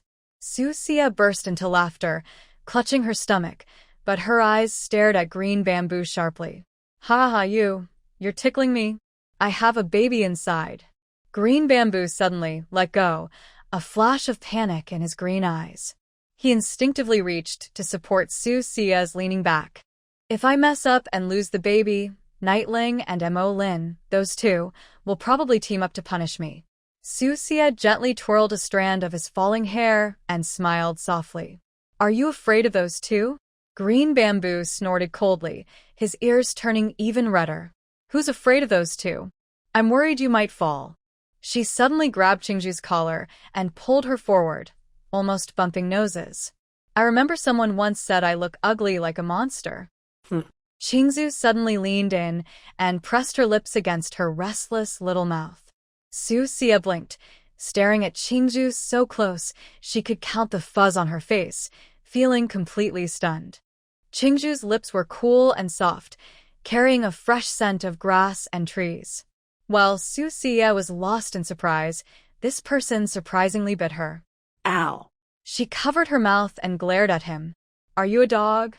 Qing Zhu licked his lips, his bright green eyes shining with triumph. Beastmen usually mark their mates like this. Then he suddenly reached out and placed his hand on her rounded belly, voice lowered a bit. When will you give me a few little wolf cubs? The baby in Yuer's belly was either Yeling's or Lin's. She regretted not getting closer to Yuer earlier. Otherwise, the baby in Yuer's belly might have been her own. She slapped Qing Zhu's hand away. The baby isn't born yet, and you're already thinking about the next one? As soon as she finished speaking, her system's excited voice rang in her mind. Ding. Please complete the Qing Yu heart-to-heart task. Have Qing Zhu publicly admit loves Yuer the most, and shout it out loud, with over 50 beastmen hearing. To meet the minimum standard, you have 7 days. Reward: 1 painless childbirth pill, 1 postpartum repair pill. Failure results in a decrease in favorability. Susia's pupils trembled. Was this level difficulty? Make the sarcastic, reserved Qing Zhu confess publicly? And shout it out loud, with over 50 beastmen listening? She'd rather be teleported to the Salt Lake to watch Yeling and Lin fight. Suddenly, she sensed something was wrong. System, I remember you said the task wasn't mandatory, that I could accept or decline, and there was no penalty for failure. What's going on now? She frowned deeply, expressing her dissatisfaction to the dog system. The system suddenly crackled with static, its mechanical voice intermittent. Warning. Detected subsystem intrusion. Penalty mechanism forcibly activated. She almost kicked over the foot basin, splashing water all over Qing Zhu. So it turns out the antivirus software and rogue plugin are fighting each other? Her face darkened, rogue plugin. Qing Zhu, with wet hair, froze in place, looking stunned. Suddenly losing her mind? She didn't bother to explain and immediately called out to the system in her mind. Quick, find out where this rogue plugin came from. The system buzzed loudly, detected that the Fu Shitong carrier is Chu Youyou. Susia's heart was thunderstruck, and her face looked very bad. Chu Youyou. Doesn't she have no system? How did a system suddenly appear? What is her system? Chu Youyou is the main female character in the Yo story, with a strong aura. Now that she has a system to help her, she will probably be even harder to deal with. Thinking about Chu Youyou in Beast King City and Bai Qi also in Beast King City made everything more complicated. The system's voice sputtered with sparks. It's all the old Heavenly Tao's fault. Because of the host and the reborn female supporting character Yunju, the plot got messed up. You two cannon fodders didn't just fail. You made Chu Youyou, the Yo heroine, suffer terribly. The system clicked its tongue in disdain and continued. The old Heavenly Tao couldn't stand it anymore. Feeling sorry for his own daughter, he wants to fix the chaos and return to the original plot. So, he gave Chu Youyou a popular charm system. Complete tasks to earn rewards. Susia's face darkened. The fixing of the plot. Does that mean cannon fodder must die? Must she suffer as in the original story, dying miserably, with men stolen away by Chu Youyou, and the Heavenly Tao happy? But she, Susia, refuses to accept her fate. Angrily, her chest heaved, and she couldn't help but curse loudly. Dog Heavenly Tao, you have no sense of justice. In her anger, she even shouted out loud. Qing Zhu wiped the foot wash off her face, noticing her unpredictable expression and her curses. Suddenly, she squinted her emerald eyes. Who are you cursing? Who else? The one next door stealing business. Her anger surged, and she slammed her hand on the table, causing the teacup to clatter loudly. Maybe it scared the baby in her belly, because her stomach suddenly kicked. Ow. This unlucky kid kicked me. Qing Zhu was startled and hurriedly tried to support her waist, frowning. Why are you so angry? Calm down. Susia clutched her belly, gasping. Then her eyes flicked. It's all because of you. This gloomy person, making me so mad. Qing Zhu looked confused. Me? Yes. She confidently poked his chest. Look at Bai Qi. He always says Xiao Yeye is the most beautiful. His words are as sweet as honey. He knows how to make me happy. Yeling is domineering, but he also cares for me by making soup. Molin is quiet, but he always silently works for me, worried I might get tired. He even thoughtfully roasts meat and picks spiritual fruits for me. Qing Zhu's mouth twitched. So, I want you to do one thing that makes me happy. She looked at him with bright, sparkling eyes.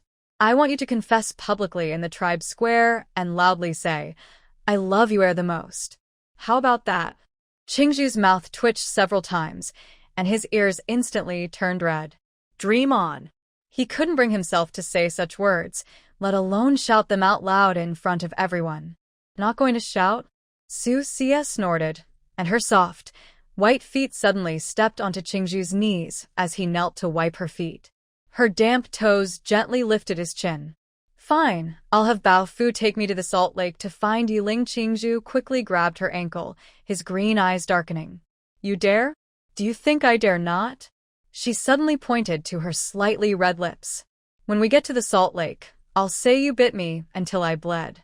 She didn't know if she was bleeding, but that bite Qing Zhu just gave really hurt a little. Even if there was no bleeding, there would definitely be a mark. Qing Zhu stared at the bite mark on her lips, his throat moving. Suddenly, he stood up and bit her again, adding another mark. That'll prove the crime. Susia grimaced in pain and grabbed the basin to throw at him. Qing Zhu caught the basin with one hand, water splashing all over him. His green eyes shone brightly. If you want to shout, then do it, but add a bet. She squinted. Speak. If I shout in front of everyone. Qing Zhu threw the basin aside and looked at her round belly. His voice was low and hoarse. When your baby is born and you've recovered, I'll be the first to mate with you. He spoke the word mate very softly, almost inaudibly.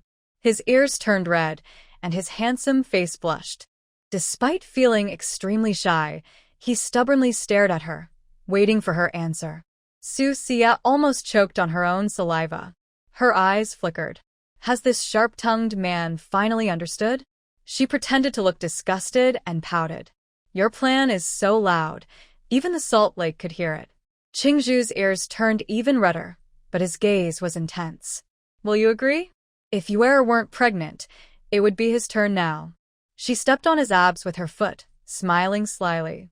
All right, but... She suddenly grabbed Qing Zhu's collar and pulled him closer, nearly face to face. If you don't shout loud enough for 50 people to hear. Hee. Yuer is so playful.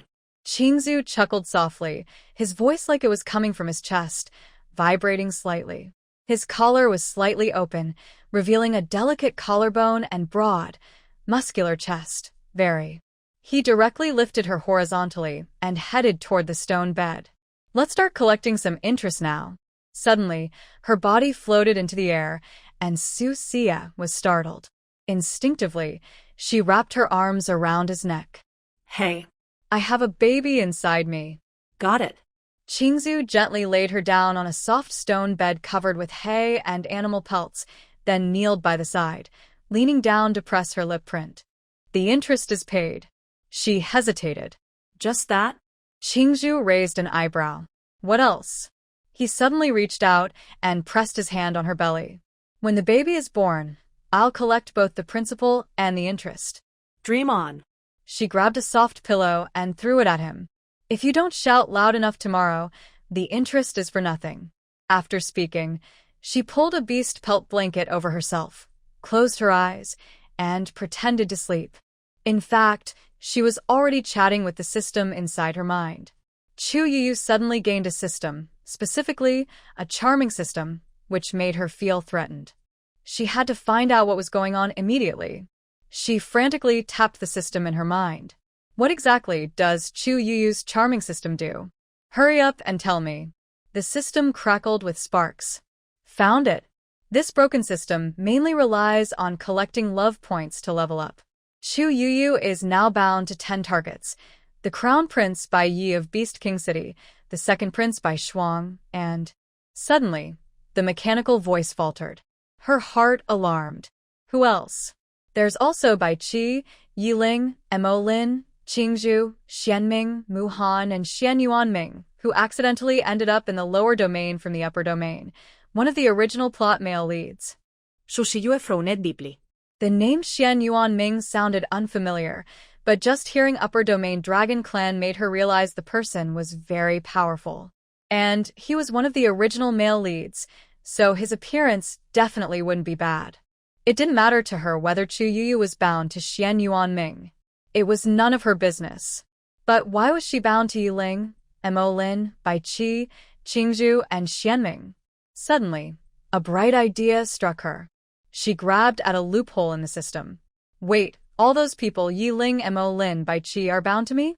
Especially Bai Qi, whose favorability towards me is already 90. How does Chu Youyou plan to win him over? The system's voice sounded sympathetic. So, her broken system's task is to make Yeling, Bai Qi, Qing Zhu, and Shienming dislike the host. The lower their favorability, the more they hate the host. Chu Youyou will get bigger rewards the more they dislike you. If their favorability drops below -100 and they fall in love with Chu Youyou, she can get the ultimate gift pack. The system silently added, with a tone full of sympathy. She suddenly sat up, startling Qing Zhu, who was adjusting his blanket. Her green eyes furrowed in annoyance.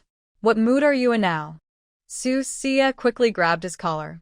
After shouting slogans tomorrow, come with me to Beast King City, right away. Qing Zhu almost laughed out of frustration, thinking she wanted Bai Qi. She didn't care about the baby in her belly. His voice turned cold and a little jealous. You're about to give birth and you're going to Beast King City? Is Bai Qi that important? More important than the baby in your belly? His tone grew colder, tinged with jealousy, even he didn't fully notice. Susia didn't know how to respond, so she quickly pretended to hold her stomach and groan. Oh. Qing Zhu panicked instantly, hurriedly trying to support her waist and belly. Does it hurt? It's fine. The baby kicked me. She glanced at Qing Zhu, feeling very confused inside. She waved him away, go back first. I want to rest. Seeing her face looked bad, he frowned. I'll stay with you. She gritted her teeth.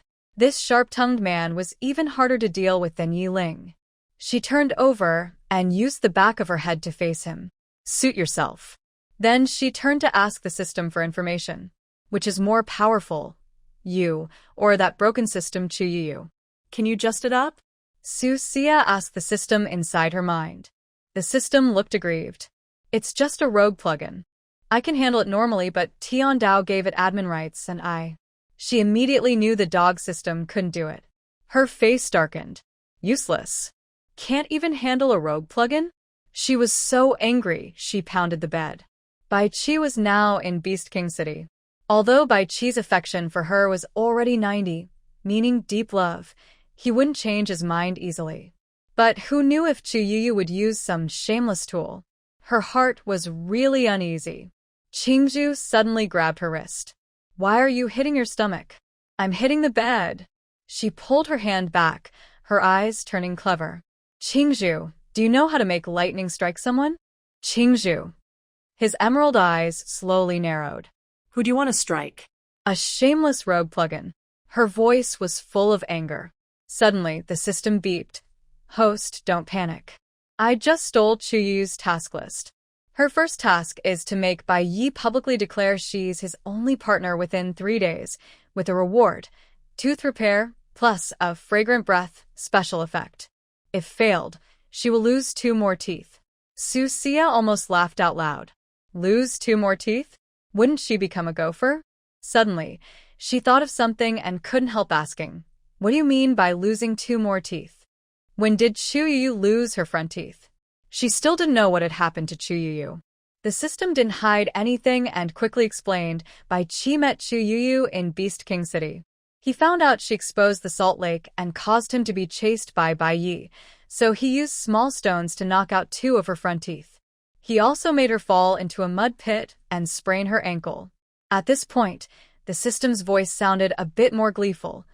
Chu Youyou now not only speaks poorly, but also walks with a limp. To repair her teeth and complete her task, she endures nausea and foot pain to make Bayi delicious food. The system continued vividly, but Bayi isn't convinced. Because Chu Youyou lost 2 teeth, she not only speaks poorly but also looks bad, which greatly lowers her favorability. He dislikes her deeply and refuses to see her. Now, Chu Youyou has prepared a lot of food but can't deliver it to Bayi. Haha, Chu Youyou really deserves this. Bayi is funny too. He's been covered in mud and filth, but still complains about her looks. Maybe Chu Youyou also secretly dislikes him, but to fix her teeth, she has no choice but to try to win him over. Just thinking about it makes her feel so frustrated. Susia, wrapped in a beast fur blanket, trembled with laughter and couldn't hold back. Bai Qi did a good job, well done. When he returns, I'll reward him with a big chicken leg. Host, I have good news for you. Bai Qi's dislike value for Chu Youyou is -100, just like how you initially felt Bayi's dislike when you arrived in this world. You don't need to rush to Beast King City. You can observe a bit more. Later, the system sincerely suggested, you're about to give birth soon, and it's not good to run around everywhere. What if you give birth on the road? I'll think about it some more. She hid her smile and seriously considered this. She felt a bit more at ease, but didn't underestimate Chu Youyou's robe plugin. After all, it's a system, backed by the heavenly way with special permissions. She was still debating whether to go to Beast King City. Suddenly, she felt a hot gaze on her back and saw Qing Zhu still standing by the bed without leaving. She immediately pretended to turn over and secretly peeked open one eye. Wow. Her emerald eyes were fixed on her twitching mouth. Hold back your laughter, or you'll get hemorrhoids, Qing Zhu said coldly. Shoshiyue. Is this a human X-ray machine? She immediately performed her disappearing smile trick. Why are you still here? Blue Bamboo quickly wrapped the animal hide blanket into a cocoon shape and pulled both the person and the blanket into his arms, saying, just in case you try to sneak off to the Beast King City at midnight. Susia pouted and said, nonsense. Who said I want to go to the Beast King City? She originally wanted to go, but after learning about Chu Youyou's situation and Bai Qi's dislike for her, she wasn't in a hurry anymore. The next morning, before the dew dried, the tribe's square was lively and busy. Susia, pregnant, stood at the front of the altar, happily looking over the large group of beasts around her. To see Qing Zhu make a fool of herself, the females and older beastmen of the tribe had gathered early. Even the half-beastmen living in the western area were curious and came over. The reason the news spread so quickly was because she had arranged for Bao Fu to promote it everywhere in advance. She was worried that if fewer than 50 people showed up, they wouldn't be able to complete the task. Bao Fu was holding a freshly grilled skewer of meat, watching the scene with a look of amusement. Qing Zhu, dressed in a bright green animal hide outfit, stood on the high platform, staring at the excited beast group below, her ears red as blood. Her green eyes fixed tightly on the altar, as if she wanted to carve a hole through her gaze and look inside. Someone in the crowd shouted, Qing Zhu, just call out. Why are you hesitating? This caused the females present to burst into laughter. Susia, holding her belly, watched Qing Zhu's awkward expression and found it amusing. Are you going to call out or not? If not, I'll go back. This sharp-tongued man once said she looked like a monster, with an expression of disgust, as if she was a pile of dung. Now he was forcing her to publicly say, I love you the most. Thinking about it made her feel very happy. Qing Zhu's teeth clenched with a clicking sound, and her green eyes stared fiercely at her. Are you sure you want to play this way? Didn't you bet on it yourself? Why are you afraid now? If you're scared, forget it. When my cub is born, the first choice will be Yeling. She looked at Qing Zhu and smiled with raised eyebrows. Shut up. Qing Zhu's ears turned red as blood, and she had yet to consummate her marriage. If she had to start with Yeling again, when would that be? He pursed his thin lips. I, Qing Zhu, love you the most. His voice was so soft it was barely audible, like a mosquito humming. Haven't eaten breakfast? Speak louder. She felt extremely happy, but pretended to be dissatisfied. Qing Zhu closed her eyes and roared loudly as if to give up. I, Qing Zhu, love you the most. Speak louder. I can't hear you. She held back her laughter and urged him loudly again. I, Qing Zhu, love you the most. Finally, Qing Zhu couldn't take it anymore and shouted so loudly that the entire tribe trembled. Her mind immediately rang with the system's cheerful voice. Ding. Congratulations, host. The task heart-to-heart with Bamboo Moon is complete. Rewards: 1 painless childbirth pill and 1 postpartum recovery pill. Rewards have been sent to the system backpack. Please check automatically later. The entire scene fell silent for 2 seconds, then the females present suddenly burst into sharp screams. Ah. Qing Zhu is so handsome. It's a pity he's not confessing to me. Who says he's not? I really envy that.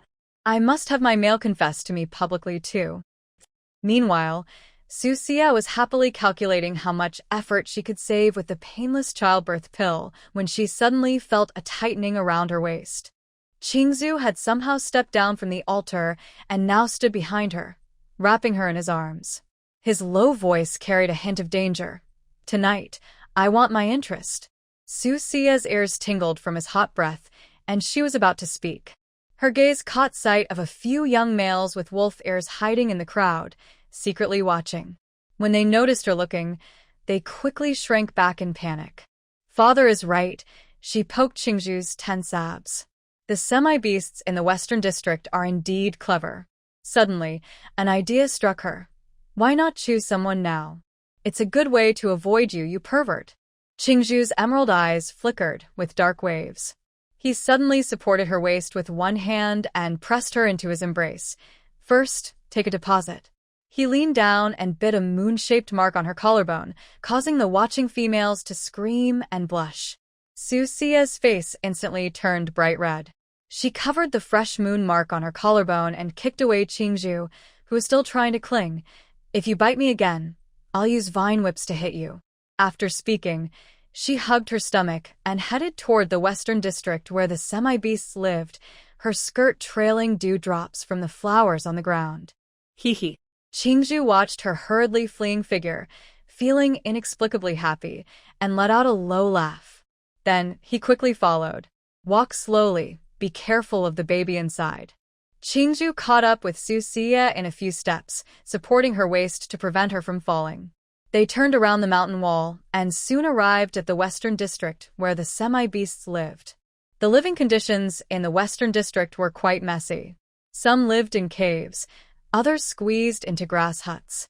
These grass huts were just frameworks made of a few tree trunks covered with a thick layer of dry grass, leaning unevenly. Such huts were poorly insulated, drafty, and could be collapsed by a heavy snow. A foul smell filled the air. The environment was very poor, with waste everywhere. One could easily step on feces by accident. Susia tiptoed carefully through the ground full of landmines. She pinched her nose and asked Qing Zhu nearby, "Does no one take care of this? Why not dig a proper toilet?" Qing Zhu kicked aside a dried-up, unknown object and said, "Half-orcs can't even hunt, so who cares about their lives?" She understood immediately. Half-orcs lack hunting skills, so their tribes are too lazy to bother, leaving them to fend for themselves. Of course, some orc brothers or children who failed to transform sometimes live in the Western District, and their families occasionally send supplies. For example, her third uncle's son failed to transform and moved to the Western District. Her third uncle even dug a cave for him and often sent meat and animal skins. They say life is okay there. Suddenly, a dozen half-orc teenagers jumped out of the bushes. Some had wolf ears, some had tails, and some showed wolf claws. One was even more bizarre, upper body human, lower body wolf, running like a moving werewolf specimen.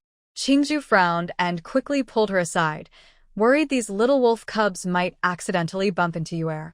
The teenagers realized they scared someone and hurriedly stopped. Then they all knelt in front of the two of them.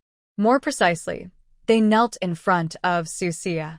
She was momentarily stunned, instinctively took a step back, almost stepping on a fresh pile of wolf droppings in the grass behind her. Luckily, she avoided it just in time. She didn't notice the mess behind her and looked at the teenagers with a frown. "Why are you all here?" she asked. "Mississippi." The wolf-eared leader nervously fidgeted with his hands. "We heard you're choosing apprentices?" She immediately understood that her father had sent someone to deliver the message. She nodded softly and squinted at them. Raise your hand if you can make clay models. Whoosh! All the half-orcs raised their claws, and one excitedly tore off a fellow's animal skin skirt. Qing Zhu coldly covered Susia's eyes and said, "Don't look. I'm just looking at their hands." She pushed Qing Zhu's hand away and pointed at the most steady-handed wolf-eared boy. "Go to the river, dig some clay, and make a bowl for me. If you don't know clay, go look at the clay pile near the kiln." The boy's tail wagged excitedly. "Miss, I know clay. Last time you made pottery by the river, I secretly watched and learned." He then dashed toward the river, nearly tripping over himself in his excitement. Fortunately, he managed to steady himself in time. The green bamboo softly chuckled. "This little kid is quite clever." The other young half-beasts saw this and quickly became anxious. One of them, a boy with a wolf tail, suddenly rushed forward, hugging Susia's leg. "Please, miss, choose me. I can go 3 days without sleep, and my hands are the steadier. Let go." Green Bamboo's face darkened. He grabbed the boy by the back of his neck and threw him away. His emerald eyes flashed with coldness. "If you touch her again, I'll break your legs." At that moment, a dull gray figure suddenly approached from nearby. The person had wolf ears and still had patches of silver-gray fur on his face. It was Su Yang, the child of Susia's third uncle, holding a crooked, half-dried mud bowl in his arms. Last night, his father told him that his cousin wanted to select a few skilled apprentices. So, he spent the night shaping mud by the river, and this crooked mud bowl was the result of his efforts. "Cousin." "I shaped it all night, but it's not very good." Su Yang stopped, holding the mud bowl, and looked at Susia nervously.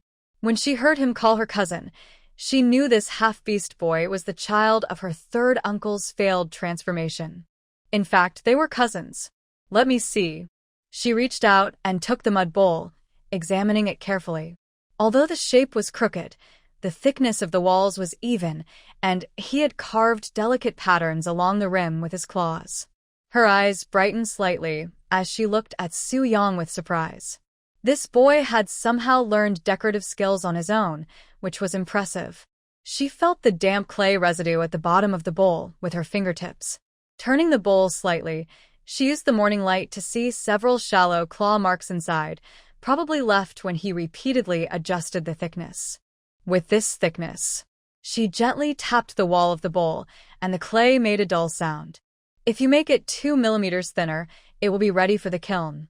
Su Yang's face, pale and gray, flushed with a hint of red. He instinctively hid his muddy claws behind his back, worried his cousin might see how clumsy he looked. "Not bad at all. Tomorrow you can go straight to the kiln." Susia handed the bowl back to him with a soft smile. "Don't worry, cousin. I'll study hard." Su Yang's eyes lit up with excitement, and his expression was full of enthusiasm. Just then, the half-beast boy who had been digging clay by the river ran back, carrying a large lump of wet mud, his hands and feet still dripping water. His mud bowl was quite regular in shape, but the bottom was as thick as a pancake. Susia glanced at it and couldn't help but laugh. If this bowl dries without cracking, it might still be usable. Seeing the other person looking at her nervously and anxiously, she smiled faintly. "All right, you and Su Yang can come over tomorrow too." As soon as she finished speaking, a cheerful system voice suddenly sounded in her mind. "Host, there's new information about Chu Youyou." "Do you want me to show it to you?" She paused slightly, looked around, and silently told the system, "Let's wait until I return to the cave to watch." She quickly dismissed the young half-beasts and hurried away with Qing Zhu from the West District. Back in the cave, she claimed she was a bit tired and needed rest, so she sent Qing Zhu away. As soon as Qing Zhu left, Susia eagerly asked the system to display the scene from Chu Youyou's side. A transparent light screen slowly appeared in front of her, like watching a movie. Inside a modest side hall of Beast King City, Chu Youyou was grimacing at a basin of water, missing 2 front teeth, looking like a groundhog, especially when she smiled. "System, you tricked me." Chu Youyou screamed silently in her mind. "Bayi now finds me ugly and refuses to see me." Susia watched the scene before her. She couldn't hear Chu Youyou talking to the rogue plugin because it was happening in her mind. She could only see Chu Youyou's face twisted and her claws raised in anger. Thanks to her system, she could guess some of what was happening. She thought, this isn't spying. It's missing out on the fun. System, can you eavesdrop on Chu Youyou's conversation with that rogue plugin? She asked silently. The system grinned mischievously. Host, don't worry. I just cracked the rogue plugin's voice channel. As soon as it finished speaking, Chu Youyou's furious voice exploded in Susia's mind. Bayi, this clean freak. Chu Youyou, frustrated, flipped over the basin, spilling water everywhere. He looked disgusting last time when he smeared himself with mud, and it caused a big fuss in Beast King City. Many people mocked him behind his back. I didn't mind his disgusting habits, but he dares to dislike me? That's just wrong. The rogue plugin's voice coldly reminded her, detected that the host insulted the target of the task. Electric shock penalty applied. Zzzt. Chu Youyou suddenly twitched like a frog touched by electricity, her hair standing on end. Susia stared at the screen, laughing so hard she couldn't stop. This is too funny. The rogue plugin actually has principles, huh? In the scene, Chu Youyou, with her hair standing up like an explosion, got up and spat out a puff of black smoke. Touching her burnt bangs, she almost cried. Before I crossed over, I was a famous dessert chef. Now I have to please a primitive man who has never even seen a toilet. Suddenly, her eyes lit up. No oven, but I can make tiramisu. She staggered up, searching for ingredients, muttering, no coffee powder, so I'll grind bitter tree roots as a substitute. No cheese, so I'll use fermented sheep milk paste. For ladyfingers, I'll bake thin biscuits with honey. The cold, robotic system reminded her, host's current appearance minus 50 points. It's recommended to tidy up your look. Shut up. Chu Youyou grabbed her burnt hair. Bayi, that neat freak, won't even let me in the door now. No matter how good-looking he is, it's useless. I want to lure him over with the smell of food. I'll make him drool. Susia watched Chu Youyou busy back and forth on the screen, frowning deeply. No. If this groundhog really gets Bayi to come out, his front teeth will grow back, right? Although Bayi is the prince of the Beast King City, he's still a country bumpkin and has never seen these tricks before. Once he appears, Chu Youyou's task is about 70% complete. Growing back his teeth is secondary. The worst is if Chu Youyou becomes Bayi's partner, it might make him even harder to deal with. She frantically tapped the system in her mind. System, think of a way. We can't just watch and do nothing. Host, stay calm. The system was bouncing wildly in her mind. We can't cast fire from afar or poison remotely. Even if we ride a leopard and rush to the Beast King City now, it's too late. But don't you remember what Lord Bai Qi is best at? Susia was stunned. Bai Qi's return to the Beast King City was to deal with Bayi and cause trouble for him. As soon as there was any movement from Bayi, Bai Qi would definitely act. But she still felt uneasy. She lay on the bed, rubbing her belly, when the baby inside suddenly kicked her hard. Ouch, this kid's got quite a punch. She massaged her belly and muttered. She was almost certain it was Yeling's child. If it were Mo Lin's, it would be a snake egg, and snake eggs wouldn't kick. Almost as soon as she had this thought, the system jumped out again. Host, you only guessed half right. What do you mean only half right? Susia's hand froze as she touched her belly. A sudden frightening thought flashed through her mind. Don't tell me I'm carrying twins or multiples. The system chuckled mischievously, with a teasing voice. Congratulations, host. You're pregnant with the wolf and snake deluxe combo. 3 wolf pups and 8 snake eggs. Wow. Susia was stunned, nearly choking on her own saliva. 3 wolf pups and 8 snake eggs?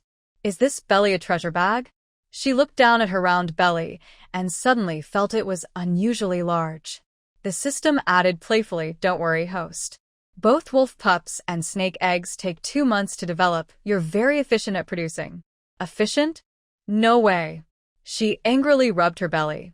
Wolf pups are born live, but snake eggs hatch from eggs. Which process am I supposed to follow? The system excitedly started explaining. Wolf pups can walk within 2 months, but snake eggs need 60 days to hatch. You'll need to set up 8 incubation nests in your cave and prepare 3 sets of wolf pups gnawing bones. Susia's vision blurred, and she grabbed a soft pillow, smashing it against the wall. What kind of hybrid pregnancy is this in the beast world? Suddenly, she remembered those chaotic days, and her cheeks flushed with embarrassment. Hey, do you think the wolf pups and snake eggs might fight inside my belly? She thought about how hard the wolf pups kicked her stomach and shivered as she stared at her bulging belly. What if she accidentally kicked the snake eggs and broke them? Almost as soon as the thought appeared, the virtual screen in front of her switched from the Beast King city Chu Youyou to an ultrasound image. Host, look, the wolf pups are bouncing on the snake eggs.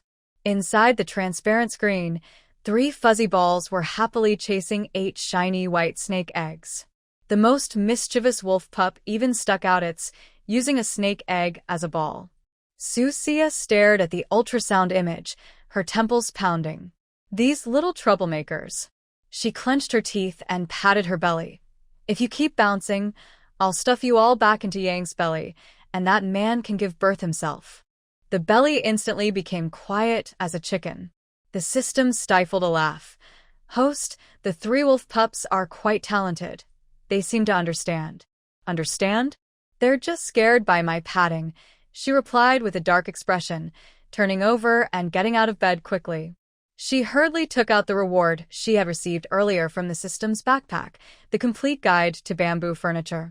It was a thick booklet with a deep blue cover. The title, The Complete Guide to Bamboo Furniture, was written in ancient seal script. She sat on a stone bed, placing the book on her lap, gently flipping through the pages. The yellowed paper rustled softly. A faint scent of ink mixed with a fresh aroma of plants filled the cave. She pointed firmly at the baby cradle blueprint and said, "Bao Fu. Go to the back mountain and cut 10 thick purple-striped bamboos." Bao Fu was resting at the cave entrance when he heard his owner's voice and immediately woke up. He lifted his foot and entered the cave. "Master, do you want old bamboo or new bamboo?" "Old bamboo, the older the better, and choose the one with strong flexibility." Susia focused on studying the album in front of her, without looking up. "Yes, master." Bao Fu nodded and responded, then transformed into a colorful leopard shape and disappeared with a few leaps. The green bamboo hadn't gone far and overheard their conversation.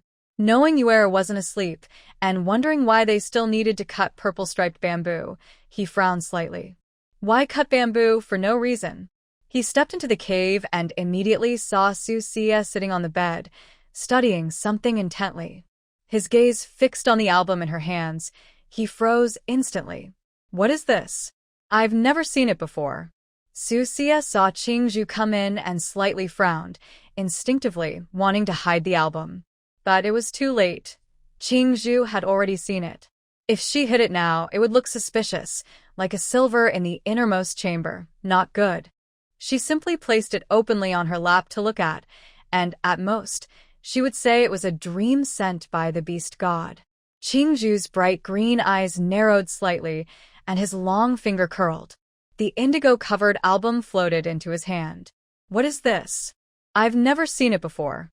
He gently rubbed the raised patterns on the cover with his fingertips, a look of surprise in his eyes. He had seen many beast skin scrolls, but this thin, neat beast skin was the first time he saw such. "No, this isn't beast skin." He didn't know what it was made of. Qing Zhu carefully opened the album, and the contents made his bright eyes shine even more.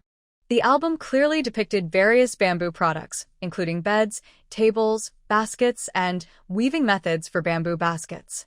There were also many strange bamboo items, each with a purpose he couldn't name. Mainly because Qing Zhu couldn't read the characters on it. He felt like he had discovered a new world and looked at it with great interest. "Where did this come from?" Qing Zhu asked while flipping through the pages, his finger stopping at the drawing of the baby cradle. The vivid design made him slightly dazed. His bright green eyes flashed with surprise and curiosity. "This drawing." He looked surprised, his long finger gently brushing the paper. "How can the weaving of bamboo strips be so detailed?" Susia secretly breathed a sigh of relief. Luckily, Qing Zhu couldn't read simplified Chinese. She blinked and said mysteriously, "The beast god gave this to me. It is said to help our tribe prosper. One morning when I woke up, it was beside my bed. I learned how to weave the baskets and carriers from inside. Everything inside is very useful. I am about to give birth, so I wanted to make a baby cradle." Qing Zhu looked up at her and didn't doubt her words. If it wasn't a gift from the beast god, he couldn't imagine where this thing came from. Even in the high-level beast world continent, such a thing probably doesn't exist.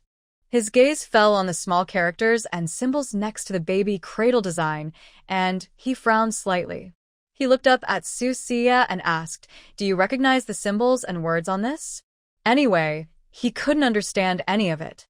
"The beast god taught me in my dreams, so I definitely recognize them," Susia said calmly. She stood up and walked over, snatching the booklet. "All right, you probably can't understand this either. Go help Bao Fu cut bamboo on the back mountain. When the bamboo is cut, remember to clear away all the extra branches. Leave it there for now and don't move it. I will teach you how to make it later." Qing Zhu raised an eyebrow at her and reached out with a big hand, wrapping her whole body in his arms. Her rounded belly pressed against his stomach. He gently scratched her nose and said in a cool voice with a hint of gentle affection, "Youyou does know how to give orders." Susia slapped his chest and deliberately looked serious. "Then go and chew bamboo on the back mountain. Don't stay here." Before she finished, Qing Zhu suddenly grabbed her waist, and his cool lips brushed her earlobe. "Youyou is in such a hurry to chase me away." His green eyes swept over her rounded belly, and his fingers suddenly poked at the bump. "Are you afraid the little one inside is learning bad habits?" The baby inside kicked him hard. "Ouch!" Susia frowned in pain, taking the opportunity to push away Qing Zhu and slip out of his arms. If the baby inside keeps causing trouble, it might really jump out early. Qing Zhu was pushed back half a step, a faint smile appearing in his green eyes. He slowly adjusted his sleeve. "The little one does have a temper," he said suddenly, leaning down so his thin lips almost touched Susia's earlobe. "Just like me." She was so annoyed by Qing Zhu that she laughed. They hadn't even been intimate, so how could it be his? She casually grabbed a pillow and threw it at him. "Like you? No way." "That's Nightwing's child." The green bamboo's expression froze instantly, and of course, he knew it wasn't his fault, but he was just joking. After speaking, he turned and left the cave, heading straight to the back mountain. Beast King City, Qiyu Palace. This is the palace where Bai Qi lives in the Beast King Palace. It wasn't called this originally, it was called Snow Shadow Palace. After returning, he renamed it Qiyu Palace. As for why he changed the name, even he didn't know. He just felt that the new name sounded comfortable. He lazily propped himself up on his arm, half of his body sinking into a soft, snowy fox fur bed. His fingertips kept turning a green leaf over and over, never stopping. Sunlight shone through the window lattice, casting tiny spots of light on his robes, making his androgynous face look even more beautiful. Shienming leaned against a pillar with his arms crossed, coldly watching a patrol of beastmen passing by outside the window. "Third Prince, there's no movement from Bayi for now, but..." He paused, a hint of dislike flashing in his eyes. "That female called Chu Youyou has been frequently entering the imperial kitchen lately. I hear she's also been requesting all sorts of strange ingredients. No idea what she's up to." "Oh?" Bai Qi raised an eyebrow, a playful smile curling his lips. "Father doesn't like outsiders staying in the palace and eating for free." He snapped his fingers, and the green leaf looked like a blade, pinning into the window frame. "Jinyu, go ask the steward what kind of status Chu Youyou has to stay here." "Yes, Third Prince." Jinyu chuckled softly and turned to leave. But in just a moment, a middle-aged beastman steward came tremblingly to Qiyu Palace. Bai Qi glanced lazily at the steward and said in a relaxed tone, "When did my older brother get a partner? I haven't heard about it. Who is this Chu Youyou female? What's her status? Why is she living in my brother's palace?" The steward knelt in the center of the hall, his forehead touching the ground, respectful. Hearing the Third Prince's words, He dared not hide anything. Replying to the third prince, that Miss Chu was rescued by the eldest prince from outside the royal city. She's been living in the side hall of the eldest prince, neither a royal consort nor a female servant. Bai Qi tapped his bed frame lightly with his fingertips, his 9 fox tails lazily swaying behind him. He raised an eyebrow and looked at the steward. Oh. Where did she spend her daily meat, charcoal, and animal skins? The steward broke out in cold sweat and carefully replied, All are accounted for on the crown prince's ledger. Does the king know about this? Bai Qi suddenly leaned forward, his black hair slipping from his shoulders, and his sharp fox-like eyes fixed on the steward. The steward felt a chill and thought about how Chu Youyou had been frequently entering and leaving the imperial kitchen recently. She had requested all kinds of strange ingredients, and no one knew what she was trying to do. Although she hadn't produced anything, a lot of ingredients had been wasted. He silently worried for Chu Youyou, knowing that the old beast king hated wasting resources, especially since she was an unknown, insignificant female. Your Highness, third prince, the beast king probably doesn't know about this.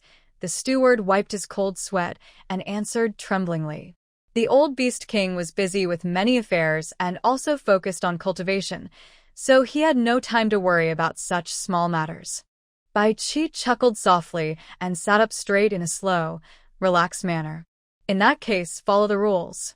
He turned his head to Shienming and said lightly, The palace doesn't keep idle people. Either send her away or let her clean the beast latrine. Yes, third prince. The steward respectfully responded. Then he left Qi Palace. As he exited, his legs felt weak, and his animal skin coat was soaked with cold sweat. Chu Youyou was a guest of the eldest prince, but now the third prince wanted her to clean the beast latrine. No matter what he did, he would offend one side or the other. It was a situation where neither side was pleased. The steward thought it over and decided to first find out the eldest prince's attitude and see what he meant. Just as he reached the door of Bayi's palace, he heard the sound of porcelain breaking and angry curses inside. Second brother, what kind of thing are you? Do you even deserve to mock me? The steward shrank back in fear, his steps freezing in place. He silently cursed himself for coming at the wrong time. He wondered if he should leave first and come back later. Inside, Bayi's furious voice rang out. Get out. All of you, get out of here. Immediately, several beastman servants scrambled out, some running and others crawling, their faces marked with blood. One beastman servant had even broken his head, blood covering his face, looking quite frightening. The steward swallowed hard and was about to quietly retreat. Bayi had already noticed him, his gaze dark and cold as he said, What are you hiding there for? Hurry up and come in. The steward's face turned pale with fear, and he trembled all over. He could only force himself to go inside. Your Highness, about the third prince. What happened to the third one?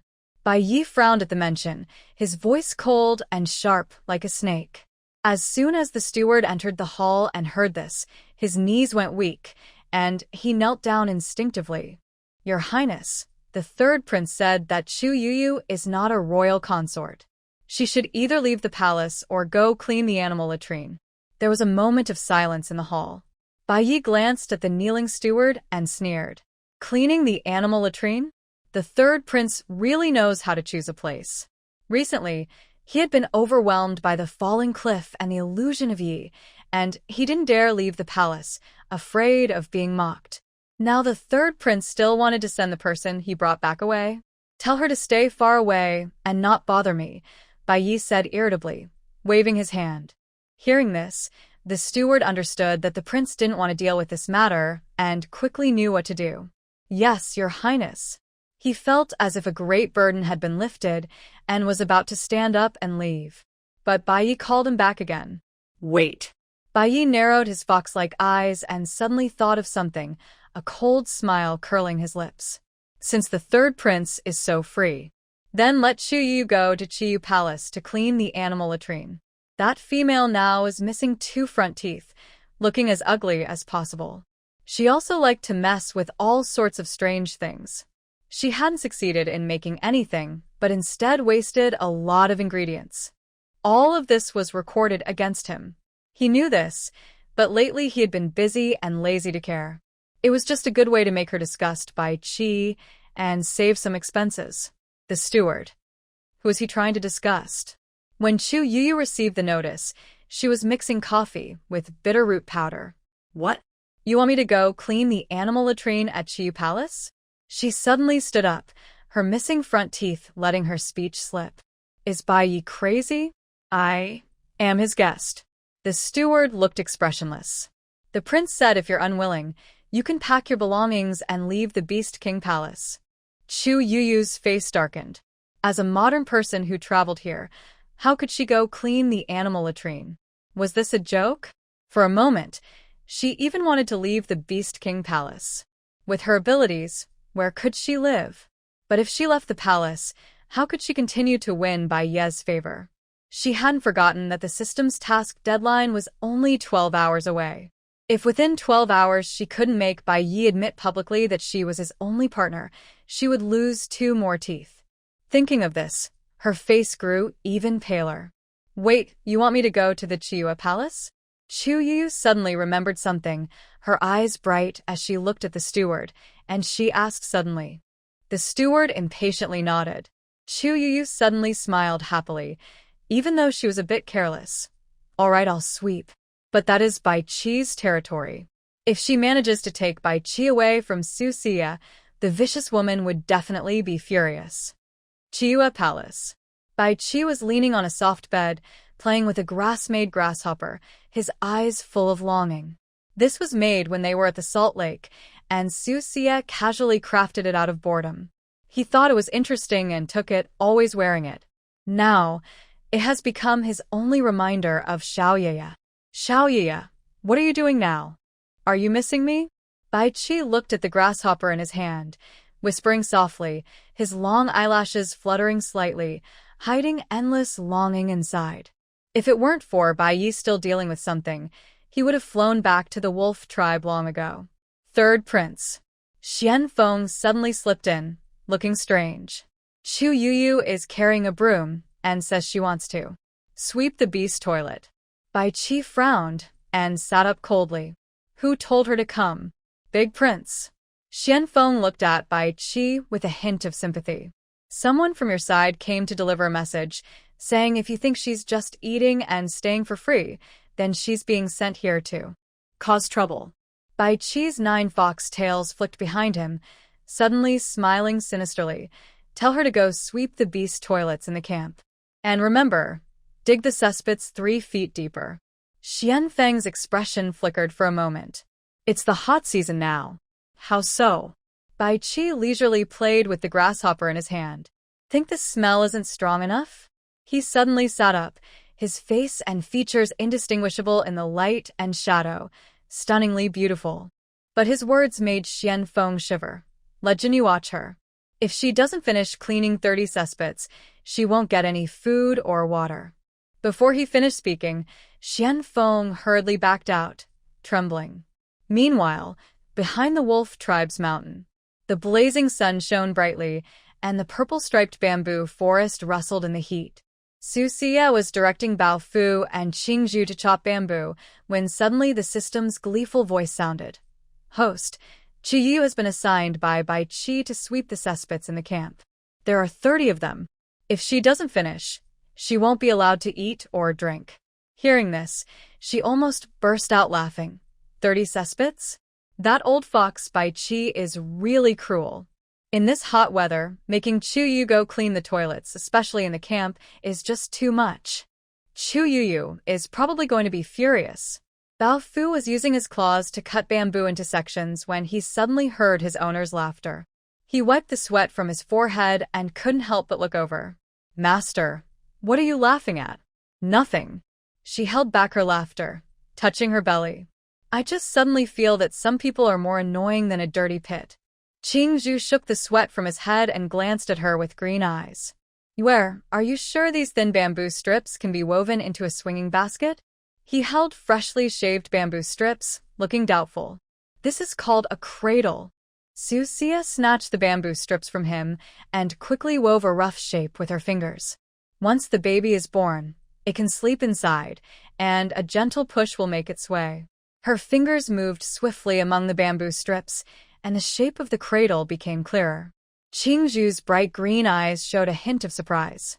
He reached out to touch the half-finished product and praised with a smile, "Your hands are quite skillful." He had also seen the picture book but couldn't understand a single word, let alone weave. But Yuer could weave very well, which showed she was naturally talented with her hands. The beast god truly made no mistake in choosing her. Qing Zhu was feeling emotional when suddenly he heard a crisp from deep in the bamboo forest, followed by the sound of something heavy falling to the ground. Clang.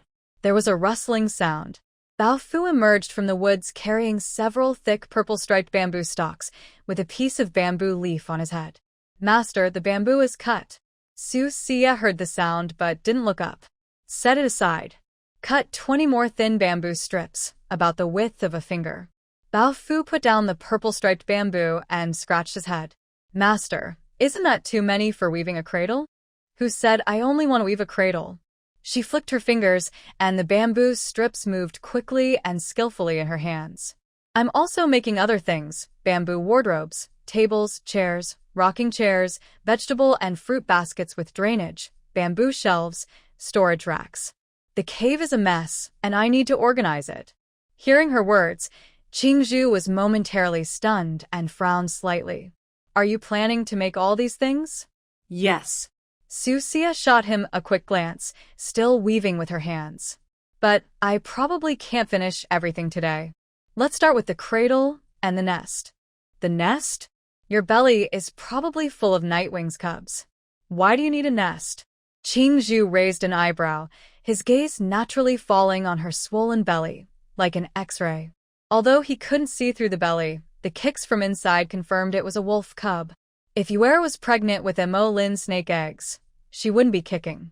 The curious leopard also leaned over and asked, "Does the owner have Lord Lin's seed?" Upon hearing this, Susia smiled mysteriously. "I don't know. Better to be safe than sorry." She wasn't planning to reveal everything early. She wanted to surprise them later, which would definitely scare them. Qing Zhu didn't say much, silently glancing at her belly, then picked up a carving knife to cut bamboo strips. Her hands moved so quickly they looked like shadows, stacking the cut bamboo into a small pile. She kept her head down, weaving a cradle. Standing was tiring, so she found a big rock to sit on while weaving, which felt much more comfortable. Her fingers flicked swiftly, crossing the bamboo strips into neat diamond patterns. Soon, the cradle took shape. The clumsy leopard crouched nearby, trying to learn but only messing things up, even hurting his hands a few times. Luckily, they were just small cuts. Finally, Qing Zhu couldn't take it anymore and snatched the bamboo strips away. "If you can't do it, don't waste the bamboo. Go cut more strips." Susia chuckled softly. Casually placing the small bamboo basket, she finished on top of the leopard's head. "Use this as a helmet so you won't hit your forehead while cutting." The leopard looked sad through the gaps in the basket, like a trapped groundhog. Knowing he had no talent for this, the leopard obediently went back to cutting bamboo strips. As the sunset faded, Susia shook her aching wrist. A finished bamboo cradle was placed beside her, gently pushed to sway back and forth. On the ground was a large round grass nest, prepared for the upcoming 8 snake eggs. There was also a newly made bamboo shelf, ready to hold things so they wouldn't be scattered around. Qing Zhu kicked the nest that was big enough to hold a watermelon, smiling with bright green eyes. "Yuer, snake eggs are small, usually 8 to 10, at most 15. Why did you make such a big nest? Are you planning to store dinosaur eggs? Is it wrong that I like to make it so big?" Susia rolled her eyes in frustration, grabbing a handful of grass and tossing it at Qing Zhu. She explained, "You don't understand. To keep snake eggs warm, we need to line the nest with dry grass and soft animal skins. The space naturally becomes smaller. Do you think I should go cover the eggs myself?" She definitely wouldn't do it. If anyone was going to cover the eggs, it would be Lin. Qing Zhu understood immediately. Yuer was a female wolf, not a female snake, so she couldn't cover the snake eggs. Lining the nest with dry grass and animal skins was necessary, so she didn't say more. As the sun slowly set, the three of them didn't stay on the mountain behind anymore. They quickly packed up and headed back. The newly made cradle was placed beside the bed, covered with soft animal skins. Susia took the opportunity to make a small pillow. Inside the nest, there was also hay and soft animal skins, placed in the corner, waiting for the 8 snake eggs to hatch so they could be put inside. Qing Zhu's gaze fell on the small pillow in the cradle, and he twitched his mouth.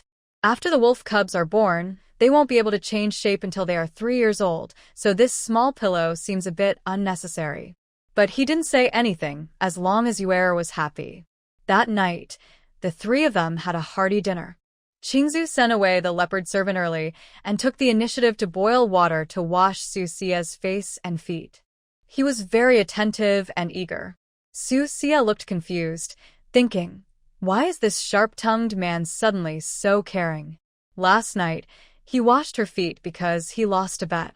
Tonight, he took the initiative to wash her again. It's like the sun rose from the west. But she didn't say anything unpleasant. Having a handsome man serve her willingly was such a good thing that only a fool would refuse. She soaked her feet in warm water, just the right temperature, feeling so comfortable that her toes curled up. Qing Zhu half kneeled by the stone bed, his bright green eyes fixed on her pale feet. Suddenly, he said, Youyou, you should trim your toenails. Last night, she was so focused on talking that she didn't notice, but now she realized her toenails were a bit long. Susia. With her big belly, she couldn't reach her legs, so even if she wanted to trim her nails, she couldn't.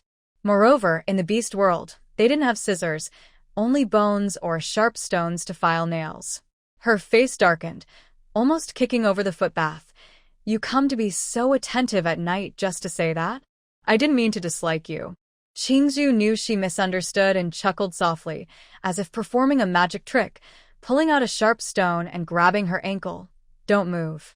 The stone scraped her toenails with a sound.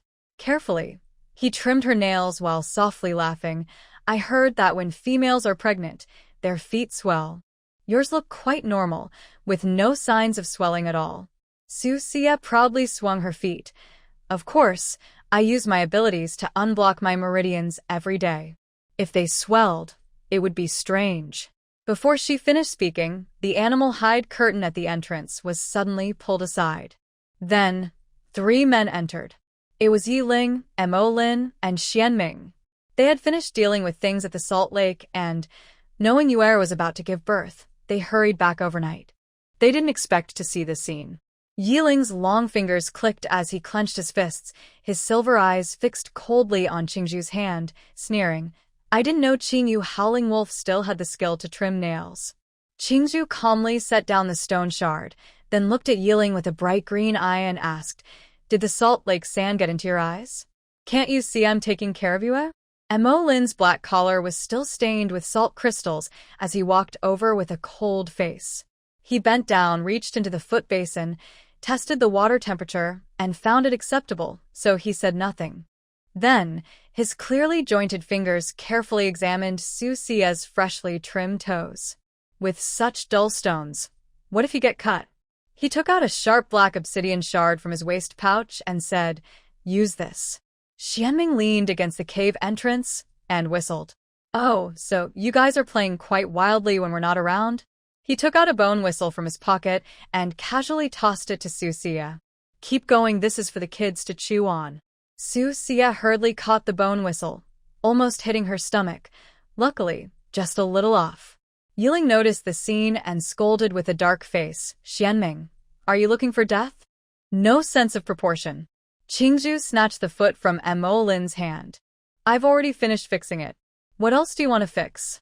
After speaking, he took the opportunity to tuck her foot into a beast fur blanket, then turned to the suddenly returning people and asked coldly, Is the salt lake work done?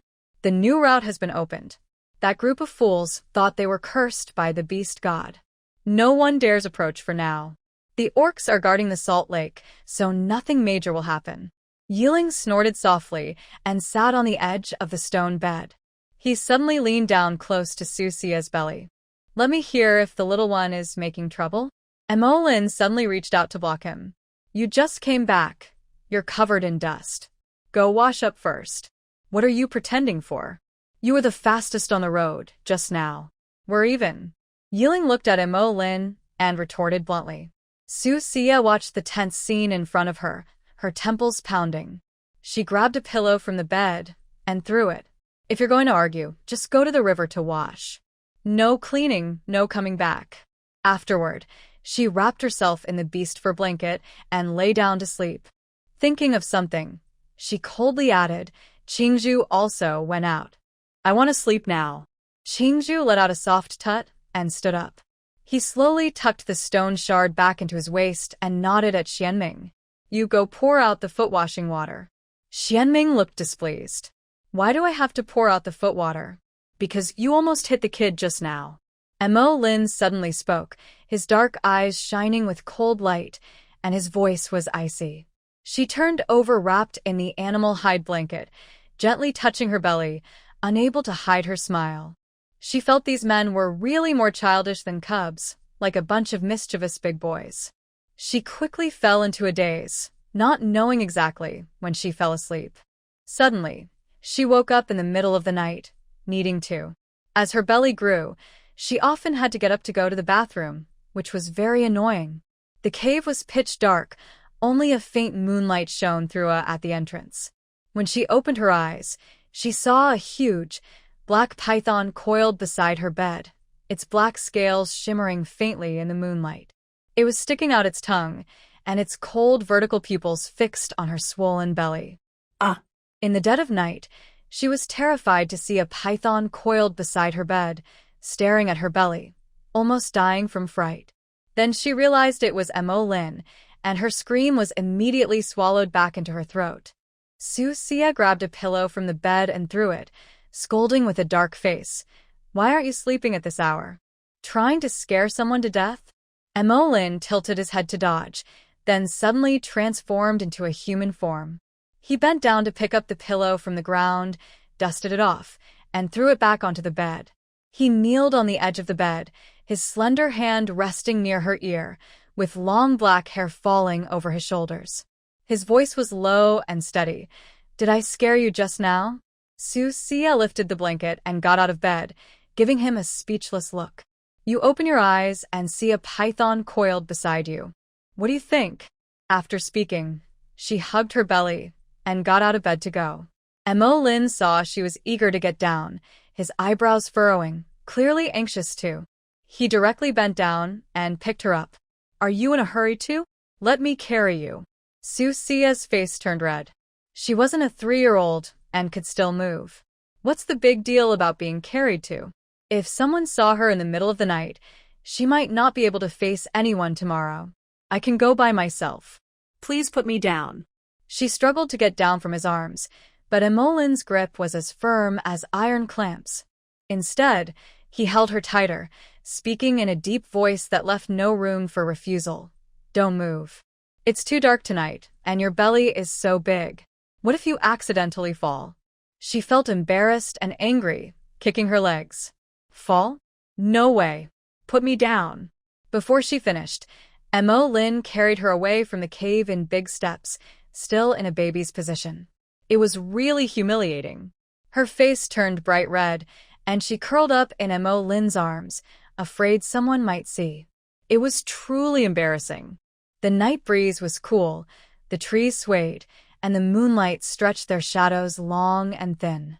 Susia curled up in his arms, her face flushed like blood. At that moment, from a nearby simple outhouse, there came the sound of water splashing. Then, a lazy yawn from Shienming. This is killing me. She froze instantly, not expecting anyone at this time. The voice was clearly Shienming's. Her heart jumped to her throat, and she tightly grabbed Lin's arm, not daring to make a sound. She looked up at Lin, desperately signaling him to hide. She didn't want Shienming to see her being held like this. She would definitely be laughed at. Probably laughed at for 10,000 years. Lin squinted, but instead of hiding, he deliberately snapped a dry branch, making a crisp sound. It. Meanwhile, Inside the simple outhouse, Shienming, who was urinating, was startled by the noise. He thought someone shameless was sneaking up at night, trying to peek. He quickly put down his animal hide skirt and shouted sternly, "Who's there?" Then, he hurried out of the outhouse. Seeing Shienming come out, Susia was so anxious she bit Mo Lin's shoulder. But this man's muscles were as hard as iron, and her teeth hurt from biting him. She angrily pinched his soft waist and spun around. He didn't even frown, as if he was just scratching an itch. Shienming's footsteps grew closer. "Are you doing this on purpose?" she whispered angrily, grinding her teeth. The man's deep voice chuckled, then suddenly spun her behind a tree, and his large black animal hide cloak swished open, wrapping them tightly inside. Shienming only caught a glimpse of a shadow passing by. He squinted and calmly fastened his animal hide belt, sneering coldly. "Who dares to peek at me without permission?"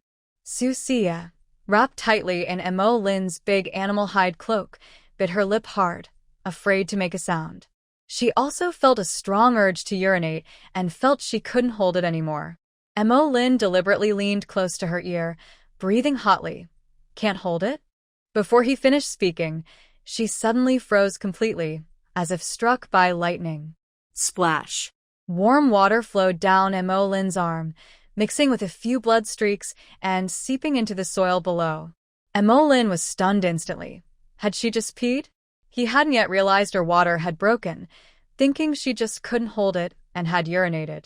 "It's okay if you peed, you peed. I'll carry you back to wash up." He tightened his grip, knowing she was shy, but didn't laugh at her. It was his fault. He didn't expect her to be in such a hurry that she couldn't hold it and just peed. Susia was humiliated and furious. Mo Lin, my water broke. Actually, it wasn't just her water that broke. She had just urinated, but it mixed with the amniotic fluid.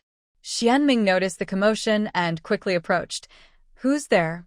Mo Lin was too focused to respond to Shienming. When he heard it was not just urination but her water breaking, his muscles tensed suddenly. His cold eyes flashed with rare panic, trembling all over. Not urination. His voice was hoarse and frightening. Her water broke? Intense contractions hit her. She wrinkled her brow in pain, clutching his arm tightly, nails almost piercing his skin. "Yes, I'm about to give birth. Hurry and carry me back." Mo Lin finally reacted, suddenly tearing off his cloak, holding Susia horizontally, and letting her lie flat on his arm. His voice was hoarse and unsteady. "Hold on, I'll take you back." In the howling night wind, his figure blurred into a shadow, quickly rushing back to the cave with Susia. In the night wind, Mo Lin's anxious shout floated. "Shienming, Yuer is about to give birth. Hurry and call the shaman." His loud voice startled the birds and beasts in the forest. Shienming, just behind a tree, was splashed with mud and was about to get angry. Suddenly, he heard the voice carried by the wind. He paused instantly, sniffed the air, and finally detected the smell of blood. Realizing Susia was about to give birth, his usually calm face showed rare tension. He instantly transformed into a shadowy wolf and leapt forward, heading straight for the shaman's stone house. Running and howling to the sky, he shouted, "Yeling, Qing Zhu, you two fools, come out quickly. Little Yu is about to give birth." His loud voice shook the entire tribe, waking all the females and cubs from their sleep, especially some shallow sleepers among the old orcs, who nearly fell off the stone bed in fear, shaking their beards and cursing. "What is that kid Shienming howling about in the middle of the night?"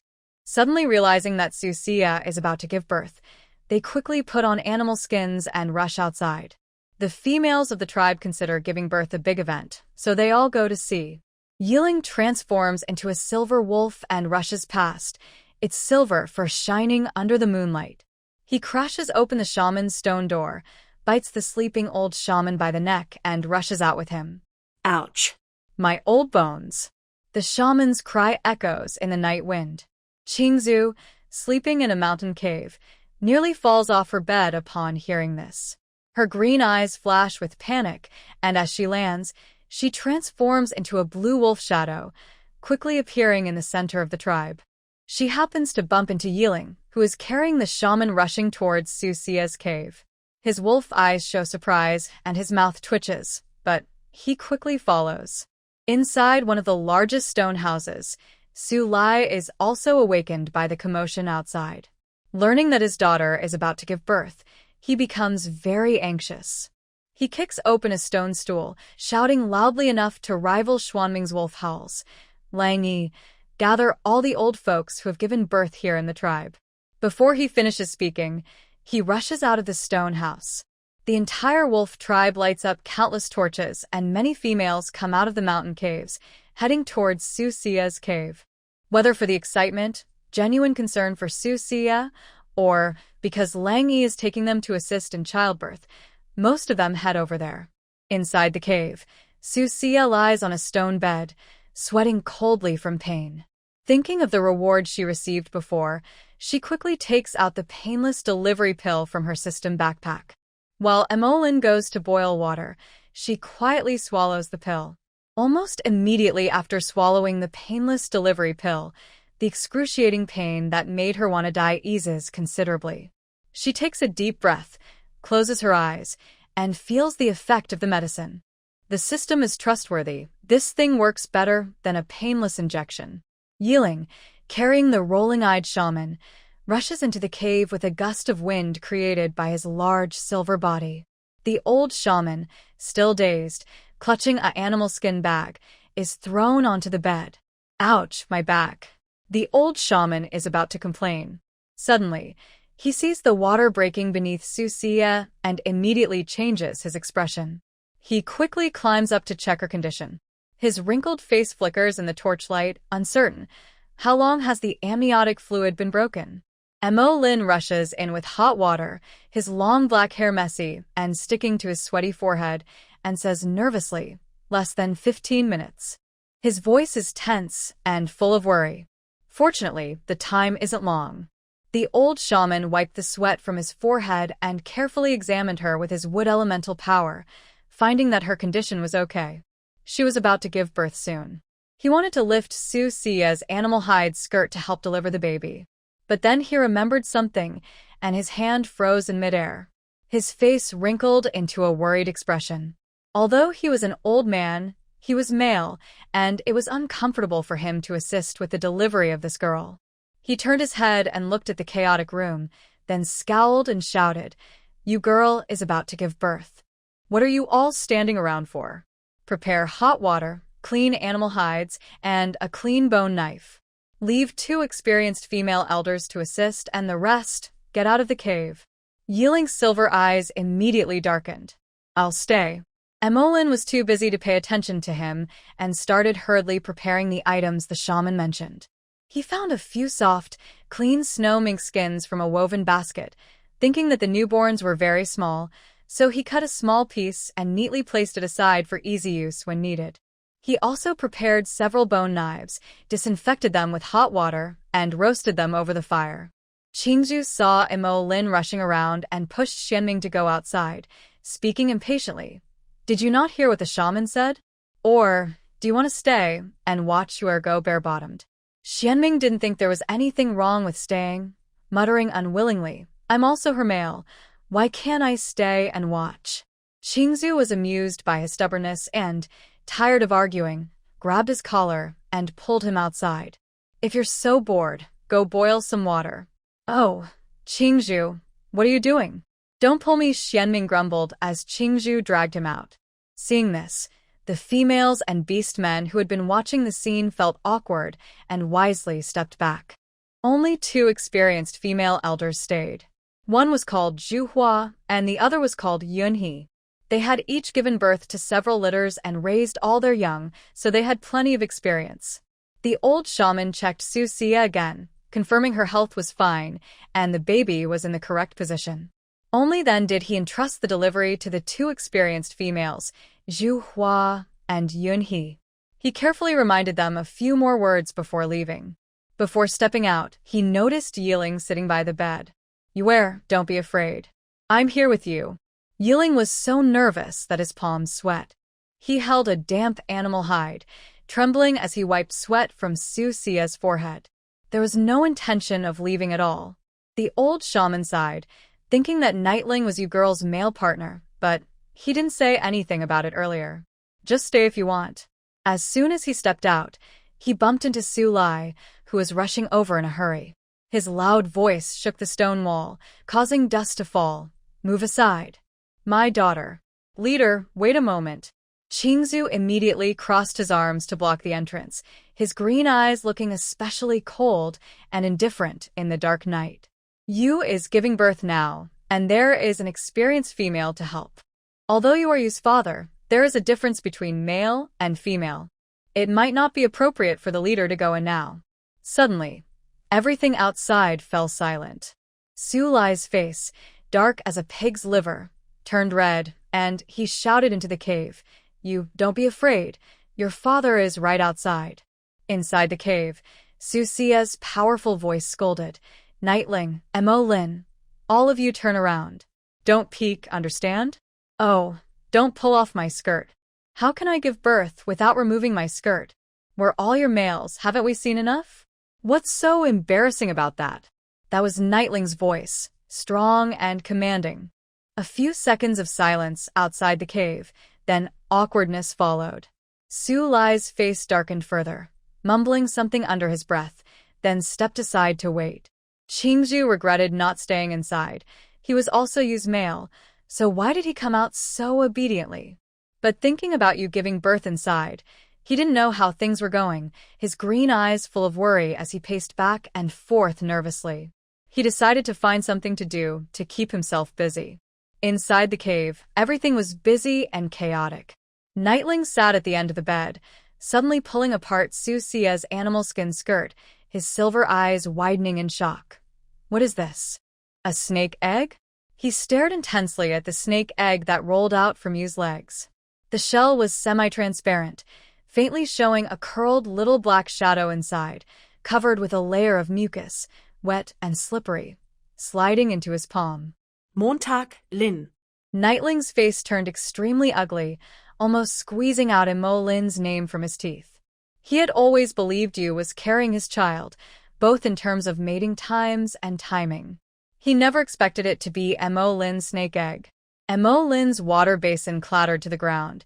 He didn't care about cleaning it now. He scrambled to the bed, staring at the glossy snake egg, his black pupils shrinking violently, his throat making a gasping sound. Mine? His slender fingers just about to touch it. Or is it mine? Nightling crushed the edge of the stone bed with a palm, causing flying shards to brush past Mo Lin's face. Are you really mating with a snake and the moon? In this beast world, basically all creatures are animals. Mating in their beast form makes pregnancy easier than in human form. You can do it too. I didn't stop you. Mo Lin was in a very good mood, and his smile couldn't be suppressed. He was too lazy to argue with Nightling now. Gently, he picked up the snake egg, careful not to crush or damage it. He could clearly feel the pulse of blood from inside, and a slight smile appeared on his lips. Nightling choked a little, his silver eyes almost sparking fire. But before he could get angry, Susia suddenly groaned and rolled out 3 wet snake eggs between her legs. One of them hit Nightling's wrist. He looked at the snake egg rolling to his wrist, his face darkening. For a moment he almost wanted to crush it, but he held back. Mo Lin hurriedly reached out to pick up the eggs, worried that Nightling might get jealous and crush one. This egg was a bit smaller than the first, with faint dark patterns on its shell. He also picked up the other 2 eggs. Nightling watched helplessly as Mo Lin hurried to gather the eggs and carefully wiped the shells with animal hide, finally placing them in the nest. His handsome face twisted in frustration. Mo Lin, you. Stop arguing. Susia suddenly grabbed the animal hide blanket. The contraction in her abdomen distracted her from their quarrel, making her feel annoyed. With a gurgle, the 4th, 5th, and 6th snake eggs were laid in succession. One of them rolled directly to Nightling's knee. The other 2 also rolled near his. It seemed like they were deliberately teasing Nightling, rolling right next to him. Nightling stared at the translucent snake egg on his knee, his knuckles cracking loudly. Suddenly, Susia struggled, and the 8th snake egg spun and hit the 7th. Mo Lin was so frightened his heart nearly jumped out of his chest. He quickly reached out to pick them up, afraid they might break each other. Nightling's forehead veins bulged, his silver eyes fixed on the nest of eggs in Mo Lin's arms, his handsome face full of jealousy. 8. Mo Lin carefully counted, his voice trembling with rare coldness. He brushed his fingertips over the dark patterns on the shell, his deep eyes filled with unprecedented tenderness and love. Oh no, the moon girl's belly is still moving. The old female who was assisting with the birth suddenly widened her eyes. It doesn't look like snake eggs. Her belly is bulging. Ignoring what was happening, she hurriedly started the delivery. Mo Lin's careful hands suddenly froze as he was cleaning the shells. Looking towards Susia, a tiny silver wolf cub, about the size of a palm, slipped out wrapped in amniotic fluid, its wet fur sticking together, resembling Yeling's appearance exactly. It made small whimpering sounds. Mine. Yeling's silver eyes instantly shone brightly, and his voice became hoarse and rough as his fingertips touched the little wolf cub. The second wolf cub slid out right after. This one was completely black, with only silver spots on its forehead. Yeling hurriedly picked up the two wet wolf cubs, not even having time to wipe off the amniotic fluid. His silver pupils flashed with a fierce light. Yuer still has more inside. Suddenly, a strange cry came from outside the cave. Whoa, Mo Lin, you black long bug, you're really something. It was probably hearing the sounds inside. Inside the cave. Whimper. At this moment, the third wolf cub squeezed out, tumbling onto the animal hide. It was pure white, with small paws scrambling at the amniotic fluid, making faint whimpering sounds. Mo Lin quietly watched, holding a nest of snake eggs, without any envy. There were only 3 so far, but he had 8. Yeling carefully picked up the third wolf cub, gently cleaning the blood and amniotic fluid from its surface, then washing it with warm water. He wrapped it in a clean animal hide, moving gently and looking at it with love. 2 older female caretakers, responsible for delivering, began to carefully clean Susia's body once they saw her belly was empty. The animal hide mat underneath was replaced with a clean one. Mo Lin gently placed the nest with 8 snake eggs inside on the side of the stone bed. He turned and took a wet piece of animal hide from warm water, wrung it out, and gently wiped the sweat from Susia's forehead. His throat moved as he asked softly, Yuer, you've worked hard. Does it hurt a lot? His cold voice carried a hint of tenderness. Susia's face was pale, looking somewhat weak. She let him wipe her sweat and looked at Mo Lin. Although she had given birth to quite a few, it didn't seem very painful, or at least she didn't feel much, like passing stool. It all came out quickly. She was about to speak when she suddenly heard a cheerful system voice in her mind. Ding. Congratulations, host. Mo Lin's favorability has increased by 10, reaching 85. Keep up the good work. I'm fine. Susia just managed a smile when Yeling suddenly tilted her chin. The man's thumb brushed heavily over her pale lips, his voice hoarse. When giving birth to wolf cubs, the animal hide even got wrinkled. Still pretending to be strong? The cheerful system voice sounded again immediately. Ding. Congratulations, host. Yeling's favorability has increased by 10, reaching 88. Keep up the good work. Listening to the voice in her mind, she twitched the corner of her mouth. Her score was 85 and 88, each increased by 10 points. These two were quite synchronized. Although neither had reached 90 in favorability, she felt no disappointment. As the story progressed, it became harder to increase favorability. Don't be fooled by Bai Qi suddenly jumping to 90 and reaching deep love level. She thought Mo Lin and Yeling were not as good. But their situations are different. They can't be compared. Bai Qi's case was special. Achieving 90 favorability was entirely due to her risking her life. At that time, she was pregnant, risking her safety and that of her unborn child, blocking a deadly attack from the 8-tailed red fox for Bai Qi. That's why her favorability suddenly soared to 90. Mo Lin, Yeling, and she had always gotten along smoothly, with few major setbacks. So, increasing favorability wasn't as easy. Susia was sure that unless she faced a huge shock or experienced something unforgettable, the favorability of Yeling and Mo Lin would probably stay here. It's not hard to make a man like you, but to make him remember you deeply and integrate you into his bones and blood requires perfect timing, environment, and harmony among people. What are you thinking about? You look so distracted. Yeling noticed her suddenly zoning out, waved his hand in front of her, and said worriedly. Susia snapped back to her senses and was about to speak. Suddenly, Sulai hurriedly pushed in, his loud voice making the 3 newly born wolf pups yip loudly, "Oh-oh-oh." Qing Zhu, Shienming, and Wu Yi followed closely behind. However, Qing Zhu was holding a large ceramic bowl with steam rising from it. It smelled quite fragrant, though no one knew what was being cooked. Yeling saw the 3 pups crying from being scared and immediately felt distressed. He gathered them close, his silver eyes showing displeasure as he looked at Sulai. "Leader, the pups are timid, meaning you scared them." Sulai awkwardly cleared his throat, stepped toward the stone bed, and looked at the fluffy wolf cubs with both surprise and joy. Silver one looks exactly like a Ling when he was a child, black as Shienming's little rascal.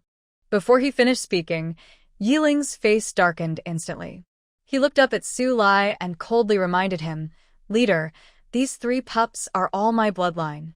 What does it mean that his pups look like Shienming? Shienming followed behind, lazily leaning against the stone wall on one side of the cave. Upon hearing this, he immediately burst into laughter, breathless, with the animal fur collar on his chest slightly open, revealing broad, muscular, honey-colored chest muscles.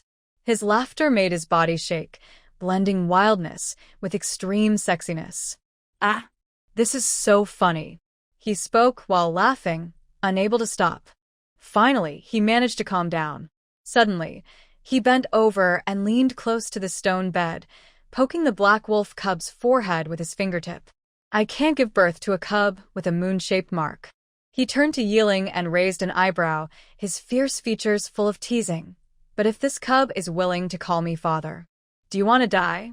Yeling's silver eyes suddenly flashed with coldness, but the small wolf cub in his arms suddenly bit his finger, grinding its teeth. The sharp baby teeth instantly made him lose his composure. Shienming clicked his tongue lightly, not caring about Yeling's furious anger, and shrugged indifferently. "Just joking. Why get so angry? I'm not incapable of giving birth. Maybe my next litter will be mine." His gaze turned to Susia on the stone bed, and he said playfully, "Isn't that right, little Moon?" Before Susia could answer, Qing Zhu shot him a cold look. "Moon just finished giving birth. What are you acting up for?" He handed the freshly cooked deer meat soup to Susia. The steam rising from the soup blurred his cold, clear features, softening his usual aloofness. He said gently, "Moon, this is the deer meat soup I made. I learned from you. It might not taste very good, but try it." Susia glanced at him, slightly smiling, clearly in a good mood. Although Qing Zhu was sharp-tongued and could make people furious when arguing, he was also very gentle and caring when kind. He was a bit like Bai Qi, that old fox. But the old fox didn't have his sharp tongue. "Okay." She nodded politely and took a small sip. The deer meat was tender and soft, and the broth was fragrant. It wasn't as delicious as her own cooking, but it was still good. Clearly, he put thought into it. Susia ate slowly, taking small bites.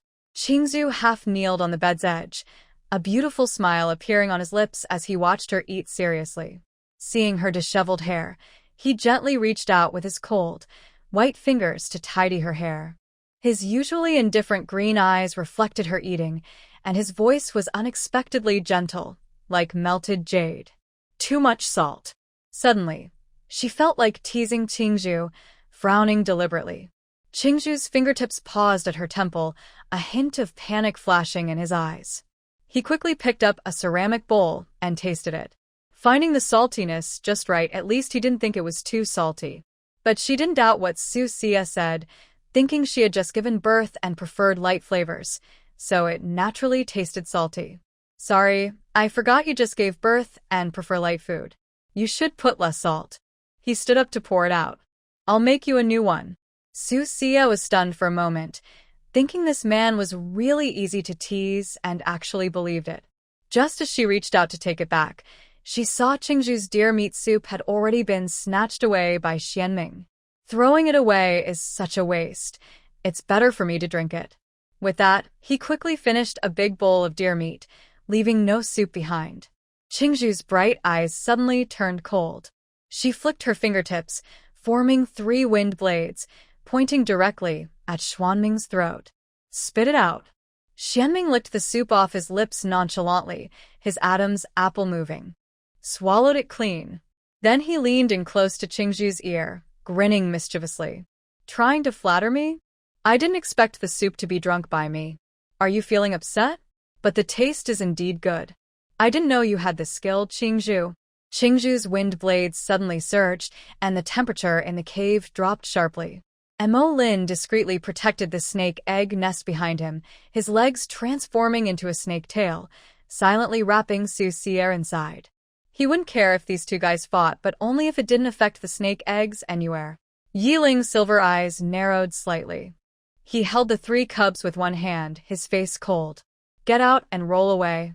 Sulai rubbed his forehead in frustration, frowned, and looked at Qing Zhu. Put away your wind blades. The deer meat will be stewed again. Yuer just gave birth and is weak, so she needs rest. After saying that, he kicked Shienming. Foolish kid, can't you stew it yourself? Why are you stealing his? Even if it was salty, Qing Zhu was the one who stewed it for Yuer. Even if they poured it out and wasted it, it wasn't for Shienming to drink. He suddenly felt that this kid's emotional intelligence was a bit low. Shienming quickly dodged Sulai's kick to the side, casually threw the empty bowl onto the stone table, and grinned mischievously. Leader, I was just worried about wasting it. He looked at Qing Zhu with a playful expression. Moreover, Qing Zhu's soup-making skills are really good. Yuer can't enjoy it, so I tried it for her. What's wrong with that? Qing Zhu's wind blades vanished instantly, and her green eyes coldly swept over Shienming. Next time, don't touch my stuff. She didn't finish her sentence, but her tone was full of warning. All right, what's the big deal? The witch doctor helplessly interrupted this farce, walking leisurely to the stone bed and carefully checking Susia. Then he withdrew his hand. Yuer is fine physically, just a bit weak after giving birth. She needs good rest to recover. He took out a few dark red herbs from an animal skin pouch. This is red blood ginseng. It's good for nourishing the body when cooked with deer meat. Drink it for a while and your energy and blood will recover. Yeling reached out and took the dark red ginseng, looked at it carefully, then sneered and threw it to Qing Zhu. Since you like to show off your kindness so much, from now on, you'll be responsible for all 3 meals for you. Qing Zhu flicked her fingers and caught the red blood ginseng steadily. She glanced at Yeling with her green eyes. You're good at finding me things to do, but I'm happy to take care of you. Yeling's silver eyes narrowed slightly. His long fingers gently stroked the 3 little wolf pups in his arms, and he sarcastically said, taking care of females is a male's duty. If I didn't have to look after the pups, do you think I'd let you do it? Then he looked at Susia's pale face. Suddenly, he stood up and pulled an animal skin blanket over her exposed foot. Red blood ginseng is good, but just these few won't be enough. His silver eyes narrowed again. Tomorrow I'll go hunt some blood crystal deer. Their marrow combined with red blood ginseng is very nourishing. Emolin suddenly looked up and frowned. Blood crystal deer only live near the ice abyss, and they are very rare. It will be hard to find them. I'll go with you tomorrow. Blood crystal deer are not very aggressive, so catching them isn't difficult. But the problem is they only appear in the ice abyss. The ice abyss is one of the 10 forbidden places on Beast World, very dangerous. Many beastmen die there every year. Susia didn't know what blood crystal deer was, nor where the ice abyss was, and she didn't know how dangerous it was. Sulai frowned deeply when he heard this, and looked at Yeling. The blizzards in the ice abyss are so fierce that even high-level beastmen can't resist them. Last year, the hunting team from the wild lion tribe went inside, and only a few came out alive. Going there now is too dangerous. Yeling and Mo Lin cared so much about their daughter, which made the father happy. But he was more worried about their safety. If something happened, you would be very sad, and it would also be a big loss for the wolf tribe. Risking their lives for a few blood crystal deer was not worth it. In Su Lai's opinion, you wasn't weak and couldn't get up. Just eating a few red blood ginsengs would be enough to strengthen her. When Mu Qing was having pups before, he didn't see her eat all kinds of herbs. She personally fed the pups and took care of them, yet she still worked in the fields, cleaned animal skins, cooked food. Nothing was left out. No female in the tribe was as delicate as you. Susia did not know what Su Lai was thinking. She heard that the ice abyss was very dangerous. Even the beastmen of the wild lion tribe had suffered losses there. She frowned slightly, but she smiled lightly and said, "You guys are overreacting. I'm not that delicate." After speaking, she looked at the few red blood ginseng plants in Qing Zhu's hand. Her eyes flickered slightly. "Honestly, I don't even need these red blood ginseng. I'm worried I might get a nosebleed from taking too much." Although she was weak after giving birth, drinking nourishing soup a few more times and resting properly during the month-long confinement would help her recover. There's really no need to make such a fuss, as it just makes her seem fragile. Why act so sensible? Being too proud as a female isn't good. Sometimes showing a little weakness makes males care more about you. Shienming chuckled as he walked over, leaning his arms on the stone bed beside her. His honey-colored chest almost touched her nose, full of a strong, invasive aura. Susia's nose bumped into his hot chest. The scent of roasted venison mixed with intense hormonal smell filled the cave. Her ears felt warm, and she couldn't help but reflect inwardly. Was she being too strong? Men generally like women who are soft and delicate like little white rabbits.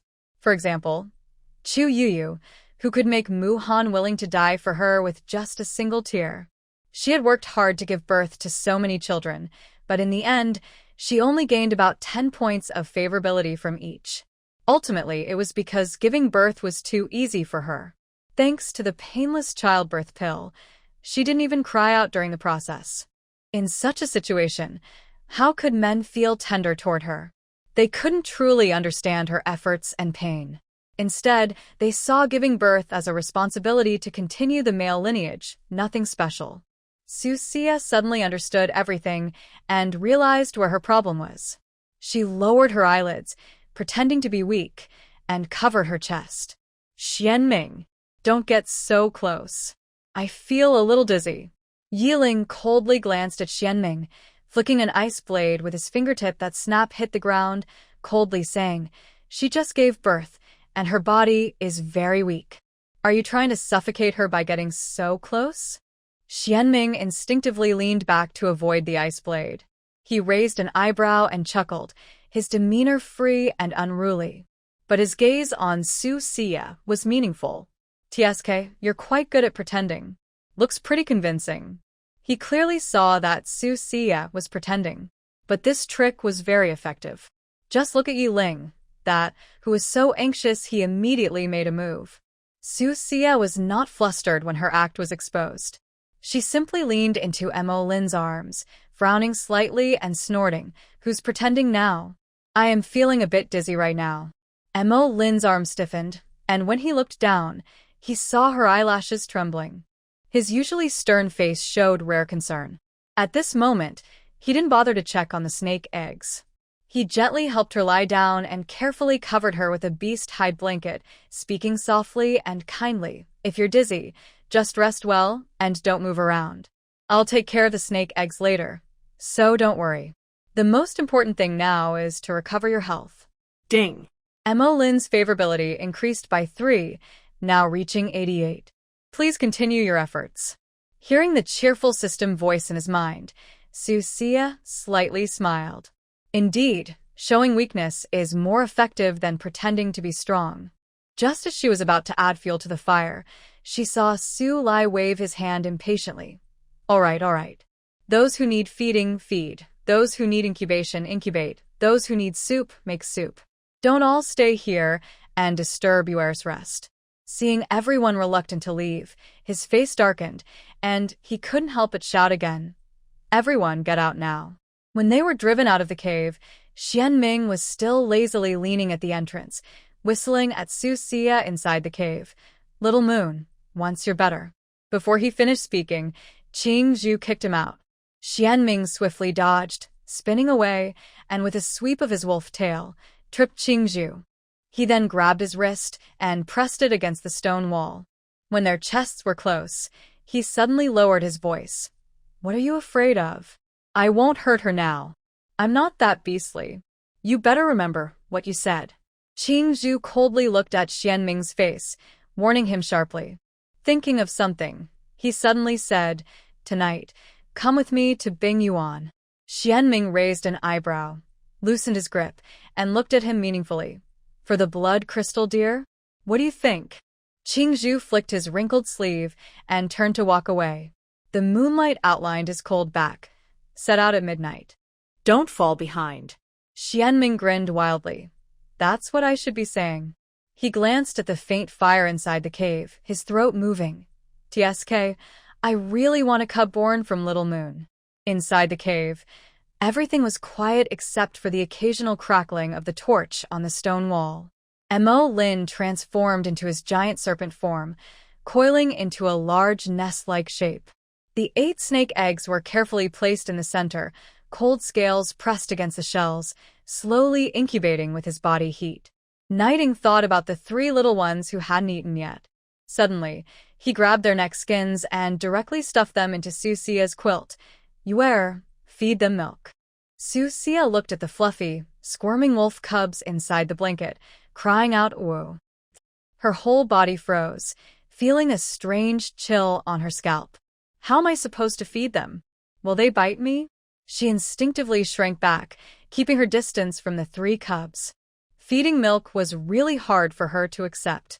They're not babies. If they were babies, she wouldn't feel so resistant.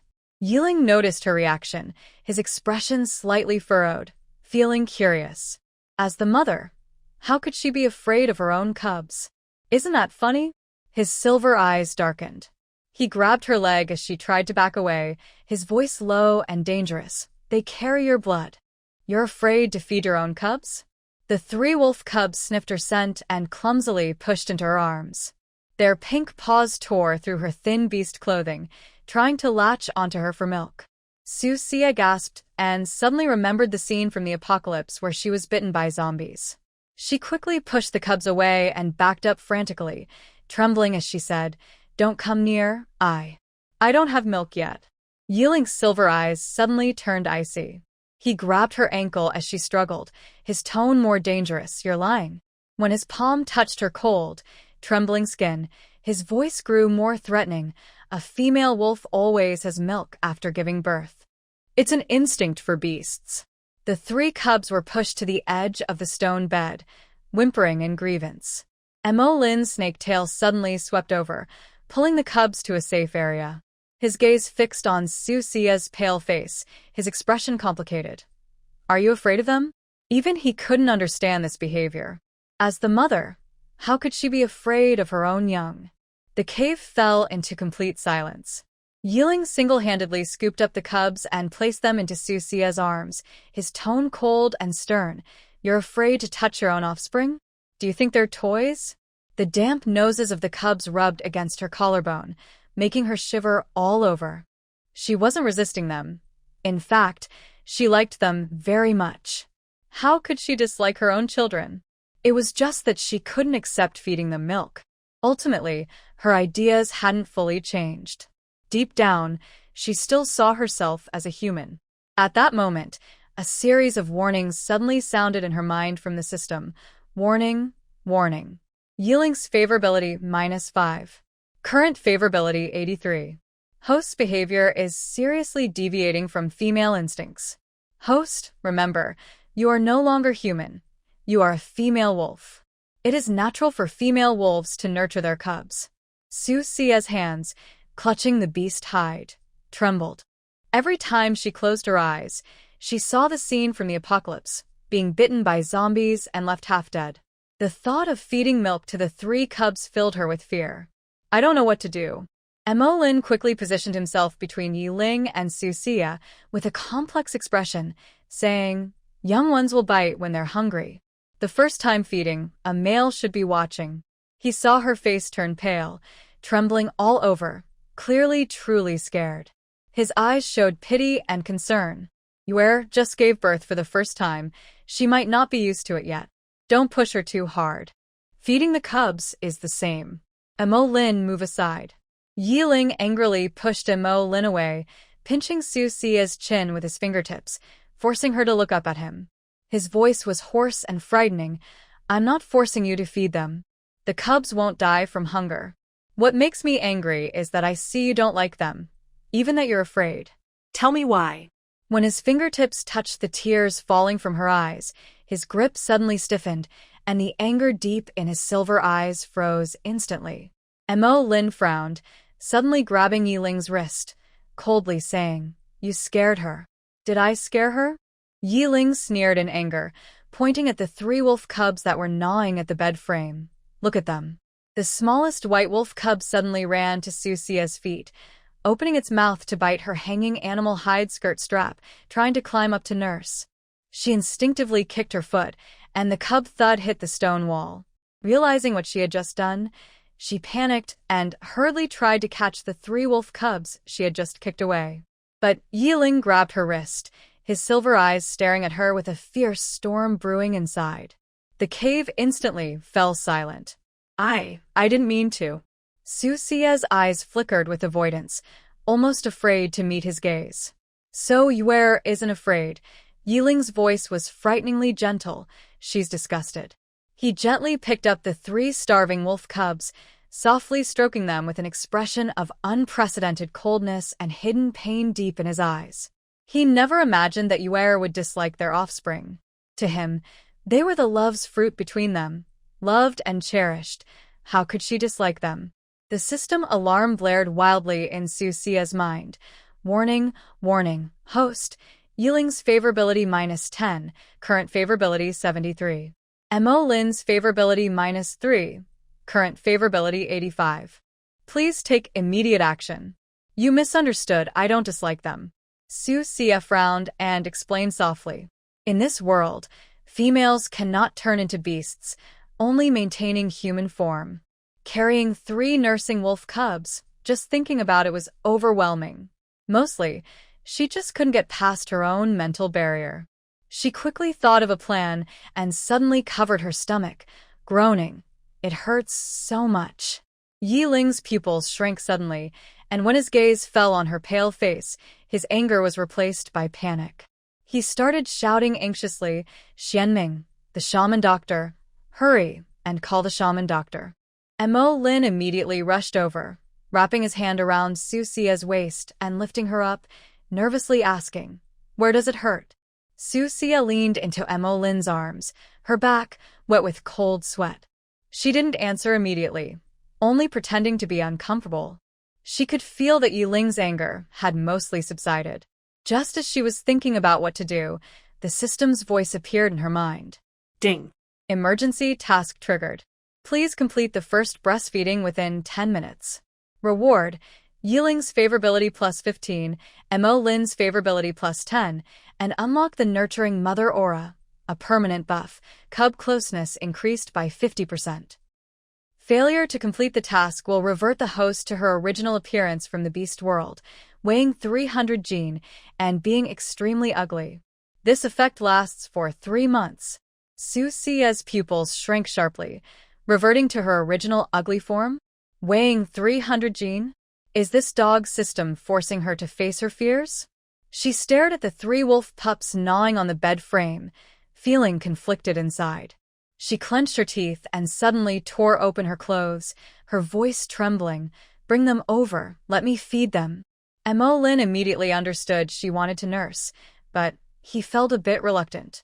Moon had just given birth and had recently suffered a series of shocks. Otherwise, she wouldn't suddenly have stomach pain. Even if she needed to feed, she should wait until her body recovered. First, give them milk fruit or catch some recently born sheep to feed them. As long as they are not hungry, he said gently as he helped her lie down. "Your face looks bad." Let the shaman doctor check you first. Feeding is not urgent.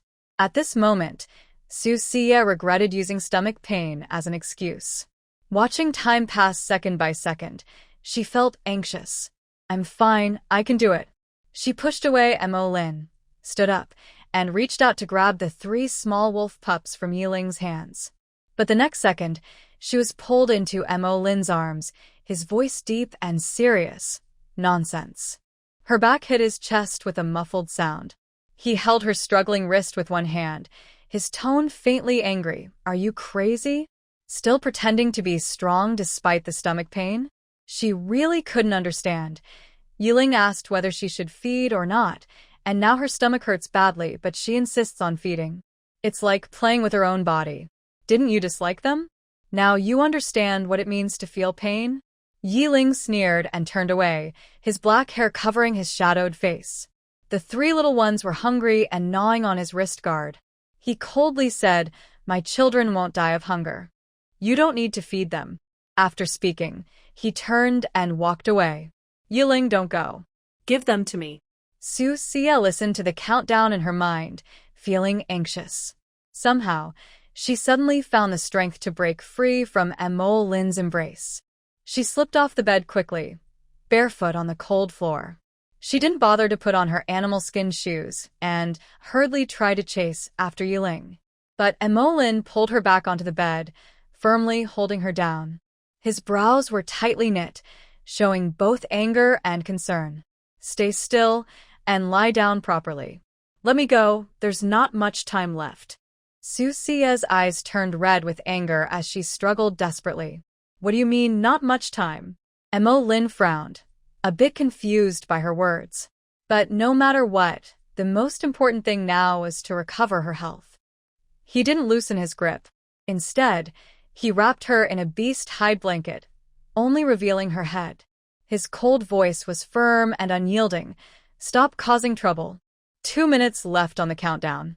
The system prompt sounded in her mind like a warning bell. Susia was so anxious she started crying. Suddenly, she bit down Mo Lin's arm, taking advantage of his pain to loosen his hold. She quickly slipped off the bed, ignoring her shoes and socks, and ran outside barefoot. The small stones hurt her soles, but she paid no attention. You where? Mo Lin's face looked grim as he chased after her with a low growl. 30 seconds left on the countdown. The cold system prompt felt like a sharp knife at her throat. Outside, the moonlight was pale. Yeling's figure was stiff about 10 steps away, and the wolf cub in his arms was biting at his collar. Susia staggered forward and grabbed his sleeve. Give me. Quickly, give me the cubs. Now you're panicking? Yeling shook off her hand with a cold smile, his silver eyes flicking to her bare feet, almost making him laugh at her. This foolish female really didn't value her life. She refused to feed them at first, but now she insisted on feeding them, completely brainless. He hid his concern behind coldness and said coldly, "Go back and lie down. Or, do you want me to carry you back myself?" Susia had no time to argue with him. She reached out to grab the 3 little wolves. But in the next second, her hand froze midair, her face full of despair. Ding! The host's task failed. Punishment activated. With the system's voice falling, Susia suddenly felt a sharp pain throughout her bones. Ah! She screamed and curled up, feeling as if millions of insects were crawling under her skin. Mo Lin's pupils suddenly shrank as she watched her body swell rapidly, like blowing up a balloon. Her originally porcelain-white skin instantly turned dark and yellowish, becoming very rough. Her shiny black hair also became dry and straw-like. Not only that, her delicate and beautiful features quickly expanded, becoming as large as a basin. Her small eyes were barely visible, her nose flat and broad, and her lips thick and full. Her once normal big teeth reappeared, and her face was covered with pimples and pus, oozing disgusting yellow fluid. Layers of fat piled up on her body, making her look like a huge hill, weighing at least 300 pounds. She looked exactly like the ugliest version of Chu Youyou from before. Yeling was stunned, and Mo Lin was also shocked. They stood there like they had been struck by lightning, frozen in place, not knowing what had happened. Yeling's wolf cub fell to the ground, but he had no energy to pick it up. He didn't even look at it. You He almost instinctively rushed forward, but when he touched her face with the pus-filled bumps, he suddenly retracted his hand. Those disgusting bumps were oozing yellow pus. You Yeling's voice trembled, his silver eyes full of panic. Witch doctor? Where did that old man go? Why isn't he coming quickly? Lin finally reacted and walked over with concern. You Before he could get close, Sushi suddenly screamed and backed away. She tightly covered her face, tears mixed with pus covering her palms. Get lost, all of you. I don't want to see you. The system's cold and piercing voice echoed in her mind, with a hint of sympathy. Host, punishment duration, 3 months. It's recommended you find a place to hide. 3 months. She had to live with this face for 3 months? Ugh. The forgotten wolf cub stumbled and crawled toward her feet, but when it smelled the strong pus and blood, it instinctively fluffed up and backed away. This tiny movement felt like a knife stabbing her heart. Sushi trembled all over, her nails digging deep into her palms. Even her own cub found her disgusting. Her mind completely collapsed. Lin suddenly grabbed Yeling's collar, his eyes full of anger. Are you satisfied? Forcing her to nurse now. Was it me forcing her? Yeling suddenly pushed his hand away, his silver eyes turning crimson. When she desperately wanted to nurse earlier, who was stopping her? As the two men faced off, Sushi suddenly covered her face and ran away. She ran toward the deserted back mountain, wherever she could hide. She didn't even know where she was going, just wanted to find a place without people to hide. The rough stones and weeds on the ground hurt her feet, causing them to bleed. The night wind made her face ache, and yellow pus mixed with tears blurred her vision. Her 300 pounds of flesh jiggled violently as she ran, causing pain in her inner thighs. Suddenly, she tripped over a tree root and fell into a muddy pit like a mountain of flesh crashing down. Ugh. She gagged as the foul smell from her infected wound made her. I'm not playing this game anymore. I don't want to go through this anymore. I want to uninstall it. I want to uninstall. She screamed inside, trembling as she clung to a tree trunk, her nails full of dirt. System. Go into sleep mode during punishment. The system pretended to be dead, and then disappeared completely. Moon, where are you? Please don't be impulsive. Moon, it's all my fault. I shouldn't have pushed you so hard. You can hit or scold me, just don't hide from me. From behind, voices called out anxiously, Yeling and Lin, worried and distressed. It was clear they had noticed she was missing and were searching for her everywhere. Susia seemed not to hear them, showing no intention of stopping. Instead, her face was cold, and she ran even faster. For the task, for the reward, she had lived too suffocatingly, forced to do this and that. Although the dog system had given her many benefits, it could take them back at any time. Even her beauty was part of its control. She couldn't take it anymore and didn't want to play anymore. She just wanted to disappear. She staggered into the dense forest, completely forgetting she had just given birth and was in postpartum rest, needing proper rest. Thorns scratched her feet, bleeding flesh, but that pain was nothing compared to the despair in her heart. Dog system, get thee out here. She shouted inside her mind, but all she got in response was deadly silence. The night wind rustled the treetops, making a mocking sound. Susia sank into the mud, trembling as she touched her uneven face. Her once proud beauty was just a gift from the system. Ha! She suddenly laughed, tears mixed with pus flowing into her mouth, salty and bitter. She thought, if she hadn't bound herself to the system from the start, she might not have had stunning beauty or many benefits. But with her own abilities and knowledge, she wouldn't have lived badly. From afar, Lin's anxious, trembling voice came. Moon, don't hide anymore, okay? No matter what you look like, I won't dislike you. You're just sick. We'll find a healer to treat you. Maybe you'll recover. We still have 8 snake eggs that haven't hatched. They are our children. Can you bear to leave them behind? Muhan transformed into her true form and searched everywhere in the back mountain, her cold snake eyes missing no corner. Susia trembled all over, tears flowing more fiercely, and suddenly she shrank into the bushes. Her 300 gene body got stuck between the branches, hurting her so much, she gasped. She didn't know why she was hiding or why she was acting like this. She just couldn't stand seeing their disgusted, repulsive looks at her now. She was also afraid of their disdainful eyes. Thinking about the partner mark on Muhan, which would soon lead them to find her, she quickly took out an invisibility cloak from her system bag.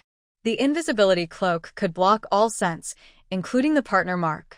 She was about to wrap herself in the cloak when she suddenly felt the white jade pendant necklace hanging around her neck. Her hand froze instantly. This was the token of love she received from Bai Qi at the Salt Lake Hot Spring, a signal to if in danger. Her eyes turned complex in an instant, and she suddenly wanted to go to the Beast King City to find Bai Qi. But she was also afraid Bai Qi would see her current state. If even Bai Qi couldn't accept or despised her, she didn't dare to think further. Shivering, she wrapped the invisibility cloak around herself, and her 300 gene weight instantly disappeared. You! Shienming punched Yeling in the face. Yeling staggered back a few steps, blood seeping from the corner of his mouth. He raised his hand to wipe away the blood, his silver eyes cold, but he didn't fight back. You beast! Shienming rarely lost his temper, his eyes red with rage as he roared, wild and fierce. Xiaoyang just finished giving birth. Her body is very weak. If she doesn't want to feed them, fine. But your 3 cubs will starve to death? Now she's like this, hiding and refusing to see anyone. Are you satisfied now? Yiling's face was grim, his voice deep and frightening. Am I any less anxious than you? He still couldn't understand why Yuer suddenly looked as ugly as she did before. Even if she was shocked, it was impossible for her to change so suddenly. No matter how much he thought, he couldn't figure out what was happening. From afar, a cold, indifferent voice came from Qing Zhu. Under the night, his emerald eyes darkened. This isn't the time for internal conflict. The most important thing is to find Yuer. Ha, you're so calm. Shienming sneered, anger flashing in his eyes. Xiaoyang is now ugly. Do you even want to find her anymore? Shienming. Qing Zhu coldly lifted his eyelids, his voice icy and indifferent. Do you want to die? Enough. A furious shout exploded. Su Lai walked through the night, his sharp gaze sweeping over a few people. My daughter is missing, and she looks like that. Do you still have time to fight? I tell you, if anything happens to Yuer, I will skin you all alive. The group fell silent. None of them spoke. Then, they each went in different directions to search. Dear friends, it's not that I intentionally hurt the heroine. The story needs ups and downs. Otherwise, the plot would be very flat. Emotions can't be elevated without these twists. I write this way because I have my own ideas. Night was as dark as ink. Cold wind swept the ground with withered leaves. The entire wolf tribe was alarmed, and torches lit up everywhere. Everyone, go find her. Turn the nearby mountains upside down if you have to, but find her. Su Lai kicked over a wooden stake at his feet, his eyes blazing with anger. He was furious. He had raised his daughter for over 10 years. She had just given birth, and now she was missing. Just thinking about it made his heart tremble with pain. Yang touched his partner's mark on his chest, but there was no response. His face was unusually panicked, and he started to feel scared. It's impossible. My partner has always been here. His voice was hoarse and strange. He desperately tried to activate the wolf-shaped mark on his chest, but no matter how hard he pushed, there was no response. How could this be? He hurriedly ran to Mo Lin, who was frantically searching around like a headless chicken, and asked anxiously, "Where is your mark? Could it sense Yuer?" He didn't notice his hands trembling or his voice shaking. His deep silver eyes were filled with fear and dread. Mo Lin's dark eyes swirled with a terrible storm. His voice was hoarse and frightening. It's gone. Even he didn't know why it disappeared. It was as if all connection to Yuer had been cut off instantly. His partner's mark was still there, but he couldn't sense it. This was unprecedented. I can't sense it? Qing Zhu, who was searching everywhere, suddenly turned around, her bright green eyes fixed on Yeling and Lin. Her cold, indifferent voice was like ice shards. Are the marks on your chests just decorations? Qing Zhu's question felt like a knife stabbing into their hearts. Yang punched a tree trunk and said, "If I could sense her, I wouldn't be going crazy here." Nonsense. Shienming was furious. He couldn't help but kick out, "You're just too ugly to be liked." Yang was kicked off balance, his silver eyes turning blood red. "Say that again." He suddenly grabbed Shienming's collar, veins bulging on his hand, but saw his own reflection in the other person's reddened eyes, looking helpless and panicked. "Isn't that so?" Shienming's lips curled into a mocking smile, continuing with sarcasm. "Ask yourself honestly, when you see the little moon suddenly become ugly, just as ugly as before, do you really feel no dislike at all?" Yeling was frozen in place by Shienming's words, the blood in his silver eyes slowly solidifying. Dislike? He looked down at his trembling palms. When he touched Yuer's face with the pimple, he instinctively pulled back his hand. His throat felt blocked, as if something was choking him, and he suddenly dared not answer. Ha! The cold laughter from Qing Zhu sounded especially harsh in the quiet night, as the night wind blew over the back mountain, leaves rustling. His emerald eyes swept over a few people present. "You all say you love her, but now you don't even have the courage to admit it?" Lin's face was cold, black scales flickering on and off his hand back. "I admit, I was truly shocked when I saw Yuer suddenly change like that. Shocked enough to react instinctively, but that's all. I never disliked her." His voice was sincere, honest, with no need for lies. He desperately recalled Yuer's desperate eyes when she rushed to protect Yeling from the wolf cubs, his heart feeling like it was being torn apart. Suddenly, he felt he had done wrong. He thought he was acting for her sake, but in fact, he harmed her instead. Though he didn't understand why, he knew there was some connection, but he didn't know what it was. Yuer also couldn't explain. The moonlight shone on his tense jaw, like frost covering it, his eyes filled with worry and regret. "No matter if you truly dislike her, or just pretend to, my daughter, even if she's as ugly as a toad, is still a treasure you can't reach." Sulier ordinanger. Suddenly transforming into a huge gray wolf, he rushed into the forest, and the old wolf king's mournful howl came with the wind. "Yuer, don't be afraid. Dad will take you home." In the bushes, Susia watched everything through the gap in her cloak, biting her lip tightly to stop herself from crying out loud. Her father's wolf howls felt like a dull knife stabbing her heart. She suddenly remembered her alcoholic, abusive, gambling father from the end of world.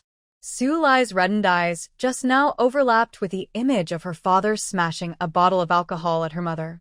For a moment, she wanted to rush out, but thinking of something, she held back. Far away, Shienming's hoarse roar sounded. "Little moon, can't you stop hiding? This isn't fun. Although I often dislike you and like teasing you, I am truly serious about making you my lifelong partner and want to spend my life with you. If you're upset, I will deal harshly with that Yeling Tian, whether by hanging him up, cutting off his hands and feet, or causing him pain. It's all up to you. My strength isn't weaker than his." The trunk was torn into pieces by Shienming's wolf claws, and the sound roared in the night wind. "Little moon, if you don't come out now, I will tear the whole forest apart." All that responded was the rustling of leaves. Qing Zhu stood nearby, her green eyes cold as ice. She formed a streak of blue wind blade with her fingertips and suddenly cut her palm. Blood dripped to the ground, turning into tiny blue light that spread outward. This was the highest level tracking magic among beastmen, using blood as a guide. It was also a forbidden technique, with the cost of losing a level. "It's useless." Lin saw this and quickly raised his hand to stop her, his voice cold as ice. "Someone has blocked her scent." Qing Zhu's wind blade suddenly vanished midair. She looked up sharply at Lin. "What do you mean?" Under the night, Lin's pupils turned into vertical slits, surrounded by black mist. Someone deliberately cut off her partner Mark's response. There's something on you where that we don't know about. This sentence felt like a knife stabbing everyone's hearts. Shienming, furious, tore at his hair. Nonsense. Little Moon has no secrets from us. But then he remembered Susia's mysterious methods, and his voice grew quieter. Yeling's silver eyes turned blood red. Find her. Even if we have to turn over the entire beast world, we will find her. If she's not in the lower realm, I'll go to the upper realm. One day, I will find her. He handed his 3 newborn cubs to a trusted old female of the tribe to raise. Then he transformed into a silver moon wolf, leaped into the air, and disappeared into the dense forest, gone without a trace. Mo Lin, Qing Zhu, and Shienming watched in the direction Yeling vanished. They each turned into their true forms, each heading in different directions, starting to search blindly like headless flies. Susia hid in the bushes, wrapped in an invisibility cloak, holding back her urge to come out. Seeing them go elsewhere to search, she felt a bit relieved. But she didn't rush out, afraid those men might suddenly come back. Right now, she looked at her feet, mud and torn leaves stuck to her toes, her soles already cut by sharp stones and thorns, blood flowing. She looked dirty and miserable. A cold wind blew, and her feet felt burning hot, making her realize the sharp pain inside. Ow. She frowned in pain. Such pain, not just from giving birth, but even normal people might catch a cold if they felt this way. Fortunately, she had a wood-based supernatural ability. Green light appeared in her palm, covering her feet. The wounds healed visibly fast. Although still dirty, the wounds had indeed healed. Suddenly, she thought she should find a pair of shoes. Walking around barefoot definitely wouldn't do. Luckily, the dog system hadn't closed her system backpack, or she might have cried. She remembered there were animal skins, bone needles, and fish intestine thread inside. These items were small and easy to lose, so she kept them in the system backpack. Now, they were useful. She opened the backpack, intending to make shoes using the animal skins and bone needles. Then she noticed a postnatal recovery pill in one of the slots. She suddenly remembered it was a reward from the system she had received earlier, but she had forgotten about it. It couldn't restore her appearance, but at least it could help her recover her health. She tremblingly took out the pill and swallowed it. The pill dissolved instantly, turning into liquid that flowed through her limbs and bones. She was stunned to see layers of fat on her body shrink, like the tide receding. The strange sensation of movement under her skin made her bend over and... Ugh. This action caused her invisibility cloak to slip off most of her body. Under the moonlight, her 300 gene, about 150 kilograms, mass instantly shrank to a normal size. She happily reached out to touch her face. Her fingers still felt the uneven bumps, pimples, and pustules all over her face. Her eyes were small, her nose flat, and her big buck teeth were still there. Her skin was dark, rough, and yellowish, but her body had returned to its pre-pregnancy slimness. Indeed. She forced a bitter smile and tugged at the loose animal skin skirt she wore, feeling relieved she no longer had to drag around 300 gene of fat to escape. Plus, after taking the postnatal recovery pill, her body was now in the best condition. Even without postpartum confinement, she wouldn't develop health issues. She thought, somewhat bitterly, that she wasn't so unlucky after all. She refocused on the system backpack, ignoring everything else, and took out the animal skins, bone needles, and fish intestine thread inside. She didn't rush to leave, instead wrapping her invisibility cloak back around herself. Then she sat there and started making shoes. In the city of Beast King, the night was as dark as ink, but the Qiyu palace was brightly lit. Bai Qi leaned against the bed, playing with a jade whistle in his hand. The white jade whistle hanging around Susia's neck was a matching pair. His eyes were dark and unreadable. "Your Highness, there is news from the wolf tribe." Jin Yu knelt on one knee, his voice hesitant. Speak. Bai Qi didn't even lift his eyelids, speaking lazily. Miso. Has gone missing. Snap. The jade whistle was crushed with force, shards piercing his hand and bleeding profusely, dripping through his fingers onto the snowy foxtail, shining with a glaring red. Shienming hurriedly knelt down. Servants and maids outside the hall also knelt down in a clatter, heads bowed, looking frightened. Bai Qi slowly raised his eyes. His fox-like eyes, usually full of smiles, now looked terrifyingly cold. When did this happen? Just last night. It said she refused to nurse after giving birth and had an argument with Yeling. No one knows exactly what happened in between, only that Miss Su suddenly returned to her old self. Jin Yu forced himself to add, "You've seen Miss Su's old look before." She couldn't handle the shock and ran away quietly alone. Now, the entire wolf tribe is searching everywhere for her. The temperature inside the hall suddenly dropped. Bai Qi looked toward the direction of the wolf tribe, a sickly smile on his androgynous face. Mayu would rather hide in the dark corner, stay alone and rot, than the jade whistle. He rose from the soft bed, still smiling strangely. "Prepare the mounts. We're going to the wolf tribe now.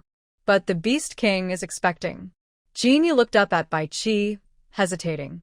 "Let him wait."